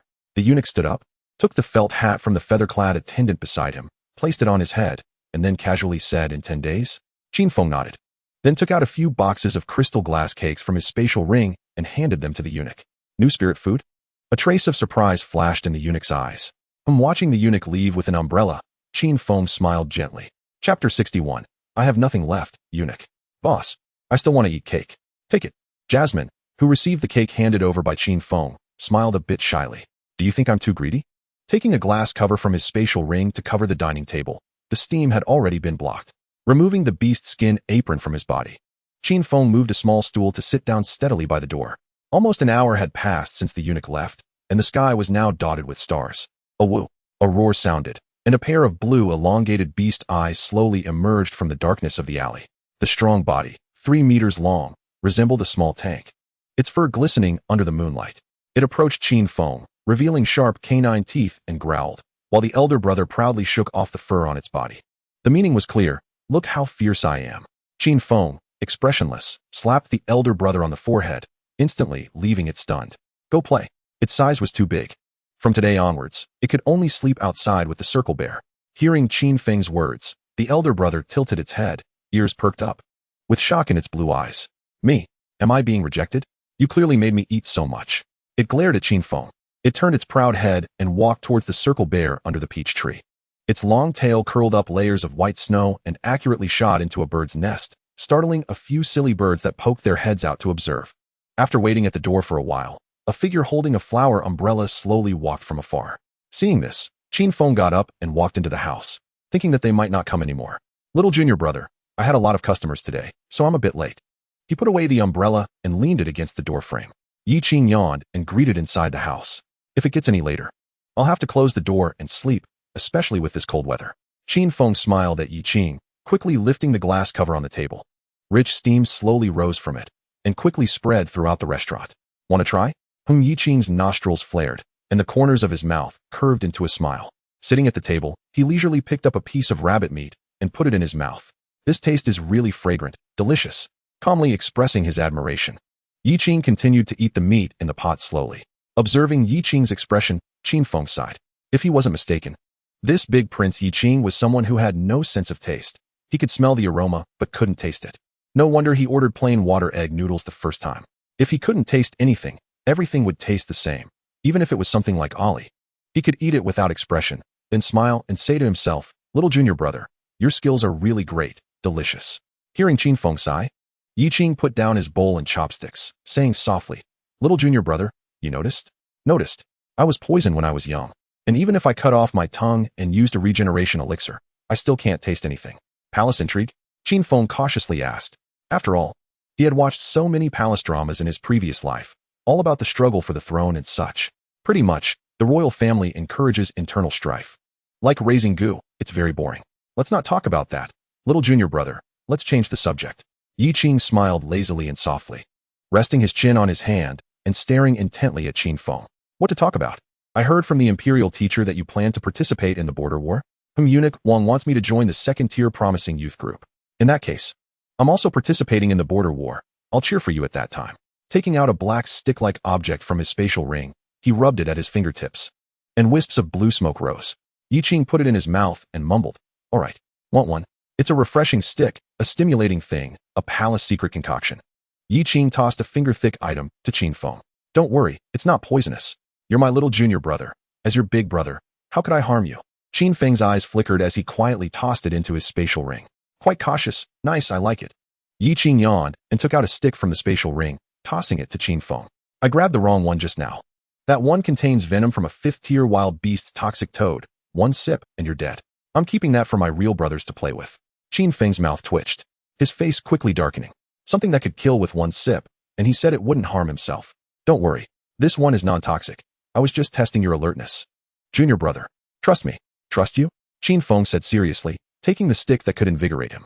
Across from him, Yi Qing smiled, flicking his fingers, a flame rising to ignite it. I'll give you something good when you leave, as an apology. I only have 2. After saying that, he took out a crystal-clear pill from his spatial ring and tossed it to Qin Feng. This is a 6th-tier rebirth pill. Wherever you're injured, eat it, and it will grow back.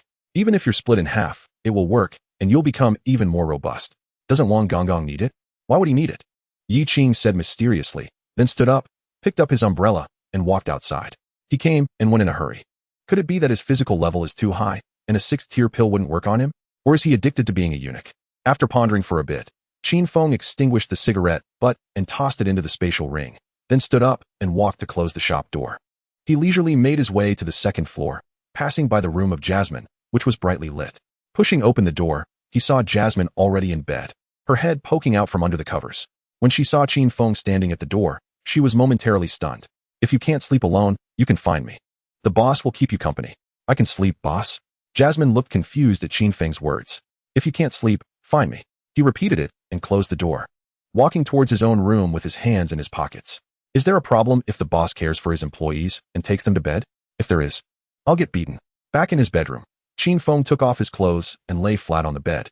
staring at the ceiling in a daze as the 10 great artifacts swirled continuously, beginning to cleanse his physical body.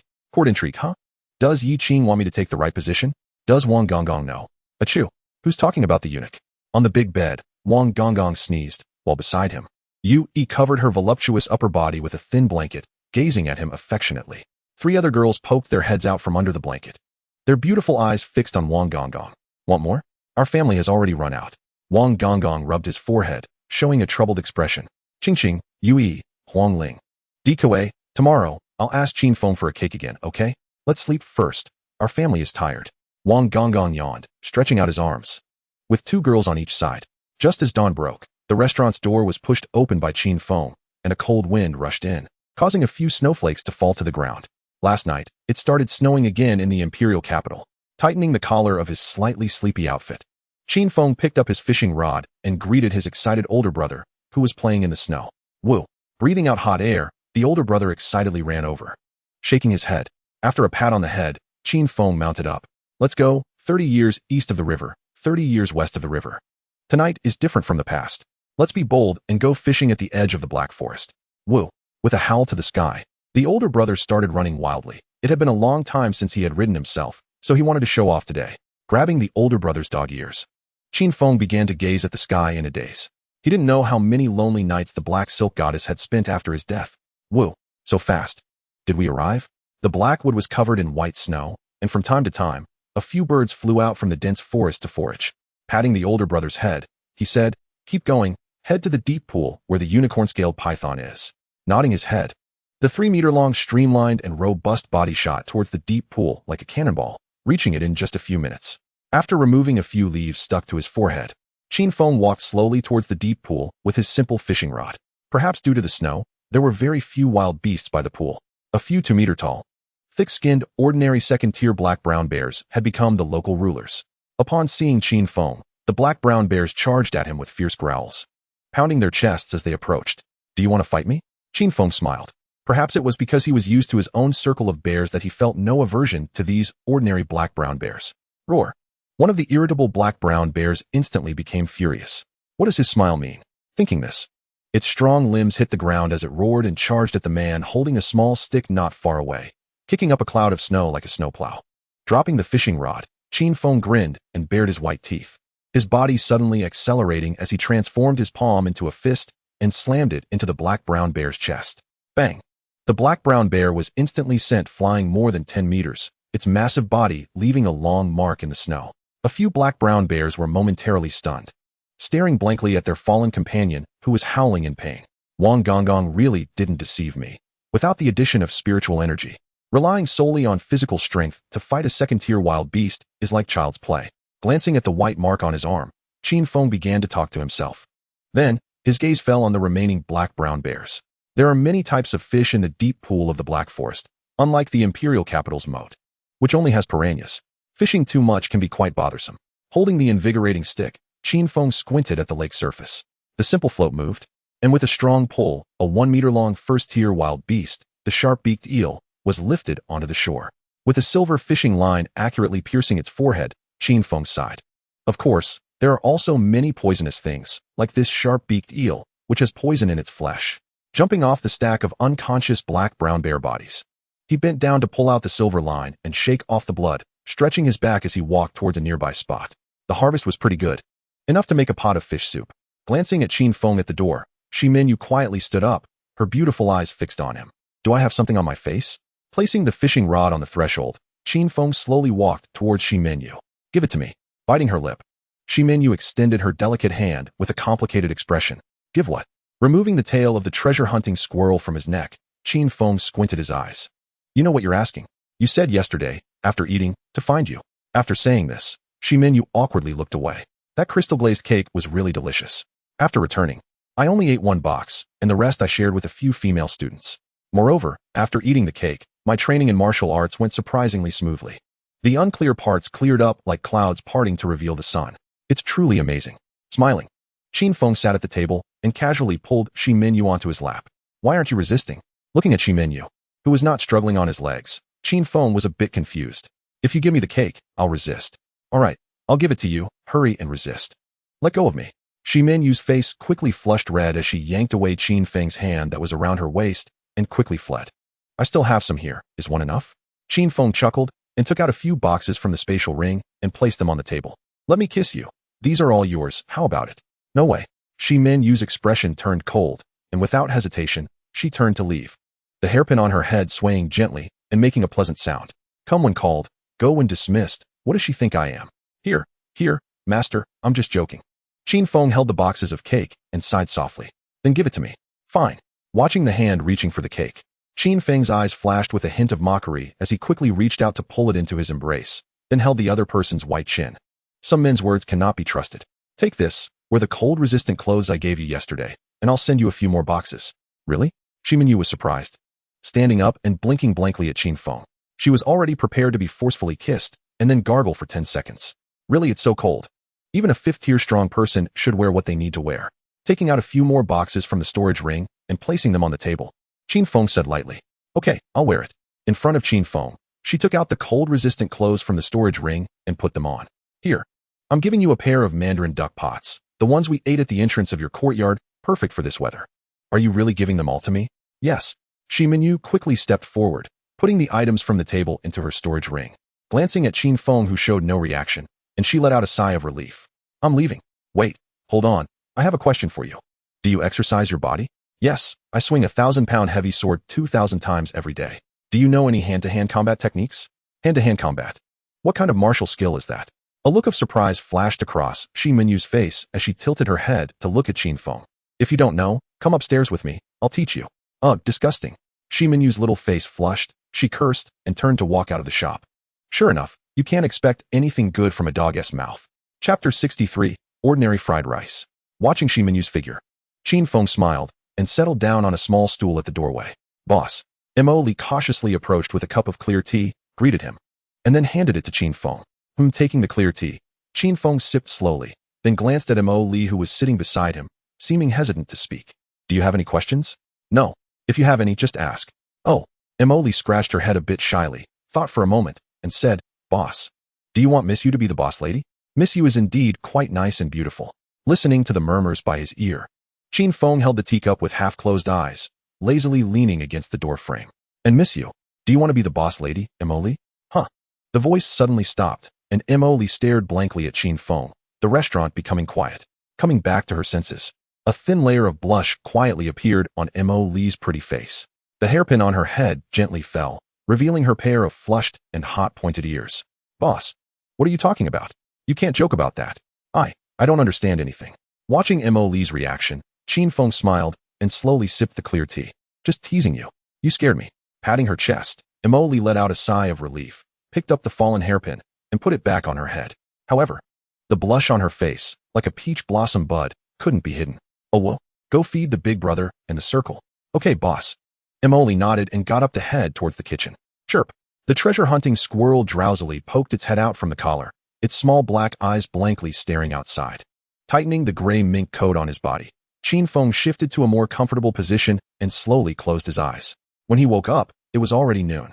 Removing the thin blanket that had unknowingly covered him, Qin Feng stretched out his fingers to rub his temples. Awake? Qin boss. Following the voice, he saw that at some point, Eunuch Wang was already sitting at the table, leisurely eating dried fruits. Next to him sat an elderly man in a black tang suit. His hair meticulously styled, drinking tea. It was none other than Lu Bo, Wang Fugui's nanny. Lu Bo getting up to tidy the blanket. Qin Feng walked over to the table and greeted Lu Bo. Good afternoon, young friend Qin Feng. Qin boss, this is the physical trainer I arranged for you. So you must perform well from now on. Physical trainer? Qin Feng twitched the corners of his mouth, looking suspiciously at Eunuch Wang, who was teasing the little snake in his sleeve. Yes, physical trainer, don't underestimate the upcoming battles. There have been several monsters in the 2nd tier before, with bodies that are ridiculously strong. For your personal safety, I specially found you an expert in physical training. Understood. That's good. Eunuch Wang nodded with a smile. Qin Feng then looked at Lu Bo, who was sitting up straight and quietly savoring his tea. Lu Bo, what do you want to eat? Young friend Qin Feng, do you know how to make fried rice? Lu Bo put down his teacup, elegantly took out a handkerchief to wipe his hands, and asked softly, Fried rice, I can make it. Do you have any requests? Qin Feng replied, but his gaze fell on Lu Bo's left hand, where a silver ring on his ring finger was particularly eye-catching. No special requests, I'm old. I've tasted all the delicacies in the world. I'm not picky. Good. Nodding, Qin Feng walked towards the kitchen. Opening the kitchen window, Qin Feng stared at the dark stove and began to daze.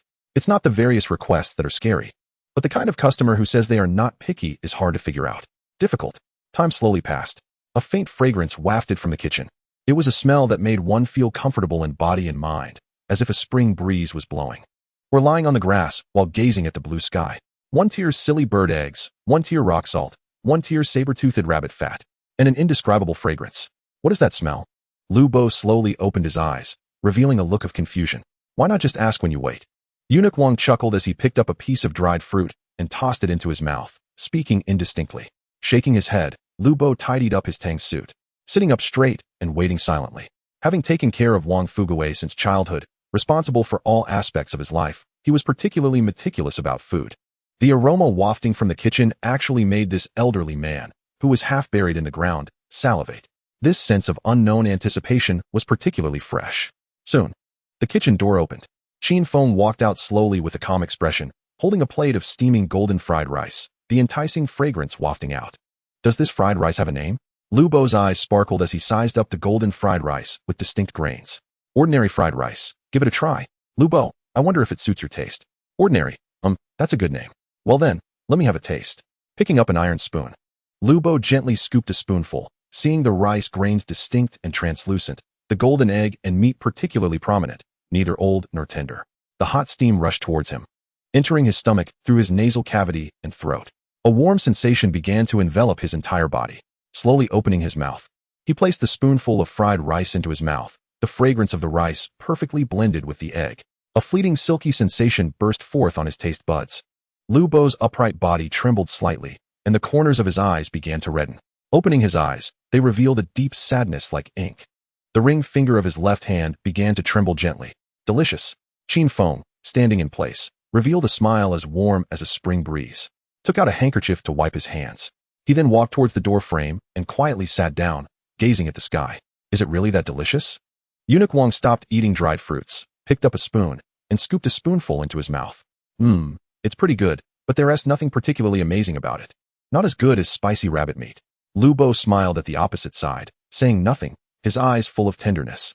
Slowly loosening the worn red silk ribbon that bound his long silver hair. He picked up the spoon and began to eat the ordinary fried rice in front of him bite by bite. The speed gradually increased, and soon, a bowl of fried rice was completely cleaned out. Picking up the last grain of rice and tossing it into his mouth, Lu Bo's wrinkled eyes were already moist. Taking the tattered red ribbon from the table, Lu Bo gazed at it softly for a moment before slowly reading it into his silver hair. Seeing this, Qin Feng turned his head away, silently playing with the shimmering surgical knife in his hand. Some things are hard to forget, and time is indeed a cruel and heartless thing. A simple tenderness from youth can sometimes leave a deeper impression. This is a plate of tender egg fried rice. Chapter 64, Muscle Training. Lu Bo stood up, adjusted his tang suit, and walked towards Qin Feng. Are you ready, young friend Qin Feng? Physical training? Of course.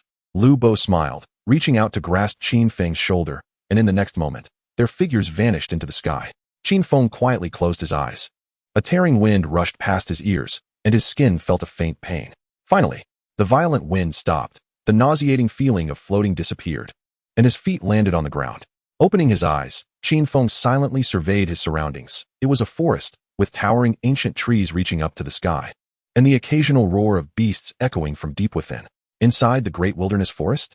Qin Feng squinted, slowly articulating this place. That's right. This is the interior of the great wilderness forest. Let's go, young friend Qin Feng. This will be your training ground.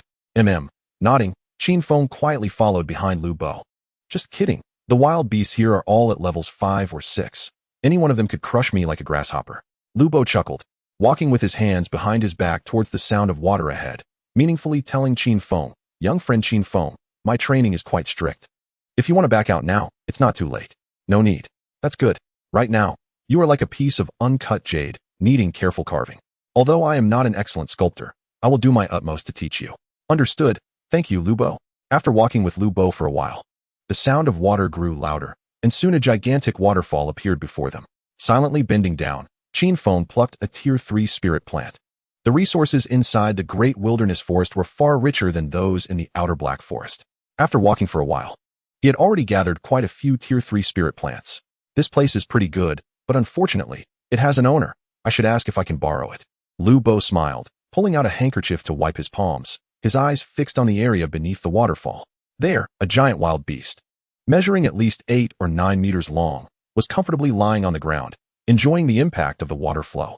Qin Feng observed for a moment and showed a knowing expression.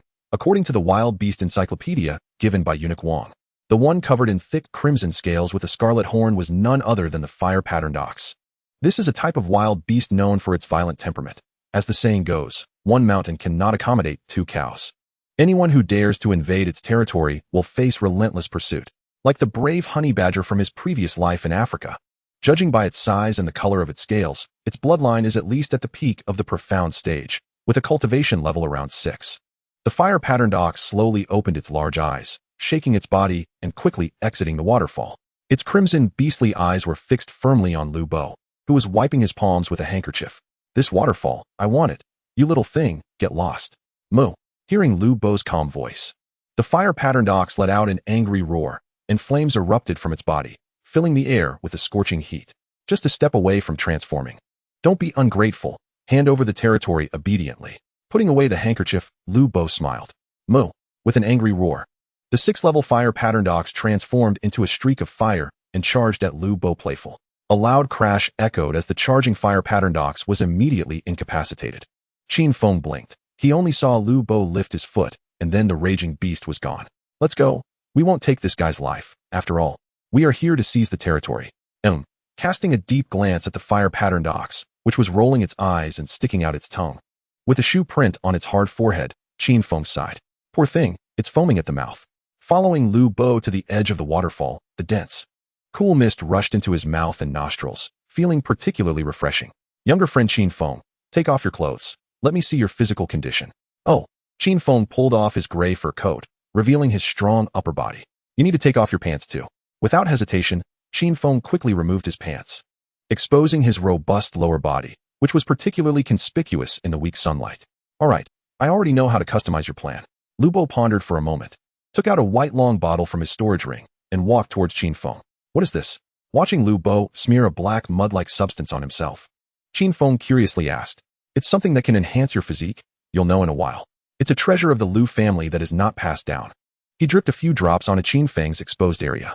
Lu Bo smiled and put away the bottle, leisurely sitting beside a green stone. Don't move for half an hour. Stay in place. Nodding, Qin Feng raised his head to look at the sky, beginning to daze off into his thoughts. Lu Bo sat up straight, elegantly spreading a handkerchief on the ground from his storage ring. Soon he took out a pile of food and began to eat leisurely by the green stone. Chirp. The treasure-hunting squirrel stood under the green stone, blinking at Lu Bo and calling out. Do you want to eat too, little mysterious guy? Wiping the crumbs from the corner of his mouth with his finger, Lu Bo smiled. Chirp. Climbing onto the green stone, the treasure-hunting squirrel unceremoniously sat there, picking up a piece of bread and starting to eat. Hiss. Standing still, the corner of Qin Feng's mouth twitched. Hot air began to rise from his entire body, and his skin turned red at a visible speed, as if countless ants were gnawing at his flesh, especially in the area around his lower body. Hold on. Young friend Qin Feng, don't waste my precious treasure. The Lu family's invaluable treasure is already few. Qin Feng's expression grew serious as he nodded, grinning to reveal his white teeth. Small beads of sweat gradually dripped down his body, splashing into the nearby spring water. His muscles and blood felt like they were burning fiercely. The fainted fire-patterned ox slowly regained consciousness, and before it could fully stand, another fist mark appeared on its forehead, causing it to fall back down. Lay there for a while. I didn't tell you to get up. Lu Bo took out a handkerchief to wipe his palms, and his gaze then fell on Qin Feng. Time slowly passed. The intense soreness finally disappeared, and Qin Feng's face was as pale as a sheet of paper. Come here, young friend Qin Feng. With heavy steps. The distance of a dozen meters felt like a vast expanse. When he reached Lu Bo's side, the latter effortlessly lifted Qin Feng onto the green stone like picking up a chick. Lie down. The black bottle I applied to you was for bone forging and removing blood impurities. The next white bottle is for skin forging. Good. Lu Bo poured the liquid from the white bottle into his hand and started massaging Qin Feng. The cool and comfortable sensation spread over his skin, feeling exceptionally soothing. Much like when a graceful lady from his previous life helped him massage his entire body. Chapter 65. Eating a tiger whip to boost energy. Get up. Lu Bo patted Qin Feng's broad back and wiped his hands with a handkerchief. Is the training over, Lu Bo? Just beginning. Hearing the calm voice, The corner of Qin Feng's mouth twitched. What's wrong? Can't hold on. I can't. Lu Bo jumped off the green stone and slowly walked towards the gigantic waterfall. The water flow is a bit too much for you. Shaking his head, Lu Bo lifted his toes and delivered a seemingly ordinary kick towards the massive waterfall. Bang! The descending waterfall seemed to be severed by an invisible giant blade, splitting into 2 layers, erupting into the air like a roaring beast. Go to the lower level. You are not allowed to use spiritual energy for protection. If you can't hold on, just come out. Patting the dazed Qin Feng, a smile appeared on Lu Bo's face. Coming back to his senses, Qin Feng put on his pants and slowly walked under the waterfall, biting his teeth and diving in. A sharp pain surged through his body, as if dozens of heavy hammers were fiercely pounding his flesh and bones. Bang! A piece of floating wood struck Qin Feng's back from above, knocking him into the water below. Emerging from the water, he swam to the shore, wiped away a trickle of blood from the corner of his mouth, and took out a bowl of spicy rabbit meat from his storage ring, shoving it into his mouth. After discarding the pot, he gritted his teeth and entered the lower level of the waterfall again. Quite resilient, not bad. Lu Bo, watching from the side, chuckled and kicked a piece of wood towards the waterfall again with his toes. Half an hour later, Lu Bo called out to Qin Feng, who had just popped his head out of the water. I said, young friend Qin Feng, I kicked the wood to train your dodging ability under the pressure of the water flow, not to have you take the hits with your body. Qin Feng was momentarily stunned. Forget it, it's getting late today. We'll continue tomorrow afternoon. By the time he returned to the restaurant, it was already getting dark. Watching Lu Bo leave, Qin Feng sighed. Hard to endure. If I had known, I wouldn't have agreed to the eunuch Wang about the military exercises and this torturous training. However, there were also many benefits. He clenched his fists, a faint smile appearing at the corner of his mouth. Lu Bo had trained him for an entire afternoon, and his physical strength had improved by at least 10%. That was already a significant enhancement. Stretching lazily and sitting at the table, Qin Feng rested his chin on his hand, gazing out at the darkening sky, lost in thought. Boss. Tea, please. Thank you. Boss, you look very tired. Jasmine bent down to pour a cup of tea, carefully looking at Qin Feng and asking. Very tired, both physically and mentally. Do you want to comfort me? With that, Qin Feng reached out, grabbed Jasmine's arm, and pulled her into his embrace, tugging off her hairpin and whispering in her ear. Feeling the large hand wrapped around her slender waist, Jasmine's face quietly flushed. Her body began to gently struggle. Don't move. Do you want the weapon master to show off? Grabbing a handful of her silky hair to sniff, Qin Feng's other hand was already pinching one of her long ears. Let go of me, boss. There will be guests later. I can't have my ears pinched. Jasmine's face turned as red as if it could bleed, her head lowered, her body trembling slightly. All right, just give me a shoulder rub. Jasmine, sit on my lap, and don't get down. Oh, Jasmine nodded, turning around to gently knead the shoulder of the man beside her. Still too small, glancing at her petite chest rising and falling in front of him. Inhaling the faint fragrance of jasmine, Qin Feng felt his fatigue surge like a tide. Slowly closing his eyes, it wasn't long before even breaths could be heard. Boss, are you asleep? Listening to his breathing, Jasmine's face was red as she darted out from his embrace and went upstairs to fetch a thin blanket to cover the sleeping Qin Feng, clapping her hands. Hearing the sounds of stray beasts outside, Jasmine walked toward the kitchen. Wake up. Qin Feng slowly opened his eyes to see an old man's face before him. Rubbing his forehead, he sat up. It was indeed the old man in the vest. He had somehow sat down next to him, grinning widely. What do you want to eat? Stretching lazily, his body made cracking sounds like breaking bones. Comfortable. Look at how weak you are. See what this is? The old man in the vest mysteriously took out a fluffy stick-like object about the thickness of an arm from his storage ring. Tiger whip? Where did you get this? So big, looks like it's from a high-tier bone tiger. Hee, I'm not telling you. The old man revealed his big white teeth and said to Qin Feng, You little brat, can you cook it? I can, why? Do you want to eat? Hurry up and make it. Putting on gloves, Qin Feng slowly walked into the kitchen while holding the thick stick-like object. As soon as he entered, he saw Jasmine heating up some spiritual food. So big. Jasmine's pupils shrank, and she quickly covered her mouth, her face full of fear. It's just a mushroom from a bone tiger, not mine. What are you afraid of? Seeing Jasmine's reaction, Qin Feng's eyes twitched. Did this girl misunderstand something? I thought you were often nagged by eunuch Wang, feeling disheartened, and couldn't help but act like a eunuch. Jasmine patted her flat chest, her eyes filled with relief. Ignoring Jasmine, Qin Feng tossed the tiger whip into the boiling water beside him. Get out. What comes next is not something you, a young girl, should see. Glancing at Jasmine, who was sneaking peeks, Qin Feng pointed toward the door. Oh, and you. Qin Feng yanked out the treasure-seeking squirrel that was curiously peeking out from his chest and tossed it toward Jasmine. Soon, the kitchen became quiet. Half of it will be made into tiger whip soup, and the other half will be stir-fried. The kitchen began to bustle with activity. Moments later, Qin Feng emerged from the kitchen holding a tray, the fragrant aroma wafting through the restaurant. Done? He placed the tray on the table and opened the lid. A plate of bright red, translucent stir-fried tiger whips, along with a pot of soup that had turned pale from being stewed, with a thin layer of oil floating on top, appeared before the old man in the vest. Delicious.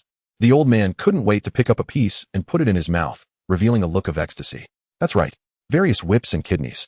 I really can't get enough. Which man can handle this every day? They've all been turned into dry sticks. Is it a problem to eat some whips to replenish? No problem. You little brat. You should try some too, to replenish your essence. Essence is the root of a person. The more you replenish. Look at how weak you are during the day. Qin Feng silently served himself a bowl of tiger whip soup, sipping it slowly. His stomach warmed up, and his fatigued spirit began to gradually recover. Chapter 66. Testing. Watching the old man in the vest take the big pot away, Qin Feng stepped forward to close the door. He instructed Jasmine to clean the dining table and slowly made his way upstairs. Having endured torture for an entire afternoon, he was already extremely tired, and after eating, he felt even sleepier. The only difference was that the bed felt quite pleasant. Late at night, a sharp pain in his chest suddenly jolted Qin Feng awake from his dreams. Looking at the anxious expression of the treasure-seeking squirrel on his chest, Qin Feng's gaze flickered. This little guy's treasure-seeking ability was not only remarkable, but also had a keen sense of danger. Last time during the assassination at the War King Academy, it was this little guy that provided an early warning. His nostrils flared, catching a faint sweet scent of bee paralysis toxin in the air. A bad thought arose in his heart. Holding his breath, he quickly wrapped himself in a thin blanket, slowly closing his black eyes. A few minutes later, the tightly shut wooden door slowly opened. Under the moonlight, a thin man dressed in a black stealth outfit quietly slipped in. The man gazed at the alluring figure beneath the thin blanket for a while, pulled down his mask, and sniffed the faint fragrance of jasmine in the air. Grinning, he revealed a mouthful of yellowed teeth. Rubbing his hands together, he eagerly reached out to tug at the thin blanket. The blanket was suddenly yanked open, and the man's smile gradually froze. The delicate female body he had envisioned was absent. Instead, there was a muscular young man with his upper body bare. What the hell? Isn't this a woman's boudoir? How did a man end up sleeping here? Lying on the bed, Qin Feng sprang up like a cheetah, launching a punch rapidly at the stunned thin man. Bang! The sound of bones breaking rang out as the man let out a scream, his body crashing hard against the wooden wall behind him. The thin body slowly slid down the wall like a dead fish, collapsing helplessly onto the floor. A black sleeve arrow was pulled out from Qin Feng's storage ring, and without hesitation, 4 crossbow arrows shot out, precisely embedding into the man's limbs. Chirp chirp. The treasure-seeking squirrel pointed its little paw toward the man's sleeve on the ground. Seeing this, Qin Feng's mouth curled into a smirk as several crossbow arrows quickly loaded and shot toward the man's wide sleeves. The sound of a piercing arrow penetrating flesh echoed, followed by a low, mournful roar emanating from the calm and loose sleeves. Drops of fresh blood flowed from the cuffs, gradually absorbed and permeated by the gaps in the wooden floor. I didn't expect him to be a soul master. Interesting. Stepping forward, Qin Feng slowly grasped the neck of the unconscious man and walked toward the outside. Scalding blood left a bloody trail on the ground. Stopping in his tracks, listening to the steady breathing from the next room, Qin Feng walked downstairs as if dragging a dead dog. After surveying the surroundings, he found the front door tightly shut, showing no signs of being pried open. He had no idea how this black-clad flower thief managed to sneak in. Opening the door bolt, a biting cold wind howled in, mixed with fine snow that rushed in wildly. Stepping out and closing the shop door, Qin Feng grinned and walked toward the base of the peach tree. Roar! Hearing the noise, the bear, Quan Quan, shook off the fine snow on its body. When its gaze landed on the black-clad man being dragged by Qin Feng, it instantly let out a roar. Quan Quan, keep it down, the neighbors are sleeping. Roar! Tossing the black-clad man onto the ground, he glanced at the older brother who was sleeping soundly under the stone table. Qin Feng slapped the exposed large dog head. The older brother, who was about to roar a few words, instantly recognized Qin Feng, shaking his head as he crawled out from under the small stone table. Chirp! The treasure-hunting squirrel stood on Qin Feng's shoulder, making a face at him and letting out a mocking sound. Taking out a gray mink fur coat from the storage ring and draping it over himself, Qin Feng squatted down and plunged a silver scalpel sharply into the man's thigh root. Scalding blood seeped out from the black cloth, dyeing the surrounding white snow red. No reaction? Still pretending? Pulling out the bloodied scalpel and observing the man's response, Qin Feng smiled. Since he wasn't waking up, then a few more stabs wouldn't hurt. Twirling the scalpel to shake off the blood, he continued to stab the other thigh. The intense pain immediately woke the man from his stupor, and he looked at Qin Feng in terror. He instinctively opened his mouth to scream, but was slapped in the face, causing it to swell immediately, with a few blood-stained yellow teeth rolling onto the snow. "What is your name?" Picking up a half stick of stimulating candy, Qin Feng took out a handkerchief from the storage ring to wipe the blood off the silver scalpel, then casually asked, "Zhao Taizhu." Staring at the long silver scalpel, Zhao Taizhu coughed and honestly confessed, "Your accent doesn't sound like it's from the imperial capital of Wufeng. Where are you from?" "I'm from Amber City, one of the many small towns under the rule of Wufeng Imperial Capital. I was momentarily bewitched, and during the day, I saw a beautiful lady and had some wicked thoughts. Sir, please spare me. I have an elderly parent and young children to care for." Zhao Taiju's face was smeared with snot and tears as he pleaded, kneeling on the ground and looking at Qin Feng, whose expression gradually softened. "Quan, take off his right arm for me, but be quiet, don't wake the neighbors." Hearing Qin Feng's words, Zhao Taiju's face turned pale. Before he could speak, a tearing pain shot through his right arm. Accepting the bloody severed arm, Qin Feng took a storage ring from it. "Spare me.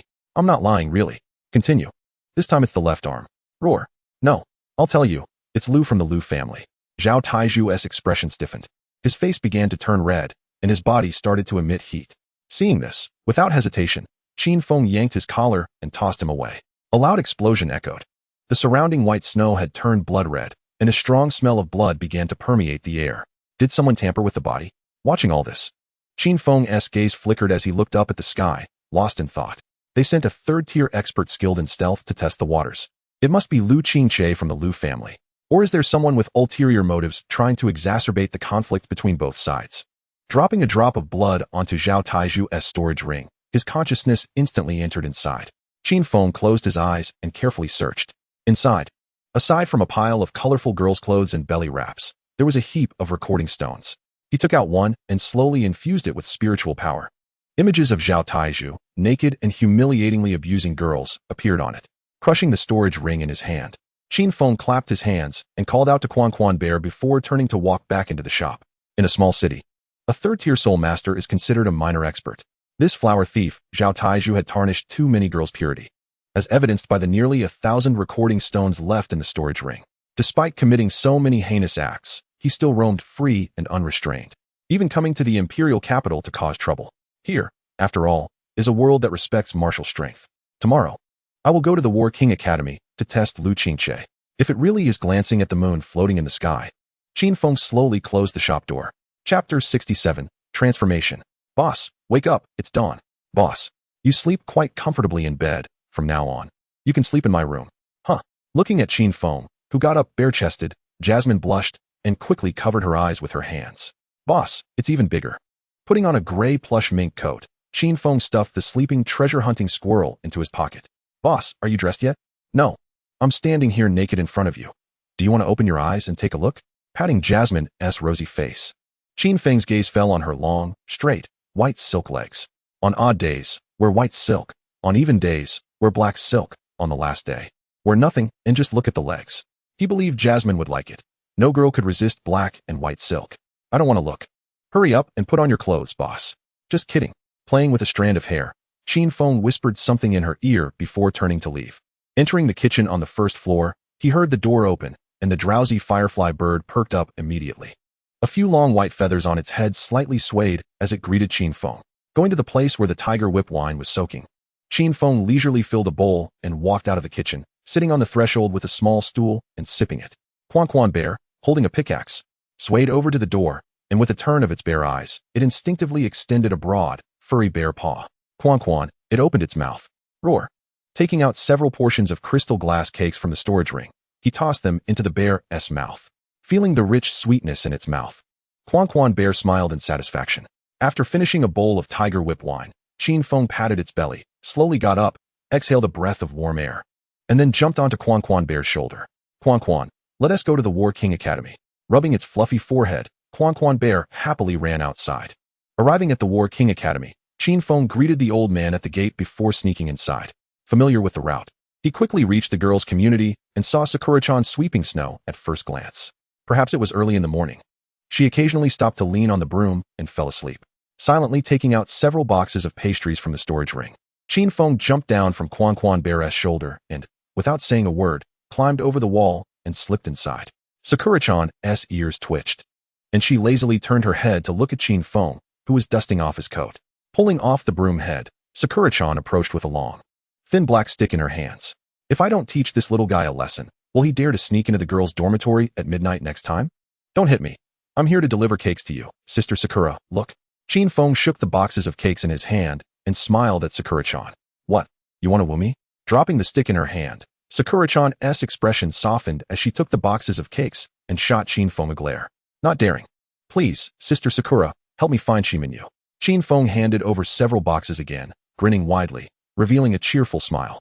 Quickly taking the cakes, Sakura-chan took out a cigarette and leisurely smoked, curling wisps of blue smoke that obscured her enchanting face.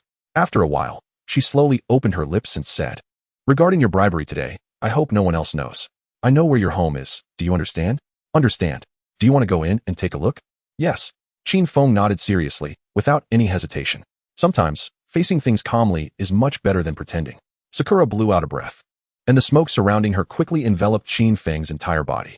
When the smoke dissipated, Qin Feng's figure disappeared, leaving only a delicate girl in a gray fur coat. Taking a deep breath and looking at her small hands, Qin Feng looked at Sakura in confusion. How could I, Sakura, have been a gatekeeper for so long and really let a boy in? Don't worry, your little bird is still there. This is just a small illusion, and it will be lifted in a quarter of an hour. Feeling below, Qin Feng breathed a sigh of relief upon hearing this. If the bird really disappeared, the first one to be happy would definitely be Eunuch Wang. No, that reliable master Yi Qing gave me a 6th grade limb regeneration pill. Even if it's gone, it can grow back, and it can become even stronger. Chirp. The treasure-seeking squirrel seemed to be awakened by the sound, and sleepily poked its head out from Qin Feng's chest. It looked up at the expressionless delicate girl who was squinting at it, and instantly froze, its little eyes full of confusion. What the heck? Through the soul contract in its mind, it was clear that the person in front of it was its contractor. Chirp. Hearing Qin Feng's familiar gentle male voice, the treasure-seeking squirrel breathed a sigh of relief. The voice is correct. It thought its old owner disliked it for being weak and abandoned it. Let us go? I'll take you to find Shiminyu. Nodding, Qin Feng fastened the button on his coat and followed behind Sakura.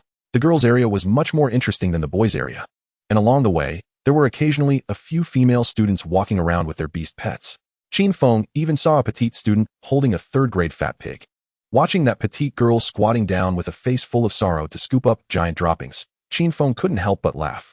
The fat pig with a mysterious bloodline is best known for pooping. It can produce dozens of pounds a day. Is it because of a lack of security that this girl contracted such a big fat pig? Roar. A carrying its contractor turned its head in confusion to stare at Qin Feng, who was passing by, after dropping the iron rod in its hand. It smelled the sin of a man, but isn't this the girl's area? Where did the man come from? Hurry up. Let us go to the Beast Skill Pavilion while there aren't many people. I'll change your eagle eye skill. Scratching its head, the picked up the iron rod from the ground and slowly walked towards the gate. A man is a man. It's important to protect the little master behind it. Good morning, Senior Sakura. Following behind Sakura and playing with the treasure-seeking squirrel's belly, Qin Feng looked up. Not far away, a woman in a half-unbuttoned white shirt, revealing a hint of her crystal white hair, was waving and greeting them sleepily. Glancing at her, Qin Feng continued to lower his head. That messy hair sticking up must be the 7th-grade peak mentor Xingyue, who is suspected of having an affair with Eunuch Wang. I didn't expect the serious-looking mentor to have such a silly side. Good morning, Xingyue. Did I expose myself? Qin Feng expressionlessly took out a few boxes of crystal-glazed cakes from his storage ring and handed them over. Make an exception. Eunuch Wang loves this stuff. This is the last time. Buttoning her coat, mentor Xingyue shot Qin Feng a glance and took the cakes with a haughty expression, happily walking towards a nearby courtyard. Chapter 68. Can't get in. She needs to plan carefully. How can she make that unfaithful Wang Qingluan obediently lie back on her bed?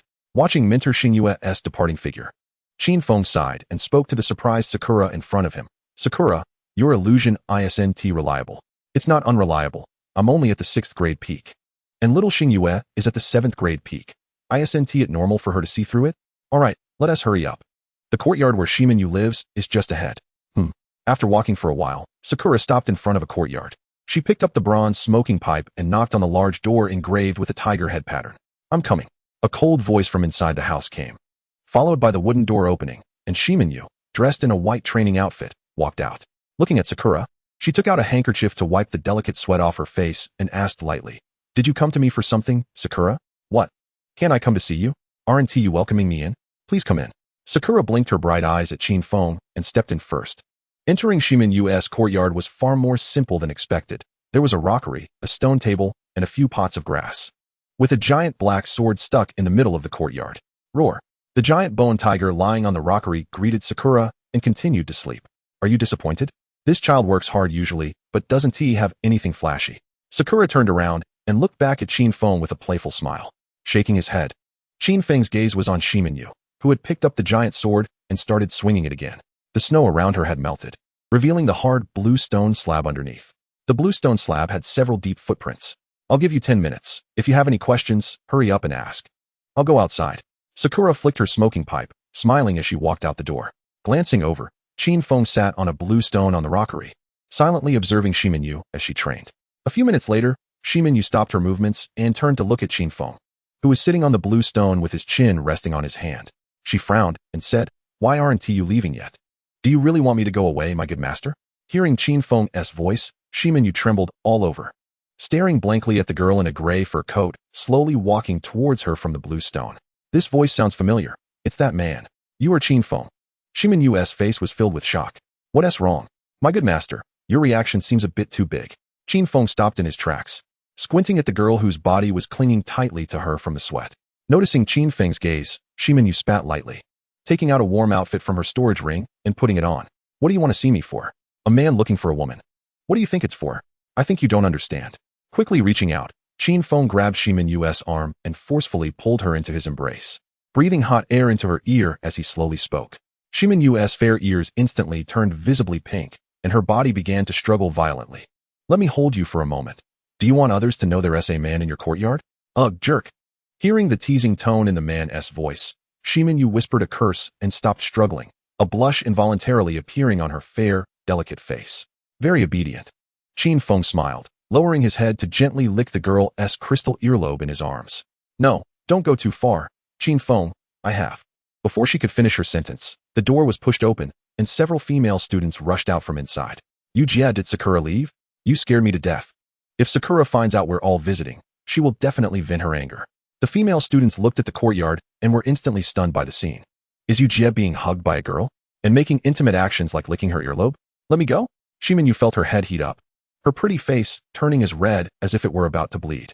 She turned her head and glared fiercely at the smiling Qin Feng. It's over. Now everyone has seen it. Cough, sisters, let us go, sigh. Several female students quickly fled the room, their faces flushed like shy hamsters. Did you finish the cake? Hurry and let go of me. Qin Feng lowered his head again, gently sucking on the girl's crystal earlobe and mumbling, Did you eat it all? After eating so much cake, let your disciple taste whether your little mouth is sweet or not, master. Shimenu's pupils contracted, and the next moment her white chin was firmly pinched. Ugh, jerk. Let me go. I want to rinse my mouth. Shimenu's silver teeth were about to be bitten to pieces. How is this guy getting stronger and stronger? Good master, haven't you brushed your teeth? There's a smell. You. Shimenu trembled with anger, feeling taken advantage of and then being disliked. No matter how good his mindset was, he couldn't hold on. The smell I mentioned is a sweet smell. How about it? Good master, let me kiss you again. Get lost. Qin Feng chuckled, slowly loosening his arms. If this continued, Shimenu would really lose control and fight back. Don't leave yet. I want to ask you something. What is it? Hurry up. I don't want to see you. It's about Lu Qingche. Good master, what do you think of him?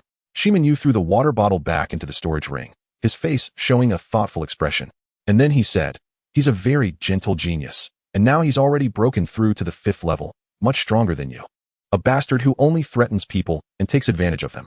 Is that your impression of him? Shimenu nodded seriously, picking up the heavy sword from the ground and continuing to swing it. He's a genius? It said that when he was born, there was a miraculous phenomenon. With 100 birds paying homage, he could speak at 1 year old, understood books and etiquette at 3, and by 10, he had already broken through to the 2nd level. A miraculous phenomenon, a prodigy? Qin Feng's eyes flickered as he took out a few boxes of cake from the storage ring and quietly walked outside. Shimenu wanted to say something but hesitated, sighed, and then continued swinging his heavy sword. Did I say too much? A miraculous phenomenon. Is his personality at this age a bit too mature? He recalled the first time he kissed Shimenu to anger him, the other party's mysterious smile, and that gaze. Qin Feng stopped, took out a sound transmission stone given by Wang Fuguei, infused it with spiritual energy, and soon the other side connected. Boss Qin? Wang Fuguei's surprised voice came through. Where are you, brother Fuguei? I want to ask you something. Come to Yixiang Tower to find me. I'm having fun here with Sanyue. Qin Feng twitched his mouth.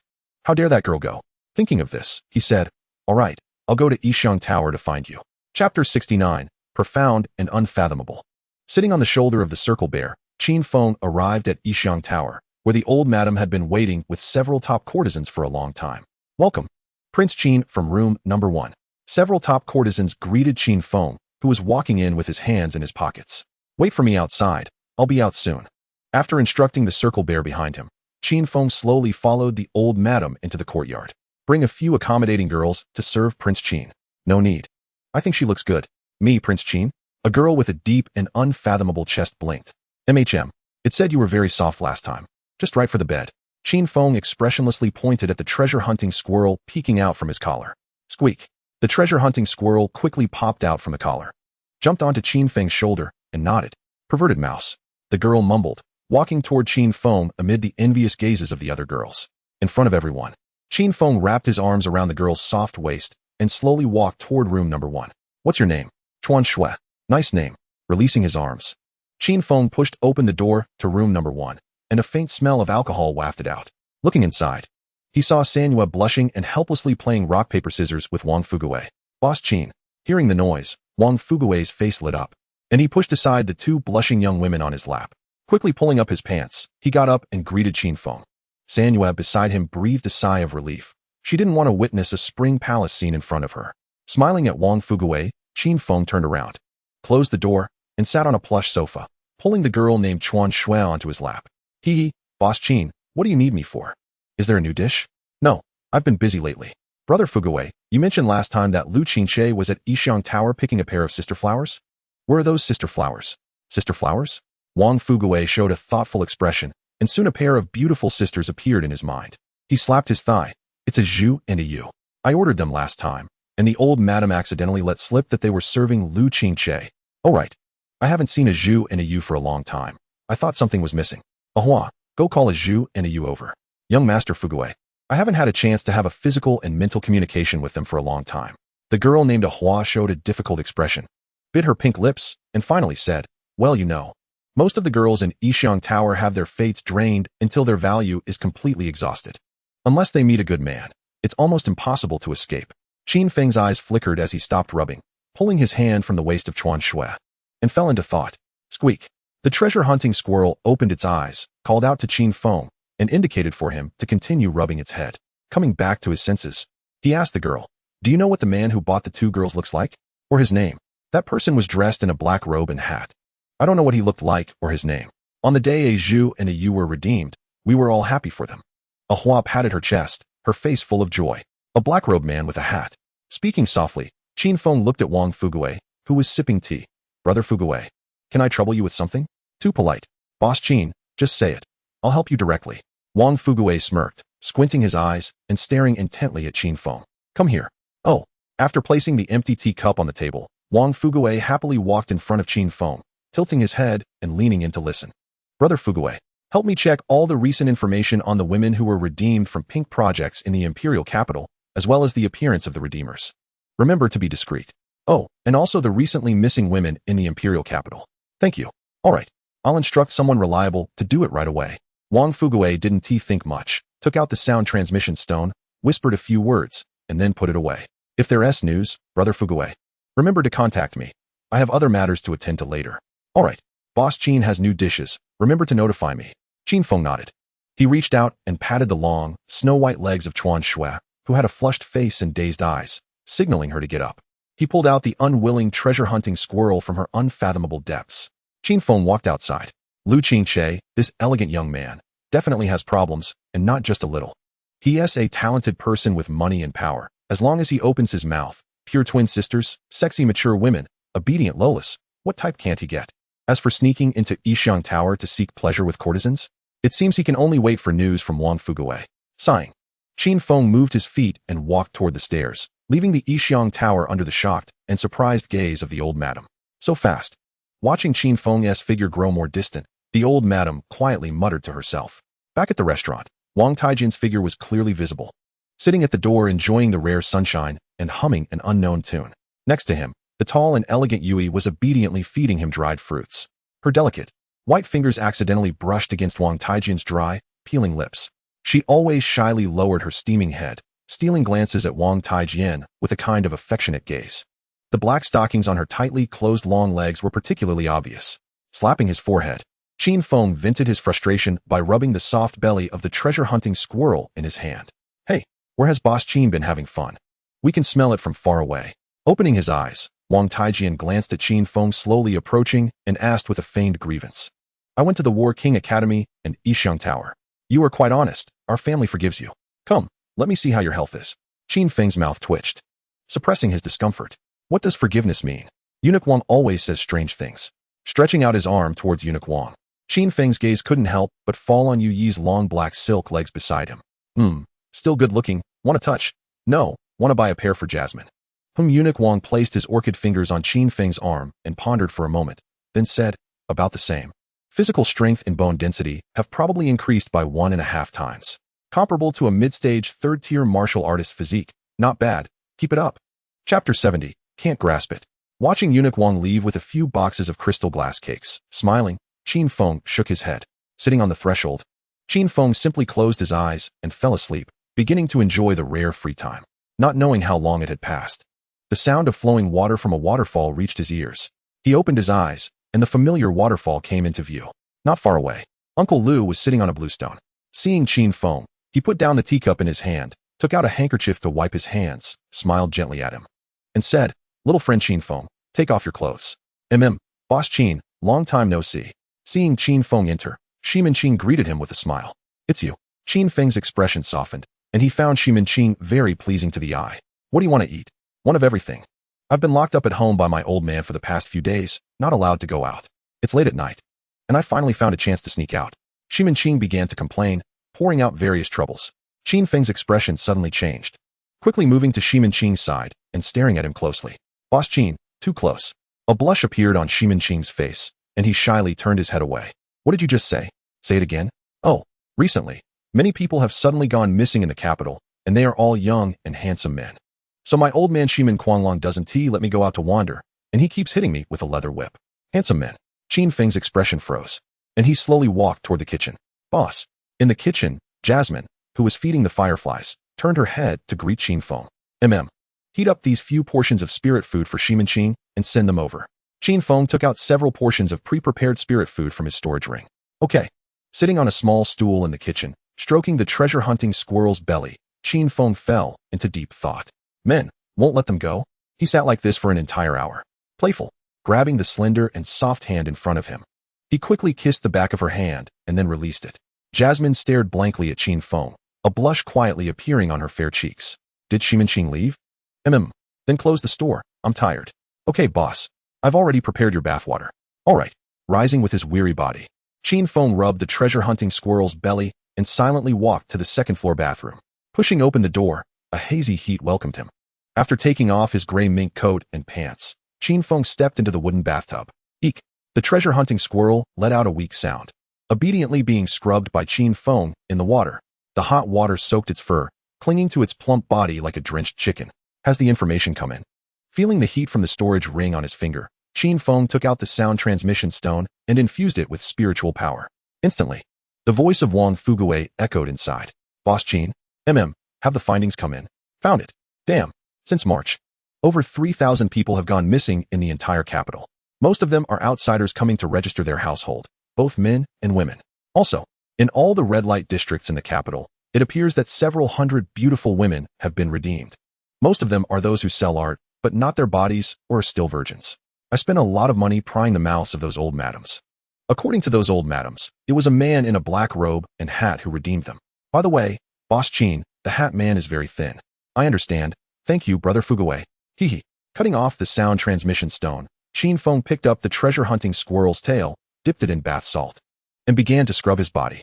After drying off with a towel and putting on his clothes, Qin Feng walked out of the room towards the bedroom.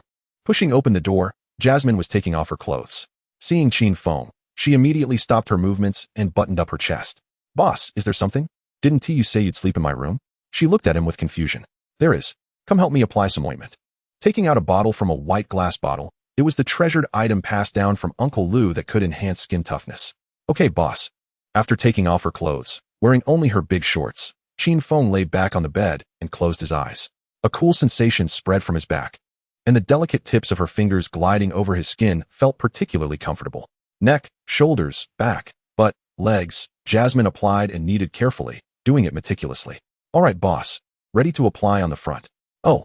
Qin Feng turned over expressionlessly, exposing his front. Glancing at his firm abs, Jasmine's little face suddenly flushed. Lowering her head, she slowly squeezed the ointment into her fair palm, leaning forward to reach Qin Feng's face.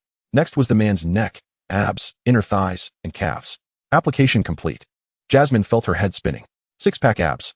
They are really big and hard, feeling particularly nice to touch. After massaging for a while, Jasmine sighed in relief and wiped the sweat from her forehead. All right, boss. There's one spot left unapplied. Is there more? Jasmine looked a bit at a loss, staring at Qin Feng, who was slowly opening his eyes. Hearing Qin Feng's voice, Jasmine blinked, and the next moment, the hairpin on her head fell off, revealing a pair of long pointed ears. Her face turned crimson at a visible speed, as if it could drip blood. Murmuring a few words softly, Jasmine quickly turned around and slipped towards the door. Let you go? Just close your eyes and don't look? Won't that do? No, boss. Don't bully Jasmine. I'm scared. Jasmine struggled, covering her eyes with her hands, her body trembling lightly. Just kidding. I'm going to sleep now, sleep early. Rising and patting Jasmine on the shoulder, Qin Feng couldn't hide the smile at the corner of his mouth. What a pure girl. I can't bear to bully her. Chapter 71. Rare video of humans taming wild black bears. Early in the morning, pushing open the store door, Qin Feng greeted the circle bear, who was playing with his brother at the door, while holding a fishing rod. Roar.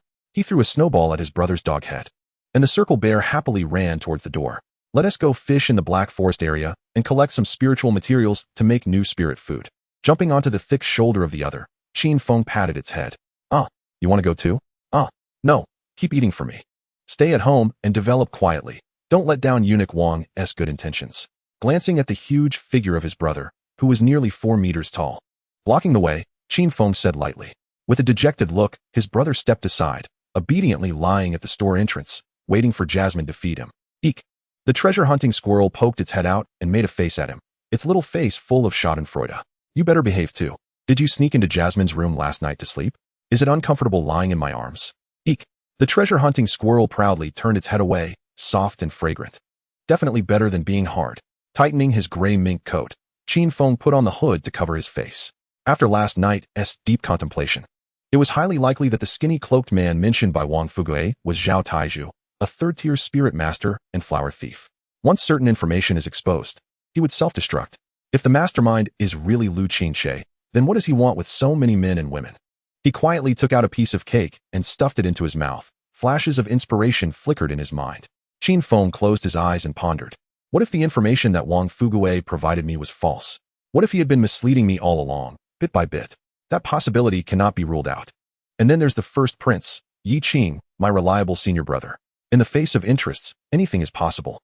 After all, Eunuch Wang had promised me that to win the second-tier general battle, I would need the spiritual spring that the Wang family had condensed over a century to cleanse my spirit.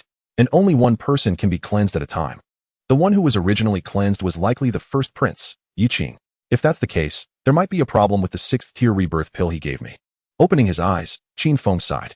The more he thought, the more confused he became, so he simply emptied his mind and stared into the sky in a daze.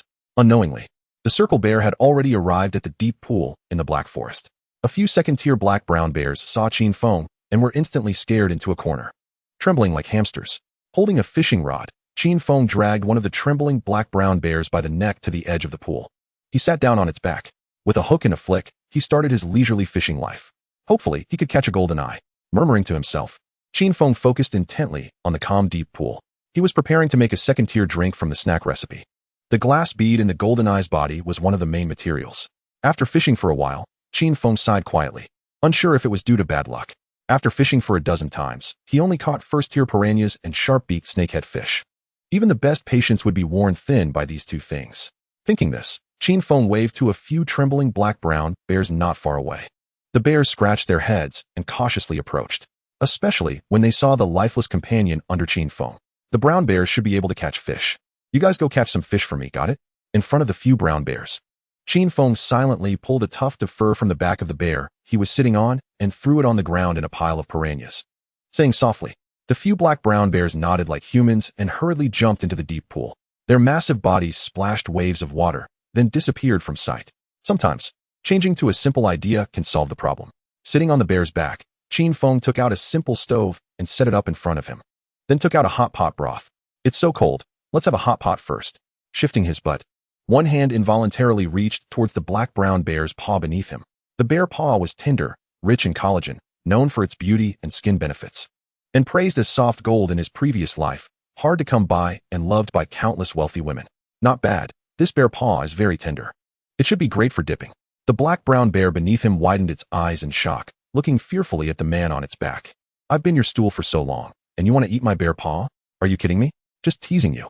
Qin Feng reached out and patted its head, smiling gently.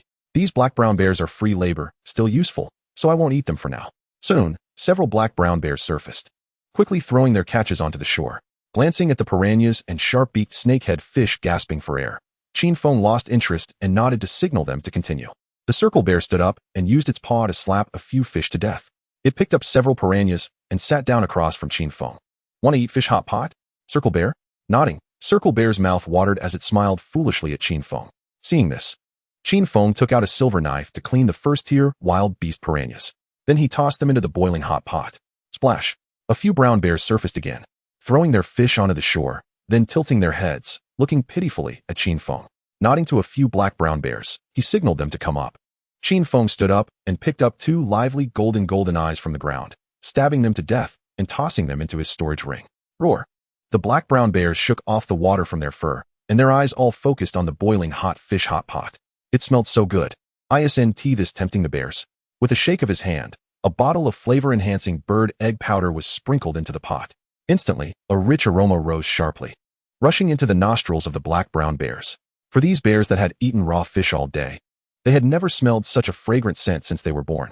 In an instant, unresisting tears streamed from the bears' mouths, soaking their chest fur again. Glancing at the black-brown bears, Qin Feng picked up a piece of crystal-clear, rosy fish and tossed it into Circle Bear's mouth.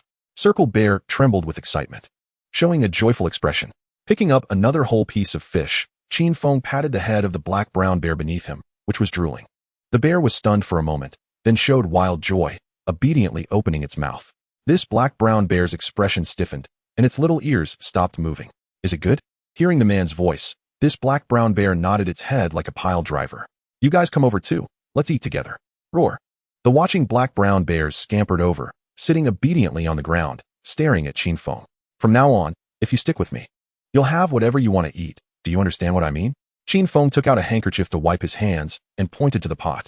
Chapter 72, Little Junior Sister. Watching these tall and robust black-brown bears gathered around eating hot pot fish, Qin Feng's expression stiffened while eating fish as a vortex began to spin within him. Threads of heaven and earth's spiritual energy rushed like wild horses, washing over his skin, sparkling like fine jade. After a long time, the spiritual energy storm stopped. A wave of energy quickly spread from Qin Feng's center, blowing away the thick layer of white snow on the ground, revealing the green, tender shoots below. Qin Feng looked down at his jade-like palm, his expression beginning to waver. The realm broke through, reaching second-tier high level, and just a few days after the breakthrough, it was starting again. I just hope that when the battle comes, I 1T break through to the third tier. Qin Feng picked up a piece of steaming fish and stuffed it into his mouth, squinting his eyes and murmuring to himself. Squeak! The treasure-hunting squirrel, holding a nut, hurriedly scurried into Qin Feng's collar, wrapping its tail around his neck and poking its little head out to continue nibbling on the nut. Someone, squeak, calling out to Circle Bear. Qin Feng quickly hid in the shadow of a giant black tree, the silver surgical knife partially visible in the shadows. If it's a person, they must be attracted by the smell of the hot pot. Time passed. After a long wait, the sound of laughter began to come from the distant path. Through the trees, a dozen young men and women dressed in matching winter clothes rode their beast pets slowly toward the lakeside. Leading them was a man in his mid-30s, with a broad forehead and a scruffy black goatee. Beneath him sat a wild beast, a double-tailed red scorpion, which appeared to be around the fourth tier. Its bloodline had reached the mysterious level, as evidenced by the two fiery red tail hooks that were raised high behind it. Look, there are a few second-tier black-brown bears. They seem to be eating something so fragrant. The black-brown bear's gallbladder can be made into a refined essence pouch.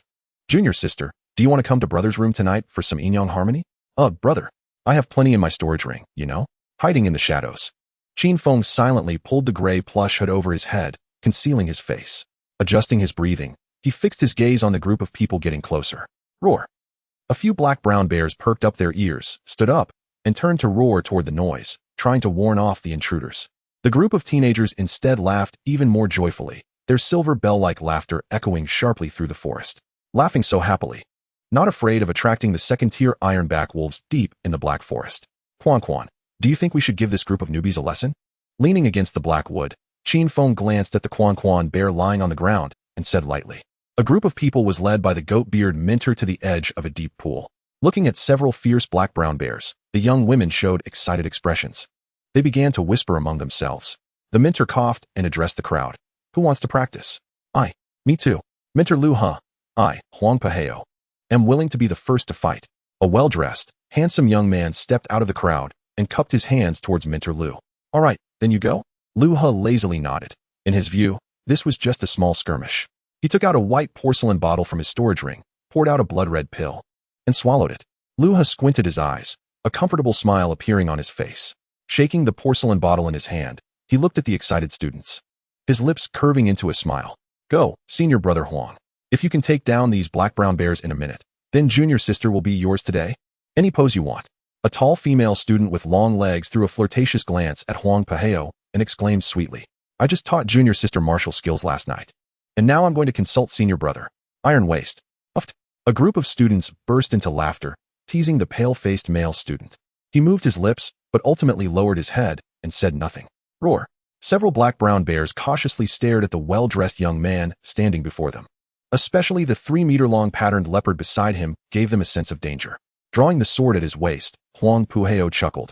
The sword's edge already coated with a layer of thin black spiritual energy.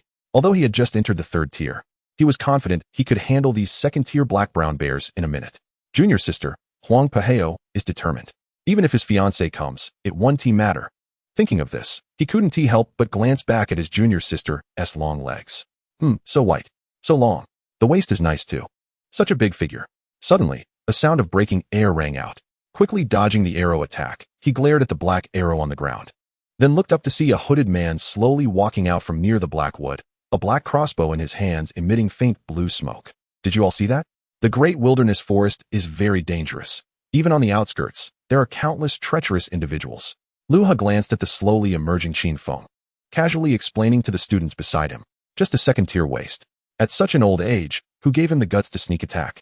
Didn't he see the 4th-tier double-tailed red scorpion under his butt? Truly audacious. The group of students began to get angry, various curses ringing out. Truly despicable. Sneak attack. Woe is me, senior brother, quickly kill him. Does senior brother Huang Pu dare to kill? Why wouldn't he dare? Although senior brother Huang Pu is only 16, he has killed at least dozens, if not 100. Who did he kill? Guess. I think I get it. One day I'll also go to the black market to buy a few. Kill them when I'm tired of playing, practice my courage. My dad is rich, so it doesn't matter. I can buy as many as I want. Damn lowly people. Why sneak attack me? State your name. Are you mute? Why don't you speak? Huang Paheo exuded a murderous intent, gritting his teeth while staring at the halted Qin Feng. This was the first time he, Huang Paheo, had been shot at with an arrow. He must die? Qin Feng frowned, looking at the youthful young man with a look of disdain. Does this guy have a problem with his brain? Calling people lowly over and over. Acting like he has a high status. The few free black-brown bears he had tamed with great difficulty hadn't even warmed up yet. He couldn't let him kill them. Huang Paheo's face flushed with excitement, stretching his hand to point at the motionless Qin Feng. Roar! Hearing the master's command, the lurking dark leopard immediately transformed into a streak of light and pounced towards Qin Feng, so fast that the watching students didn't even react. A 3rd-tier dark-blooded shadow leopard? The royal eunuch said my physical strength alone has reached the mid-3rd tier. If I add spiritual energy, who knows how much it will increase? Well then, let us give it a try. With this thought, Qin Feng narrowed his eyes. Faint black spiritual energy enveloped his legs, rising like a hellfire, as he leaned forward and delivered a swift whip kick towards the rushing shadow leopard. The kick was like lightning, leaving behind a trail of black blurry afterimages in the air. The two collided. Several cracking sounds of bones echoed, and the shadow leopard let out a mournful howl. Its streamlined body twisted like a twisted rope, blood oozing from its mouth and nose, crashing heavily into the crowd behind. It didn't hurt at all. Glancing at his leg, Qin Feng muttered softly, this was thanks to Uncle Lu's ancestral black and white bottle secret medicine. Chapter 73, Pursuit. My shadow leopard. Huang Peheo's eyes were about to burst. Looking at the shadow leopard on the ground gasping for breath, he instantly turned red with anger. Damn lowly person. Daring to kill my beloved pet. I will kill you. Huang Peheo was enveloped in spiritual energy, his sword transforming into a shadowy poisonous snake, striking towards Qin Feng with lethal intent.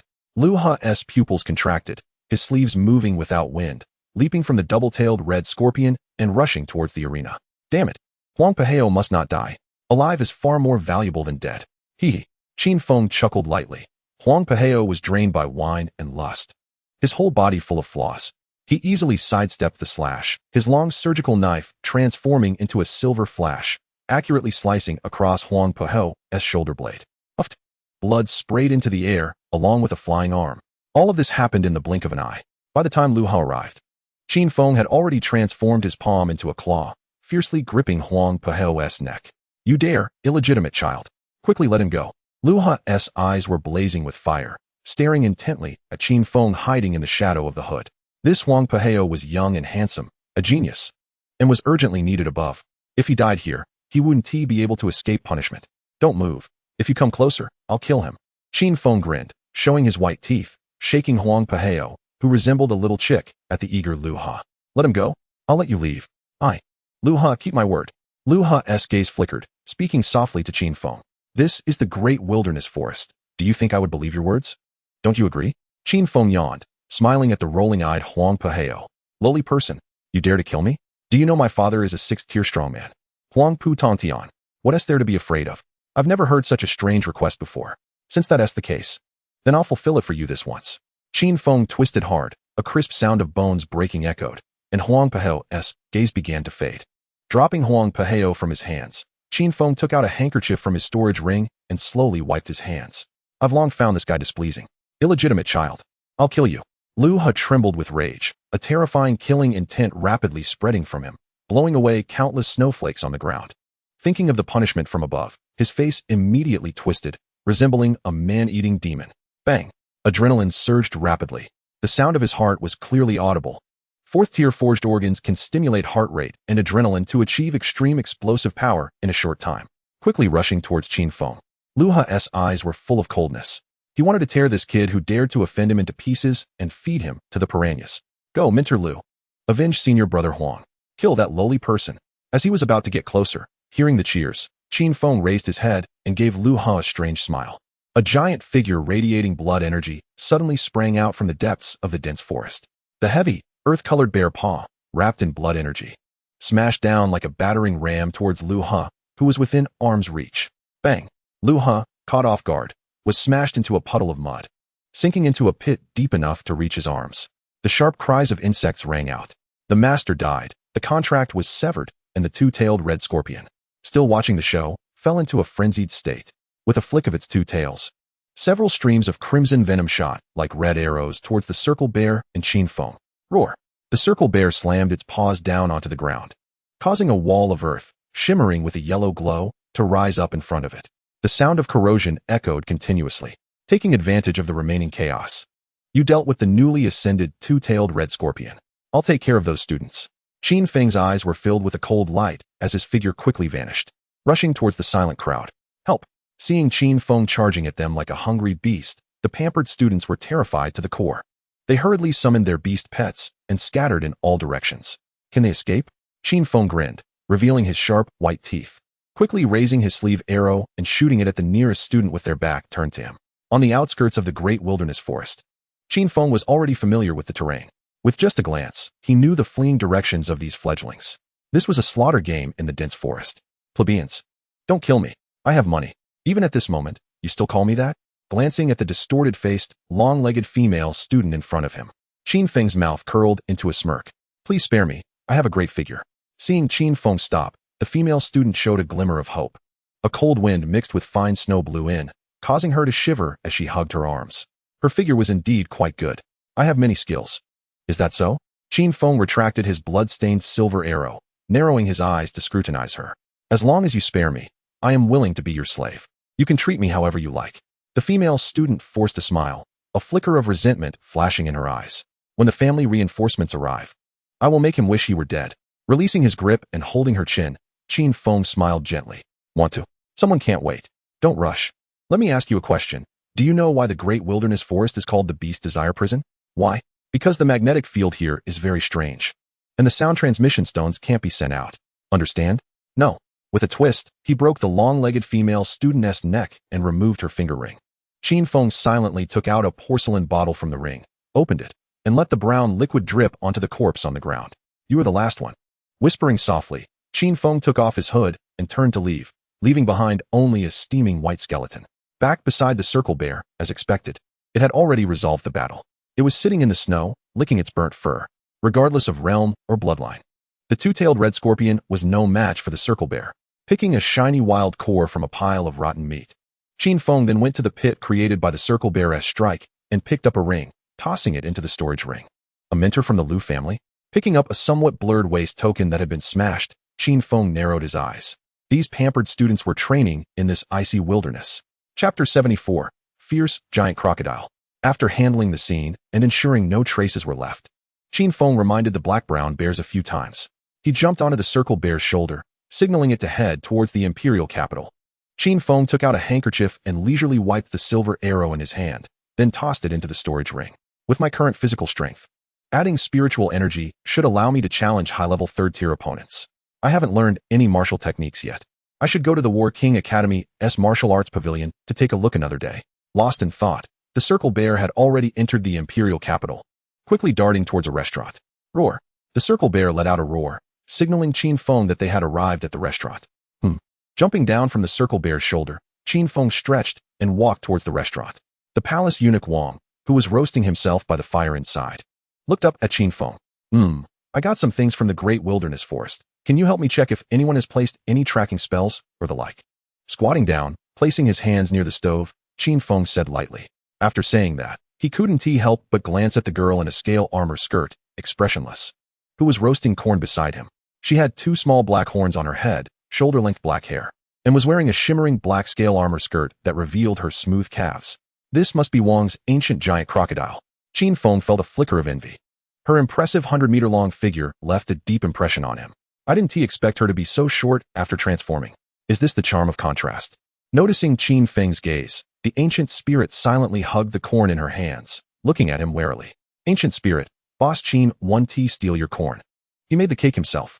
A smile appeared on Wang's face. Hearing this, the ancient spirit hesitated. Finally, she broke off a small part of the corn tip and handed it to Qin Feng, then offered the larger portion to Wang. Taking the small piece of corn, Qin Feng's eyelid twitched. There wasn't much meat on it. How to eat this? Bite it. Our family just loves to see Boss Qin eat dirt. Wang arrogantly pinched his fingers in a flower gesture.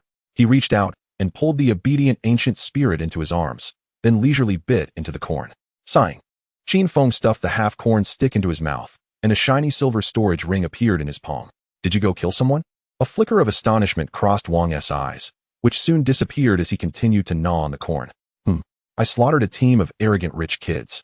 Can you help me check? You only think of me when you get into trouble. This storage ring's material and style are all very precious. Taking the storage ring from Qin Feng, Wang's palm shimmered with faint light, quickly disappearing.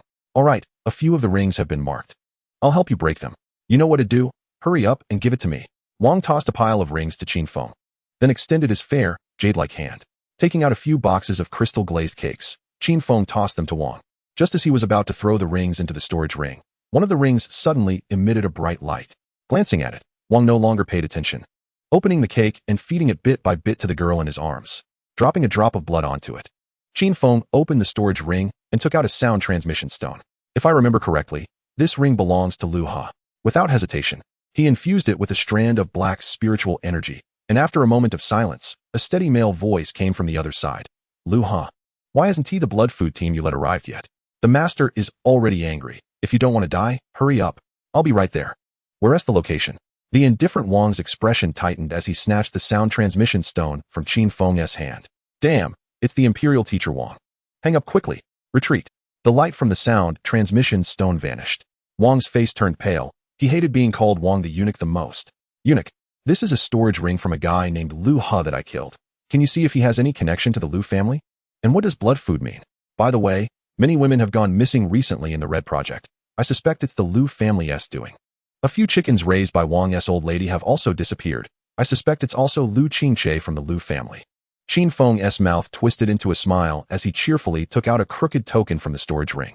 It's always right to throw some dirty water on the Lu family. How dare they call Wang Gonggong Wang the eunuch? Those people really have guts. It's definitely the Lu family's token.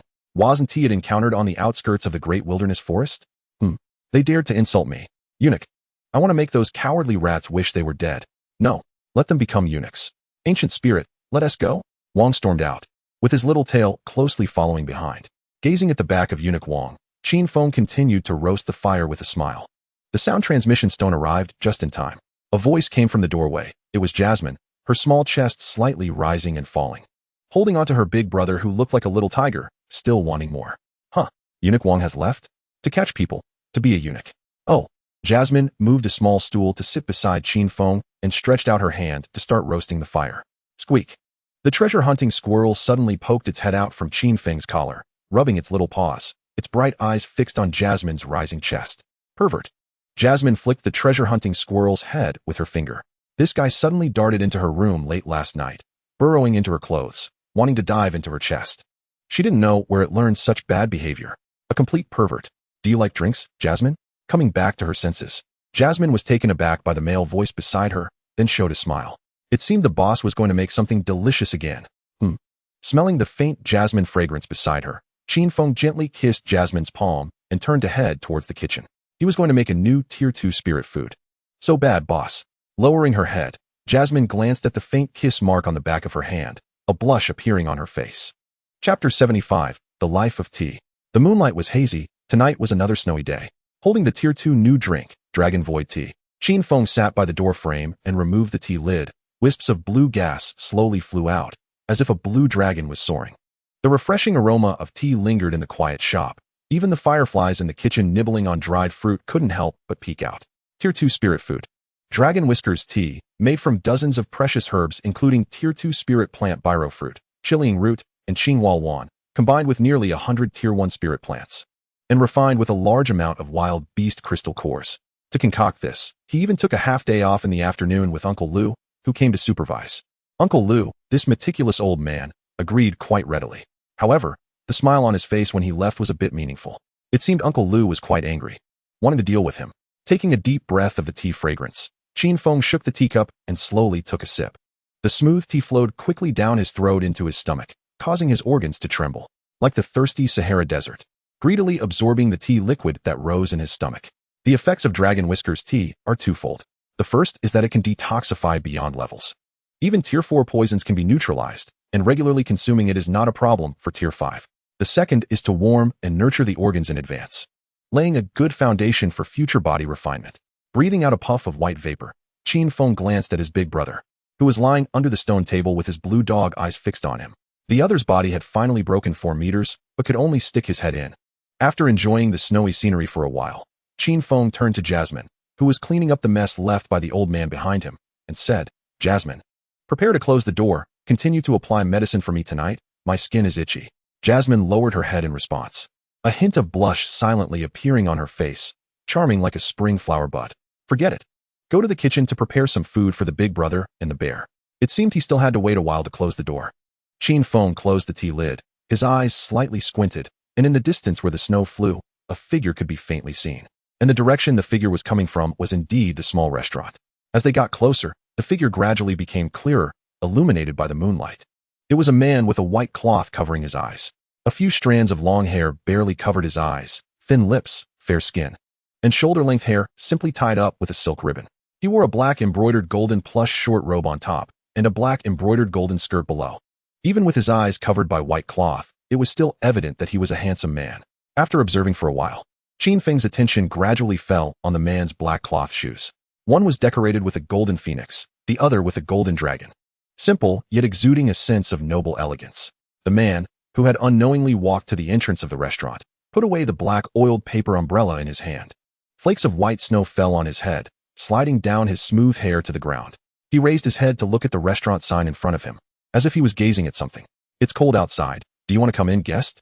Qin Feng stood up, adjusted his gray mink fur coat, and spoke. Thank you for the invitation, shopkeeper.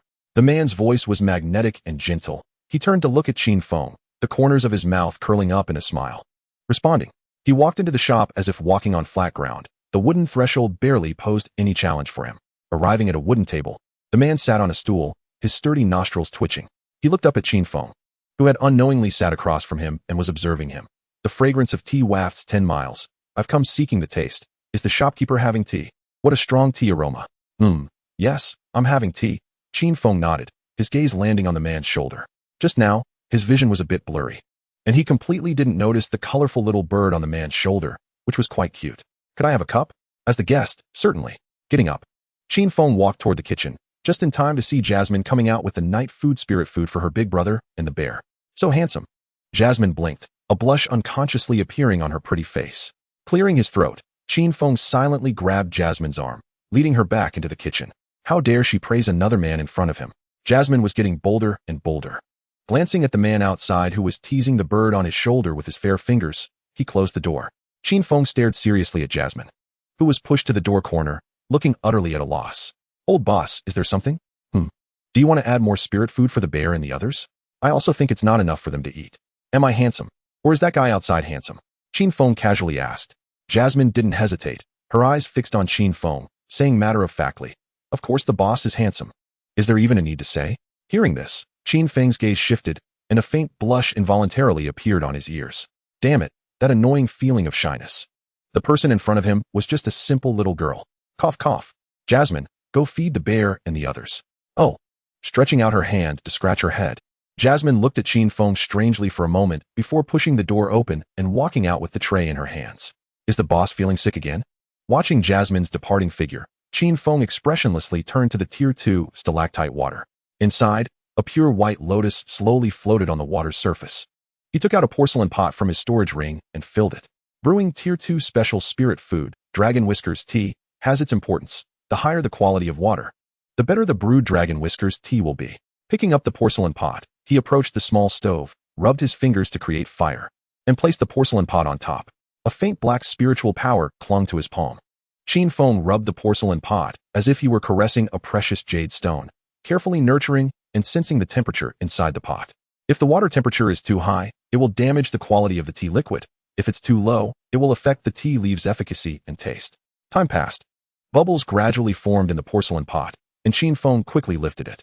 He took out a small white jar from his storage ring, pinched a thin leaf with a length of a finger, imprinted with a blue dragon shadow, and placed it into the porcelain pot. The crystal-clear stalactite water inside the pot visibly turned into a blue-green color. A faint dragon's roar emanated from it. He covered the teapot lid and walked out of the kitchen with the tray. The handsome man lazily tossed the bird on his shoulder. Turning to Qin Feng with a gentle smile, "Shopkeeper, is the tea ready?" Sitting opposite, waiting for a few minutes, Qin Feng lifted the teapot lid, and a fresh and elegant fragrance wafted out. The shopkeeper's skills are extraordinary. Traditional artisan. Responding to the other person, Qin Feng poured him a cup and slowly placed it in front of him. Tea has only two forms, floating and sinking. And tea drinkers have only two postures, lifting and putting down. I observed the storekeeper's inner thoughts, as if he had picked up something again. After taking a sip of dragon beard tea, a faint smile appeared at the corner of the man's mouth. Chapter 76. The Gatekeeper Uncle with Scars. Is that so? Qin Feng lowered his eyes and smiled, slowly sipping from the steaming teacup in front of him. Storekeeper, this place is quite nice, tranquil and elegant. Suitable for nurturing one's character. If possible, we might become neighbors. The man put down his cup, picked up a dried fruit, and said to Qin Feng leisurely. Seemingly sensing Qin Feng's confusion, the man continued, I want to open a shop here, a store dedicated to collecting old items. Qin Feng couldn't help but rub his forehead. Thinking about opening a shop here? He raised his head to glance at the other's serious expression. Can't see his eyes, but judging by his tone, he should be serious. After a moment of silence, Qin Feng asked the man, What is your name, sir? Me? I usually like to wear black clothes and drink tea. My old friends call me black clothes or green tea. If you don't mind, you can call me that. Qin Feng's eyelids twitched, trying hard to suppress his inner laughter. Green tea? What about red tea? Hurry up, green tea. Someone in another world is endorsing you. Pay up. What is your surname, storekeeper? I'm quite curious. Qin Feng. A good name. May I ask what level of cultivation Boss Qin has? You can't see through my cultivation? Qin Feng's expression stiffened. His hand shook involuntarily. After all this time, the person opposite is not a big shot. Of course, I can't see through it. I am dull-witted and lazy, with only a peak level of first stage Qi refinement, stuck at that level for a long time. The man in black had a natural demeanor and then explained to Qin Feng. Upon hearing this, Qin Feng played with the teacup in his hand, his expression thoughtful. Peak of the first stage. Is there really a bottleneck? Isn't it like a membrane that can be easily punctured? It seems that this Mr. Black is just lazy, even not wanting to cultivate. Or he could be lying, but it doesn't seem like it. Mr. Black stood up, greeted Qin Feng, and slowly walked towards the door. Watching the other persons departing back, Qin Feng picked up a 10,000 Xianjing card from the table, played with it for a while, and then tossed it into his storage ring. This green tea gentleman is quite wealthy and generous, giving 10,000 for a cup of tea. Stretching. Qin Feng walked up to close the shop door and secured the bolt. Molly, come to my room, bring me some medicine. Okay, boss. Going to the second floor. Qin Feng entered Molly's room, took off his clothes, and lay on the bed. Ever since this little guy has been with him, her body has been getting fatter. Smooth and glossy, with no grievances at all. She's definitely living it up. Chirp. Being pinched was uncomfortable. The treasure-hunting squirrel's cheeks puffed up, and it shot a dried fruit at Qin Feng. Easily dodging the dried fruit attack, Qin Feng silently pressed it down by the bed, using one hand to knead its plush belly, causing its cheeks to puff up. Boss, am I coming in? Come in. Receiving a reply, Molly shyly pushed the door open and walked in. Let's get started. Taking the white bottle, Molly poured it into her fair palm, quickly covering her hand with the milky liquid. After carefully rubbing for a while, she slowly applied it to the man's back, kneading it. After finishing with the back, she started on the front. This time, Molly showed significant improvement in both speed and technique. Letting out a breath of hot air, Molly reached up to wipe the fine sweat from her forehead. It's always me being proactive. If I don't say anything, the boss won't even turn over. He is so lazy, so tired. Qin Feng nodded. Feeling the heat transmitted through his skin, the hardness was gradually increasing. This truly is a treasure passed down from Lu Bo's family. Really good. In the morning, opening the door, a howling cold wind swept in with fine snow. Today's temperature is exceptionally cold, and a group of stray beasts huddled close to the circle bear and the elder brother for warmth. Hearing the sound of the door opening, the wild beasts turned their heads in unison to stare inside, big eyes and small eyes all watching. Several shadow cats meowed softly as they walked towards Qin Feng, leaving countless plum blossom prints on the snowy ground. Meow meow. Sitting on the doorframe, Qin Feng took a sip of the Tiger Whip wine warmed by Molly. A morning cup, enhancing physical strength. The Tiger Whip given by the old man is definitely of high quality. The effect is outstanding. Just after drinking, a wave of heat rapidly spread from his stomach to his limbs, picking up a few shadow cats that were rubbing against his shins. Qin Feng opened his plush mink coat and hugged them close. The shadow cats poked their heads out, ears drooping, gazing at Qin Feng with longing eyes. Reaching out to scratch the chin of a shadow cat, these stray beasts, nourished by spiritual food, had their bloodlines reach the intermediate yellow tier. And this was only after a short period of over 10 days. Chirp. The treasure-hunting squirrel glared angrily at the shadow cats occupying its spot. After looking around, it jumped down from Qin Feng's shoulder and rushed towards the kitchen where Molly was preparing spiritual food for the wild beasts. After finishing a cup of hot wine and exhaling a breath of turbid air, Qin Feng lowered his head and began to tease the shadow cats in his arms. Occasionally, his hands kneaded their fluffy bellies, tails, and paws. The shadow cats were incredibly docile, their bright, shiny cat eyes seemingly able to drip water, allowing the man to pet them without restraint. Perverted squirrel.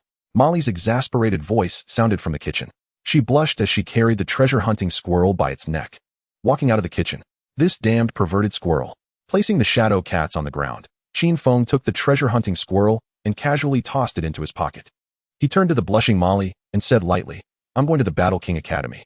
Okay, boss, don't worry, I'll keep an eye on the house. Qin Feng turned his head, dusted off the dust on his shoulders, and walked outside, calling out to Circle Bear. He sat on its shoulder and pointed towards the Battle King Academy. He hadn't seen his good master for a whole day yesterday. He wondered if he had thought of him. He should have thought of me. After a while, Circle Bear slipped to the entrance of the Battle King Academy, with a ground full of bear paw prints behind it. Shaking off the fine snow that splattered on him, Qin Feng jumped down and walked towards the gatekeeper, who was sitting at the entrance wrapped in a fur blanket. The other person leisurely held a porcelain cup, slowly sipping hot tea, occasionally exhaling a puff of white steam into the sky. Although I didn't know what level the gatekeeper was, he seemed quite impressive. After all, which gatekeeper doesn't he have a unique skill? You're here? He lifted his head and glanced at Qin Feng. This uncle, with a long scar on his face, greeted him. Uncle Scar, you've worked hard. Without wasting words, Qin Feng took out a piece of green dragon beard tea leaves. This is good tea, not bad. The gatekeeper's wrinkled eyes smiled, nodding at Qin Feng. You can go in. Chapter 77, Large Figurines. Jumping back onto Circle Bear's shoulder, it waddled towards the girls' dormitory. On the way, they passed by a few students who were exercising. In just a few minutes, Circle Bear skillfully arrived at the entrance of the girls' dormitory. The first person Qin Feng saw was Sakura. She was bored, sweeping snow at the entrance, with 2 snowmen piled up beside her. To make the snowmen lifelike, Sakura had specially inserted 2 wooden sticks as their 5th limbs. Seeing Qin Feng, she yawned and stopped sweeping. Qin Feng, as soon as I see you. I don't want to sleep anymore, you understand what I mean? I want. Sakura threw down the broom and extended her hand towards Qin Feng, blinking her eyes. Here. Jumping down from Circle Bear's shoulder, Qin Feng opened a box of crystal-glazed cakes and tossed it into her mouth, then walked towards Sakura, handing her several portions of cake. I really like you, a capable young craftsman. Thank you for the compliment. Are you looking for Shiminyu in the courtyard? I want to go in. Wait a moment, there's an important person inside. Accompany me to sweep the snow and make a snowman here. Sakura said lightly as she bent down to pick up the broom on the ground. Important person? Who is that? Can you tell me, Sister Sakura? Taking the broom, Qin Feng swept the snow, looking curiously at Sakura, who was fixing her hair. Qin Feng, do you know who the most powerful person in the Wuffing imperial capital is? Wang Tidy Shi, Wang Qingwan. Sakura nodded, opened a box of pastries, and slowly put one in her mouth. A faint blush appeared on her charming face. Strange. Why would the eunuch come to the girls' courtyard when he's so busy? Could it be to find an old flame? Why are you talking so much? Hurry up and sweep the snow at the door. Qin Feng lowered his head and continued to sweep the snow. Anyway, there's no rush. It's just a way to exercise. Hey, that round bear, come over and help me push the snowball. The round bear with 2 short ears moved and obediently followed Sakura's instructions, coming to Qin Feng's side to pack the snowball. Sakura smiled and went to a piece of bluestone, waved her sleeve, and the accumulated snow scattered. She sat down on it, took out an antique bronze smoking pipe from her sleeve, lit it with her fingers, and started to smoke leisurely. Can there be anything better than having 2 strong laborers for free? After finishing the snow in front of the door, Qin Feng came to the round bear's side. The bear was happily packing a 3-meter-high compact snow pile. Qin Feng took out a silver surgical knife, jumped onto the round bear's shoulder, and tapped its head, indicating for it to crouch down. He took out the portrait of Shiminyu given to him by Shimin Qing and studied it carefully for a while before putting it away. With a target in mind, carving would be easy. Isn't it just a large figurine? Dark spiritual energy attached to his pupils. Qin Feng waved the silver, surgical knife in his hand, and the freshly swept ground was covered with a layer of snow again. Sitting on the bluestone, Sakura blew away the smoke in front of her, her eyes flashing with surprise. This Qin Feng is truly a craftsman. His skills are impressive. The rough shape of the statue seems to resemble Shiminyu, but are her legs a bit too long? And the broad chest. Unaware of Sakura's thoughts, the vortex within Qin Feng spun rapidly, replenishing the lost spiritual energy. The surgical knife in his hand had transformed into a silver blur, quickly carving the snow pile. A face resembling Shiminyu had already been completed, followed by the delicate white neck and broad chest. What girl doesn't want a big chest? Craftsmen support every dream. 36. After all, Shiminyu is ultimately too peaceful. Practicing all day long without paying attention to nutrition, her figure rivals that of Jasmine. Taking out the scroll again, Qin Feng glanced at her black luxurious attire and quickly carved it in. Next, it was the waist and legs. What girl doesn't like long legs?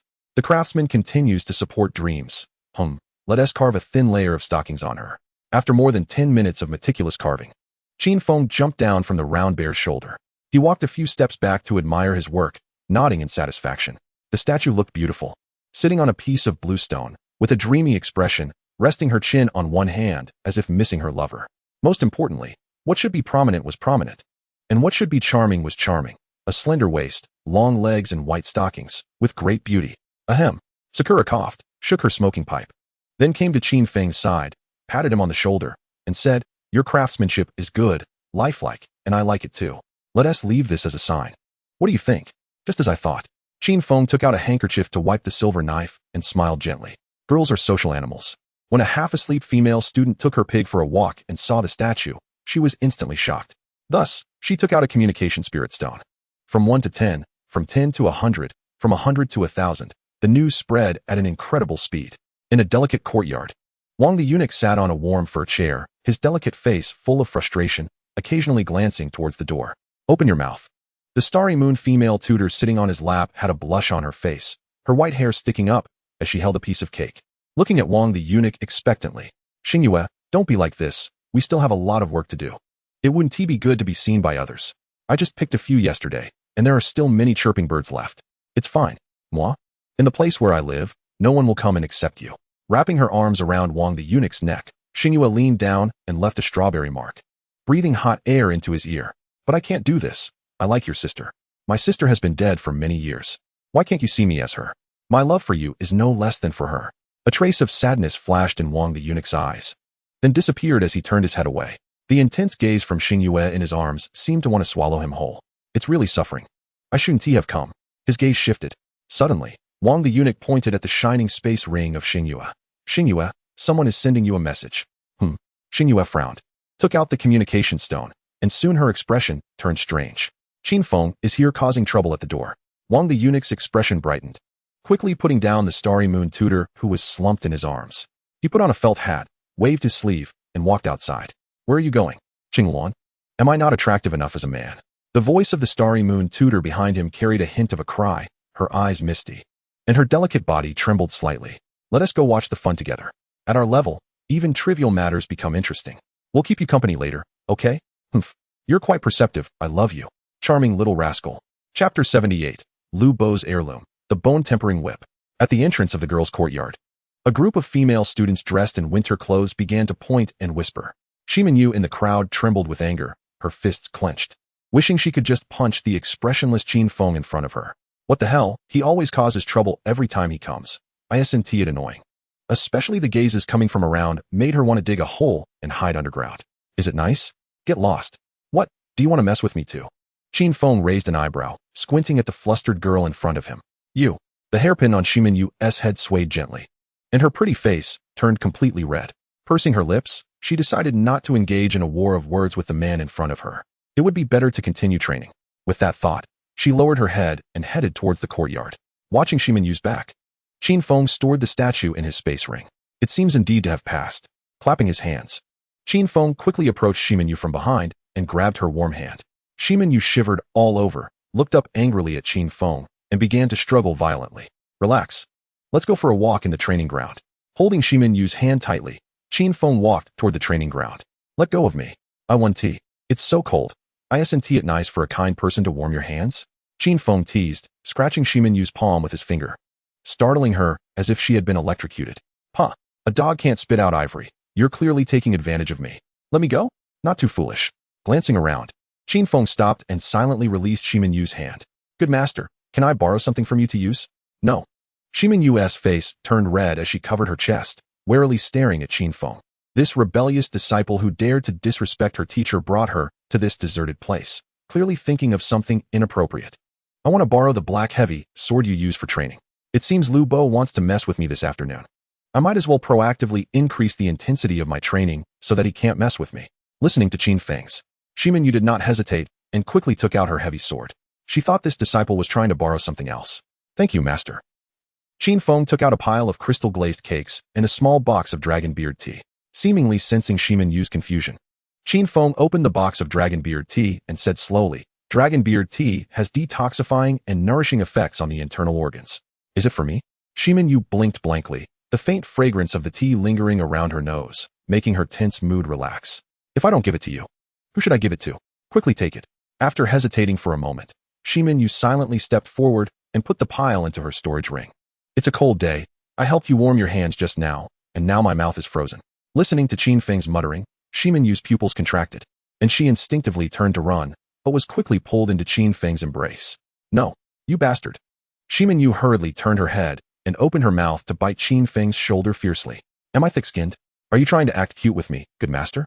Qin Feng smiled and took out a beautifully crafted silver hairpin, slowly placing it in Shiminyu's hair. What is this? Releasing her mouth, Shiminyu instinctively reached for her head. Don't move, it's a hairpin I gave you. It's not easy to position it properly, so don't mess it up. Raising her head, a blush appeared on Shiminyu's pretty face. Apart from her brother Shiminqing, this was the first time a man had given her a hairpin. It looks good on you. Letting go of Shiminyu, who was no longer struggling or dazed, Qin Feng threw the heavy sword on the ground into his storage ring and called out to the circle bear before turning to leave. Looking at Qin Feng's back, Shiminyu wanted to say something but stopped herself, a blush involuntarily appearing on her face. What a bothersome feeling. Tightening her cold-weather clothing, she lowered her head and casually walked towards the girls' dormitory. The tension of the upcoming battle surprisingly disappeared, leaving her feeling light and carefree. It was strange. Back at the restaurant, Lu Bo's meticulous figure came into view. He was sitting upright under the peach tree, occasionally glancing at the older brother who was lying on the ground eating spiritual food. Hello, Lu Bo. Lu Bo looked up at Qin Feng, smiled at Lu Bowen, and a hint of pity flashed in his eyes. This made Qin Feng's spine chill. Are you ready for the training this afternoon? Lu Bo stood up, casually walked in front of Qin Feng, and suddenly grabbed his shoulder, lifting him into the air. Upon reaching the depths of the great wilderness forest, Qin Feng opened his eyes to see the huge waterfall again. The 6th grade fire-patterned cow immediately emerged from under the waterfall as soon as it saw Lu Bo, obediently lying on the shore, staring at Qin Feng with wide eyes. Take off your clothes. Qin Feng quickly removed his clothes and approached Lu Bo. Not bad. You've made significant progress in your physical body. Continue applying the ointment. Lu Bowen nodded and quickly applied the ointment all over Qin Feng's body. As time passed, a familiar burning pain seeped from his skin into the bones, causing his whole body to feel numb and tingly. Watching silently from the side, Lu Bo's eyes flashed with a hint of mockery, and he slowly spoke. Qin Feng, do you know that to fully unleash the power of this bone-tempering potion, there's actually another method? What method? Break and then stand. Lu Bo silently took out a long, black, spiked iron whip from his storage ring. The sharp spikes were particularly eye-catching. This bone-tempering whip is a family heirloom of the Lu family, said to be forged from the essence of a 6th grade star meteor from the heavens. So, Qin Feng swallowed hard, knowing that he would suffer for ditching Lu Bo yesterday. But he didn't expect it to be this terrifying. The dark spikes were still stained with dried brown blood. A single lash could take your life. This whip has lashed generations of my Lu family descendants. The blood on it is proof. Of course, I have also been whipped. Next, it's your turn. Are you ready? Qin Feng. I'll be gentle. Lu Bo's calloused palm gently caressed the whip, his eyes full of nostalgia. In front of Qin Feng, the iron whip in Lu Bo's hand buzzed as he swung it toward a nearby lush little hill. A loud crash suddenly erupted, startling countless birds and wild beasts into fleeing. The power was still as formidable as it was in the past.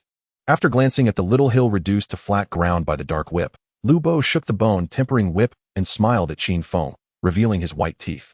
Squeak. The treasure-seeking squirrel scampered out from Qin Feng's clothing, jumped onto Lu Bo's shoulder, rubbed its furry head against his ear, and started to act cute. Come on. Lu Bo, I'm ready. Qin Feng closed his eyes and said faintly, good courage. Lu Bo praised and slowly swung the bone-tempering whip toward Qin Feng's back. Crack. Qin Feng's face turned pale, and his body twitched uncontrollably. An indescribable pain radiated from his spine as a strange force violently shook his bones. After more than 10 seconds, the trembling sensation finally disappeared, and Qin Feng breathed a sigh of relief, spitting out a mouthful of thick blood foam. Hold on, Qin Feng. There are still 99 lashes left. Chapter 79. Let me hold you for a while. The bone-tempering whip, each lash stronger than the last, danced like a flying spirit snake, roaring down onto Qin Feng's back. The pain intensified, affecting not only his body but also his soul. The black potion on his skin crazily seeped into the damaged flesh, like salt on a wound, causing pain to penetrate to the bone. After 100 lashes, Qin Feng opened his eyes, violently spitting out a mouthful of blood foam, and grinned at Lu Bo, revealing his white teeth. Not bad. Lu Bo nodded, assessing Qin Feng's trembling body, and then took out a red porcelain bottle from his storage ring. The black bottle is for bone tempering. The white bottle is for skin tempering, and this red bottle can quickly heal surface injuries. Unfortunately, these family heirloom secret formulas of the Lu family have been lost and are not abundant. Lu Bo murmured to himself as he opened the red bottle and tossed a few drops onto Qin Feng's deeply visible back. Instantly, an unparalleled tingling sensation rose from his back. The injured area visibly healed at a rapid pace, scabbing over and revealing the skin beneath. In just a few minutes, it had returned to normal. Why did it heal so quickly? Looking at Qin Feng's back, Lu Bo's eyes were filled with confusion. I don't know. The 10th grade washing marrow pill inside him could buy several imperial capitals. Until now, he had only mentioned it to the eunuch Wang. After all, human nature is hard to gauge. One must always be cautious of others. Taking out the brewed 2nd grade dragon beard tea from his storage ring, Qin Feng poured it directly into his stomach along with the green tea leaves. Under the dual stimulation of the elixir and tea, his internal organs rapidly recovered, becoming even tougher and stronger. Exhaling a breath of turbid air, Qin Feng lay down on a piece of bluestone. Lu Bo cheerfully put on a pair of gloves and began to massage. Lu Bo, for the next few days, please whip me hard. I can take it. Qin Feng turned over and said. Hearing this, Lu Bo smiled but said nothing, only increasing the pressure of his massage. After a set of massages, the intense soreness had eased significantly. Opening the small white bottle, Lu Bo applied it all over Qin Feng. also flicking a few drops onto his prominent little bird. In 3 minutes, we will proceed to the next round of training. As the last trace of the cool sensation from the white bottle disappeared from his body, Qin Feng stood up, the surface of his body quickly calming down with a radiant glow. Put this on, Qin Feng. What is this? Seeing Qin Feng's puzzled expression, Lu Bo narrowed his eyes and tossed away the red-scaled armor vest in his hand. Boom. Snow flew, and a dirt pit appeared on the ground. Moo. Not far away. The 6th-grade fire-patterned cow let out a mournful cry from the ground. That armor, no one knew it better than it. There was a piece missing from its behind. So this is what it was for? Damn it. Shut up. The fire-patterned cow immediately lay down obediently on the ground, continuing to glare at Qin Feng with its cow eyes. Try it on, Qin Feng. I gathered materials yesterday and had the blacksmith guild forge it. Okay. Picking up the vest from the ground, Qin Feng put it on and felt his body suddenly sink. It weighed about 500 pounds, which wasn't too heavy. Once you get used to it, we'll talk. I have a bigger one as well. Let's go to the waterfall. All right.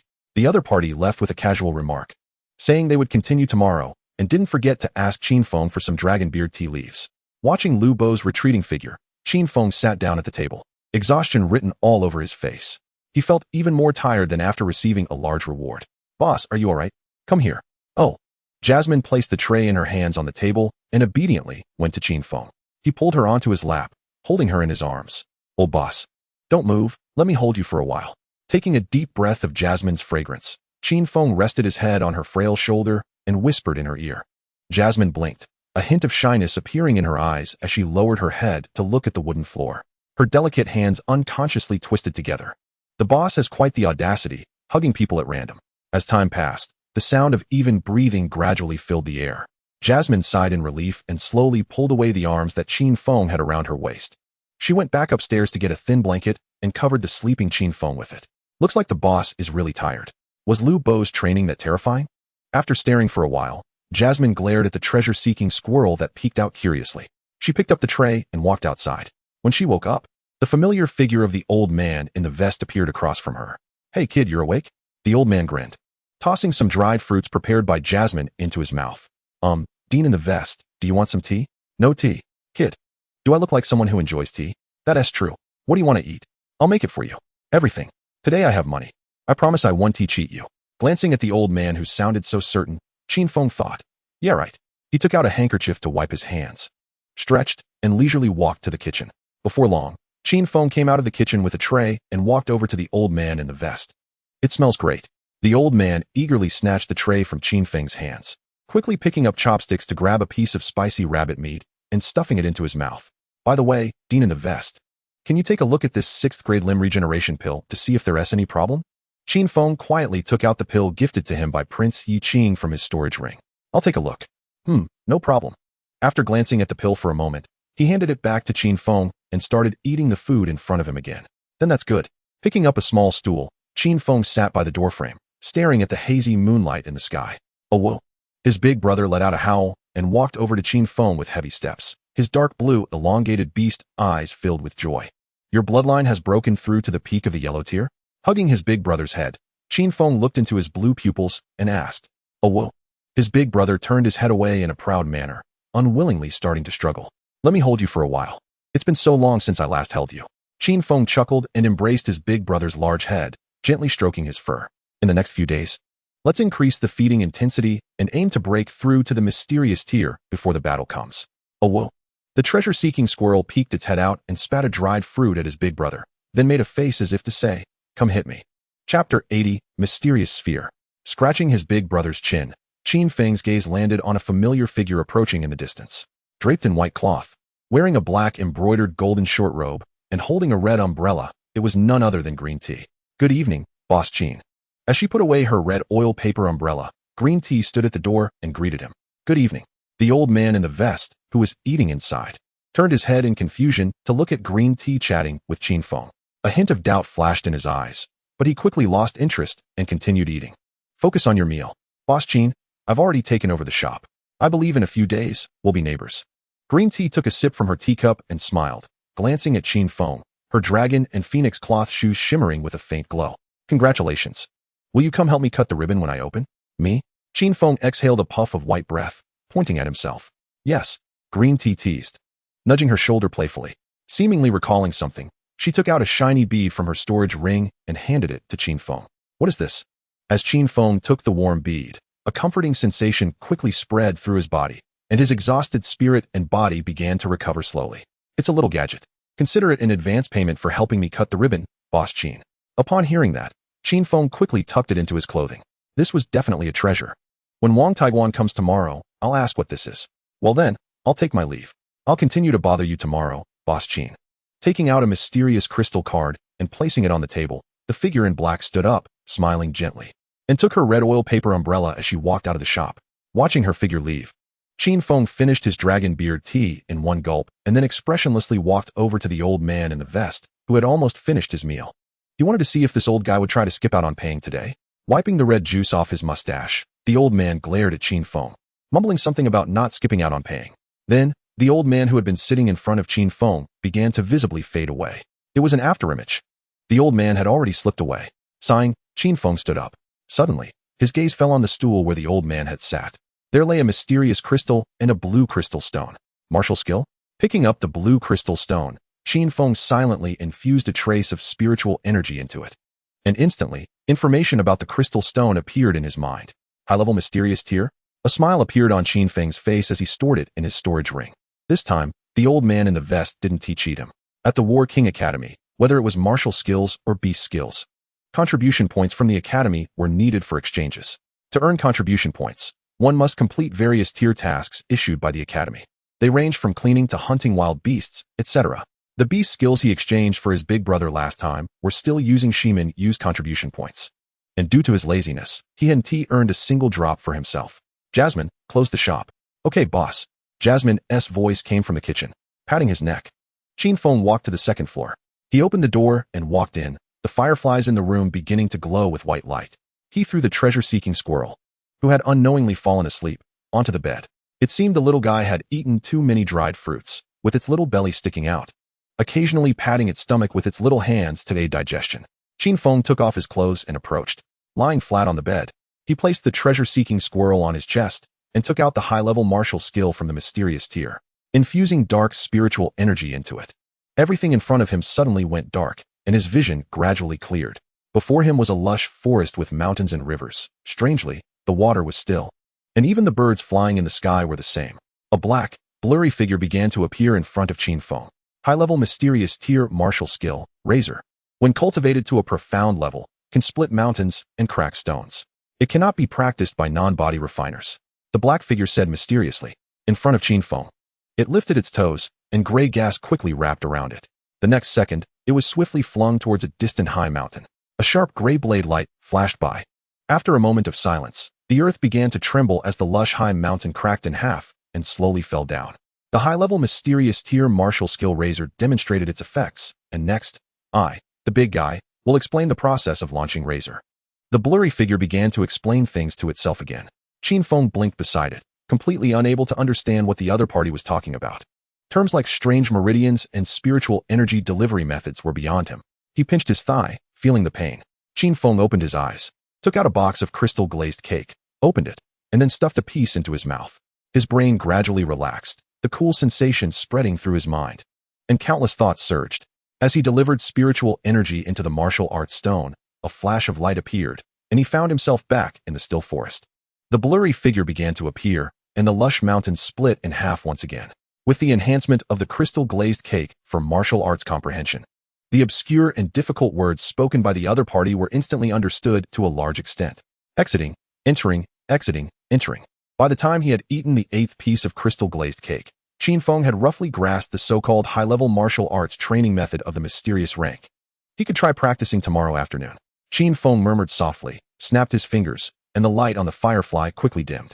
The room fell into silence. In the deep night, Qin Feng, who was sound asleep, suddenly opened his eyes.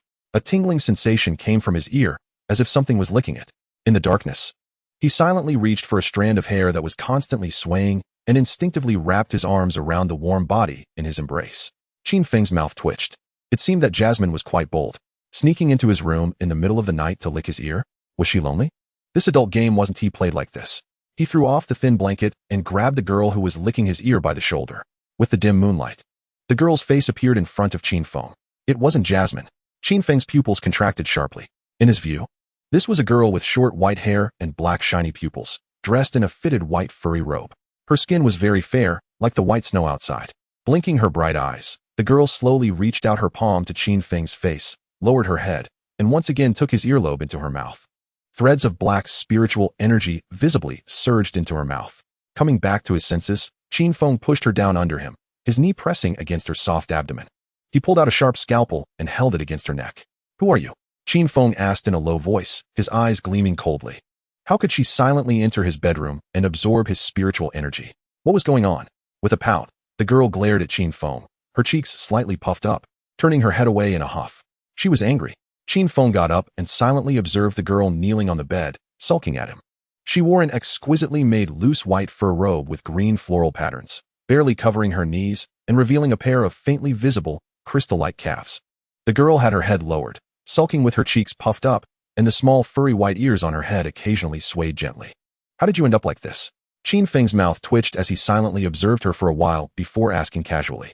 With a pout, she replied, "Did you say that I ate the beads that the green tea gave you?" Qin Feng slapped his forehead, several black lines appearing on his forehead. He suddenly remembered when that green tea guy gave him the beads, he had casually stuffed them into the pocket of his clothes. It was probably spotted by the greedy treasure-seeking squirrel and then eaten. No wonder her belly was so puffed up. So what exactly was that green tea's gift to him? Why did eating it turn her into a person?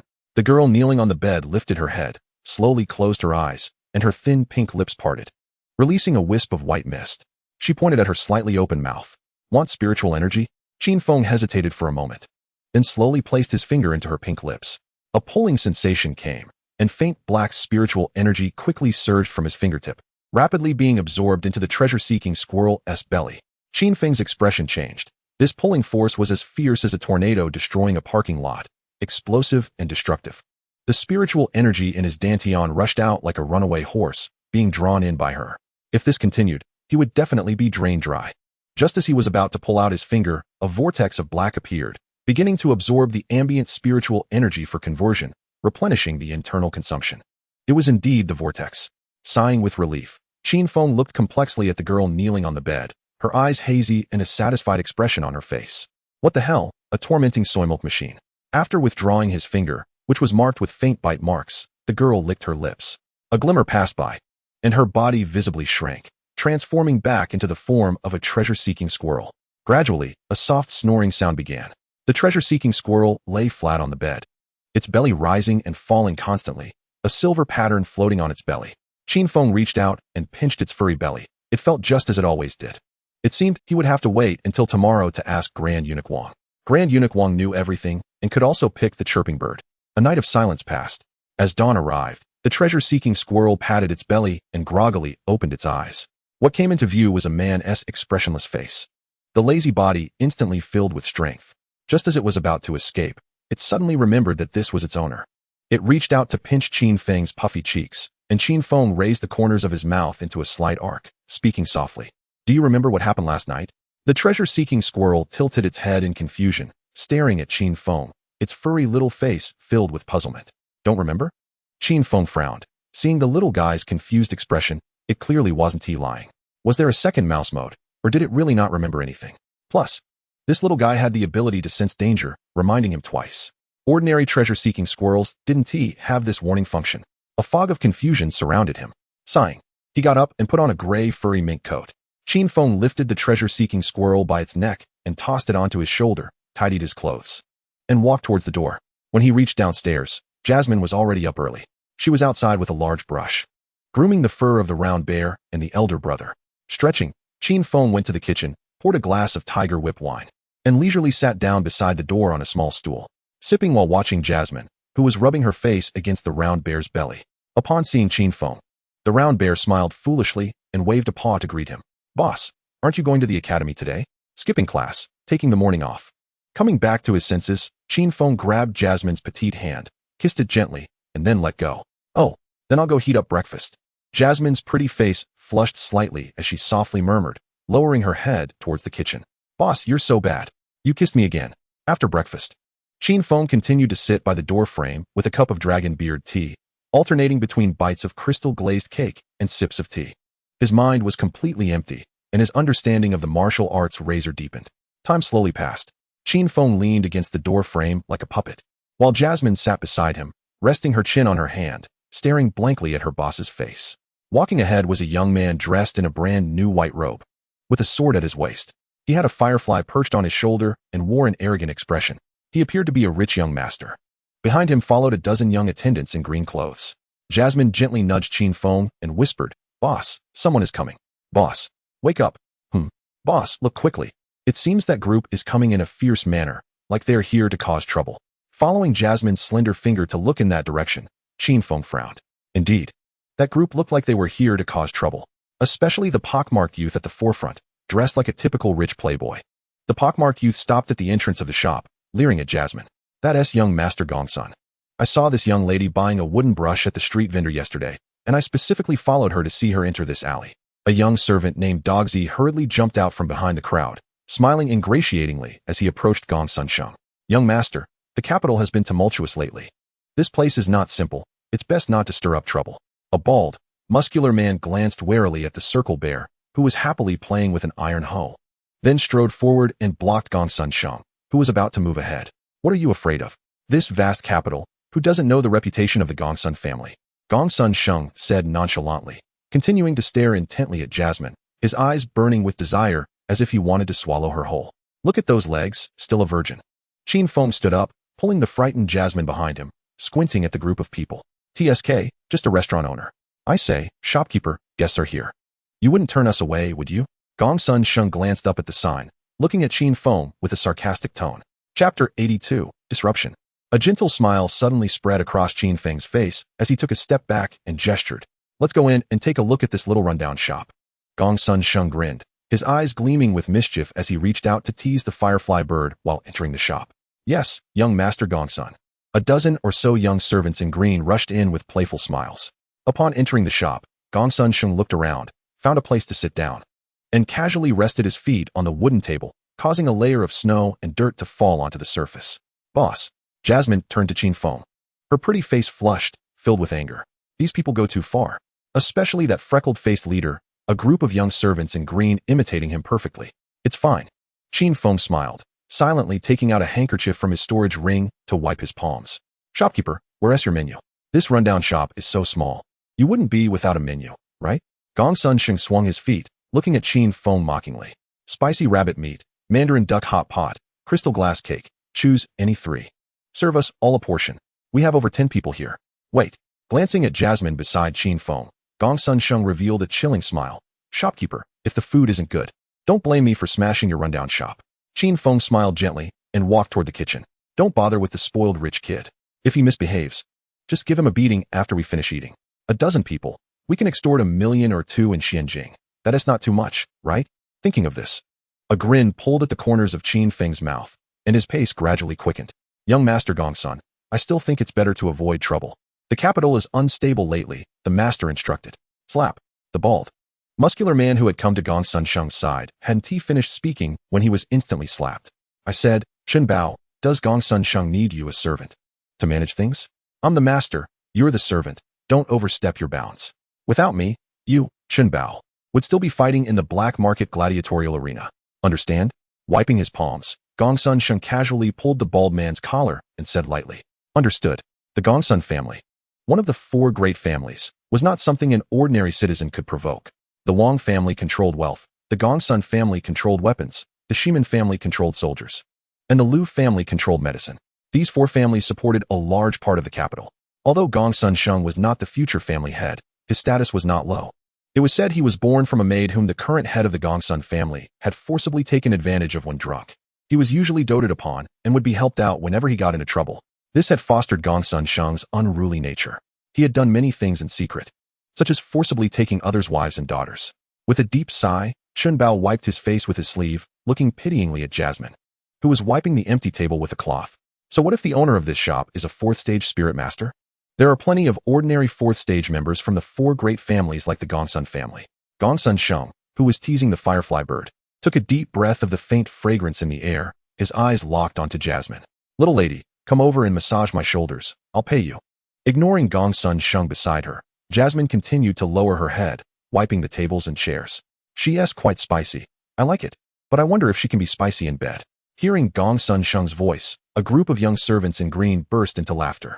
Usually, when Gong Sun Sheng got bored with girls, it would be their turn. Huh. Disgusting. Jasmine glared fiercely at Gong Sun Sheng, her eyes reddening. Then she threw away the cloth in her hand and walked toward the kitchen. So spicy and arrogant. When I get bored, I'll let you all have fun. Thank you, young master. Listening to the filthy words from that group of subordinates, Gong Sun Sheng smiled, his eyes fixed on the kitchen. To his disappointment, despite deliberately raising his voice, the chef didn't come out, quite capable of enduring. As time passed, a delicious aroma slowly wafted out, and the noisy restaurant gradually quieted down. It does smell good. I didn't expect there would be such a skilled cook in this narrow alley. Yeah, quite impressive. A group of young servants swallowed hard, their gazes irresistibly turning toward the kitchen. Gong Sun Sheng snorted coldly, and the discussion immediately ceased. Delicious food? Nonsense. Gong Sun Sheng only loves beautiful women. Food is insignificant. The kitchen door swung open, and an expressionless Qin Feng walked out with a tray. Your dishes. He placed 2 servings of spirit food in front of Gong Sun Sheng and walked toward another table. Looking at the steaming, hot spirit food in front of him, Gong Sun Sheng's face turned pale. He couldn't help but swallow when smelling the aroma up close. Picking up chopsticks, he grabbed a piece of bright red rabbit meat.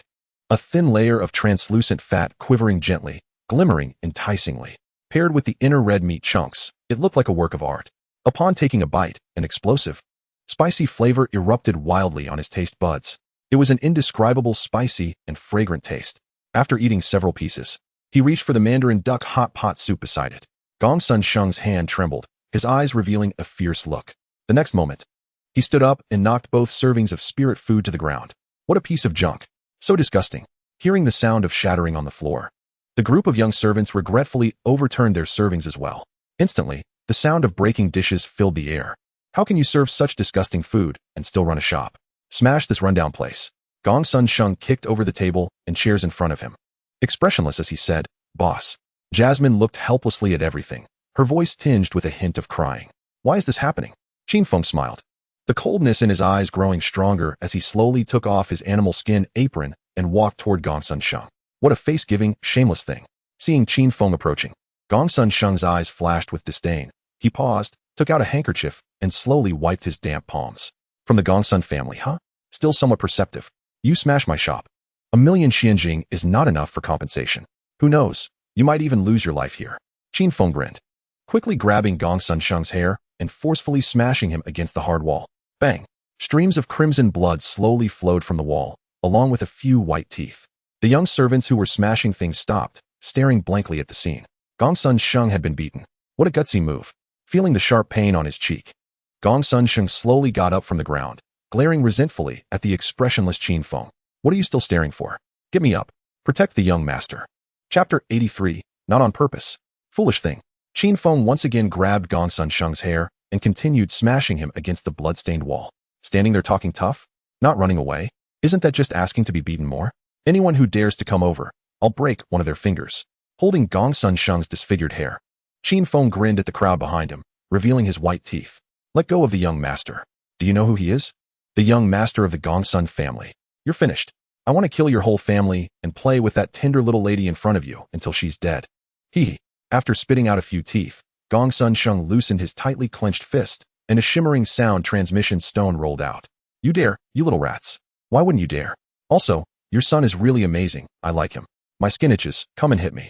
Qin Feng raised an eyebrow, picked up the sound transmission stone from the ground, and thrust the silver dagger fiercely into Gong Sun Sheng's palm. A scream like that of a slaughtered pig echoed throughout the restaurant, then suddenly stopped. The heavy breathing on the other side of the sound transmission stone grew louder and then disappeared. The other side hung up the sound transmission stone, and it was estimated that they were on their way. Shaking people? Who can't do that? Glancing at the unconscious Gong Sun Sheng on the ground, Qin Feng quickly took out a sound transmission stone from his storage ring and infused it with spiritual energy. Soon, the voice of Lu Bo came from the other end. Is there something you need, my young friend Qin Feng? Well, Lu Bo, there are some old ones who want to bully the weak and come after me. A restaurant? Yes, I'm going now. After hanging up the communication stone with Lu Bo, Qin Feng took out a new communication stone. This is the one from Eunuch Wang. Inputting spiritual energy, soon, Eunuch Wang's lazy voice came from the other side. What's the matter, Boss Qin? Speak. Father-in-law. The old man from the Gong Sun family is coming to mess with me. They have already smashed the big boss's restaurant and even beat me up, leaving me injured. Without a few tens of millions of Xianjing, I feel this is unacceptable. How bold? Let's go right now. It seems that the Gongsun family needs a few more little eunuchs. Don't blame me for being ruthless. The eunuch Wang hung up the communication stone in a fit of anger. If that person were to find out about this, the entire imperial capital would face a catastrophic disaster.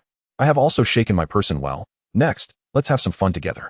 Glancing at the eager group of people, Qin Feng pulled out the silver whip, took out half a cigarette, and placed it in his mouth. He dragged the unconscious Gongsun Sheng to the scattered spiritual food on the ground. With a flip of the silver whip, he inserted it into the other person's palm again.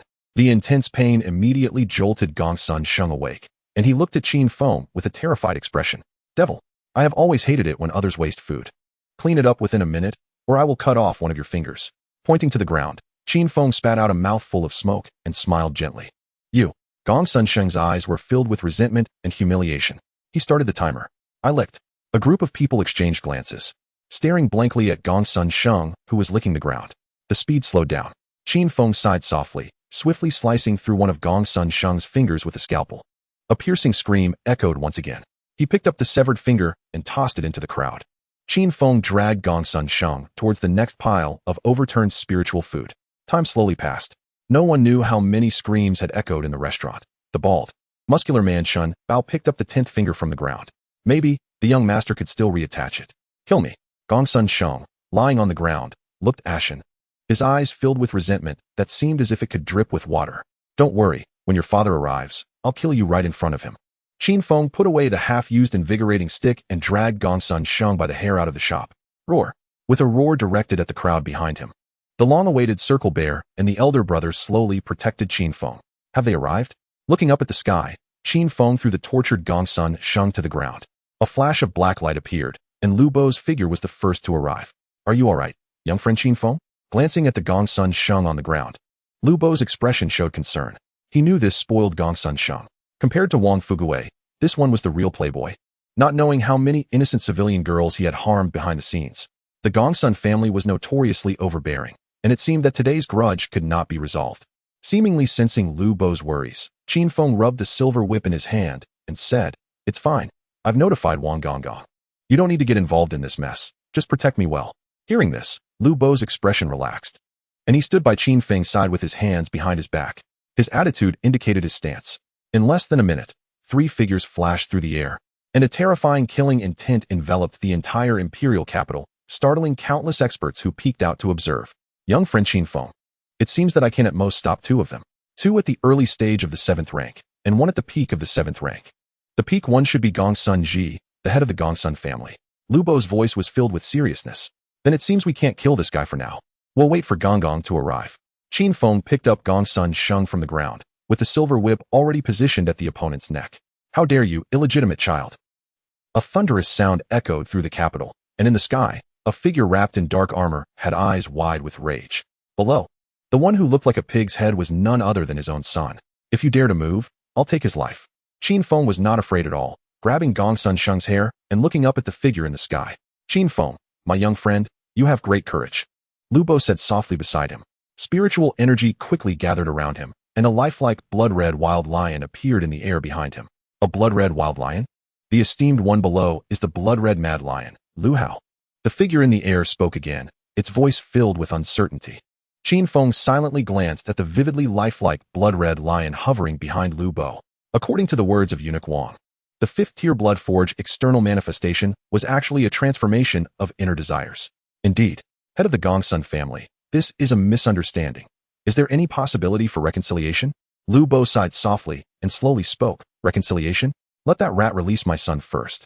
Upon hearing this, Qin Feng smiled and tightened his grip on the silver whip. He estimated that if he let go now, his life would be over in the next moment. Only a fool would let go. It was better to wait for Eunuch Wang to come and save the situation. Lu Hao, as an elder of the Shiman family from the 4 great families, you actually turned your elbow outward.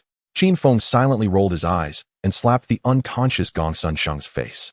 The latter shivered and suddenly woke up, seeing a familiar figure. Tears streaming down uncontrollably. Stop it, my young friend Qin Feng. If you really provoke Gongsun Ji's temper, the 3 of them over there, we won't be able to handle it. Hearing Lu Bo's worried words, Qin Feng's hand trembled sharply, and the silver, sharp scalpel had already grazed Gongsun Sheng's neck. blood splattered and quickly soaked into the accumulated snow on the ground. The air became silent. Chapter 84, The Chirping Bird. Hold. Gongsun Ji, who witnessed everything, let out a cry of grief and anger as a terrifying killing intent solidified, sweeping down like the Milky Way from the sky, pressing down towards the small restaurant. Lu Bo's expression hardened, his black tang suit rustling as a blood-red killing intent surged into the air, rivaling that of Gongsun Ji. In midair, the sound of sonic booms fluctuated, and the dense black clouds were violently dispersed. Gongsun Ji's expression was extremely grim. He never expected that a mere initial stage of the 7th rank could actually withstand a peak powerhouse like him. He turned his head to look at the 2 strong members of the Gongsun family beside him, who were surrounded by mist, and then softly shouted, "What are you 2 looking at? Attack together." "Yes, master." 2 7th-tier powerhouses in the air silently exchanged a glance, and a blood-red killing intent slowly emerged, transforming into a giant sharp spear that swiftly shot down towards Lu Bo below. Despicable. I have heard that the Gongsun family in the capital of the Sleeping Phoenix has always been extremely overbearing, and today I can finally see it for myself. Upon hearing the news, several powerful individuals hiding in midair began to whisper to each other. The Gongsun family truly has great power.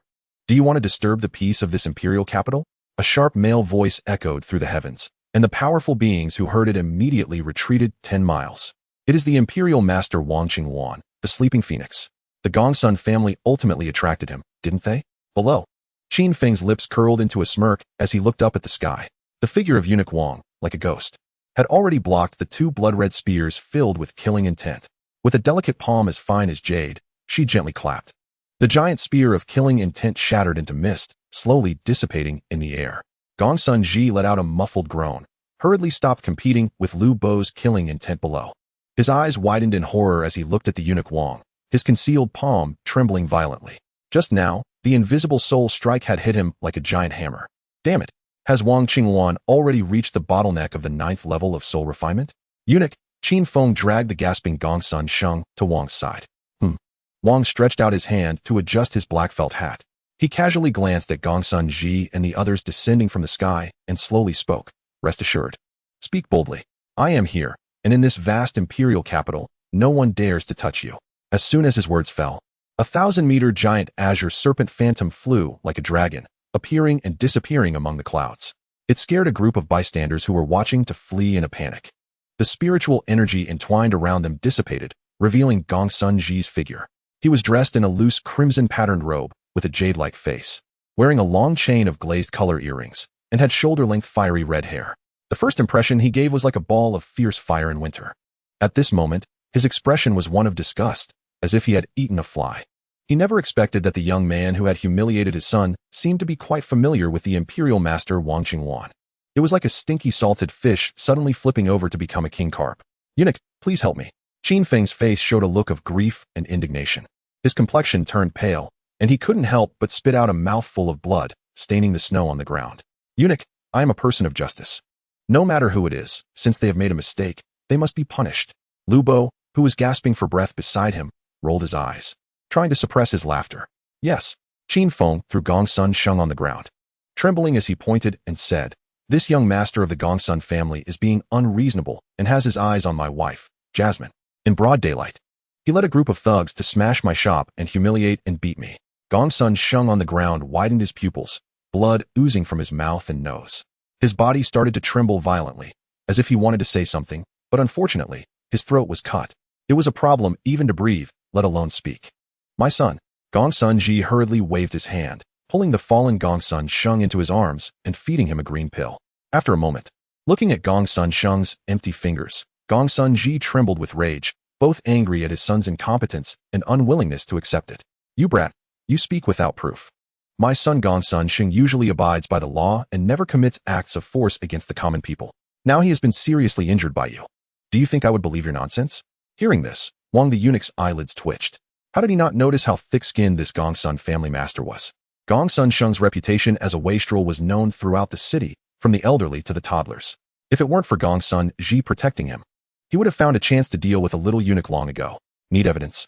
That was my shop, and it was smashed to this extent. Qin Feng silently pointed to the restaurant, which was in disarray. Jasmine, come here. He then waved to Jasmine, who was crying inside the shop like a pear blossom with rain. This is my wife Jasmine, the witness is right here. He pulled the approaching Jasmine into his arms and looked at the rolling eyes of Wang the eunuch. If it's really necessary, eunuch, you can ask that group of thugs. I believe they wouldn't dare to deceive you.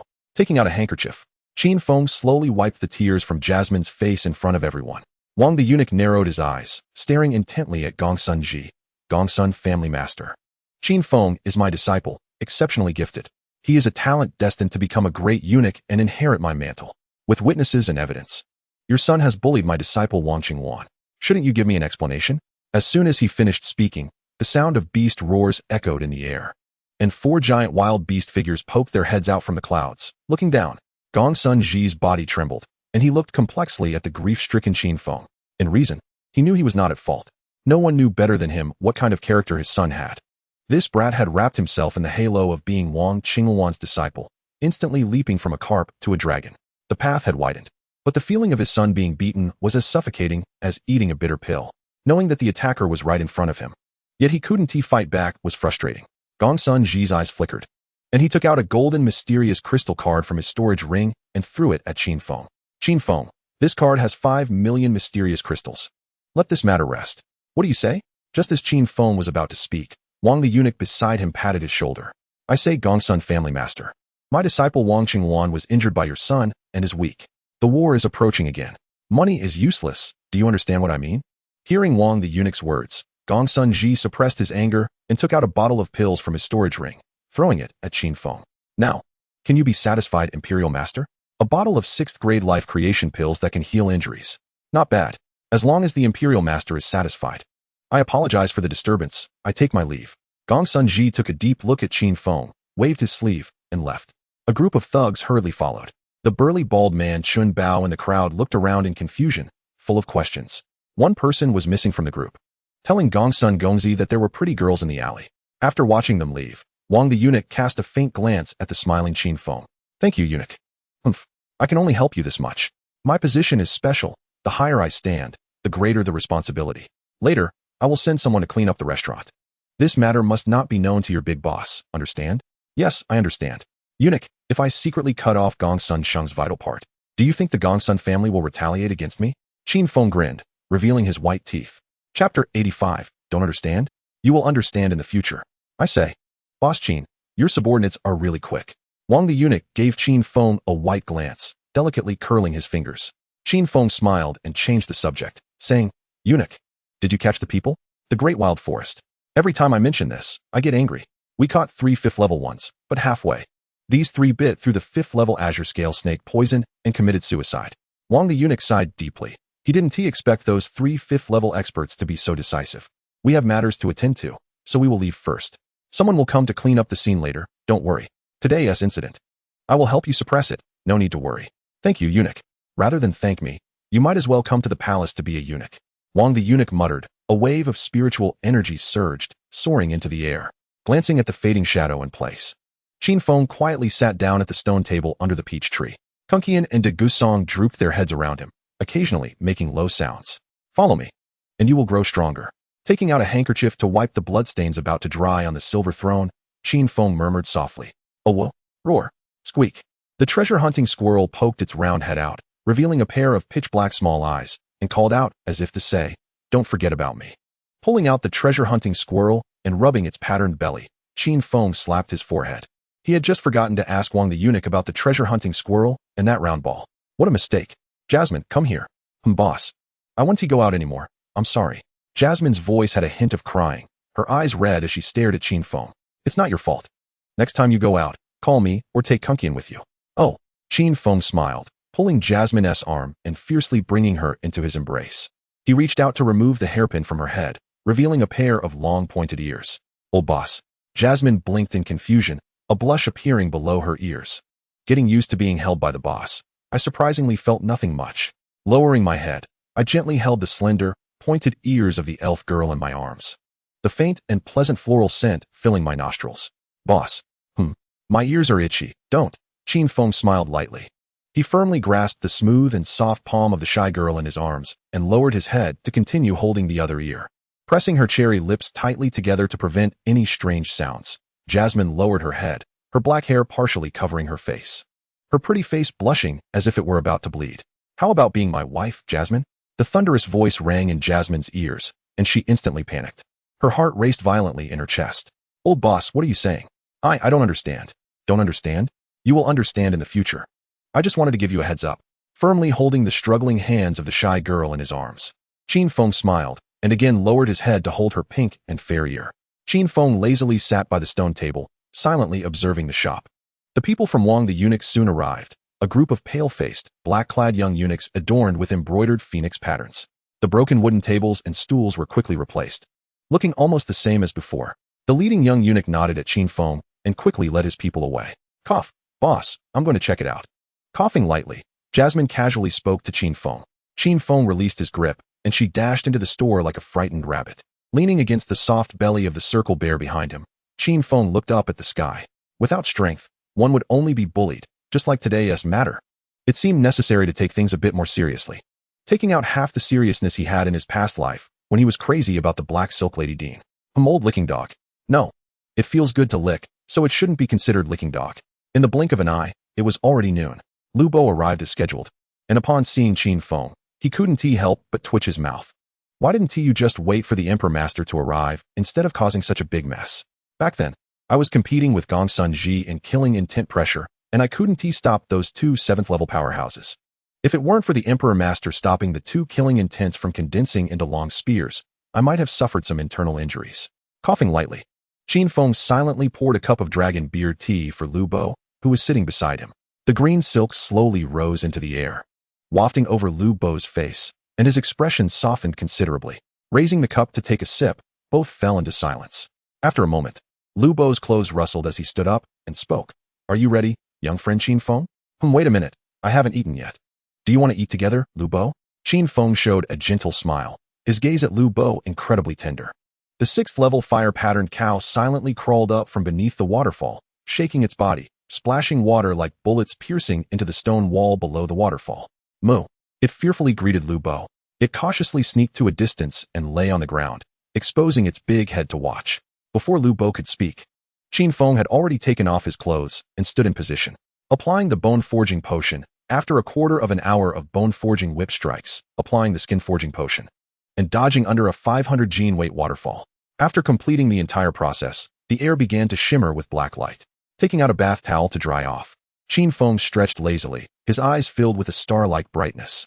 Not bad. Today I have quite a bit of resilience, both mentally and physically, much stronger than yesterday. Sitting on the blue stone, Lu Bo, who was sipping hot tea, nodded. Even the treasure-seeking squirrel on his head couldn't help but chirp. Nodding, Qin Feng took out a piece of crystal glass cake and stuffed it into his mouth. Thoughts began to bloom and collide in his mind, inspiration bursting forth. Taking out the razor martial arts stone, he sat cross-legged on the ground, infused with spiritual energy, and began to comprehend. Lu Bo glanced at him lightly, put down the teacup in his hand, and walked towards the fire-patterned cow with its red eyes glaring. Moo? The fire-patterned cow instinctively wanted to escape in panic. But a wave of killing intent pressure came, and it immediately laid down obediently. Approaching the fire-patterned cow's waist area, Lu Bo supported his chin and examined it for a moment, ultimately arriving at the area with the most flesh. Grabbing several pieces of fiery red scales the size of basins, with veins popping, he forcefully tore them off and tossed them into the storage ring. Since young friend Qin Feng thinks it's not heavy enough, let us make it 1,000 gene. Lu Bo turned and left, leaving the fire-patterned cow trembling and baring its teeth in place. That old man doesn't know to be gentle. Chapter 86. Razor. Rabbit. In Market. Liang Xiao. Do Bai. Zhu Sanli. Xiao Su. To learn the advanced martial art razor of the mysterious level, one needs to open the 6 meridian acupoints in the legs with spiritual energy. These 6 layers of membranes, each thicker than the last, especially the final Xiao Su position, are incredibly hard and cannot be repaired by non-body refiners. Exhaling a breath of turbid air, Qin Feng slowly closed his eyes, and the spiritual energy within him rapidly circulated along the 36 small meridian paths. The pitch-black spiritual energy transformed into a roaring shadow beast crashing against the first acupoint, the rabbit, accompanied by slight pain. The spiritual energy had already penetrated the first layer of membrane. The rabbit acupoint passage slowly expanded under the violent spiritual energy. More spiritual energy crazily surged in and condensed, transforming back into a shadow beast that crashed against the next acupoint membrane, the In Market. Next was Liang Qiao, Do Bai, and Zhu Sanli. The 5 acupoints had already been washed from their initial narrowness to gradually adapt to the thickness of the small cucumber's dark spiritual energy. More and more spiritual energy gathered at Zhu Sanli, transforming into countless dark roaring beasts, staring fiercely at the last thick in-market membrane. A circle bear spiritual energy beast emerged from the group of spiritual energy beasts, pounding its chest and roaring. Immediately, the dark beasts surged like a torrent crashing against the last thick in-market membrane. Annihilation, countless spiritual energy beasts were violently shaken apart, and the in-market membrane slowly showed cracks. A few minutes later, the sound of shattering glass echoed, and the membrane had shattered. Qin Feng opened his eyes, a curve appearing at the corner of his mouth. The 6-leg meridian acupoints had been fully opened and were rapidly adapting to the thick spiritual energy torrent. The faint dark long knife patterns were visibly emerging on his leg skin. From the tip of the knife to the base, they were directly connected to the 6 acupoints. The advanced mysterious martial art razor had been initially mastered. Next comes the honing. Rising up and shaking off his body, Qin Feng silently operated his spiritual energy. The spiritual energy torrent quickly surged into his legs. Gray mist began to swirl, and he forcefully whipped it towards the waterfall.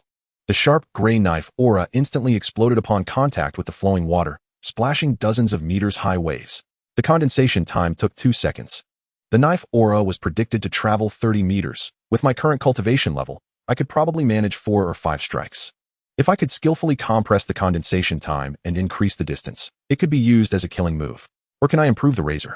Murmuring lightly, Qin Feng shook his leg and walked towards Lu Bo Dunwell. Young friend Qin Feng?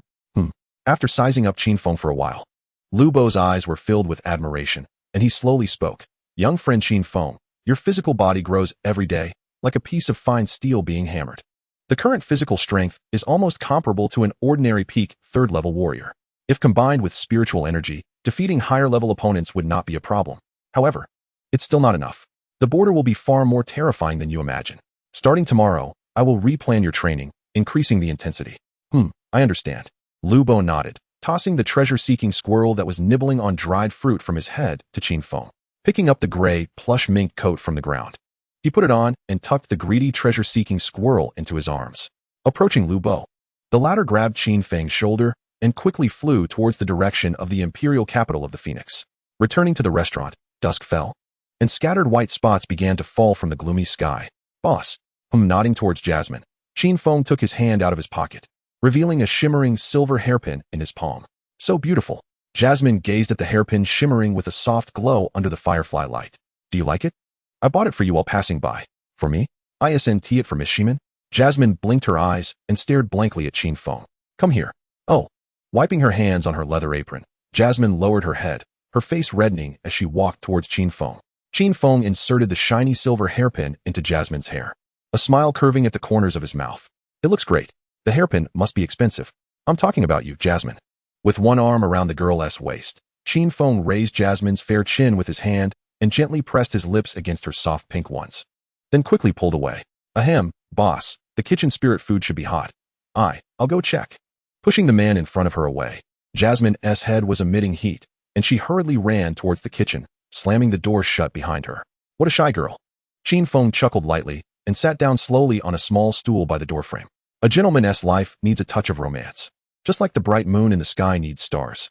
Leaning against the doorframe, he bit on half a stimulant stick, rubbing his fingers together to create friction. Qin Feng took out a box of crystal candy, opened it, and tossed it into the mouth of the circle bear that had somehow blocked his side. Roar. The circle bear scratched its head, revealing a silly smile, and sat beside Qin Feng at the doorframe. When I reached the 4th stage, would you be willing to be my beast pet, Circle? Exhaling a puff of smoke, Qin Feng's spirit gradually invigorated as he patted the circle bear's belly. Roar. Really? Qin Feng smiled, taking out a jar of sweet honey and handing it over. Oh. The big brother under the peach tree shook his strong body and stretched his head into the stone table, calling out towards the doorframe. Squeak. The treasure-hunting squirrel jumped out from inside his clothes, holding half a nut given by Uncle Lu, and leaped onto Qin Feng's shoulder. Its fluffy cheeks puffed up, and its small eyes stared intently at the big brother dog's head, occasionally making silly faces. Mist swirled, and in the distance, a figure walked through the snow.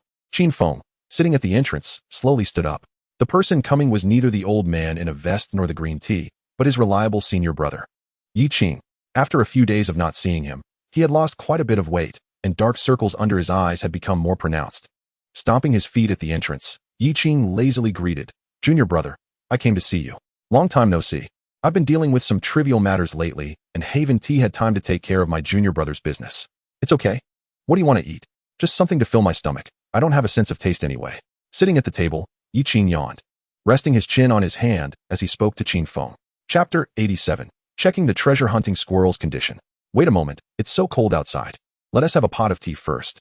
Taking out a cloth to wipe his hands, Qin Feng picked up the teapot and poured a cup of steaming dragon beard tea for the big prince sitting at the table. "Is it a new delicacy?" "Yes. This is called dragon beard tea. Nice name. But unfortunately, as your senior brother, I can only smell it but can't taste it." Lifting the teacup and sniffing, Big Prince Yi-Qing looked regretful. Throwing away the cloth in his hand, Qin Feng quickly walked towards the kitchen. Chirp. Seeing Qin Feng, the firefly above the kitchen cautiously greeted him, a few white fluffy hairs on its head cheerfully swaying. Reaching out to scratch its fluffy hair, Qin Feng arrived at the stove, lit the fire, and the orange flames rose, adding a touch of warmth to the small kitchen. Tying on his leather apron, Qin Feng silently took out ingredients from his storage ring. After about 15 minutes, Qin Feng emerged from the kitchen with a dish and a soup. "Try it." Setting the meals on the table, Qin Feng sat across from Yi-Qing and gestured with his hand. After yawning, the big prince rubbed his dark-rimmed eyes, slowly picked up his chopsticks, and started tasting the dishes. Pouring himself a cup of dragon beard tea, Qin Feng leaned against the wall and took a small sip, starting to daydream. The restaurant fell into silence for a moment. After a while, Big Prince Yi-Qing put down his bowl and chopsticks, took out a handkerchief to wipe his mouth, tapped the wooden table, and looked at Qin Feng. "Junior brother, I'm done eating." "Junior brother? Oh." Coming back to his senses, Qin Feng replied and straightened his posture. "Ahem, junior brother, have you considered your camp position?" "Camp position?" Qin Feng frowned, looking at the lazy Yi-Qing in confusion. "Didn't I tell you last time?" Yi-Qing slapped his forehead, revealing a bitter smile. "No, here's the thing. Father is preparing to abdicate and retire. The royal election is in a month. Junior brother, you are after all the most favored disciple of our master. You hold quite a bit of weight." That is how it is." Lying on the wooden table, Yi-Qing tilted his face to look at Qin Feng while yawning. "Senior brother, do you want to be the emperor?" "Of course. I have connections and resources. How can I not strive for it? What is the difference between that and being a salted fish?" "That makes sense." Qin Feng nodded. "Indeed, this senior brother is a second-generation royal. It's normal to have ambition and aspirations. So, senior brother, how confident are you about winning the election?" "Don't lie to me." 40% confidence. The Wang family and the Shiman family are on my side. 30% is with my second brother Yi-Chun, and the supporting faction is the Alchemy family. The Lu family. 20% is with my third sister Yiling. Behind her, there are a group of Gongsun family elders silently supporting her. The remaining 10% is uncertain factors, and you, junior brother, are that 10% of uncertainty. "Me? Yes. Master praises you all the time in front of us royal brothers and sisters." My ears are about to develop calluses. Yi-Qing stuck his pinky finger in his ear, then rested his chin and scrutinized Qin Feng as if trying to figure out something. "Master talks about me in front of you all the time?" "Of course. He says you are talented and the best candidate to be a grand eunuch." Hearing this, Qin Feng twitched his mouth, inwardly cursing the old fox. Praising himself in front of a bunch of royal siblings all day, isn't that creating hatred? What is the royal eunuch up to now? "Junior brother, have you considered it? If you agree to stand with me, I'll find you 100 beautiful wives to serve you, making you forget everything every night." "Senior brother, this is a big deal. Let me think about it." "All right, junior brother, here is my communication stone. Contact your senior brother if you need anything." Yi-Qing took out a mysterious crystal card and a communication stone, tossing them on the table, stood up, nodded to Qin Feng, tidied his luxurious robe, and walked out of the shop. Watching Yi-Qing's back for a while, Qin Feng sighed. He stepped forward to close the shop door, secured the bolt, and walked towards the second floor. To be safe, this matter still needs to be considered carefully. Being cautious is never wrong. Arriving on the second floor, sounds of bathing came from the nearby bathroom. It should be Jasmine. Pushing open the bedroom door and locking it, Qin Feng revealed a weary expression. Throwing the newly awakened treasure-hunting squirrel onto the bed, he took off his clothes and approached the bed, slowly gazing at it. Squeak, patting its belly. The treasure-hunting squirrel blinked its small eyes, looking at its owner in confusion. Treasure-hunting squirrel, transform into a beast girl. Squeak. The air suddenly fell silent as both sides stared at each other wide-eyed. Qin Feng expressionlessly repeated, still just a fat squirrel on the bed. Climbing onto the bed, he rubbed the treasure-hunting squirrel's snowy white belly vigorously, snapping his fingers, causing the firefly feathers glow to extinguish. The bedroom plunged into darkness. At night, The silver moonlight slowly illuminated Qin Feng's bedroom.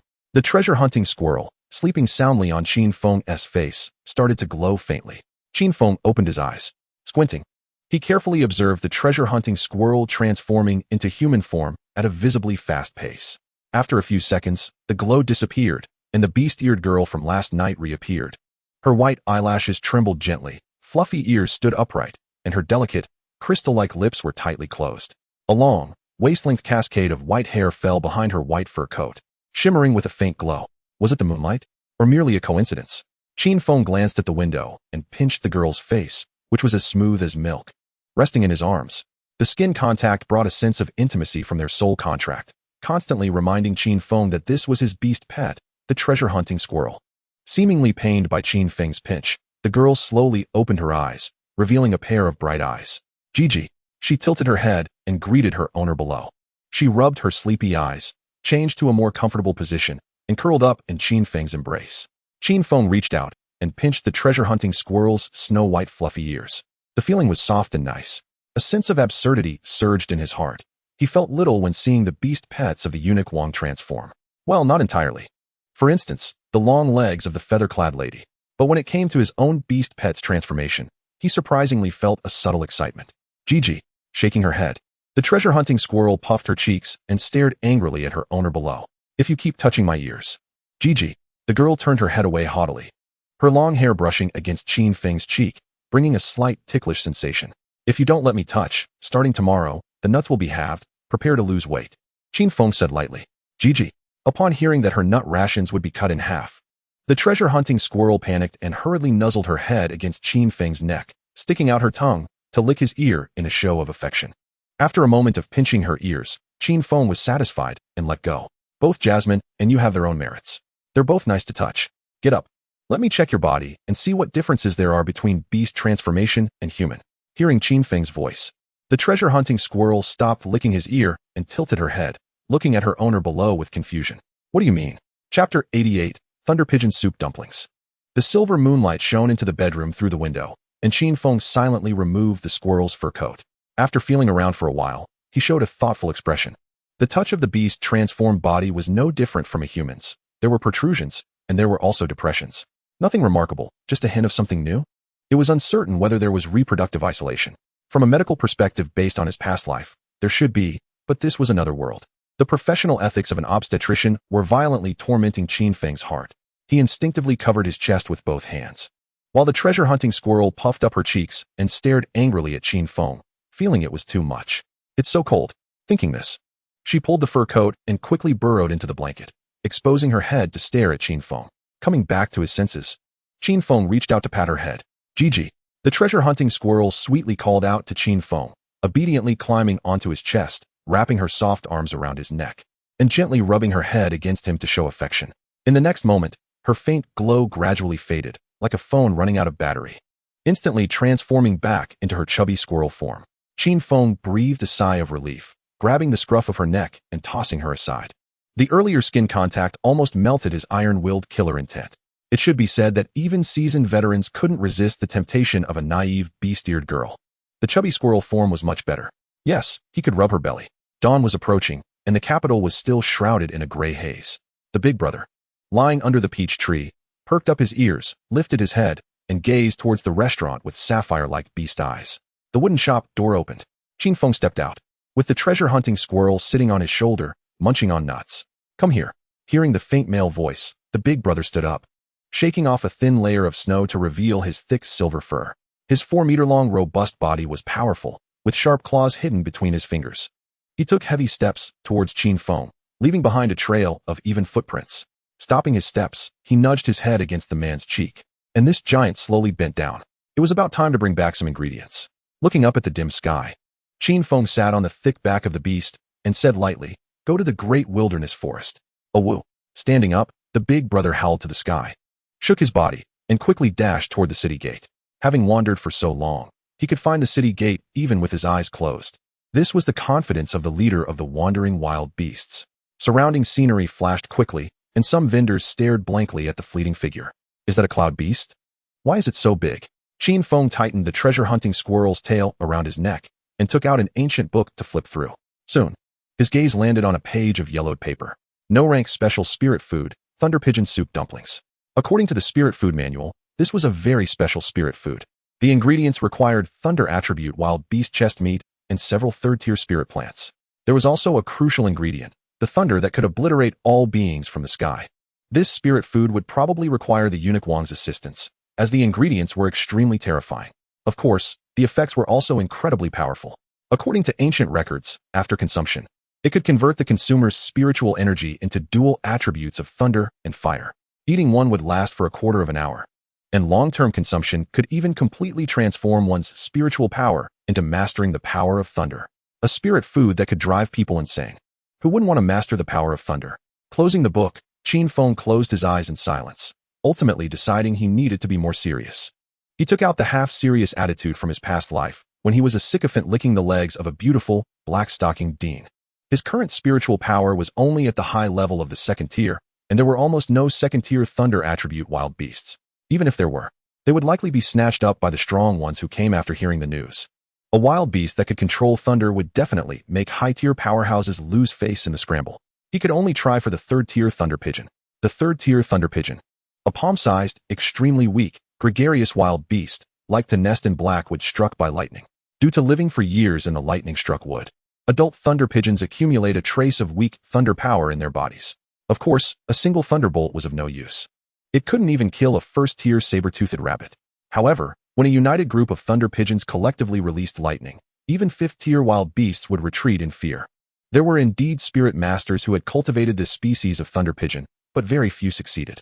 First, their innate quality was too poor, requiring massive resources. Second, their innate quality was too poor, making it incredibly difficult to break through bottlenecks. Over time, no spirit master would cultivate such a financially draining creature. Resolute, Qin Feng opened his eyes, unknowingly already outside the city gate.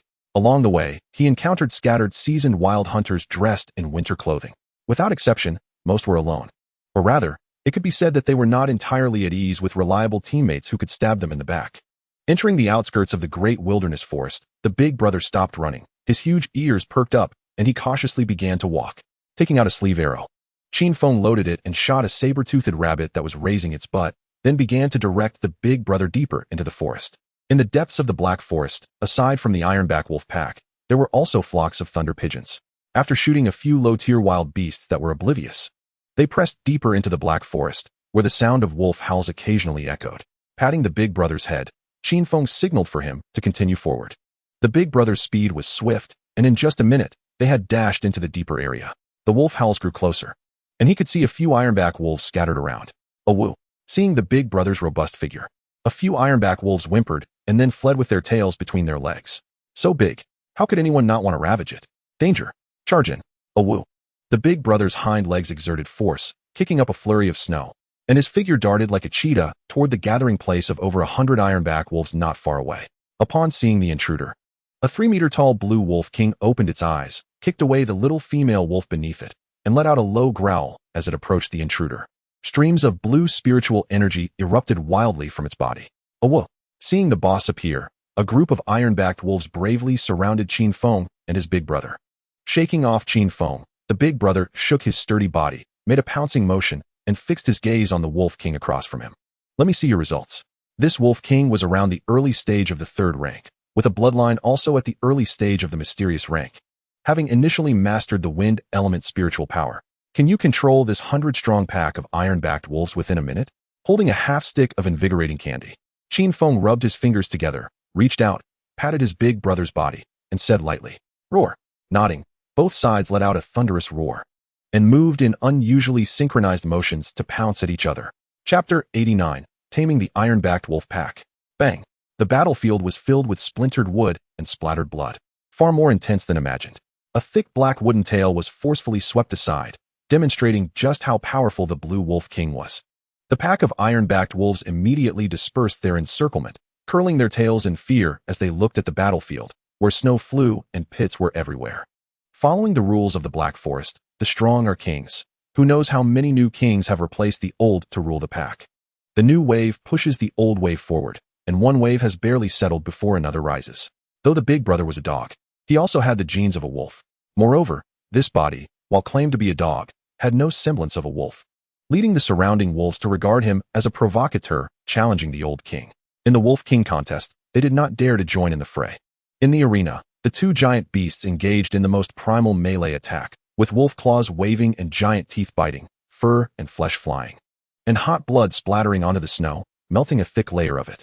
Qin Feng smiled. It was clear that the Blue Wolf King was being beaten down, thanks to the precious beast skills given by the eunuch Wang, and having consumed so much spirit food, the big brother was not just eating for nothing. Dodging the Blue Wolf King's spouted blue wind blades, the big brother's white wolf tail exploded upward, swinging toward the Blue Wolf King's waist like a meteor hammer. The heavy blow struck the thick leather and flesh, creating a loud sound. The Wolf King was immediately sent flying dozens of meters away, sliding across the ground and leaving marks in the snow. Shakily, it got back to its feet, bared its sharp teeth, and continued to pounce toward the slowly approaching big brother. With a copper head, iron bones, and a tofu waist. Was the yellow rank peak beast skill heavy strike not powerful enough? Exhaling a smoke ring, Qin Feng quietly took out 3 unspent yellow rank peak beast skill stones from his storage ring. These were all obtained from eating soft rice from Shiminyu. Well, soft rice can be hard to eat. The 4 yellow rank peak beast skills were heavy strike, tooth thrust, armor plating, and wolf hair needle. So far, the big brother had only used 1 heavy strike. After pondering for a moment, Qin Feng toyed with the armor plating beast skill in his hand and tossed it to the big brother. Avoiding the Blue Wolf King's attack, the big brother leaped into the air and swallowed the armor plating beast skill stone that flickered with yellow light. Instantly, his silver fur twisted like a spiritual snake, rapidly entwining and forming a block of silver chain armor. He could take hits directly, no need to dodge. Oh well. Hearing Qin Feng's words, the big brother howled to the sky, and the next moment, with all 4 limbs exerting force, he pounced toward the Blue Wolf King. The 2 giant beasts collided midair, crashing and rolling to the ground, beginning to entangle and bite each other. Glancing at the iron-backed wolves surrounding him, Qin Feng shifted his attention back to the big brother. The shimmering silver armor on the big brother provided considerable defense. The Blue Wolf King's wind blades and sharp bites could only barely break through the armor's defense. As the battle wore on, the heavily injured Blue Wolf King ultimately ran out of stamina, being struck by a heavy blow to its fragile spine. Its 3-meter-long body quickly collapsed to the ground, kicking up snow, its chest heaving as it gasped for breath. Its sharp wolf eyes unwillingly staring at the slowly approaching big brother. Ask it whether it submits. If not, it will be slain.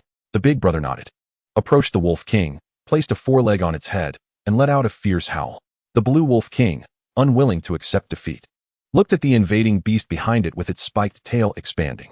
It let out a mournful cry, struggled to rise, knelt on its knees, and lowered its proud head. A woo! A group of iron-backed wolves looked fearfully at their kneeling king. Their king had been defeated. Without hesitation, the iron-backed wolves all knelt. A chorus of low wolf howls ringing out, as if celebrating the rise of a new king. Qin Feng smiled, removed his hood, and strolled slowly to the Blue Wolf King's side, hands in pockets. After observing for a moment, his hands began to fidget. An inexplicable impulse arose within him. Was it the after effect of breaking the Gongsun Sheng yesterday? He took out a portion of dragon beard tea and poured it into the Wolf King's mouth, sighing. Yesterday's crisp sound of breaking was like celestial music echoing in his ears, leading him to want to break things upon seeing long sticks. Unbeknownst to him, gratitude shone in the Blue Wolf King's beast eyes. After being force-fed an unknown blue liquid by this human, its body felt much better. Rest for a while? Organize your wolf pack and prepare to attack the next 100 wolves. The big brother nodded, letting out a howl. And the iron-backed wolves that had been kneeling before him stood up, gazing at the giant beast with reverence. Although the iron-backed wolves were cunning and treacherous, they were extremely proud, only willing to submit to stronger wolves. Once they felt their strength surpass that of the Wolf King, they would bravely challenge it. In turn, the Wolf King would gladly agree to strengthen its position to maintain its authority. This is why the wolf pack continued to grow, sifting for gold in the sand. With the big brother at his back, Qin Feng set up a small fire, leisurely brewing hot tea and roasting by the fire, feeling extremely relaxed. Chirp! Rubbing its sleepy eyes, the treasure-hunting squirrel poked its head out from Qin Feng's collar, looking curiously at the non-smoking fire. Awake? Chirp! It nudged Qin Feng's chest with its head, shrinking down to reveal only its pair of pitch-black little eyes. It was frightened. Pouring a cup of dragon beard tea, he fed it to the big brother behind him. Qin Feng repeated the process, continuously pouring tea into the mouths of the big brother and the Blue Wolf King. Both sides' internal injuries were slowly healing. Taking out the 6th-rank life-rejuvenating pill given by Gongsun Ji, Qin Feng shook it, pouring out 2 pills and tossing them into the mouths of the big brother and the Blue Wolf King. Since it was free, he felt no sense of loss. Moreover, there were over a dozen pills in a bottle, so losing these two didn't matter. Holding a cup of hot tea, Qin Feng sipped while taking out the spirit food recipe, flipping through it page by page to familiarize himself with the steps to make thunder pigeon soup buns. Have you recovered? Let's go deeper and find the thunder pigeon. Qin Feng put away the spirit food recipe, stood up, stretched lazily, and casually patted the big brother's abdomen. Oh, well. Nodding toward Qin Feng, the big brother shook his sturdy body. Putting on a gray mink fur hood, Qin Feng jumped onto its back. The big brother let out a low growl and continued moving deeper. Behind them, the 100 wolves led by the Blue Wolf King transformed into a blue torrent, closely following. The surrounding space gradually widened, towering black trees marked with wolf claw prints and a faint scent of urine. The distant howls of iron-backed wolves echoed in their ears once more. Qin Feng grinned and said lightly, "Let's head west. It seems there's another pack of iron-backed wolves." The big brother did not hesitate, quickly sprinting westward as directed by Qin Feng. Reaching the edge of a small green stone mountain, it stopped. Several figures emerged from the crevices of the green stone mountain, letting out low growls to drive away the intruders directed at the big brother below. "Is that all you can do?" Qin Feng dug at his ears and laughed. The 100 wolves led by the Blue Wolf King slowly emerged from the dense forest behind, howling to the sky. For a moment, the beast roars filled the air. Chapter 90. Terrifying. The transformed thunder pigeon. Sitting on the back of a crouching iron-backed wolf, Qin Feng tightened the treasure-hunting squirrel's tail and leisurely flipped through the spirit food recipe in his hand. The air was filled with a nauseating, fishy odor, and the wolf howls surged back and forth. The struggle between the two wolf packs was far more brutal than imagined. It's like two ancient primitive tribes. The victor will dominate everything of the weaker. The outer edges of the great wilderness forest and the depths of the black forest are far larger than imagined, with packs of wolf kings as numerous as the hairs on a cow. What is most abundant is the wolf packs. The beast roars gradually weaken, accompanied by countless low growls. Closing the book, he tossed it into the spatial ring. Qin Feng stretched lazily and slowly walked towards the battered meat grinder battlefield. The iron-backed wolves that were feeding parted to make way, revealing the central area. In the center of the muddy ground lay a 3-meter-long scarlet wolf king, powerless and collapsed. Its limbs occasionally twitched, and 2 deep bite marks on its neck faintly revealed its skeletal structure. This was a bloodline reaching the initial stage of the profound realm. An iron-backed wolf king with an awakened fire attribute bloodline. Squatting down, he gently rubbed the rough fur on its abdomen, and soon several small, hard spots appeared at his fingertips. It's a female wolf king. Powerless on the ground, the scarlet wolf king's eyes were filled with grief and anger. This human couldn't have some special preference, right? Whether to kill or mutilate, it's up to him. What does it mean to come over and rub her belly? Standing up and brushing off his hands, Qin Feng turned to his older brother, who was licking his fur, and said casually, "Ask her if she is willing to surrender." Oh well. Hearing his brother's howl, the scarlet wolf king's eyes were filled with indomitable will, and her limbs trembled as she tried to struggle to stand. As a result, she was slapped back down to the ground by Qin Feng, her scarlet fur now covered in gray mud, looking like a drowned rat. She certainly had a fierce temper. Go find a few iron-backed wolves the size of little birds to come and take care of her well. I want to see how long she can hold out. Qin Feng gently patted the large head of the scarlet wolf king and whispered softly. The scarlet wolf king's pupils constricted, and her body felt a chill. With her bloodline reaching the profound realm, her intelligence had greatly increased. She could now understand what the man in front of her was saying. Now deeply wounded, she had no strength to resist. Just thinking about how she, as a wolf king, would soon be forcibly taken by several lower-tier iron-backed wolves made her feel darkness closing in. Qin Feng smiled and called out to his brother. Ask her again if she is willing to surrender. Before his brother could speak, the scarlet wolf king was already struggling to kneel before him, lowering her head. A wise wolf knows when to submit. Now that's more like it. He took out a cup of dragon beard tea and forced it into her mouth, then tossed in a 6th-tier life essence pill. The scarlet wolf king's injuries began to heal rapidly. If Gong Sunji knew about Qin Feng's actions, he would surely tremble with anger. Feeding a valuable 6th-tier pill to a 3rd-tier trash wolf king was a surefire way to waste resources. One pill could be sold for 2 or 3 in the black market auction house. After patting the scarlet wolf king, who had already recovered, Qin Feng slowly walked towards the stone hill made of green stone. It was time to collect the spoils. Wasn't coming to the outer edges of the great wilderness forest and the black forest for this? The greenstone hill was rugged, with a few small wolf cubs chasing and playing. Upon seeing Qin Feng, they immediately fluffed up their fur, baring their teeth in a babyish manner. Ignoring the small wolf cubs, Qin Feng headed towards a dark cave not far away. Upon entering the cave, a damp, foul smell wafted out. In the center was a nest made of countless licorice mixed with wolf fur. Dozens of spirit materials were scattered on top, and faintly, a yellow crystal could be seen. After tossing dozens of spirit plants ranging from first to third tier into the spatial ring, Qin Feng played with a yellow beast technique stone in his hand. This should be the yellow tier beast technique inheritance left by some old wolf king after its death. Not bad, a good harvest. After carefully exploring the cave and confirming there was nothing edible, Qin Feng pinched the cheeks of the treasure-hunting squirrel on his shoulder as he exited the cave. His older brother, who had been lying on the ground waiting, slowly stood up and shook off his fur.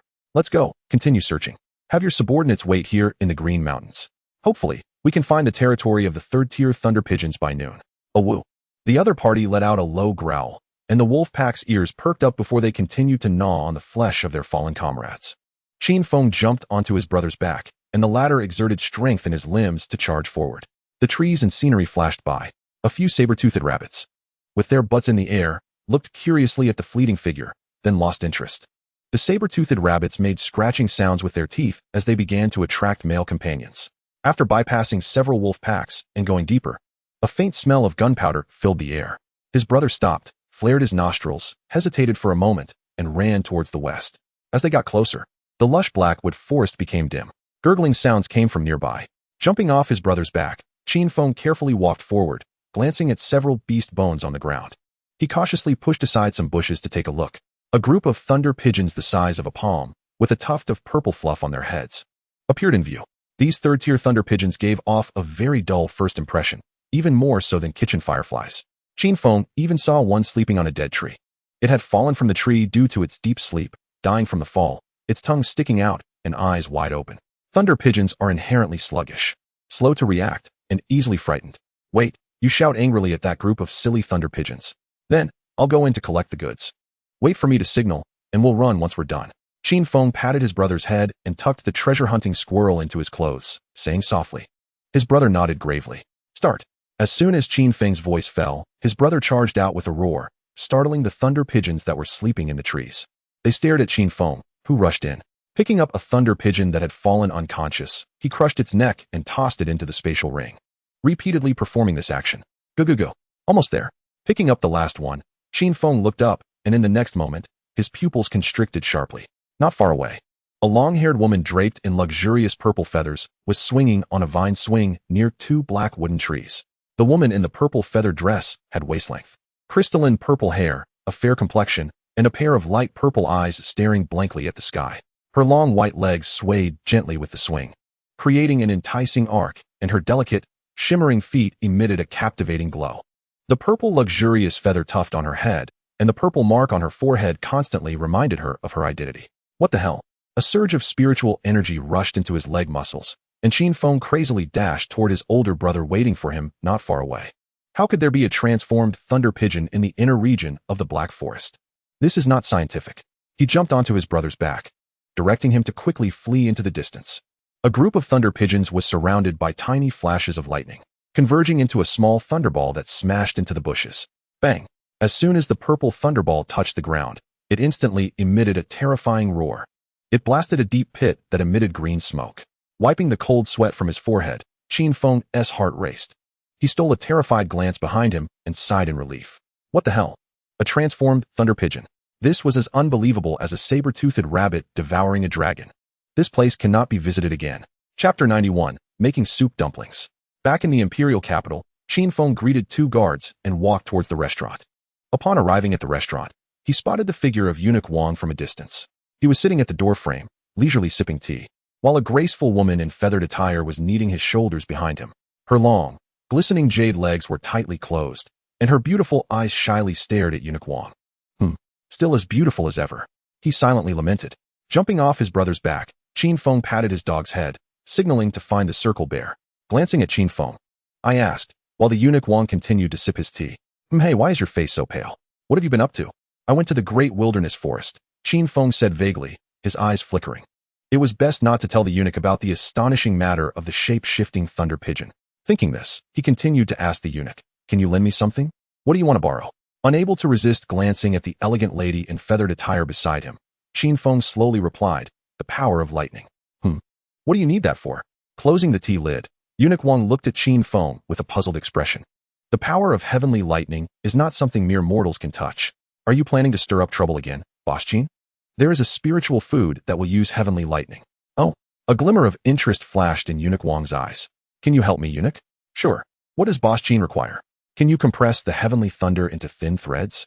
The thinner, the better. For ordinary lightning, I can do that. Eunuch Wang replied as he stood up and stretched. Then let's go with ordinary lightning. Silently watching Eunuch Wang soar into the sky until he gradually disappeared. Qin Feng glanced at the feathered lady beside him. After thinking for a moment, he took out a crystal-glazed cake and handed it over. Looking up at Qin Feng, the lady blinked and pointed at herself in confusion. Yes, it's for you, Sister Yui. Joyfully receiving the cake, Yui eagerly opened the outer box. The scent of milk wafted over, lingering in her nostrils. Pinching the cake with her delicate fingers, Yui's pretty face turned slightly red, revealing an excited expression. It's delicious. Extending her tongue to lick off the white cream from the corner of her lips, she slightly raised her head, staring intently at Qin Feng with an expectant look. Do you want more, Sister Yui? Blinking her bright eyes, she nodded shyly, her lovely green feathers swaying gently. Of course I want more. One is not enough. You know the answer to that. Smiling, Qin Feng glanced at her long, shimmering legs and took out several more boxes to hand over. A bit shy, Yui took the cake and savored it in small bites. In the air, lightning began to flash and thunder rumbled. Hearing the commotion, Qin Feng looked up. My cultivation is too low. I can't see anything. It seemed Yui noticed Qin Feng's regretful expression, and she satisfiedly extended her pink tongue to lick off another smudge of white cream from her lips. Standing up, she patted Qin Feng on the shoulder and walked outside the shop. In a flash of green light, a noble green phoenix bird, over 10 meters long, floated in the air. Its long feathers fluttered in the wind, resembling a morning misty fairyland. Sister Yui, are you going to take me to see it? A bird's chirp sounded, and the bird nodded. Quickly jumping onto the back of the green phoenix, it let out a cry and soared into the sky. A circle of green energy enveloped Qin Feng, cutting off the turbulent airflow. Yui's speed was fast. In less than a minute, they reached a place where lightning intertwined. Through the energy shield, Qin Feng saw Eunuch Wang, wrapped in a layer of ancient beast armor, tightly gripping countless purple lightning bolts from the sky, as if catching chicks like an eagle. Surprisingly, Eunuch Wang was kneading the violent lightning in his hands as if it were dough, and the chaotic lightning was transforming into glimmering threads at a visible speed. The treasure-seeking squirrel peeked out, its pair of black eyes staring in fear at the lightning. It looked terrifying. Hearing Qin Feng's voice, the phoenix bird beneath him nodded, chirping as it dove downward. Back at the restaurant, Yui transformed into human form, gently dusting off her feathered attire.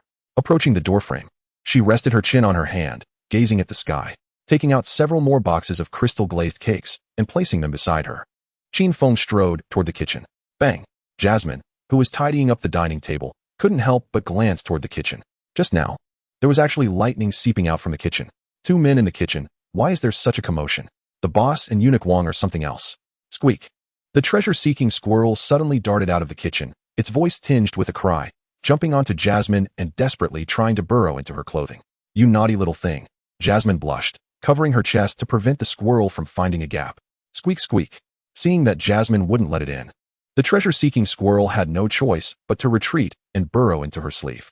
At that moment, the kitchen was in chaos, pots and pans scattered everywhere. The walls were splattered with various unknown liquids. Eunuch Wang and Qin Feng were both disheveled, their hair standing on end, and their faces as black as coal. Anyone unaware would think they had just come from a refugee camp. Silently taking out a handkerchief to wipe his face, Eunuch Wang trembled with anger. For someone who likes cleanliness, being in such a messy state was simply unbearable. Beside him, Qin Feng crossed his arms, his bright eyes contrasting sharply with his dark face. He calmly said, Eunuch, don't lose heart. It takes 1,000 hammerings to forge steel. Hang in there. All right, we can hold on. Boss Qin, continue. Eunuch Wang gritted his teeth, removing his felt hat to reveal his long white hair. Picking up the handkerchief to wipe the silver whisk in his hand. Qin Feng responded. Taking out the prepared thunder pigeon meat slices, Qin Feng's silver whisk turned into a blur as he swiftly sliced, adding the processed spiritual materials into the mixture.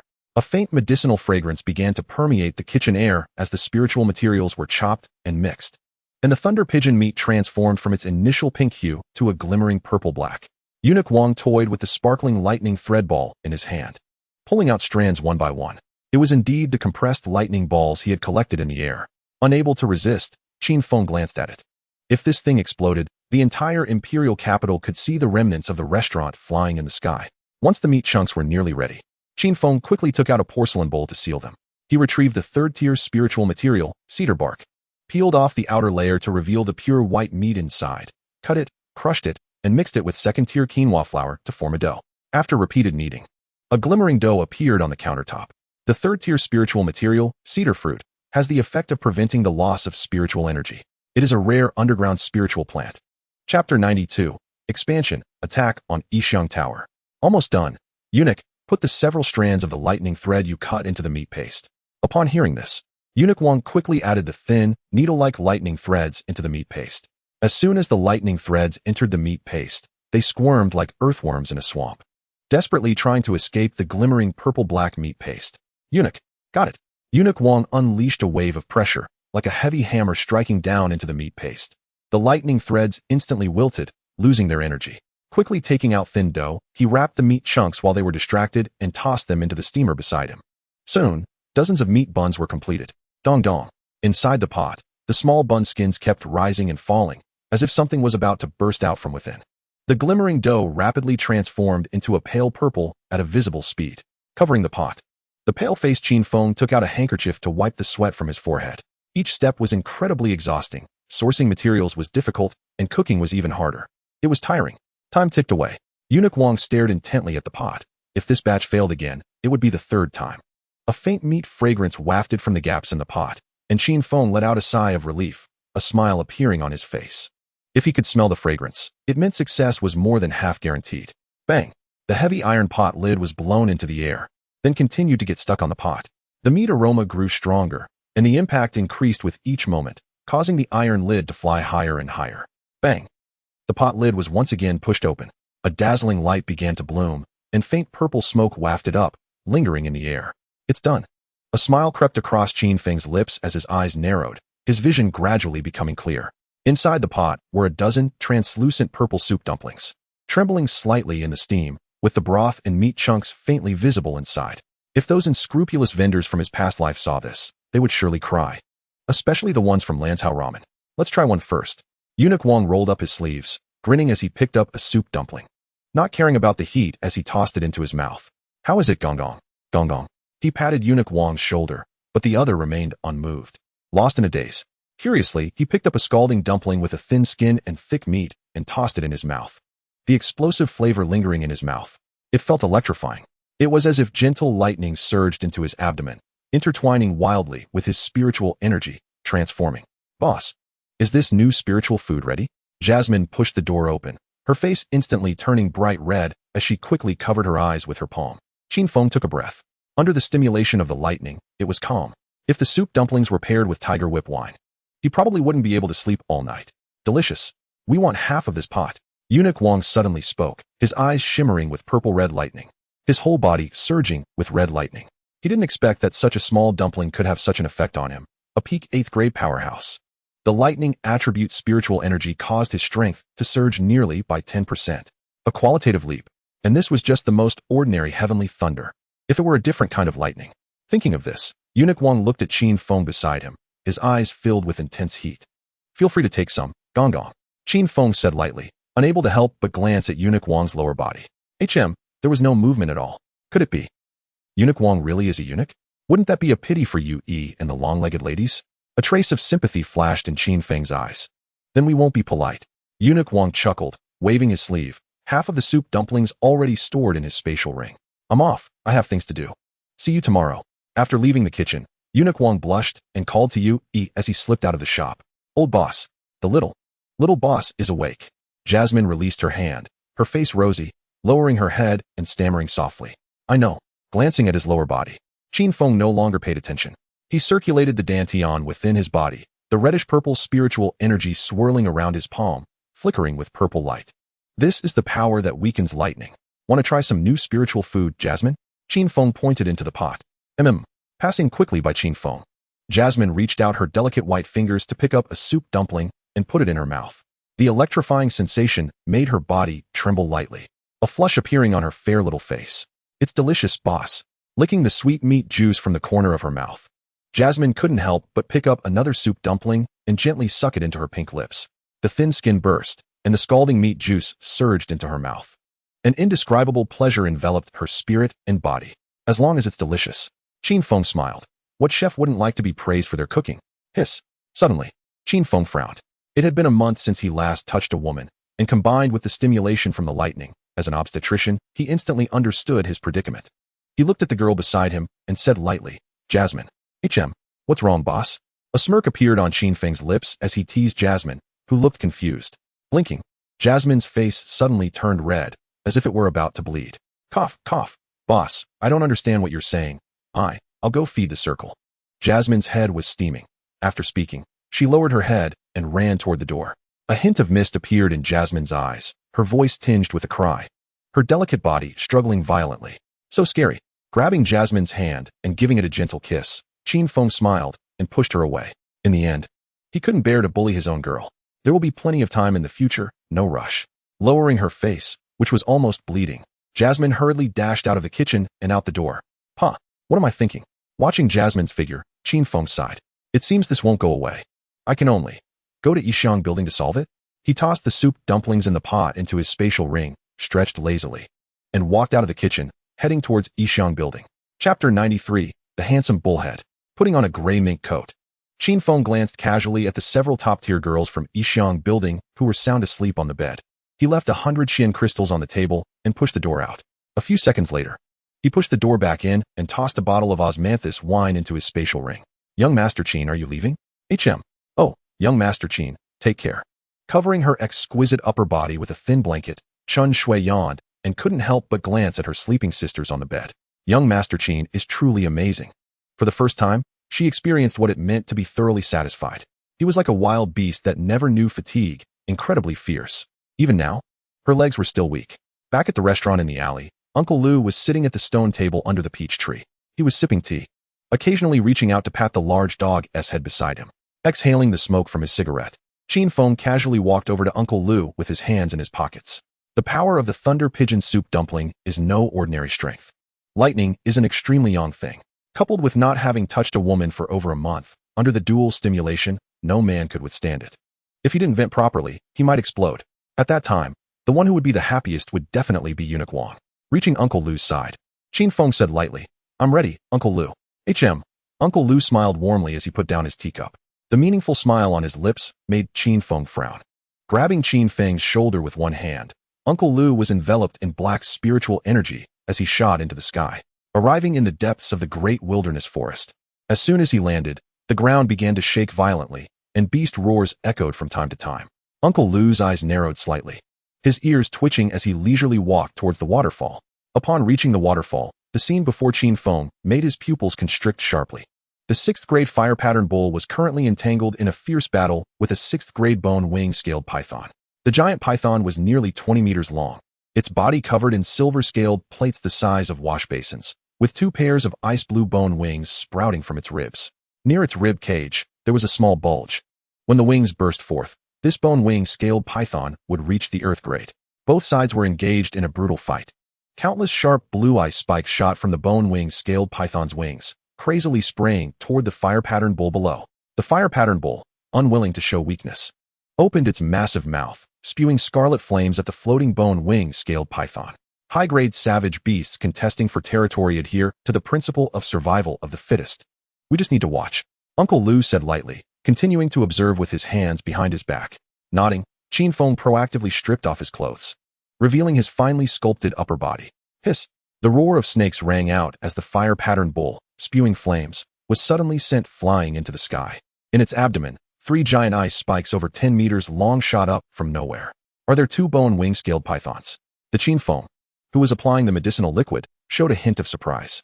He didn't notice when another unfamiliar bone wing silver python flew down from above, taking advantage of the fire pattern bull's moment of distraction to launch a sneak attack. Glancing at Uncle Lu, Qin Feng silently took a step back. At this moment, Uncle Lu's face was clouded, no longer the gentle demeanor he had before.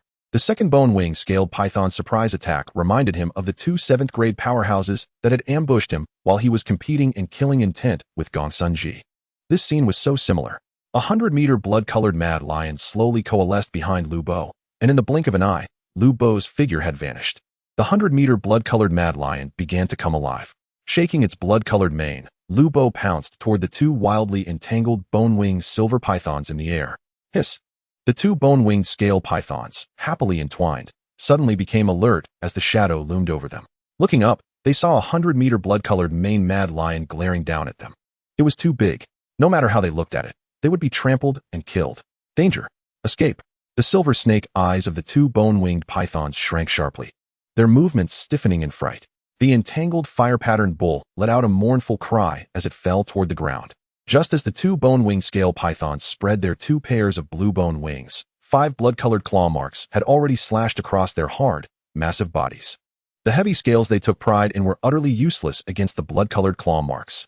Do not anger Lu Bo, do not anger Lu Bo, do not anger Lu Bo. Looking at Lu Bo, who was approaching with his hands behind his back and a smear of blood on his face, and glancing at the countless broken, blood-stained snake bodies falling from the sky like dumplings, Qin Feng blinked and muttered to himself, continuing to apply the medicine obediently. Human-shaped wild beast Lu Bo. In this lifetime, I, Lu Hao, hate the sneaky people who attack from behind the most. Qin Feng, as a martial artist, you must have the dignity and pride of a martial artist. Hearing Lu Bo's calm words in his ears, Qin Feng, who was applying the medicine, stiffened for a moment. Then, as if nothing had happened, he patted the medicine on his neck. If Lu Bo, who was full of righteousness, found out that his specialty was sneak attacks, the consequences would be unimaginable. Moo moo. The fire-patterned bull, supporting its injured body, cautiously approached Lu Bo lying down. Its nearly 10-meter-long body stared blankly at the man in front of it. Those two bone-winged scale pythons of the same rank had extremely formidable power and were especially skilled at strangling. At the critical moment, it had been saved. In a daze, it saw the human's face transform into that of a handsome bull, exuding a scorching heat and revealing white teeth, smiling recklessly at it. The fire-patterned bull clan worships the strong, especially those with stronger physical power than themselves. It felt its heart racing. Patting the giant head, Lu Bo smiled gently. He had always liked small animals. Taking out a bottle of green elixir from his storage ring, he tossed it into the fire-patterned bull's mouth, waved his hand, and walked toward Qin Feng. A blood-stained iron whip was drawn from the storage ring, exuding a murderous aura in the air. The treasure-hunting squirrel hurriedly jumped onto Lu Bo's head, blinking its small eyes at Qin Feng as if to say, good luck. Ready? Lu Bo casually flicked the ancestral bone whip in his hand. A series of sonic booms erupted. The owner will die. So long, so thick, so hard, being whipped madly. Will die? The treasure-hunting squirrel covered its eyes with its short forelimbs, unable to bear to watch. Come on. Qin Feng nodded. Bang. The whip struck flesh. The sound of it rubbing against bones echoed continuously, causing Qin Feng's body to tremble violently, a strange power continuously tempering his entire skeleton. It hurt. More painful than yesterday. Lu Bo was serious. Qin Feng's face contorted. Fine beads of sweat slowly dripped down his forehead, soaking his entire body. Qin Feng, my friend. Let's make it exhilarating. Don't faint from the pain. Lightning 5 consecutive whips. As the sky darkened slightly, after a series of training routines, Qin Feng collapsed to the ground, trembling as he took out a cup of dragon beard tea and drank it, feeling a bit better. He took off the 1000-gene heavy red vest and tossed it into the storage ring. Qin Feng walked towards Lu Bo, who was leisurely sipping tea at the edge of the bluestone while feeding the treasure-hunting squirrel dried fruits. Lu Bo, I want to discuss something with you. Hesitating for a moment, Qin Feng looked at Lu Bo and spoke. What is it? Those two 6th-grade bone-winged scale pythons. Can I have them eat? Want it? Lu Bo took out a handkerchief to wipe his mouth, looking up at Qin Feng in front of him. You can clean it up yourself. If you have wild crystals, remember to give them to me. Okay. Without hesitation, Qin Feng quickly walked towards the ground covered in broken snake bodies. Big Brother's body is now strong and powerful, large and long, and his bloodline advancement is very slow. The ordinary 2nd-grade iris snake soup does not work on him. I can give him and the circle bear an enhanced version. As for the other stray wild beasts, they can only continue to eat ordinary snake soup. Their bodies are too weak to withstand the violent spiritual energy. Chapter 94, That Man Boss. Upon encountering Jasmine, the other party's expression turned flustered, her voice soft like a little kitten. It seemed that the events of this morning had a considerable impact on her, as her gaze towards him always flickered with a hint of fear. Smiling, Qin Feng replied, slowly moving a small stool to the threshold. Roar. The circle bear walked over slowly with an iron hoe, greeting Qin Feng and extending a bare paw, throwing out a jar of honey. Qin Feng also opened several boxes of crystal-glazed cakes and stuffed them into the bear's mouth. The circle bear sat happily at the doorframe, occasionally scooping honey with its bare paw, licking it with satisfaction. Patting its soft belly, Qin Feng looked up at the starry sky, lost in thought. The vortex within him spun wildly. Several streams of heaven and earth spiritual energy surged in and transformed. accompanied by a slight vibration. His realm had reached the peak of the second stage. The fluorescent light seeped into his skin. Coming back to his senses, Qin Feng's face looked extremely bad. Another breakthrough. If this continues, when the battle comes, it is truly possible that he will break through to the third stage. Pulling out the treasure-hunting squirrel from his clothing, Qin Feng rubbed its belly as if he wanted to vent his displeasure. After a moment, Qin Feng stood up and walked towards the restaurant kitchen. It was time to get busy. Pushing open the door, Jasmine was busy washing dishes, and when she heard the door open, her body trembled slightly. A faint blush quietly appearing on her cheeks. Then, as if nothing had happened, she continued washing the dishes in her hands. Watching this scene, Qin Feng's mouth curled into a smile as he closed the door and approached Jasmine from behind, wrapping his arms around her soft waist. Jasmine's face showed panic as she turned to look at Qin Feng in surprise, the dishes in her hands dropping. "Don't move. Let me hug you. I won't do anything." Reaching out to remove Jasmine's hairpin, Qin Feng gently whispered, holding her fair ear tip in his mouth. Just as Jasmine was about to resist, her body softened and slowly slumped into the arms of the man behind her. "You're lying." Taking a deep breath of Jasmine's fragrance from her hair, Qin Feng slowly released her waist. With her head lowered in a daze, Jasmine, like a startled little deer, quickly ran out of the kitchen. Watching Jasmine's retreating figure, Qin Feng's gaze flickered. Then he went to the stove and lit the fire. "Oh, whoa." The big brother at the door let out a mournful wolf howl.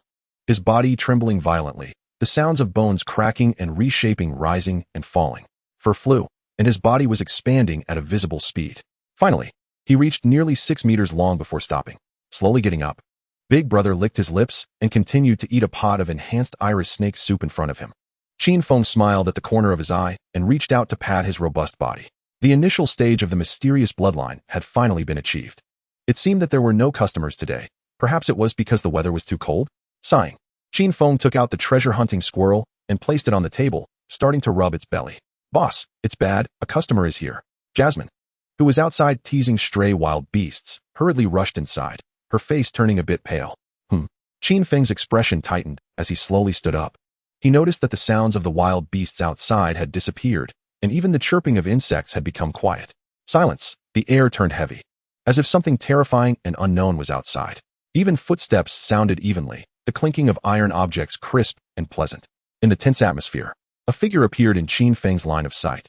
It was a man. The man had shoulder-length hair and wore a tight-fitting black long gown, with a smoking pipe of unknown material hanging at his waist.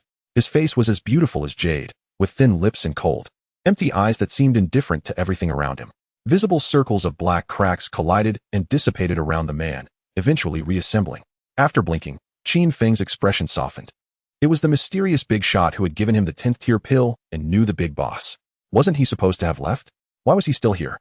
The man casually walked over and sat down at the table, the space around him cracking intermittently, a faint aura of destruction permeating the restaurant, causing Qin Feng to twitch at the corner of his mouth. "No food." The man turned his head and glanced at Qin Feng, casually saying a single word. Nodding, Qin Feng took out a handkerchief to wipe his palms and walked toward the kitchen. A moment later, the restaurant was filled with the rich aromas of various dishes, and Jasmine slowly walked out with a giant tray, placing the dishes one by one in front of the man. "Please enjoy." The man ignored Jasmine's words and picked up chopsticks to grab the food in front of him. So aloof, Qin Feng silently walked out of the kitchen, carrying a bowl and chopsticks to sit down opposite the man. The two fell into silence, with only the sound of eating breaking it. Picking up a piece of tender, thick braised rabbit meat, steam rose gently, and he shook off the clear, crimson soup on top. The translucent skin began to wobble, and as he put it in his mouth, the spicy and numbing sensation lingered in his mouth. Biting into it, the thin, crystal-like skin burst, revealing the tender and chewy rabbit meat inside. His pores opened wide, and delicate beads of sweat began to form on his forehead, while spiritual energy started to flow along its natural trajectory throughout his body. After eating a bite of spirit rice, the spicy sensation gradually faded. He picked up a spoon and served himself a bowl of steaming, iridescent snake soup. This enhanced version of snake soup was made from the bones and scales of a 6th-tier savage beast, and the soup was a milky white. The thin layer of snow-white meat slices rose and fell, playfully enticing like fish playing in water. Taking a light sip, the salty and fragrant taste carried a hint of smooth sweetness. The meat melted in his mouth, and the mixed soup flowed down his throat into his stomach. His limbs began to feel hot, radiating warmth throughout his body. Glancing at the 5 remaining Thunder Pigeon soup dumplings, Qin Feng picked up his chopsticks and grabbed one. In the next second, the dumpling disappeared. The big shot sitting opposite him had puffed his cheeks, savoring it slowly. The dumpling was intercepted. Chapter 95. I reward you once. Putting down his bowl and chopsticks, the man slowly took the handkerchief Qin Feng offered and wiped his mouth. Judging by the smile at the corner of his mouth, he seemed to have enjoyed it. Not bad. Hearing the voice, Qin Feng relaxed a bit, silently pouring a cup of fragrant dragon beard tea for the other. He poured himself a cup as well and began to sip it. After finishing a cup of tea, the man put down his cup and looked at Qin Feng across the table. I reward you once. Your eyes aren't working well. I'll give you a new pair. Qin Feng was taken aback, and in the next moment, everything went dark. 2 eyeballs rolled into the hot pot soup, splashing water. Intense pain radiated from his eye sockets, followed by a chilling sensation. His vision began to blur, like presbyopia, only able to see vague shapes of people. How does the new pair of eyes feel? I can't see clearly. I'm still adapting. In a day or two, you'll be able to recover. I give you these eyes, they can swallow spirit. The sound of glass shattering echoed, accompanied by a low, howling wind, before fading away. Left, Qin Feng's mouth twitched, and his vision fluctuated between black and white, like an old black and white television, and it was also very blurry. After less than a minute, the pain radiated from his eye sockets again. Closing his eyes, he rubbed them and looked toward the kitchen, calling for Jasmine. It seemed he was going to be blind for a couple of days. Boss. Wiping his hands on his animal skin apron, Jasmine walked out of the kitchen and approached Qin Feng. I'm blind, I can't see. Help me upstairs. Qin Feng said calmly, as tranquil as a still pond. Boss, you're blind? Jasmine's eyes turned red as she hurriedly stepped forward, standing on tiptoe to examine him closely. Blind. But not completely. It will be fine in a day or two. Smelling the faint scent of a young girl nearby, Qin Feng grinned and quickly kissed her.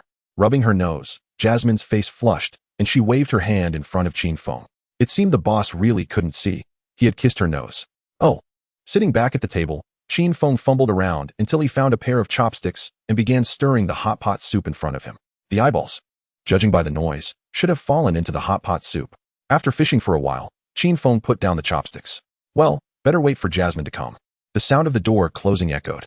After securing the door latch, Jasmine walked over to Qin Feng, who was waiting at the table. Let's go, boss. Wait a moment. You need to fish my eyeballs out of this hot pot soup. Huh. Hurry up, or they will dissolve. Qin Feng said with his chin resting on his hand. Oh, I'll do it right now. Picking up a ladle, Jasmine began to stir the hot pot soup. Soon, 2 eyeballs, cooked white and steaming like salted fish, were fished out. Cough, cough. Boss, how should we handle your eyeballs? Jasmine blinked and then turned her gaze to Qin Feng. The body and skin are given by parents, of course. We should eat them. Just kidding. Find a jar and put them in as a souvenir. Jasmine patted her chest, relieved. In the end, she followed Qin Feng's instructions. Found a glass jar filled with 3rd-tier stalactite water and put the eyeballs inside. Help me upstairs. Okay. Hearing the sound of the door closing, Qin Feng, sitting on the edge of the bed, lay down, pulling the sleeping treasure-hunting squirrel from his collar and tucking it into the blanket. Morning. The restaurant door opened, and Qin Feng, with his eyes covered in black cloth, walked out. The cold wind blew, and he silently tightened his gray fur coat. What are you laughing at? Qin Feng turned to Jasmine beside him. I just feel like you and Mr. Green Tea have both become blind. Smiling, Qin Feng slowly sat down at the stone table under the peach tree, feeling the coldness of the stone bench. His drowsy mind became a bit clearer. The big brother with his head stuck under the stone table glanced curiously at Qin Feng before continuing to sleep. Boss, I'll go brew you a cup of tea. Stretching his hand to rub his eye sockets. The stinging sensation had mostly disappeared after a night's sleep. It was expected that after today, he would be able to see again. Sipping the cup of tea slowly, the occasional sounds of silly birds chirping came from above the peach tree. Jasmine, sitting beside him, occasionally pinched a dried fruit and stuffed it into Qin Feng's mouth. Grabbing Jasmine's hand, Qin Feng leaned down and lightly kissed it, a smile forming at the corner of his mouth. Even if he was blind, he still had to kiss. With a flushed face, Jasmine took out a handkerchief to wipe her palms and suddenly looked into the distance, her expression stunned, before speaking. Boss, Lord Wang has arrived. Why is he here so early today? I don't know. Let me take a look. Boss, it seems he has a little attendant in a bright red robe with him. Hearing Jasmine's voice, Qin Feng put down his cup of tea and supported his chin with one hand. Lord Wang brings a little attendant. What does he want? He wouldn't be unable to resist wanting to mess with his own little bird, would he? Oh dear, Boss Qin. Why are you covering your eyes with black cloth in broad daylight? Are you blind? Lord Wang gracefully pulled out a handkerchief from his sleeve, laid it on the stone bench, and sat down opposite Qin Feng, delicately asking with his fingers. Blind. No way. He reached out to pinch Qin Feng's chin for a closer look. How did this happen? Your eyes are really blind. Quickly, eat a limb regeneration pill.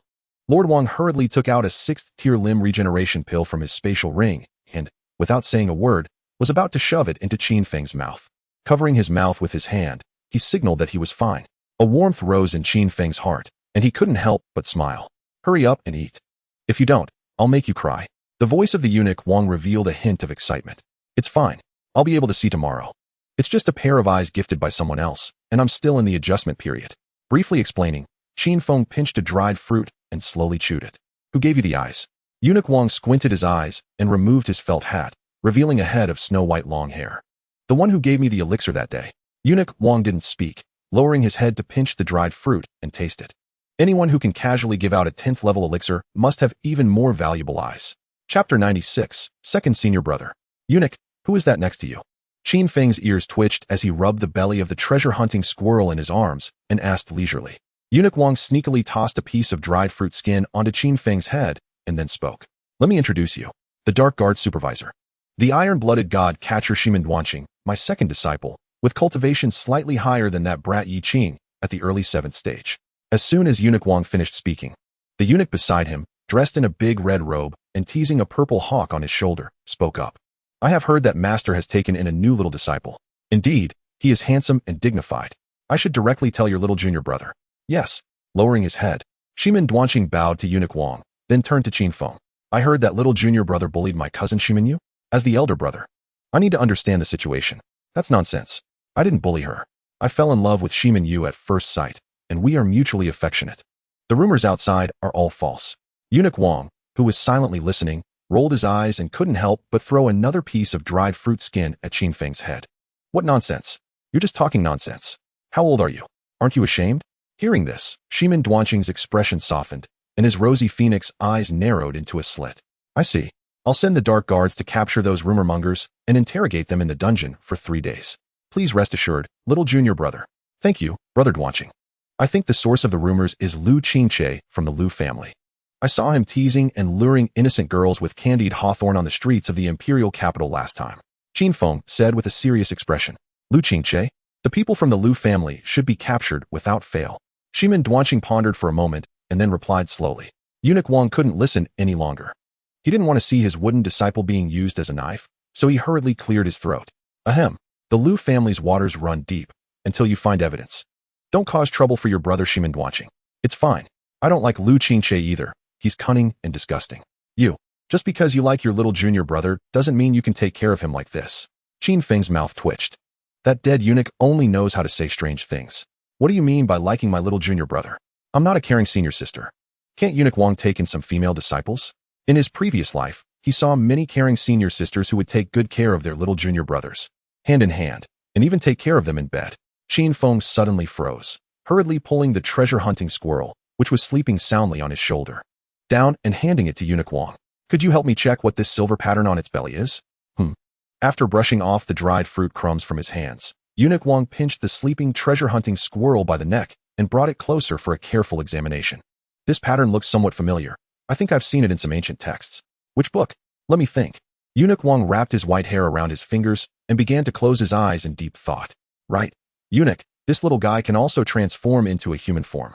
He ate a round ball. Qin Feng added, opening his mouth as the nearby invisible girl, Jasmine, obediently stuffed a nut into it. Transformation? Could it be an 8th level transformation elixir? But the highest alchemist in the imperial capital is only at the 7th level. That means it's from the Lu family head. Lu Qingtian. Where did an 8th level transformation elixir come from? Who gave it to you? Eunuch Wang looked shocked. 8th level alchemists are incredibly rare. Every one of them is a treasure. Who would casually toss out a high-level elixir? The two chatted back and forth. Shimin Duanqing, who was listening silently, suddenly froze. Took out a sound transmission stone from his storage ring, placed it at his ear, and then put it away. Master, I've also seen little junior brother. I'll take my leave now. He then looked at Qin Feng, who was sipping tea. Little junior brother, wait for me to handle some trivial matters.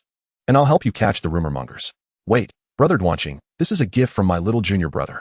Qin Feng smiled and took out several boxes of crystal glazed cakes and a thunder pigeon soup bun from his storage ring and placed them on the table. This. Shimin Duanqing showed a troubled expression. Take it. It's a treasure from your little junior brother, so keep it well. Eunuch Wang casually said, reaching out to push the spiritual food on the table towards him. This second disciple is good everywhere, obedient and knows how to take care of people, but unfortunately, He is a bit of a blockhead. The eldest disciple is busy all day with seduction and is quite cunning. If only he could share some of that cunning with the second disciple, he would be laughing in his dreams. This Qin boss is also cunning. Not willing to suffer losses. Yes. Putting away the spiritual food on the table, Shimin Duanqing looked at Qin Feng with an extremely gentle gaze. Little junior brother, I can see that you really dislike that Lu Qingche. Tonight, I'll take someone to beat him up for you. Ahem. You should hurry and leave. Forget about this matter. The Lu family cannot be touched for now. Eunuch Wang glared at Qin Feng, who was grinning widely, and then impatiently said to Shimin Duanqing, "Oh, little junior brother, this is my sound transmission stone. If anyone dares to bully you, I'll bring people to help you." He took out a sound transmission stone with a purple hawk pattern from his storage ring and placed it on the table in front of Qin Feng. Shimin Duanqing's hawk on his shoulder suddenly soared into the air, surrounded by faint purple lightning, its body visibly growing larger. With a call, Shimin Duanqing jumped onto the hawk's back and then disappeared into the sky. Chirp! The drowsy treasure-hunting squirrel opened its eyes, realizing it was being held by Eunuch Wang by the nape of its neck. It blinked its innocent black eyes and slowly chewed the dried fruit in its mouth. It didn't dare to spit it out. It couldn't afford to provoke him. As soon as it touched the stone table, the treasure-hunting squirrel swiftly dashed toward Jasmine's collar, which was feeding Qin Feng dried fruit. There was no feeling of pressure at all. It easily burrowed in, feeling incredibly smooth. Blushing, Jasmine shot a resentful glare at the treasure-hunting squirrel peeking out. She then stood up and walked toward the restaurant. I have to get it out somehow. Otherwise, it's so fluffy, it's so itchy. I didn't expect the Shimin family to produce such an outstanding talent as Brother Duanqing. It must be because Eunuch Wang teaches well. Stop flattering. Eunuch Wang pinched his fingers in an orchid gesture and shot a glare at Qin Feng. His eyes filled with complex emotions. As for this second disciple of his, rather than saying he cared for Qin Feng in front of him, it would be more accurate to say he was repaying the kindness of being recognized and loving the crow that landed on his roof. Shimin Duanqing's mother was a maid, and his birth came from a drunken encounter. With a mother who was a maid, his status was destined to be low. When he found Shimin Duanqing, it was on a snowy day in a slum. The more prosperous the place, the dirtier the dark corners. The young Shimin Duanqing lay among the garbage ruins, his limbs broken, staring blankly. His emaciated mother lay beside him in tattered clothes, her eyes wide open, as if telling of the injustice. The reasons behind it were unimaginable. The rich eat and drink, while the streets are frozen with bones. That snowy day, he, Wang Qingwan, gave this unfortunate child a chance for revenge against his father, who only knew how to indulge in pleasure and ruined his mother's life. He even gave him a new name, Shimin Duanqing, meaning to sever the past. Eunuch, can you give me some high-level beast techniques to play with? Snapped back to reality. Hearing Qin Feng's words, the eunuch Wang felt a dark line rise on his forehead. Get lost. Figure it out yourself. How can I, a cook, do that? Go to the academy to complete tasks in exchange for contribution points? Young people should endure more hardships. I don't have time to deal with that stuff. I'm too busy, not a drop to spare, can't squeeze it out. Yawning, Qin Feng quietly leaned back against the round bare belly behind him. Looking up at the sky, through the black cloth, he could vaguely see the sunlight. He really didn't have time. It was either going to the great wilderness forest to gather subordinates and stock up, or being dragged by Lu Bo for one-on-one specialized tutoring. He didn't even have time to visit Shimin Yu. But he did have time in the evening. Could it be that he should visit at night? Time Management Master? Chapter 97. Mr. Green Tea from the Eastern Continent. After sending off Eunuch Wang, Qin Feng slowly got up. His vision was still extremely blurry. After closing his eyes for 10 minutes, he could open them for just 1 minute. Otherwise, it would hurt. Boss, where are you planning to go again? Seeing Qin Feng get up, the girl Jasmine, who was kneading the treasure-hunting squirrel's neck, was taken aback. It's still early. I'm going to the deep pool in the Black Forest to fish and cultivate myself. Go get me my fishing rod. Patting the big brother dog's head, Qin Feng slowly climbed on. How can you fish if you can't see? I can fish. All right. Jasmine tiptoed and handed the fishing rod to Qin Feng, who was sitting on Big Brother's back. Boss, the fishing rod. After putting the fishing rod into his spatial ring, Qin Feng patted the Big Brother dog's large head. A woo. Letting out a howl, the 6-meter-long body of Big Brother charged towards the outskirts like a sports car. Upon reaching the deep pool in the Black Forest, the surrounding birds chirped, and the grinding sounds of saber-toothed rabbits could be heard everywhere. Taking a deep breath of the crisp air, Qin Feng moved his ears and slowly walked towards the deep pool with the fishing rod. Roar! A few second-tier iron-backed brown bears, seeing the familiar figure, hurriedly scrambled to their feet in fright. Especially that giant dog-like creature. Why could it be so big? Go down and catch me some fish. Roar! Upon hearing the command, the iron-backed brown bears jumped into the deep pool without hesitation and began to catch fish. Finding a suitable spot, Qin Feng sat down, not even bothering to bait the hook, and leisurely cast the fishing rod into the deep pool. Blindly fishing. Let those willing take the bait. A sharp pain shot from his eyes, and Qin Feng continued to close his eyes and nurture himself. Occasionally, splashes of water and the light roars of the iron-backed brown bears could be heard. After fishing for a while, Qin Feng reeled in the rod.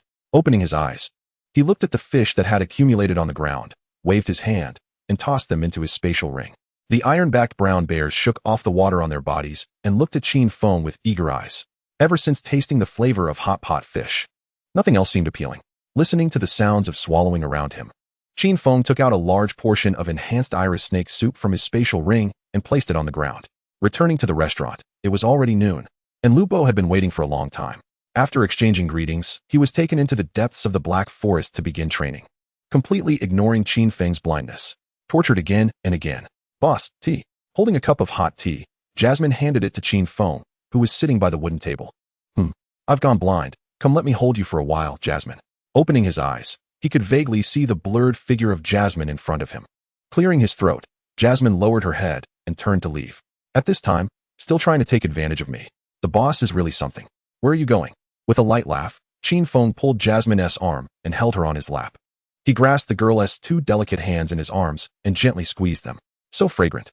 Burying his face in Jasmine's hair, Qin Feng took a deep breath. Blinking, Jasmine lowered her head, feeling the warmth of the man's large hand behind her. The feeling of having her hand tightly held was quite strange. I'm going to sleep for a bit. You can't sneak away from me like last time. Did you hear? Oh, shyly nodding, feeling the weight on her shoulder. Jasmine breathed a sigh of relief.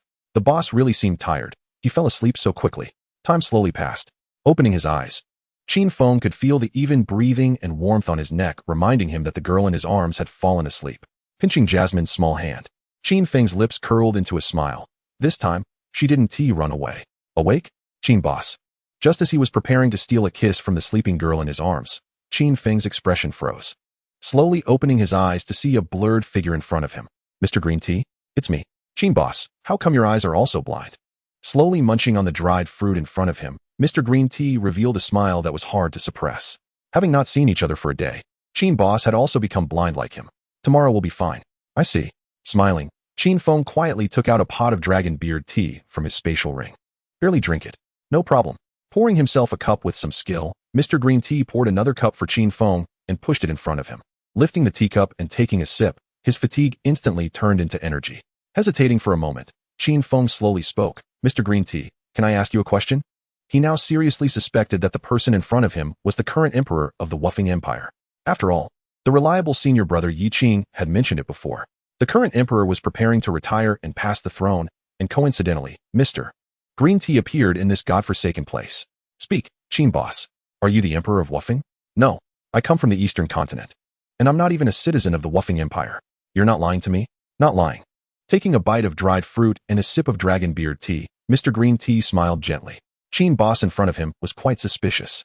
After chatting for a while, he told Qin Feng that his shop would have its ribbon-cutting ceremony the day after tomorrow. After saying goodbye, Mr. Green Tea opened his oiled paper umbrella and walked away into the distance. With fewer people around, the restaurant became desolate. Reaching out to pinch the delicate chin of the girl in his arms, Qin Feng couldn't help but squeeze it lightly and said softly, still pretending to be asleep.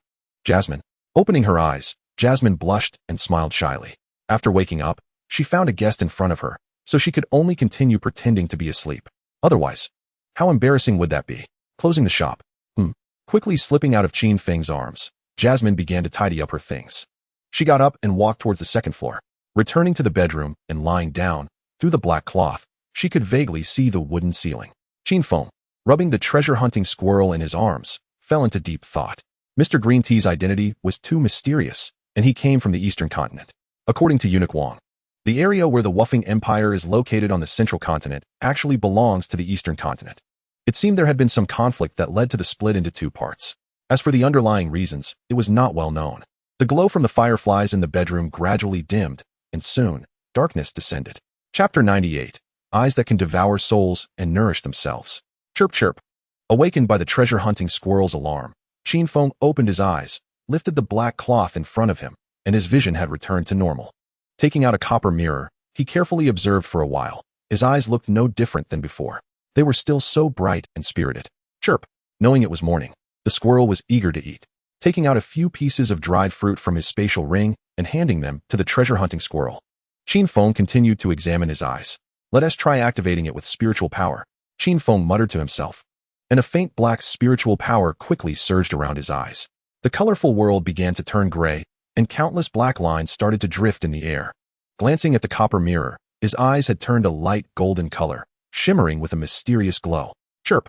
Eating so quickly? Frowning at the treasure-hunting squirrel, Qin Feng's gaze sharpened. The treasure-hunting squirrel before him had vanished, replaced by a white-haired girl with black eyes. She was kneeling on the bed, slightly raising her head. Her fluffy ears perked up, and a pair of watery eyes eagerly staring at his spatial ring. What the hell? Didn't she transform last night? She can transform during the day too?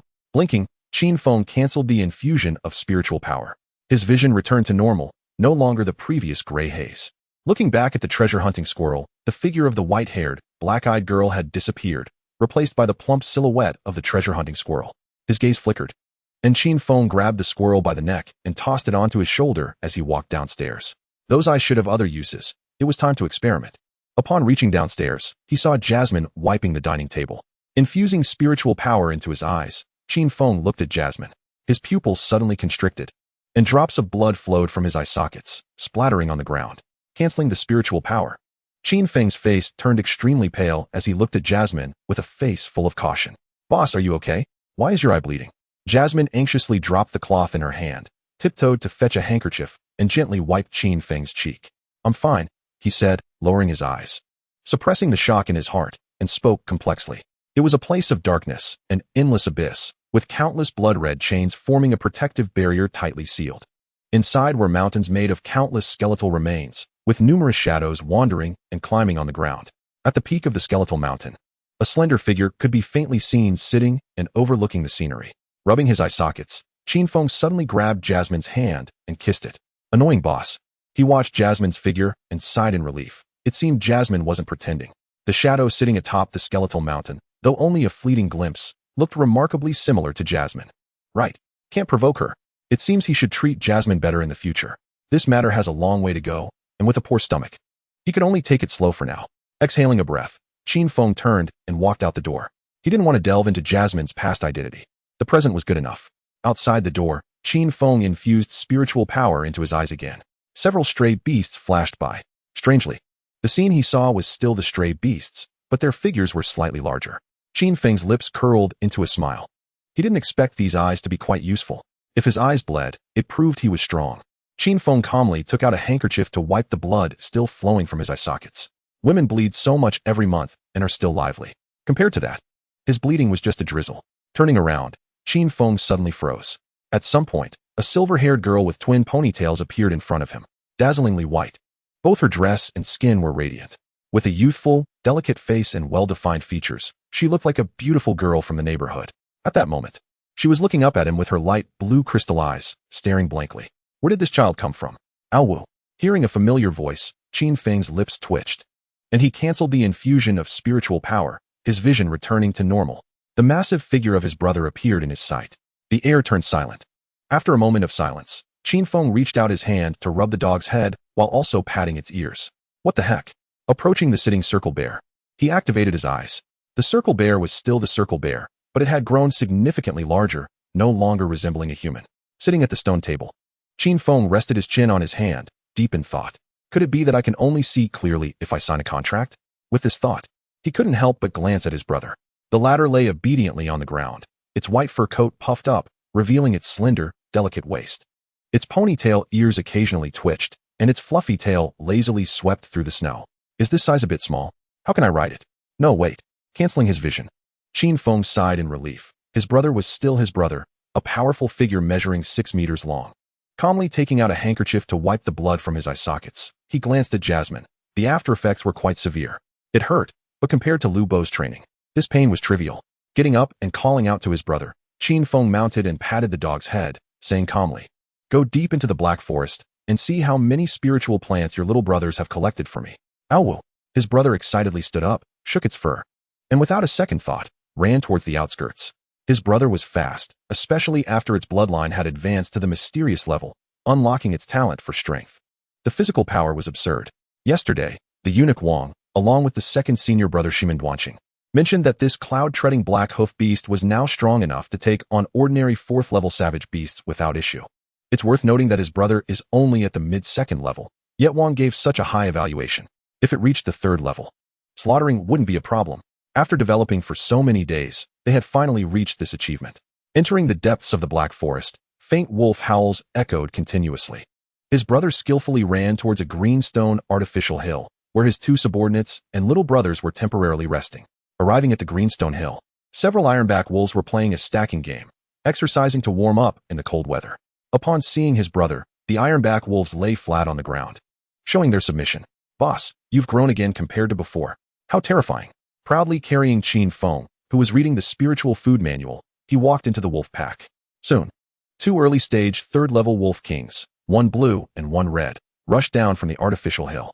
Ow!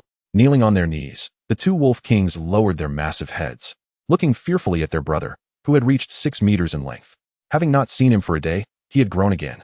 Previously, they could barely handle him. No matter how they thought about it, they would be pinned down and ruthlessly trampled. Chapter 99, The Ink Wolf. Walking into the dark, damp Wolf King cave with a faint fishy odor, dozens of spiritual plants were placed on the ground. Picking up the spiritual plants and tossing them into the storage ring, he surveyed the area, confirming there were no remnants. Qin Feng walked out of the cave.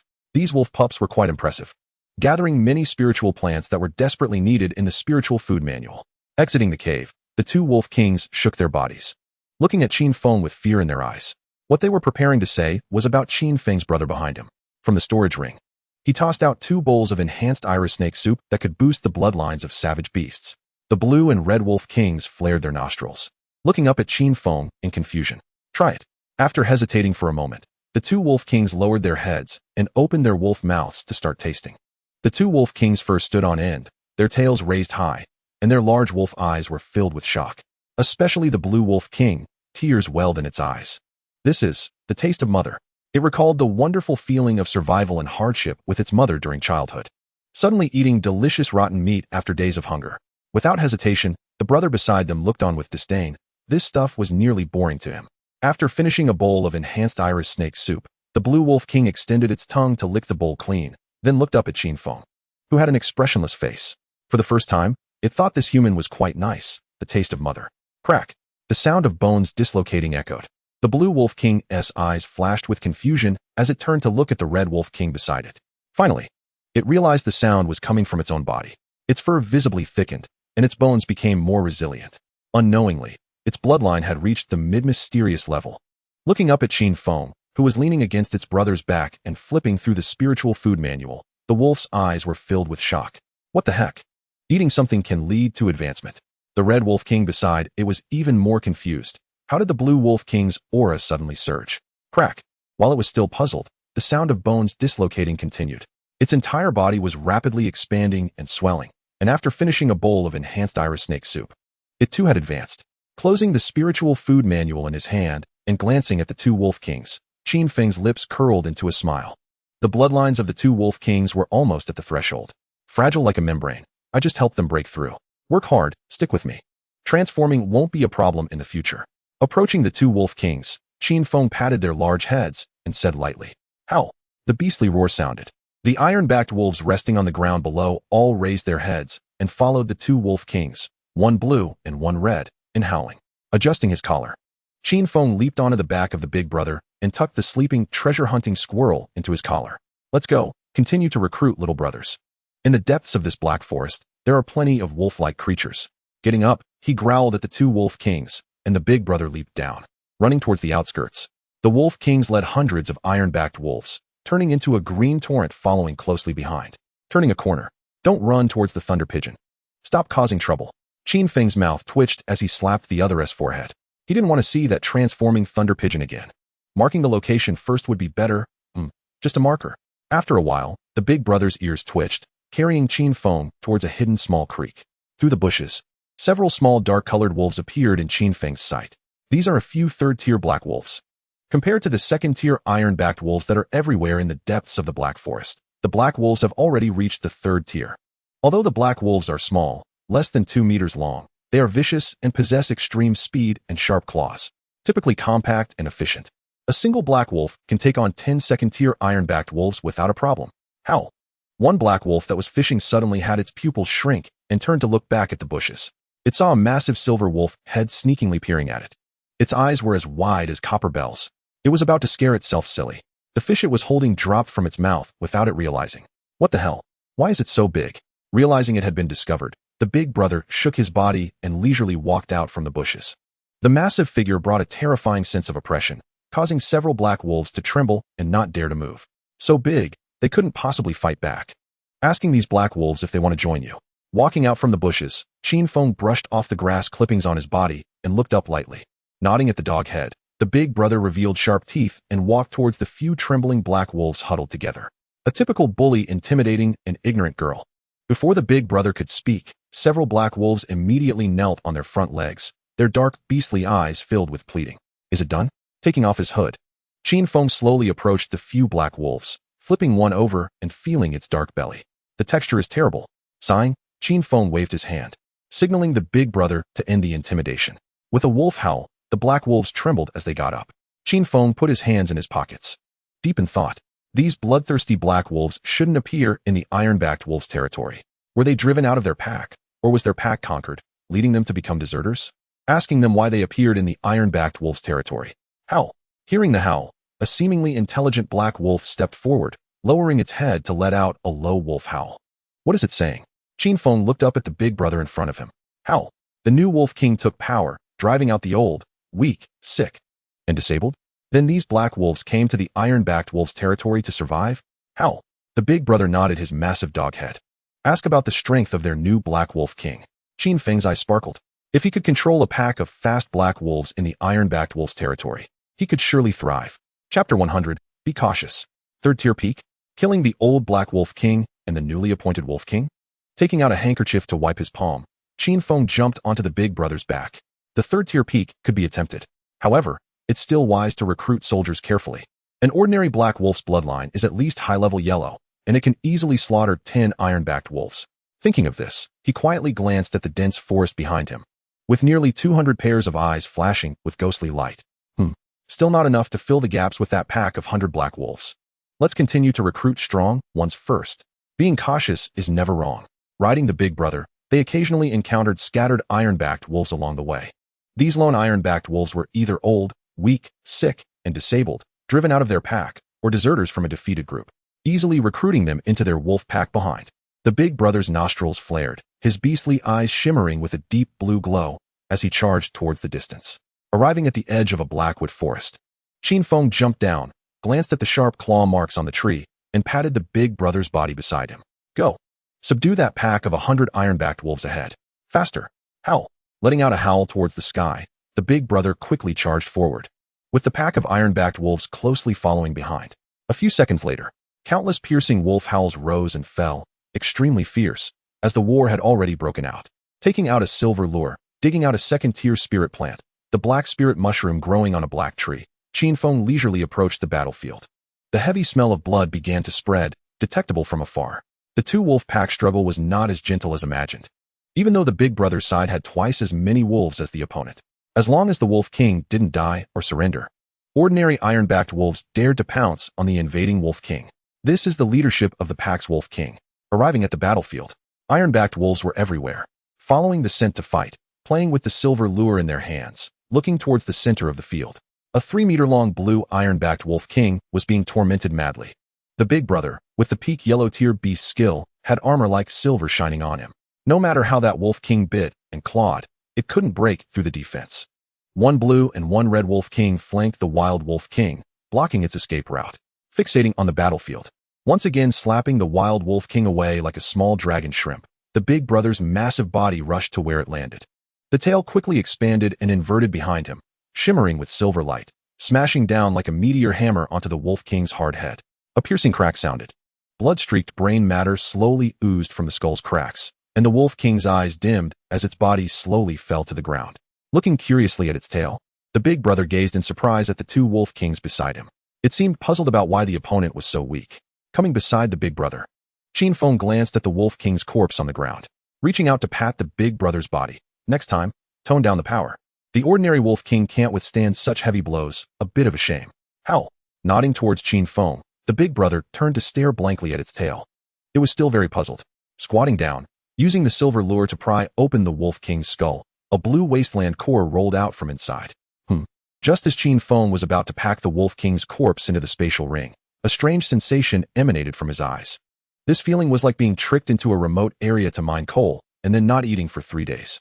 Suddenly, a package of spicy strips and several steaming buns appeared in front of him. After a moment of contemplation, Qin Feng infused spiritual power into his eyes, and his vision began to darken, with strands of black lines drifting in the air. Looking at the Wolf King's corpse on the ground, a mass of black gas floated above, rapidly dissipating at a visible speed. Instinctively reaching out to touch it, he found that he passed through it, and at this moment, the hunger emanating from his eyes intensified. So, does that mean I want to eat this mass of black gas? Touching his eye socket, Qin Feng muttered to himself, unable to help but look towards the dead iron-backed wolves on the battlefield. Most of them had a mass of black gas floating above, although not as large as the Wolf King's. The hunger and itching sensation from his eyes felt like ants gnawing at his skin, making him restless. You want to tell me how to swallow? How am I supposed to eat? Hearing Qin Feng's words, an eyeball connected to the visual nerve suddenly flew out of its socket. It was very sudden, so sudden that both Qin Feng and his elder brother were taken aback. Countless black spheres in the area flew towards the floating, eye-like swallows returning to their nests. In just a few seconds, the black spheres on the wolf corpses had disappeared, devoured by the eye. What the hell? Qin Feng's mouth twitched as he reached out to catch the flying eye. Took out a handkerchief to wipe it carefully, hesitated for a moment, and then stuffed it back into the empty eye socket. His vision became colorful again. A feeling more comfortable than any conduit surged in his heart. It was a comfort that could make the soul tremble. So pleasant that it felt as if countless delicate little hands were caressing his skin from the inside out. The pleasure was intense, but fleeting. Exhaling a breath of turbid air, Qin Feng turned to look at his elder brother, and the bond of their soul contract deepened. This I could not only spy on the strong, but also absorb and enhance the soul's strength? A flash of shock crossed Qin Feng's eyes, which quickly turned fiery. There were many spiritual herbs and pills that could enhance soul strength, but they were all treasures, worth their weight in gold. Whenever they appeared, they were coveted by powerful figures, just like the spiritual spring of the Wang family, which opened once every 100 years. It was this baptism that allowed the eunuch Wang to unlock the qualification for a fourth soul pet. A treasure that could strengthen his soul anytime and anywhere. Perhaps I could also unlock the position of the fourth soul pet, or even the fifth soul pet. Looking down at his fair palm, Qin Feng murmured to himself, a terrifying light flashing in his eyes. So many beast girls. He issued orders to continue incorporating the nearby iron-backed wolf pack. A woo! His elder brother howled. The iron-backed wolves that were devouring their fallen companions all stood up, looking up at the massive figure. Chapter 101, Water Spray. A woo! A claw smashed the water ball aimed at him, and a blurry afterimage flashed by as the giant wolf figure appeared before the ice-blue-haired, iron-backed Wolf King. Opening its mouth to reveal sharp teeth, the elder brother lowered his head and bit down hard on the Wolf King's neck. In the face of such immense power, it was as easy as a mother cat carrying her kitten. Slowly closing its mouth, the sharp teeth easily pierced the neck's skin and fur. The sound of bones cracking echoing bit by bit.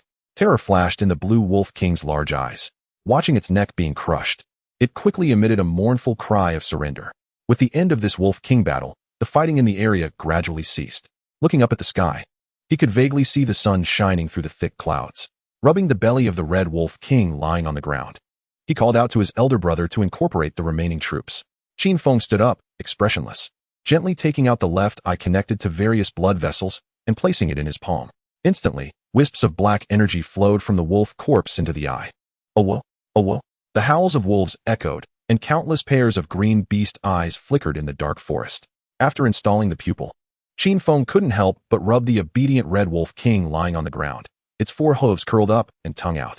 It felt really nice to touch. Soft. In the distance, his elder brother approached with the water-spraying blue Wolf King, which followed closely behind, cowering like a shy little bride. Arriving at the blue Wolf King's side, Qin Feng flipped it over onto the ground, his hand already on its belly. Compared to the warmth of the red Wolf King, the water-spraying blue Wolf King was slightly cool. It felt very smooth. The blue Wolf King stared blankly at the human touching it, just as it wanted to resist. Qin Feng slapped it on the forehead, and it obediently allowed itself to be petted. Show me how you spray water. Hearing Qin Feng's words, the blue Wolf King hesitated for a moment before starting to demonstrate its water spray. It spat out a water ball that smashed against a nearby black tree. So weak. Qin Feng frowned. His eyes filled with disdain as he looked at the blue wolf king that could only spray water. This was the 5th wolf king he had tamed. After the 2 previous wolf kings, he had quickly tamed 2 more blue wolf kings, bringing the total to 5. The number of ordinary second-tier iron-backed wolves had also reached over 800, a considerable force. Leaping onto his elder brother's back, Qin Feng adjusted his clothes. Let those few ink wolves lead the way. Where is their clan? Oh, whoa. Hearing the call, the escaping ink wolf slipped out from the bushes and hurriedly came before his elder brother. Following a few ink wolves, Qin Feng took out a handkerchief to wipe his hands, unable to help but glance back at the nearly 1,000 iron-backed wolves. This journey could be described as rampant. The wild beasts they encountered fled en masse, fearing this green tide. Only the fearless saber-toothed rabbits dared to jump out from the bushes and attempt a sneak attack. After the wolf pack passed, a few rabbit hairs slowly fell from the air onto the ground, a truly tragic sight. Arriving at the edge of a black mud valley, a few ink wolves stopped, fear evident in their eyes. Is it this way? Grabbing the ears of his elder brother, Qin Feng squinted at the small valley filled with sporadic black trees. The valley's soil was extremely dark, and even a thin layer of snow couldn't hide its inherent color. Squeak! The treasure-hunting squirrel rubbed its eyes and poked its head out from Qin Feng's arms, looking curiously at the small valley ahead. You're awake? Grabbing the flesh on the back of its neck, Qin Feng couldn't help but stroke the treasure-hunting squirrel's soft belly. The little guy is indeed more pleasant to touch. Squeak! Blinking its small, dark eyes, the treasure-hunting squirrel noticed the wolf pack behind and quickly burrowed back into his collar, peeking out with curiosity. It's us, don't be afraid. Help me sense if there's any significant danger ahead. Qin Feng waved a handful of nuts in front of the treasure-hunting squirrel. Squeak! After hesitating for a moment and glancing at his elder brother and the wolf pack behind, the treasure-hunting squirrel shook its head, then took the nuts and began to chew. Not much danger? Qin Feng breathed a sigh of relief. He trusted the little guy's ability to sense danger. He patted his elder brother's head, and the elder brother understood. Quickly darting toward the black soil valley, the nearly 1,000 wolves followed closely behind, kicking up the snow as they entered the black soil valley. Qin Feng silently activated his eye, surveying the surroundings. The ink wolves were covered in pitch-black fur, just like the black soil valley, making them natural camouflage. Casually glancing down at his elder brother, Qin Feng silently let go of his ears. The guilt was too strong. His elder brother was only at the mysterious level bloodline now. He believed that once he reached the earth level, his form would change. Looking again at the treasure-hunting squirrel on his chest, which was obediently nibbling on the nuts, its fair little face showed a hint of satisfaction as it occasionally sucked on its fingers. Very cute. Indeed, it's good to be cautious. The center of the valley was extremely quiet and pitch black, but through his eyes, the shadows of the ink wolves were clearly visible. These cunning and fierce creatures must have heard the commotion beforehand and started lying in ambush. Dropping to the ground, Qin Feng took out a soup bun and casually walked towards a lurking ink wolf.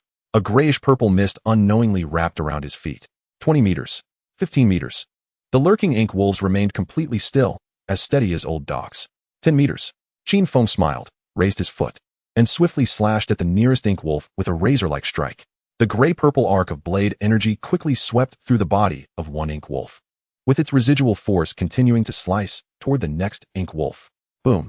An explosion sounded, and several ink wolves that had been sliced by the razor blast exploded into a mist of blood, their innards and shattered bones flying everywhere. Oh, whoa! The wolf pack immediately became alert, warily looking towards the blood mist. The calm valley instantly turned turbulent as one ink wolf after another rose from the ground, glaring fiercely at Qin Feng. Damn human! Roar! A beastly roar erupted like an explosion from the valley. A 3-meter-long dark giant wolf leaped down from the top of the valley, its terrifying black claws leaving phantom traces across the bodies of several iron-backed wolves. It moved so fast that Qin Feng could barely catch a glimpse of its figure. In an instant, blood sprayed forth, and the few iron-backed wolves that couldn't dodge let out a tragic howl as they were split in two, collapsing to the ground. Scalding blood seeped into the dark soil, making the ground even darker. This was the ruler of the Black Soil Valley, possessing a high-level mysterious bloodline, the newly appointed peak 3rd-tier Ink Wolf King. With streamlined muscles and elongated claws as sharp and terrifying as dark scythes, it was like a Lamborghini among wolves compared to the somewhat bulky iron-backed wolves. The ambush was like the sound of a war horn, and the fight was about to begin. Hundreds of ink wolves silently charged toward the nearly 1,000-strong iron-backed wolf pack. A terrifying killing intent lingered in the air above the valley. Go! Qin Feng tossed a soup dumpling into his brother's mouth and said lightly, "Oh, whoa." Letting out a roar to the sky, faint lightning coiled around his brother's body, and the sound of thunder erupted as his robust body transformed into a purple afterimage, charging toward the frenziedly slaughtering Ink Wolf King. Glancing at the giant beast charging toward him, the Ink Wolf King licked its claws, showing no concern at all. A hint of mockery flashed in its pitch-black eyes as it turned back to continue slaughtering the iron-backed wolves. Just a big brute, nothing it hadn't dealt with before. Once it finished off this group of audacious green-haired wolves that dared to trespass on its territory, the big brute would not escape death either.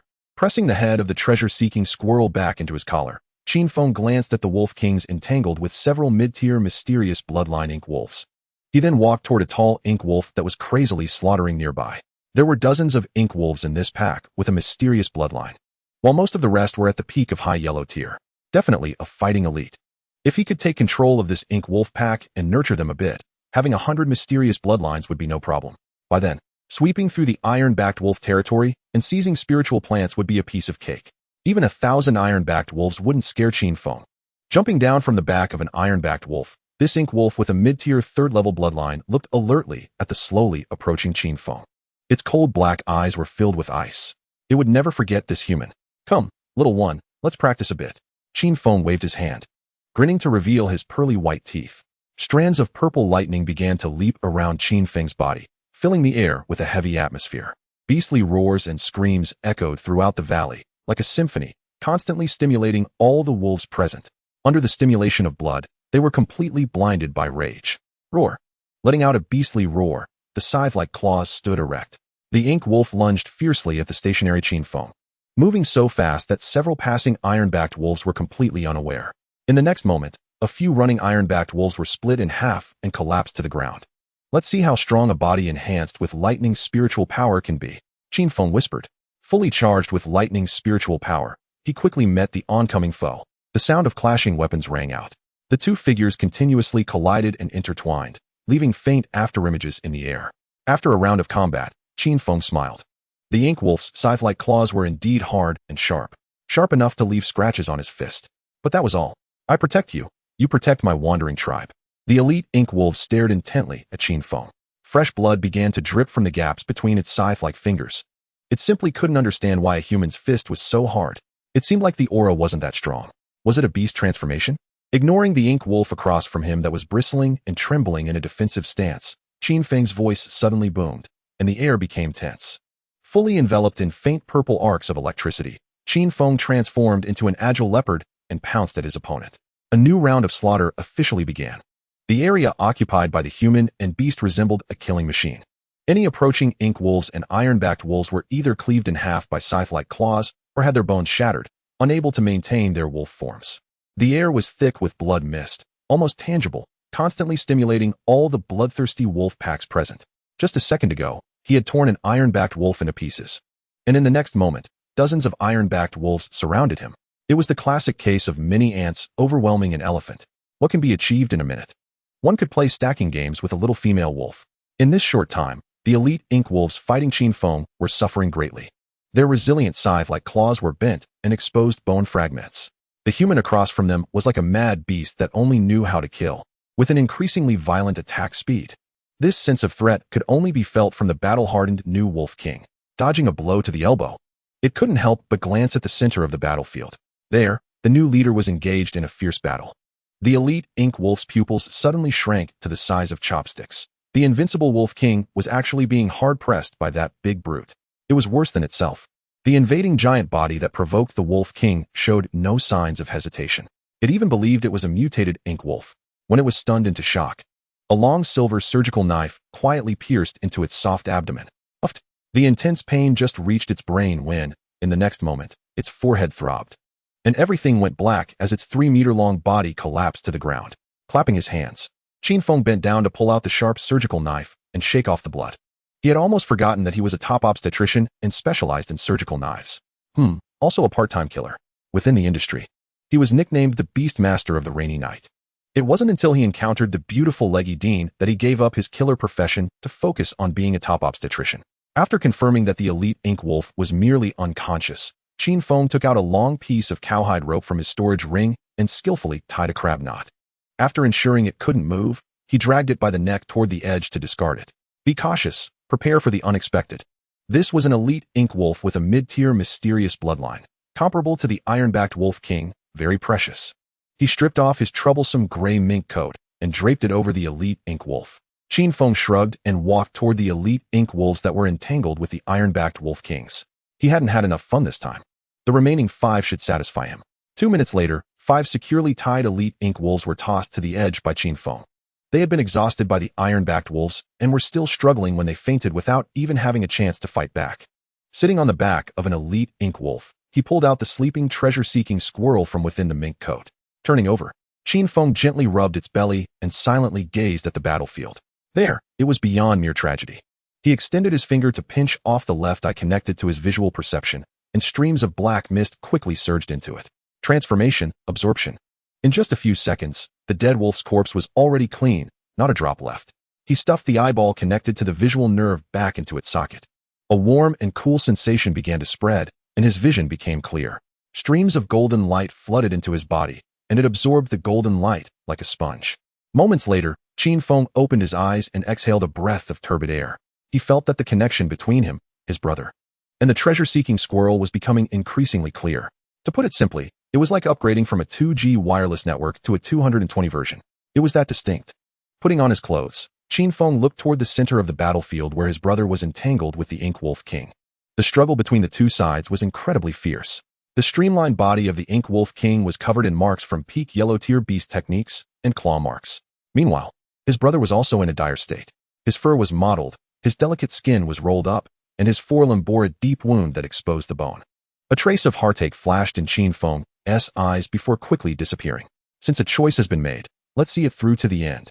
There are no roads of regret in life, and the same goes for the life of beasts. It's all about being ruthless. Qin Feng lowered his head to play with the treasure-hunting squirrel, which was still soundly asleep. From time to time, he glanced at the battlefield before continuing to tease the squirrel. Squeak! A tuft of fur was pinched off its belly, and the treasure-hunting squirrel immediately woke up in pain. Puffing its cheeks and glaring angrily at Qin Feng, especially at the handful of fur in his hand, it looked even more aggrieved. Its voice tinged with a hint of a whimper. There wasn't much fur on its belly to begin with, and now it was really going to be bald.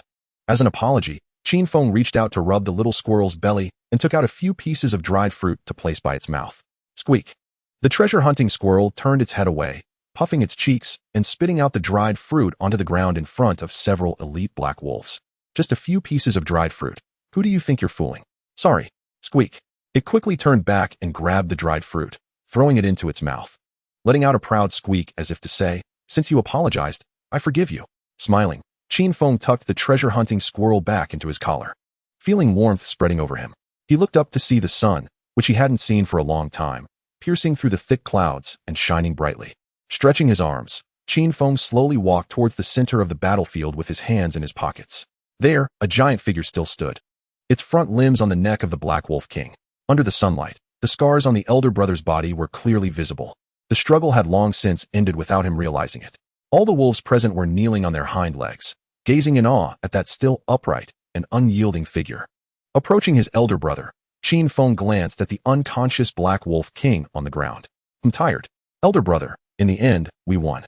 Leaning against his elder brother's side, Qin Feng leisurely took out a stimulant cigarette from his storage ring and placed it in his mouth. He had thrown away the previous cigarette, but, savoring the taste, it seemed he needed to ask his reliable senior brother Yi Qing for a few more. He took out a cup of dragon beard tea and forced it into his elder brother's mouth after prying it open. From the first time he met this guy, Qin Feng knew he was extraordinary. Those eyes were very clever. He led a group of abandoned stray beasts to make a living in the imperial capital all by himself. This was not something an ordinary stray beast could achieve. "I protect you. You protect me," just like that among the stray beast clan. From the moment he formed a contract with the beast, Qin Feng understood his thoughts through its eyes. Elder brother is a qualified leader. Activating his eyes, a ragged silver-haired girl with twin ponytails was curled up on the ground, her fair little face full of smiles. Winning this battle made not only Qin Feng happy, but her as well.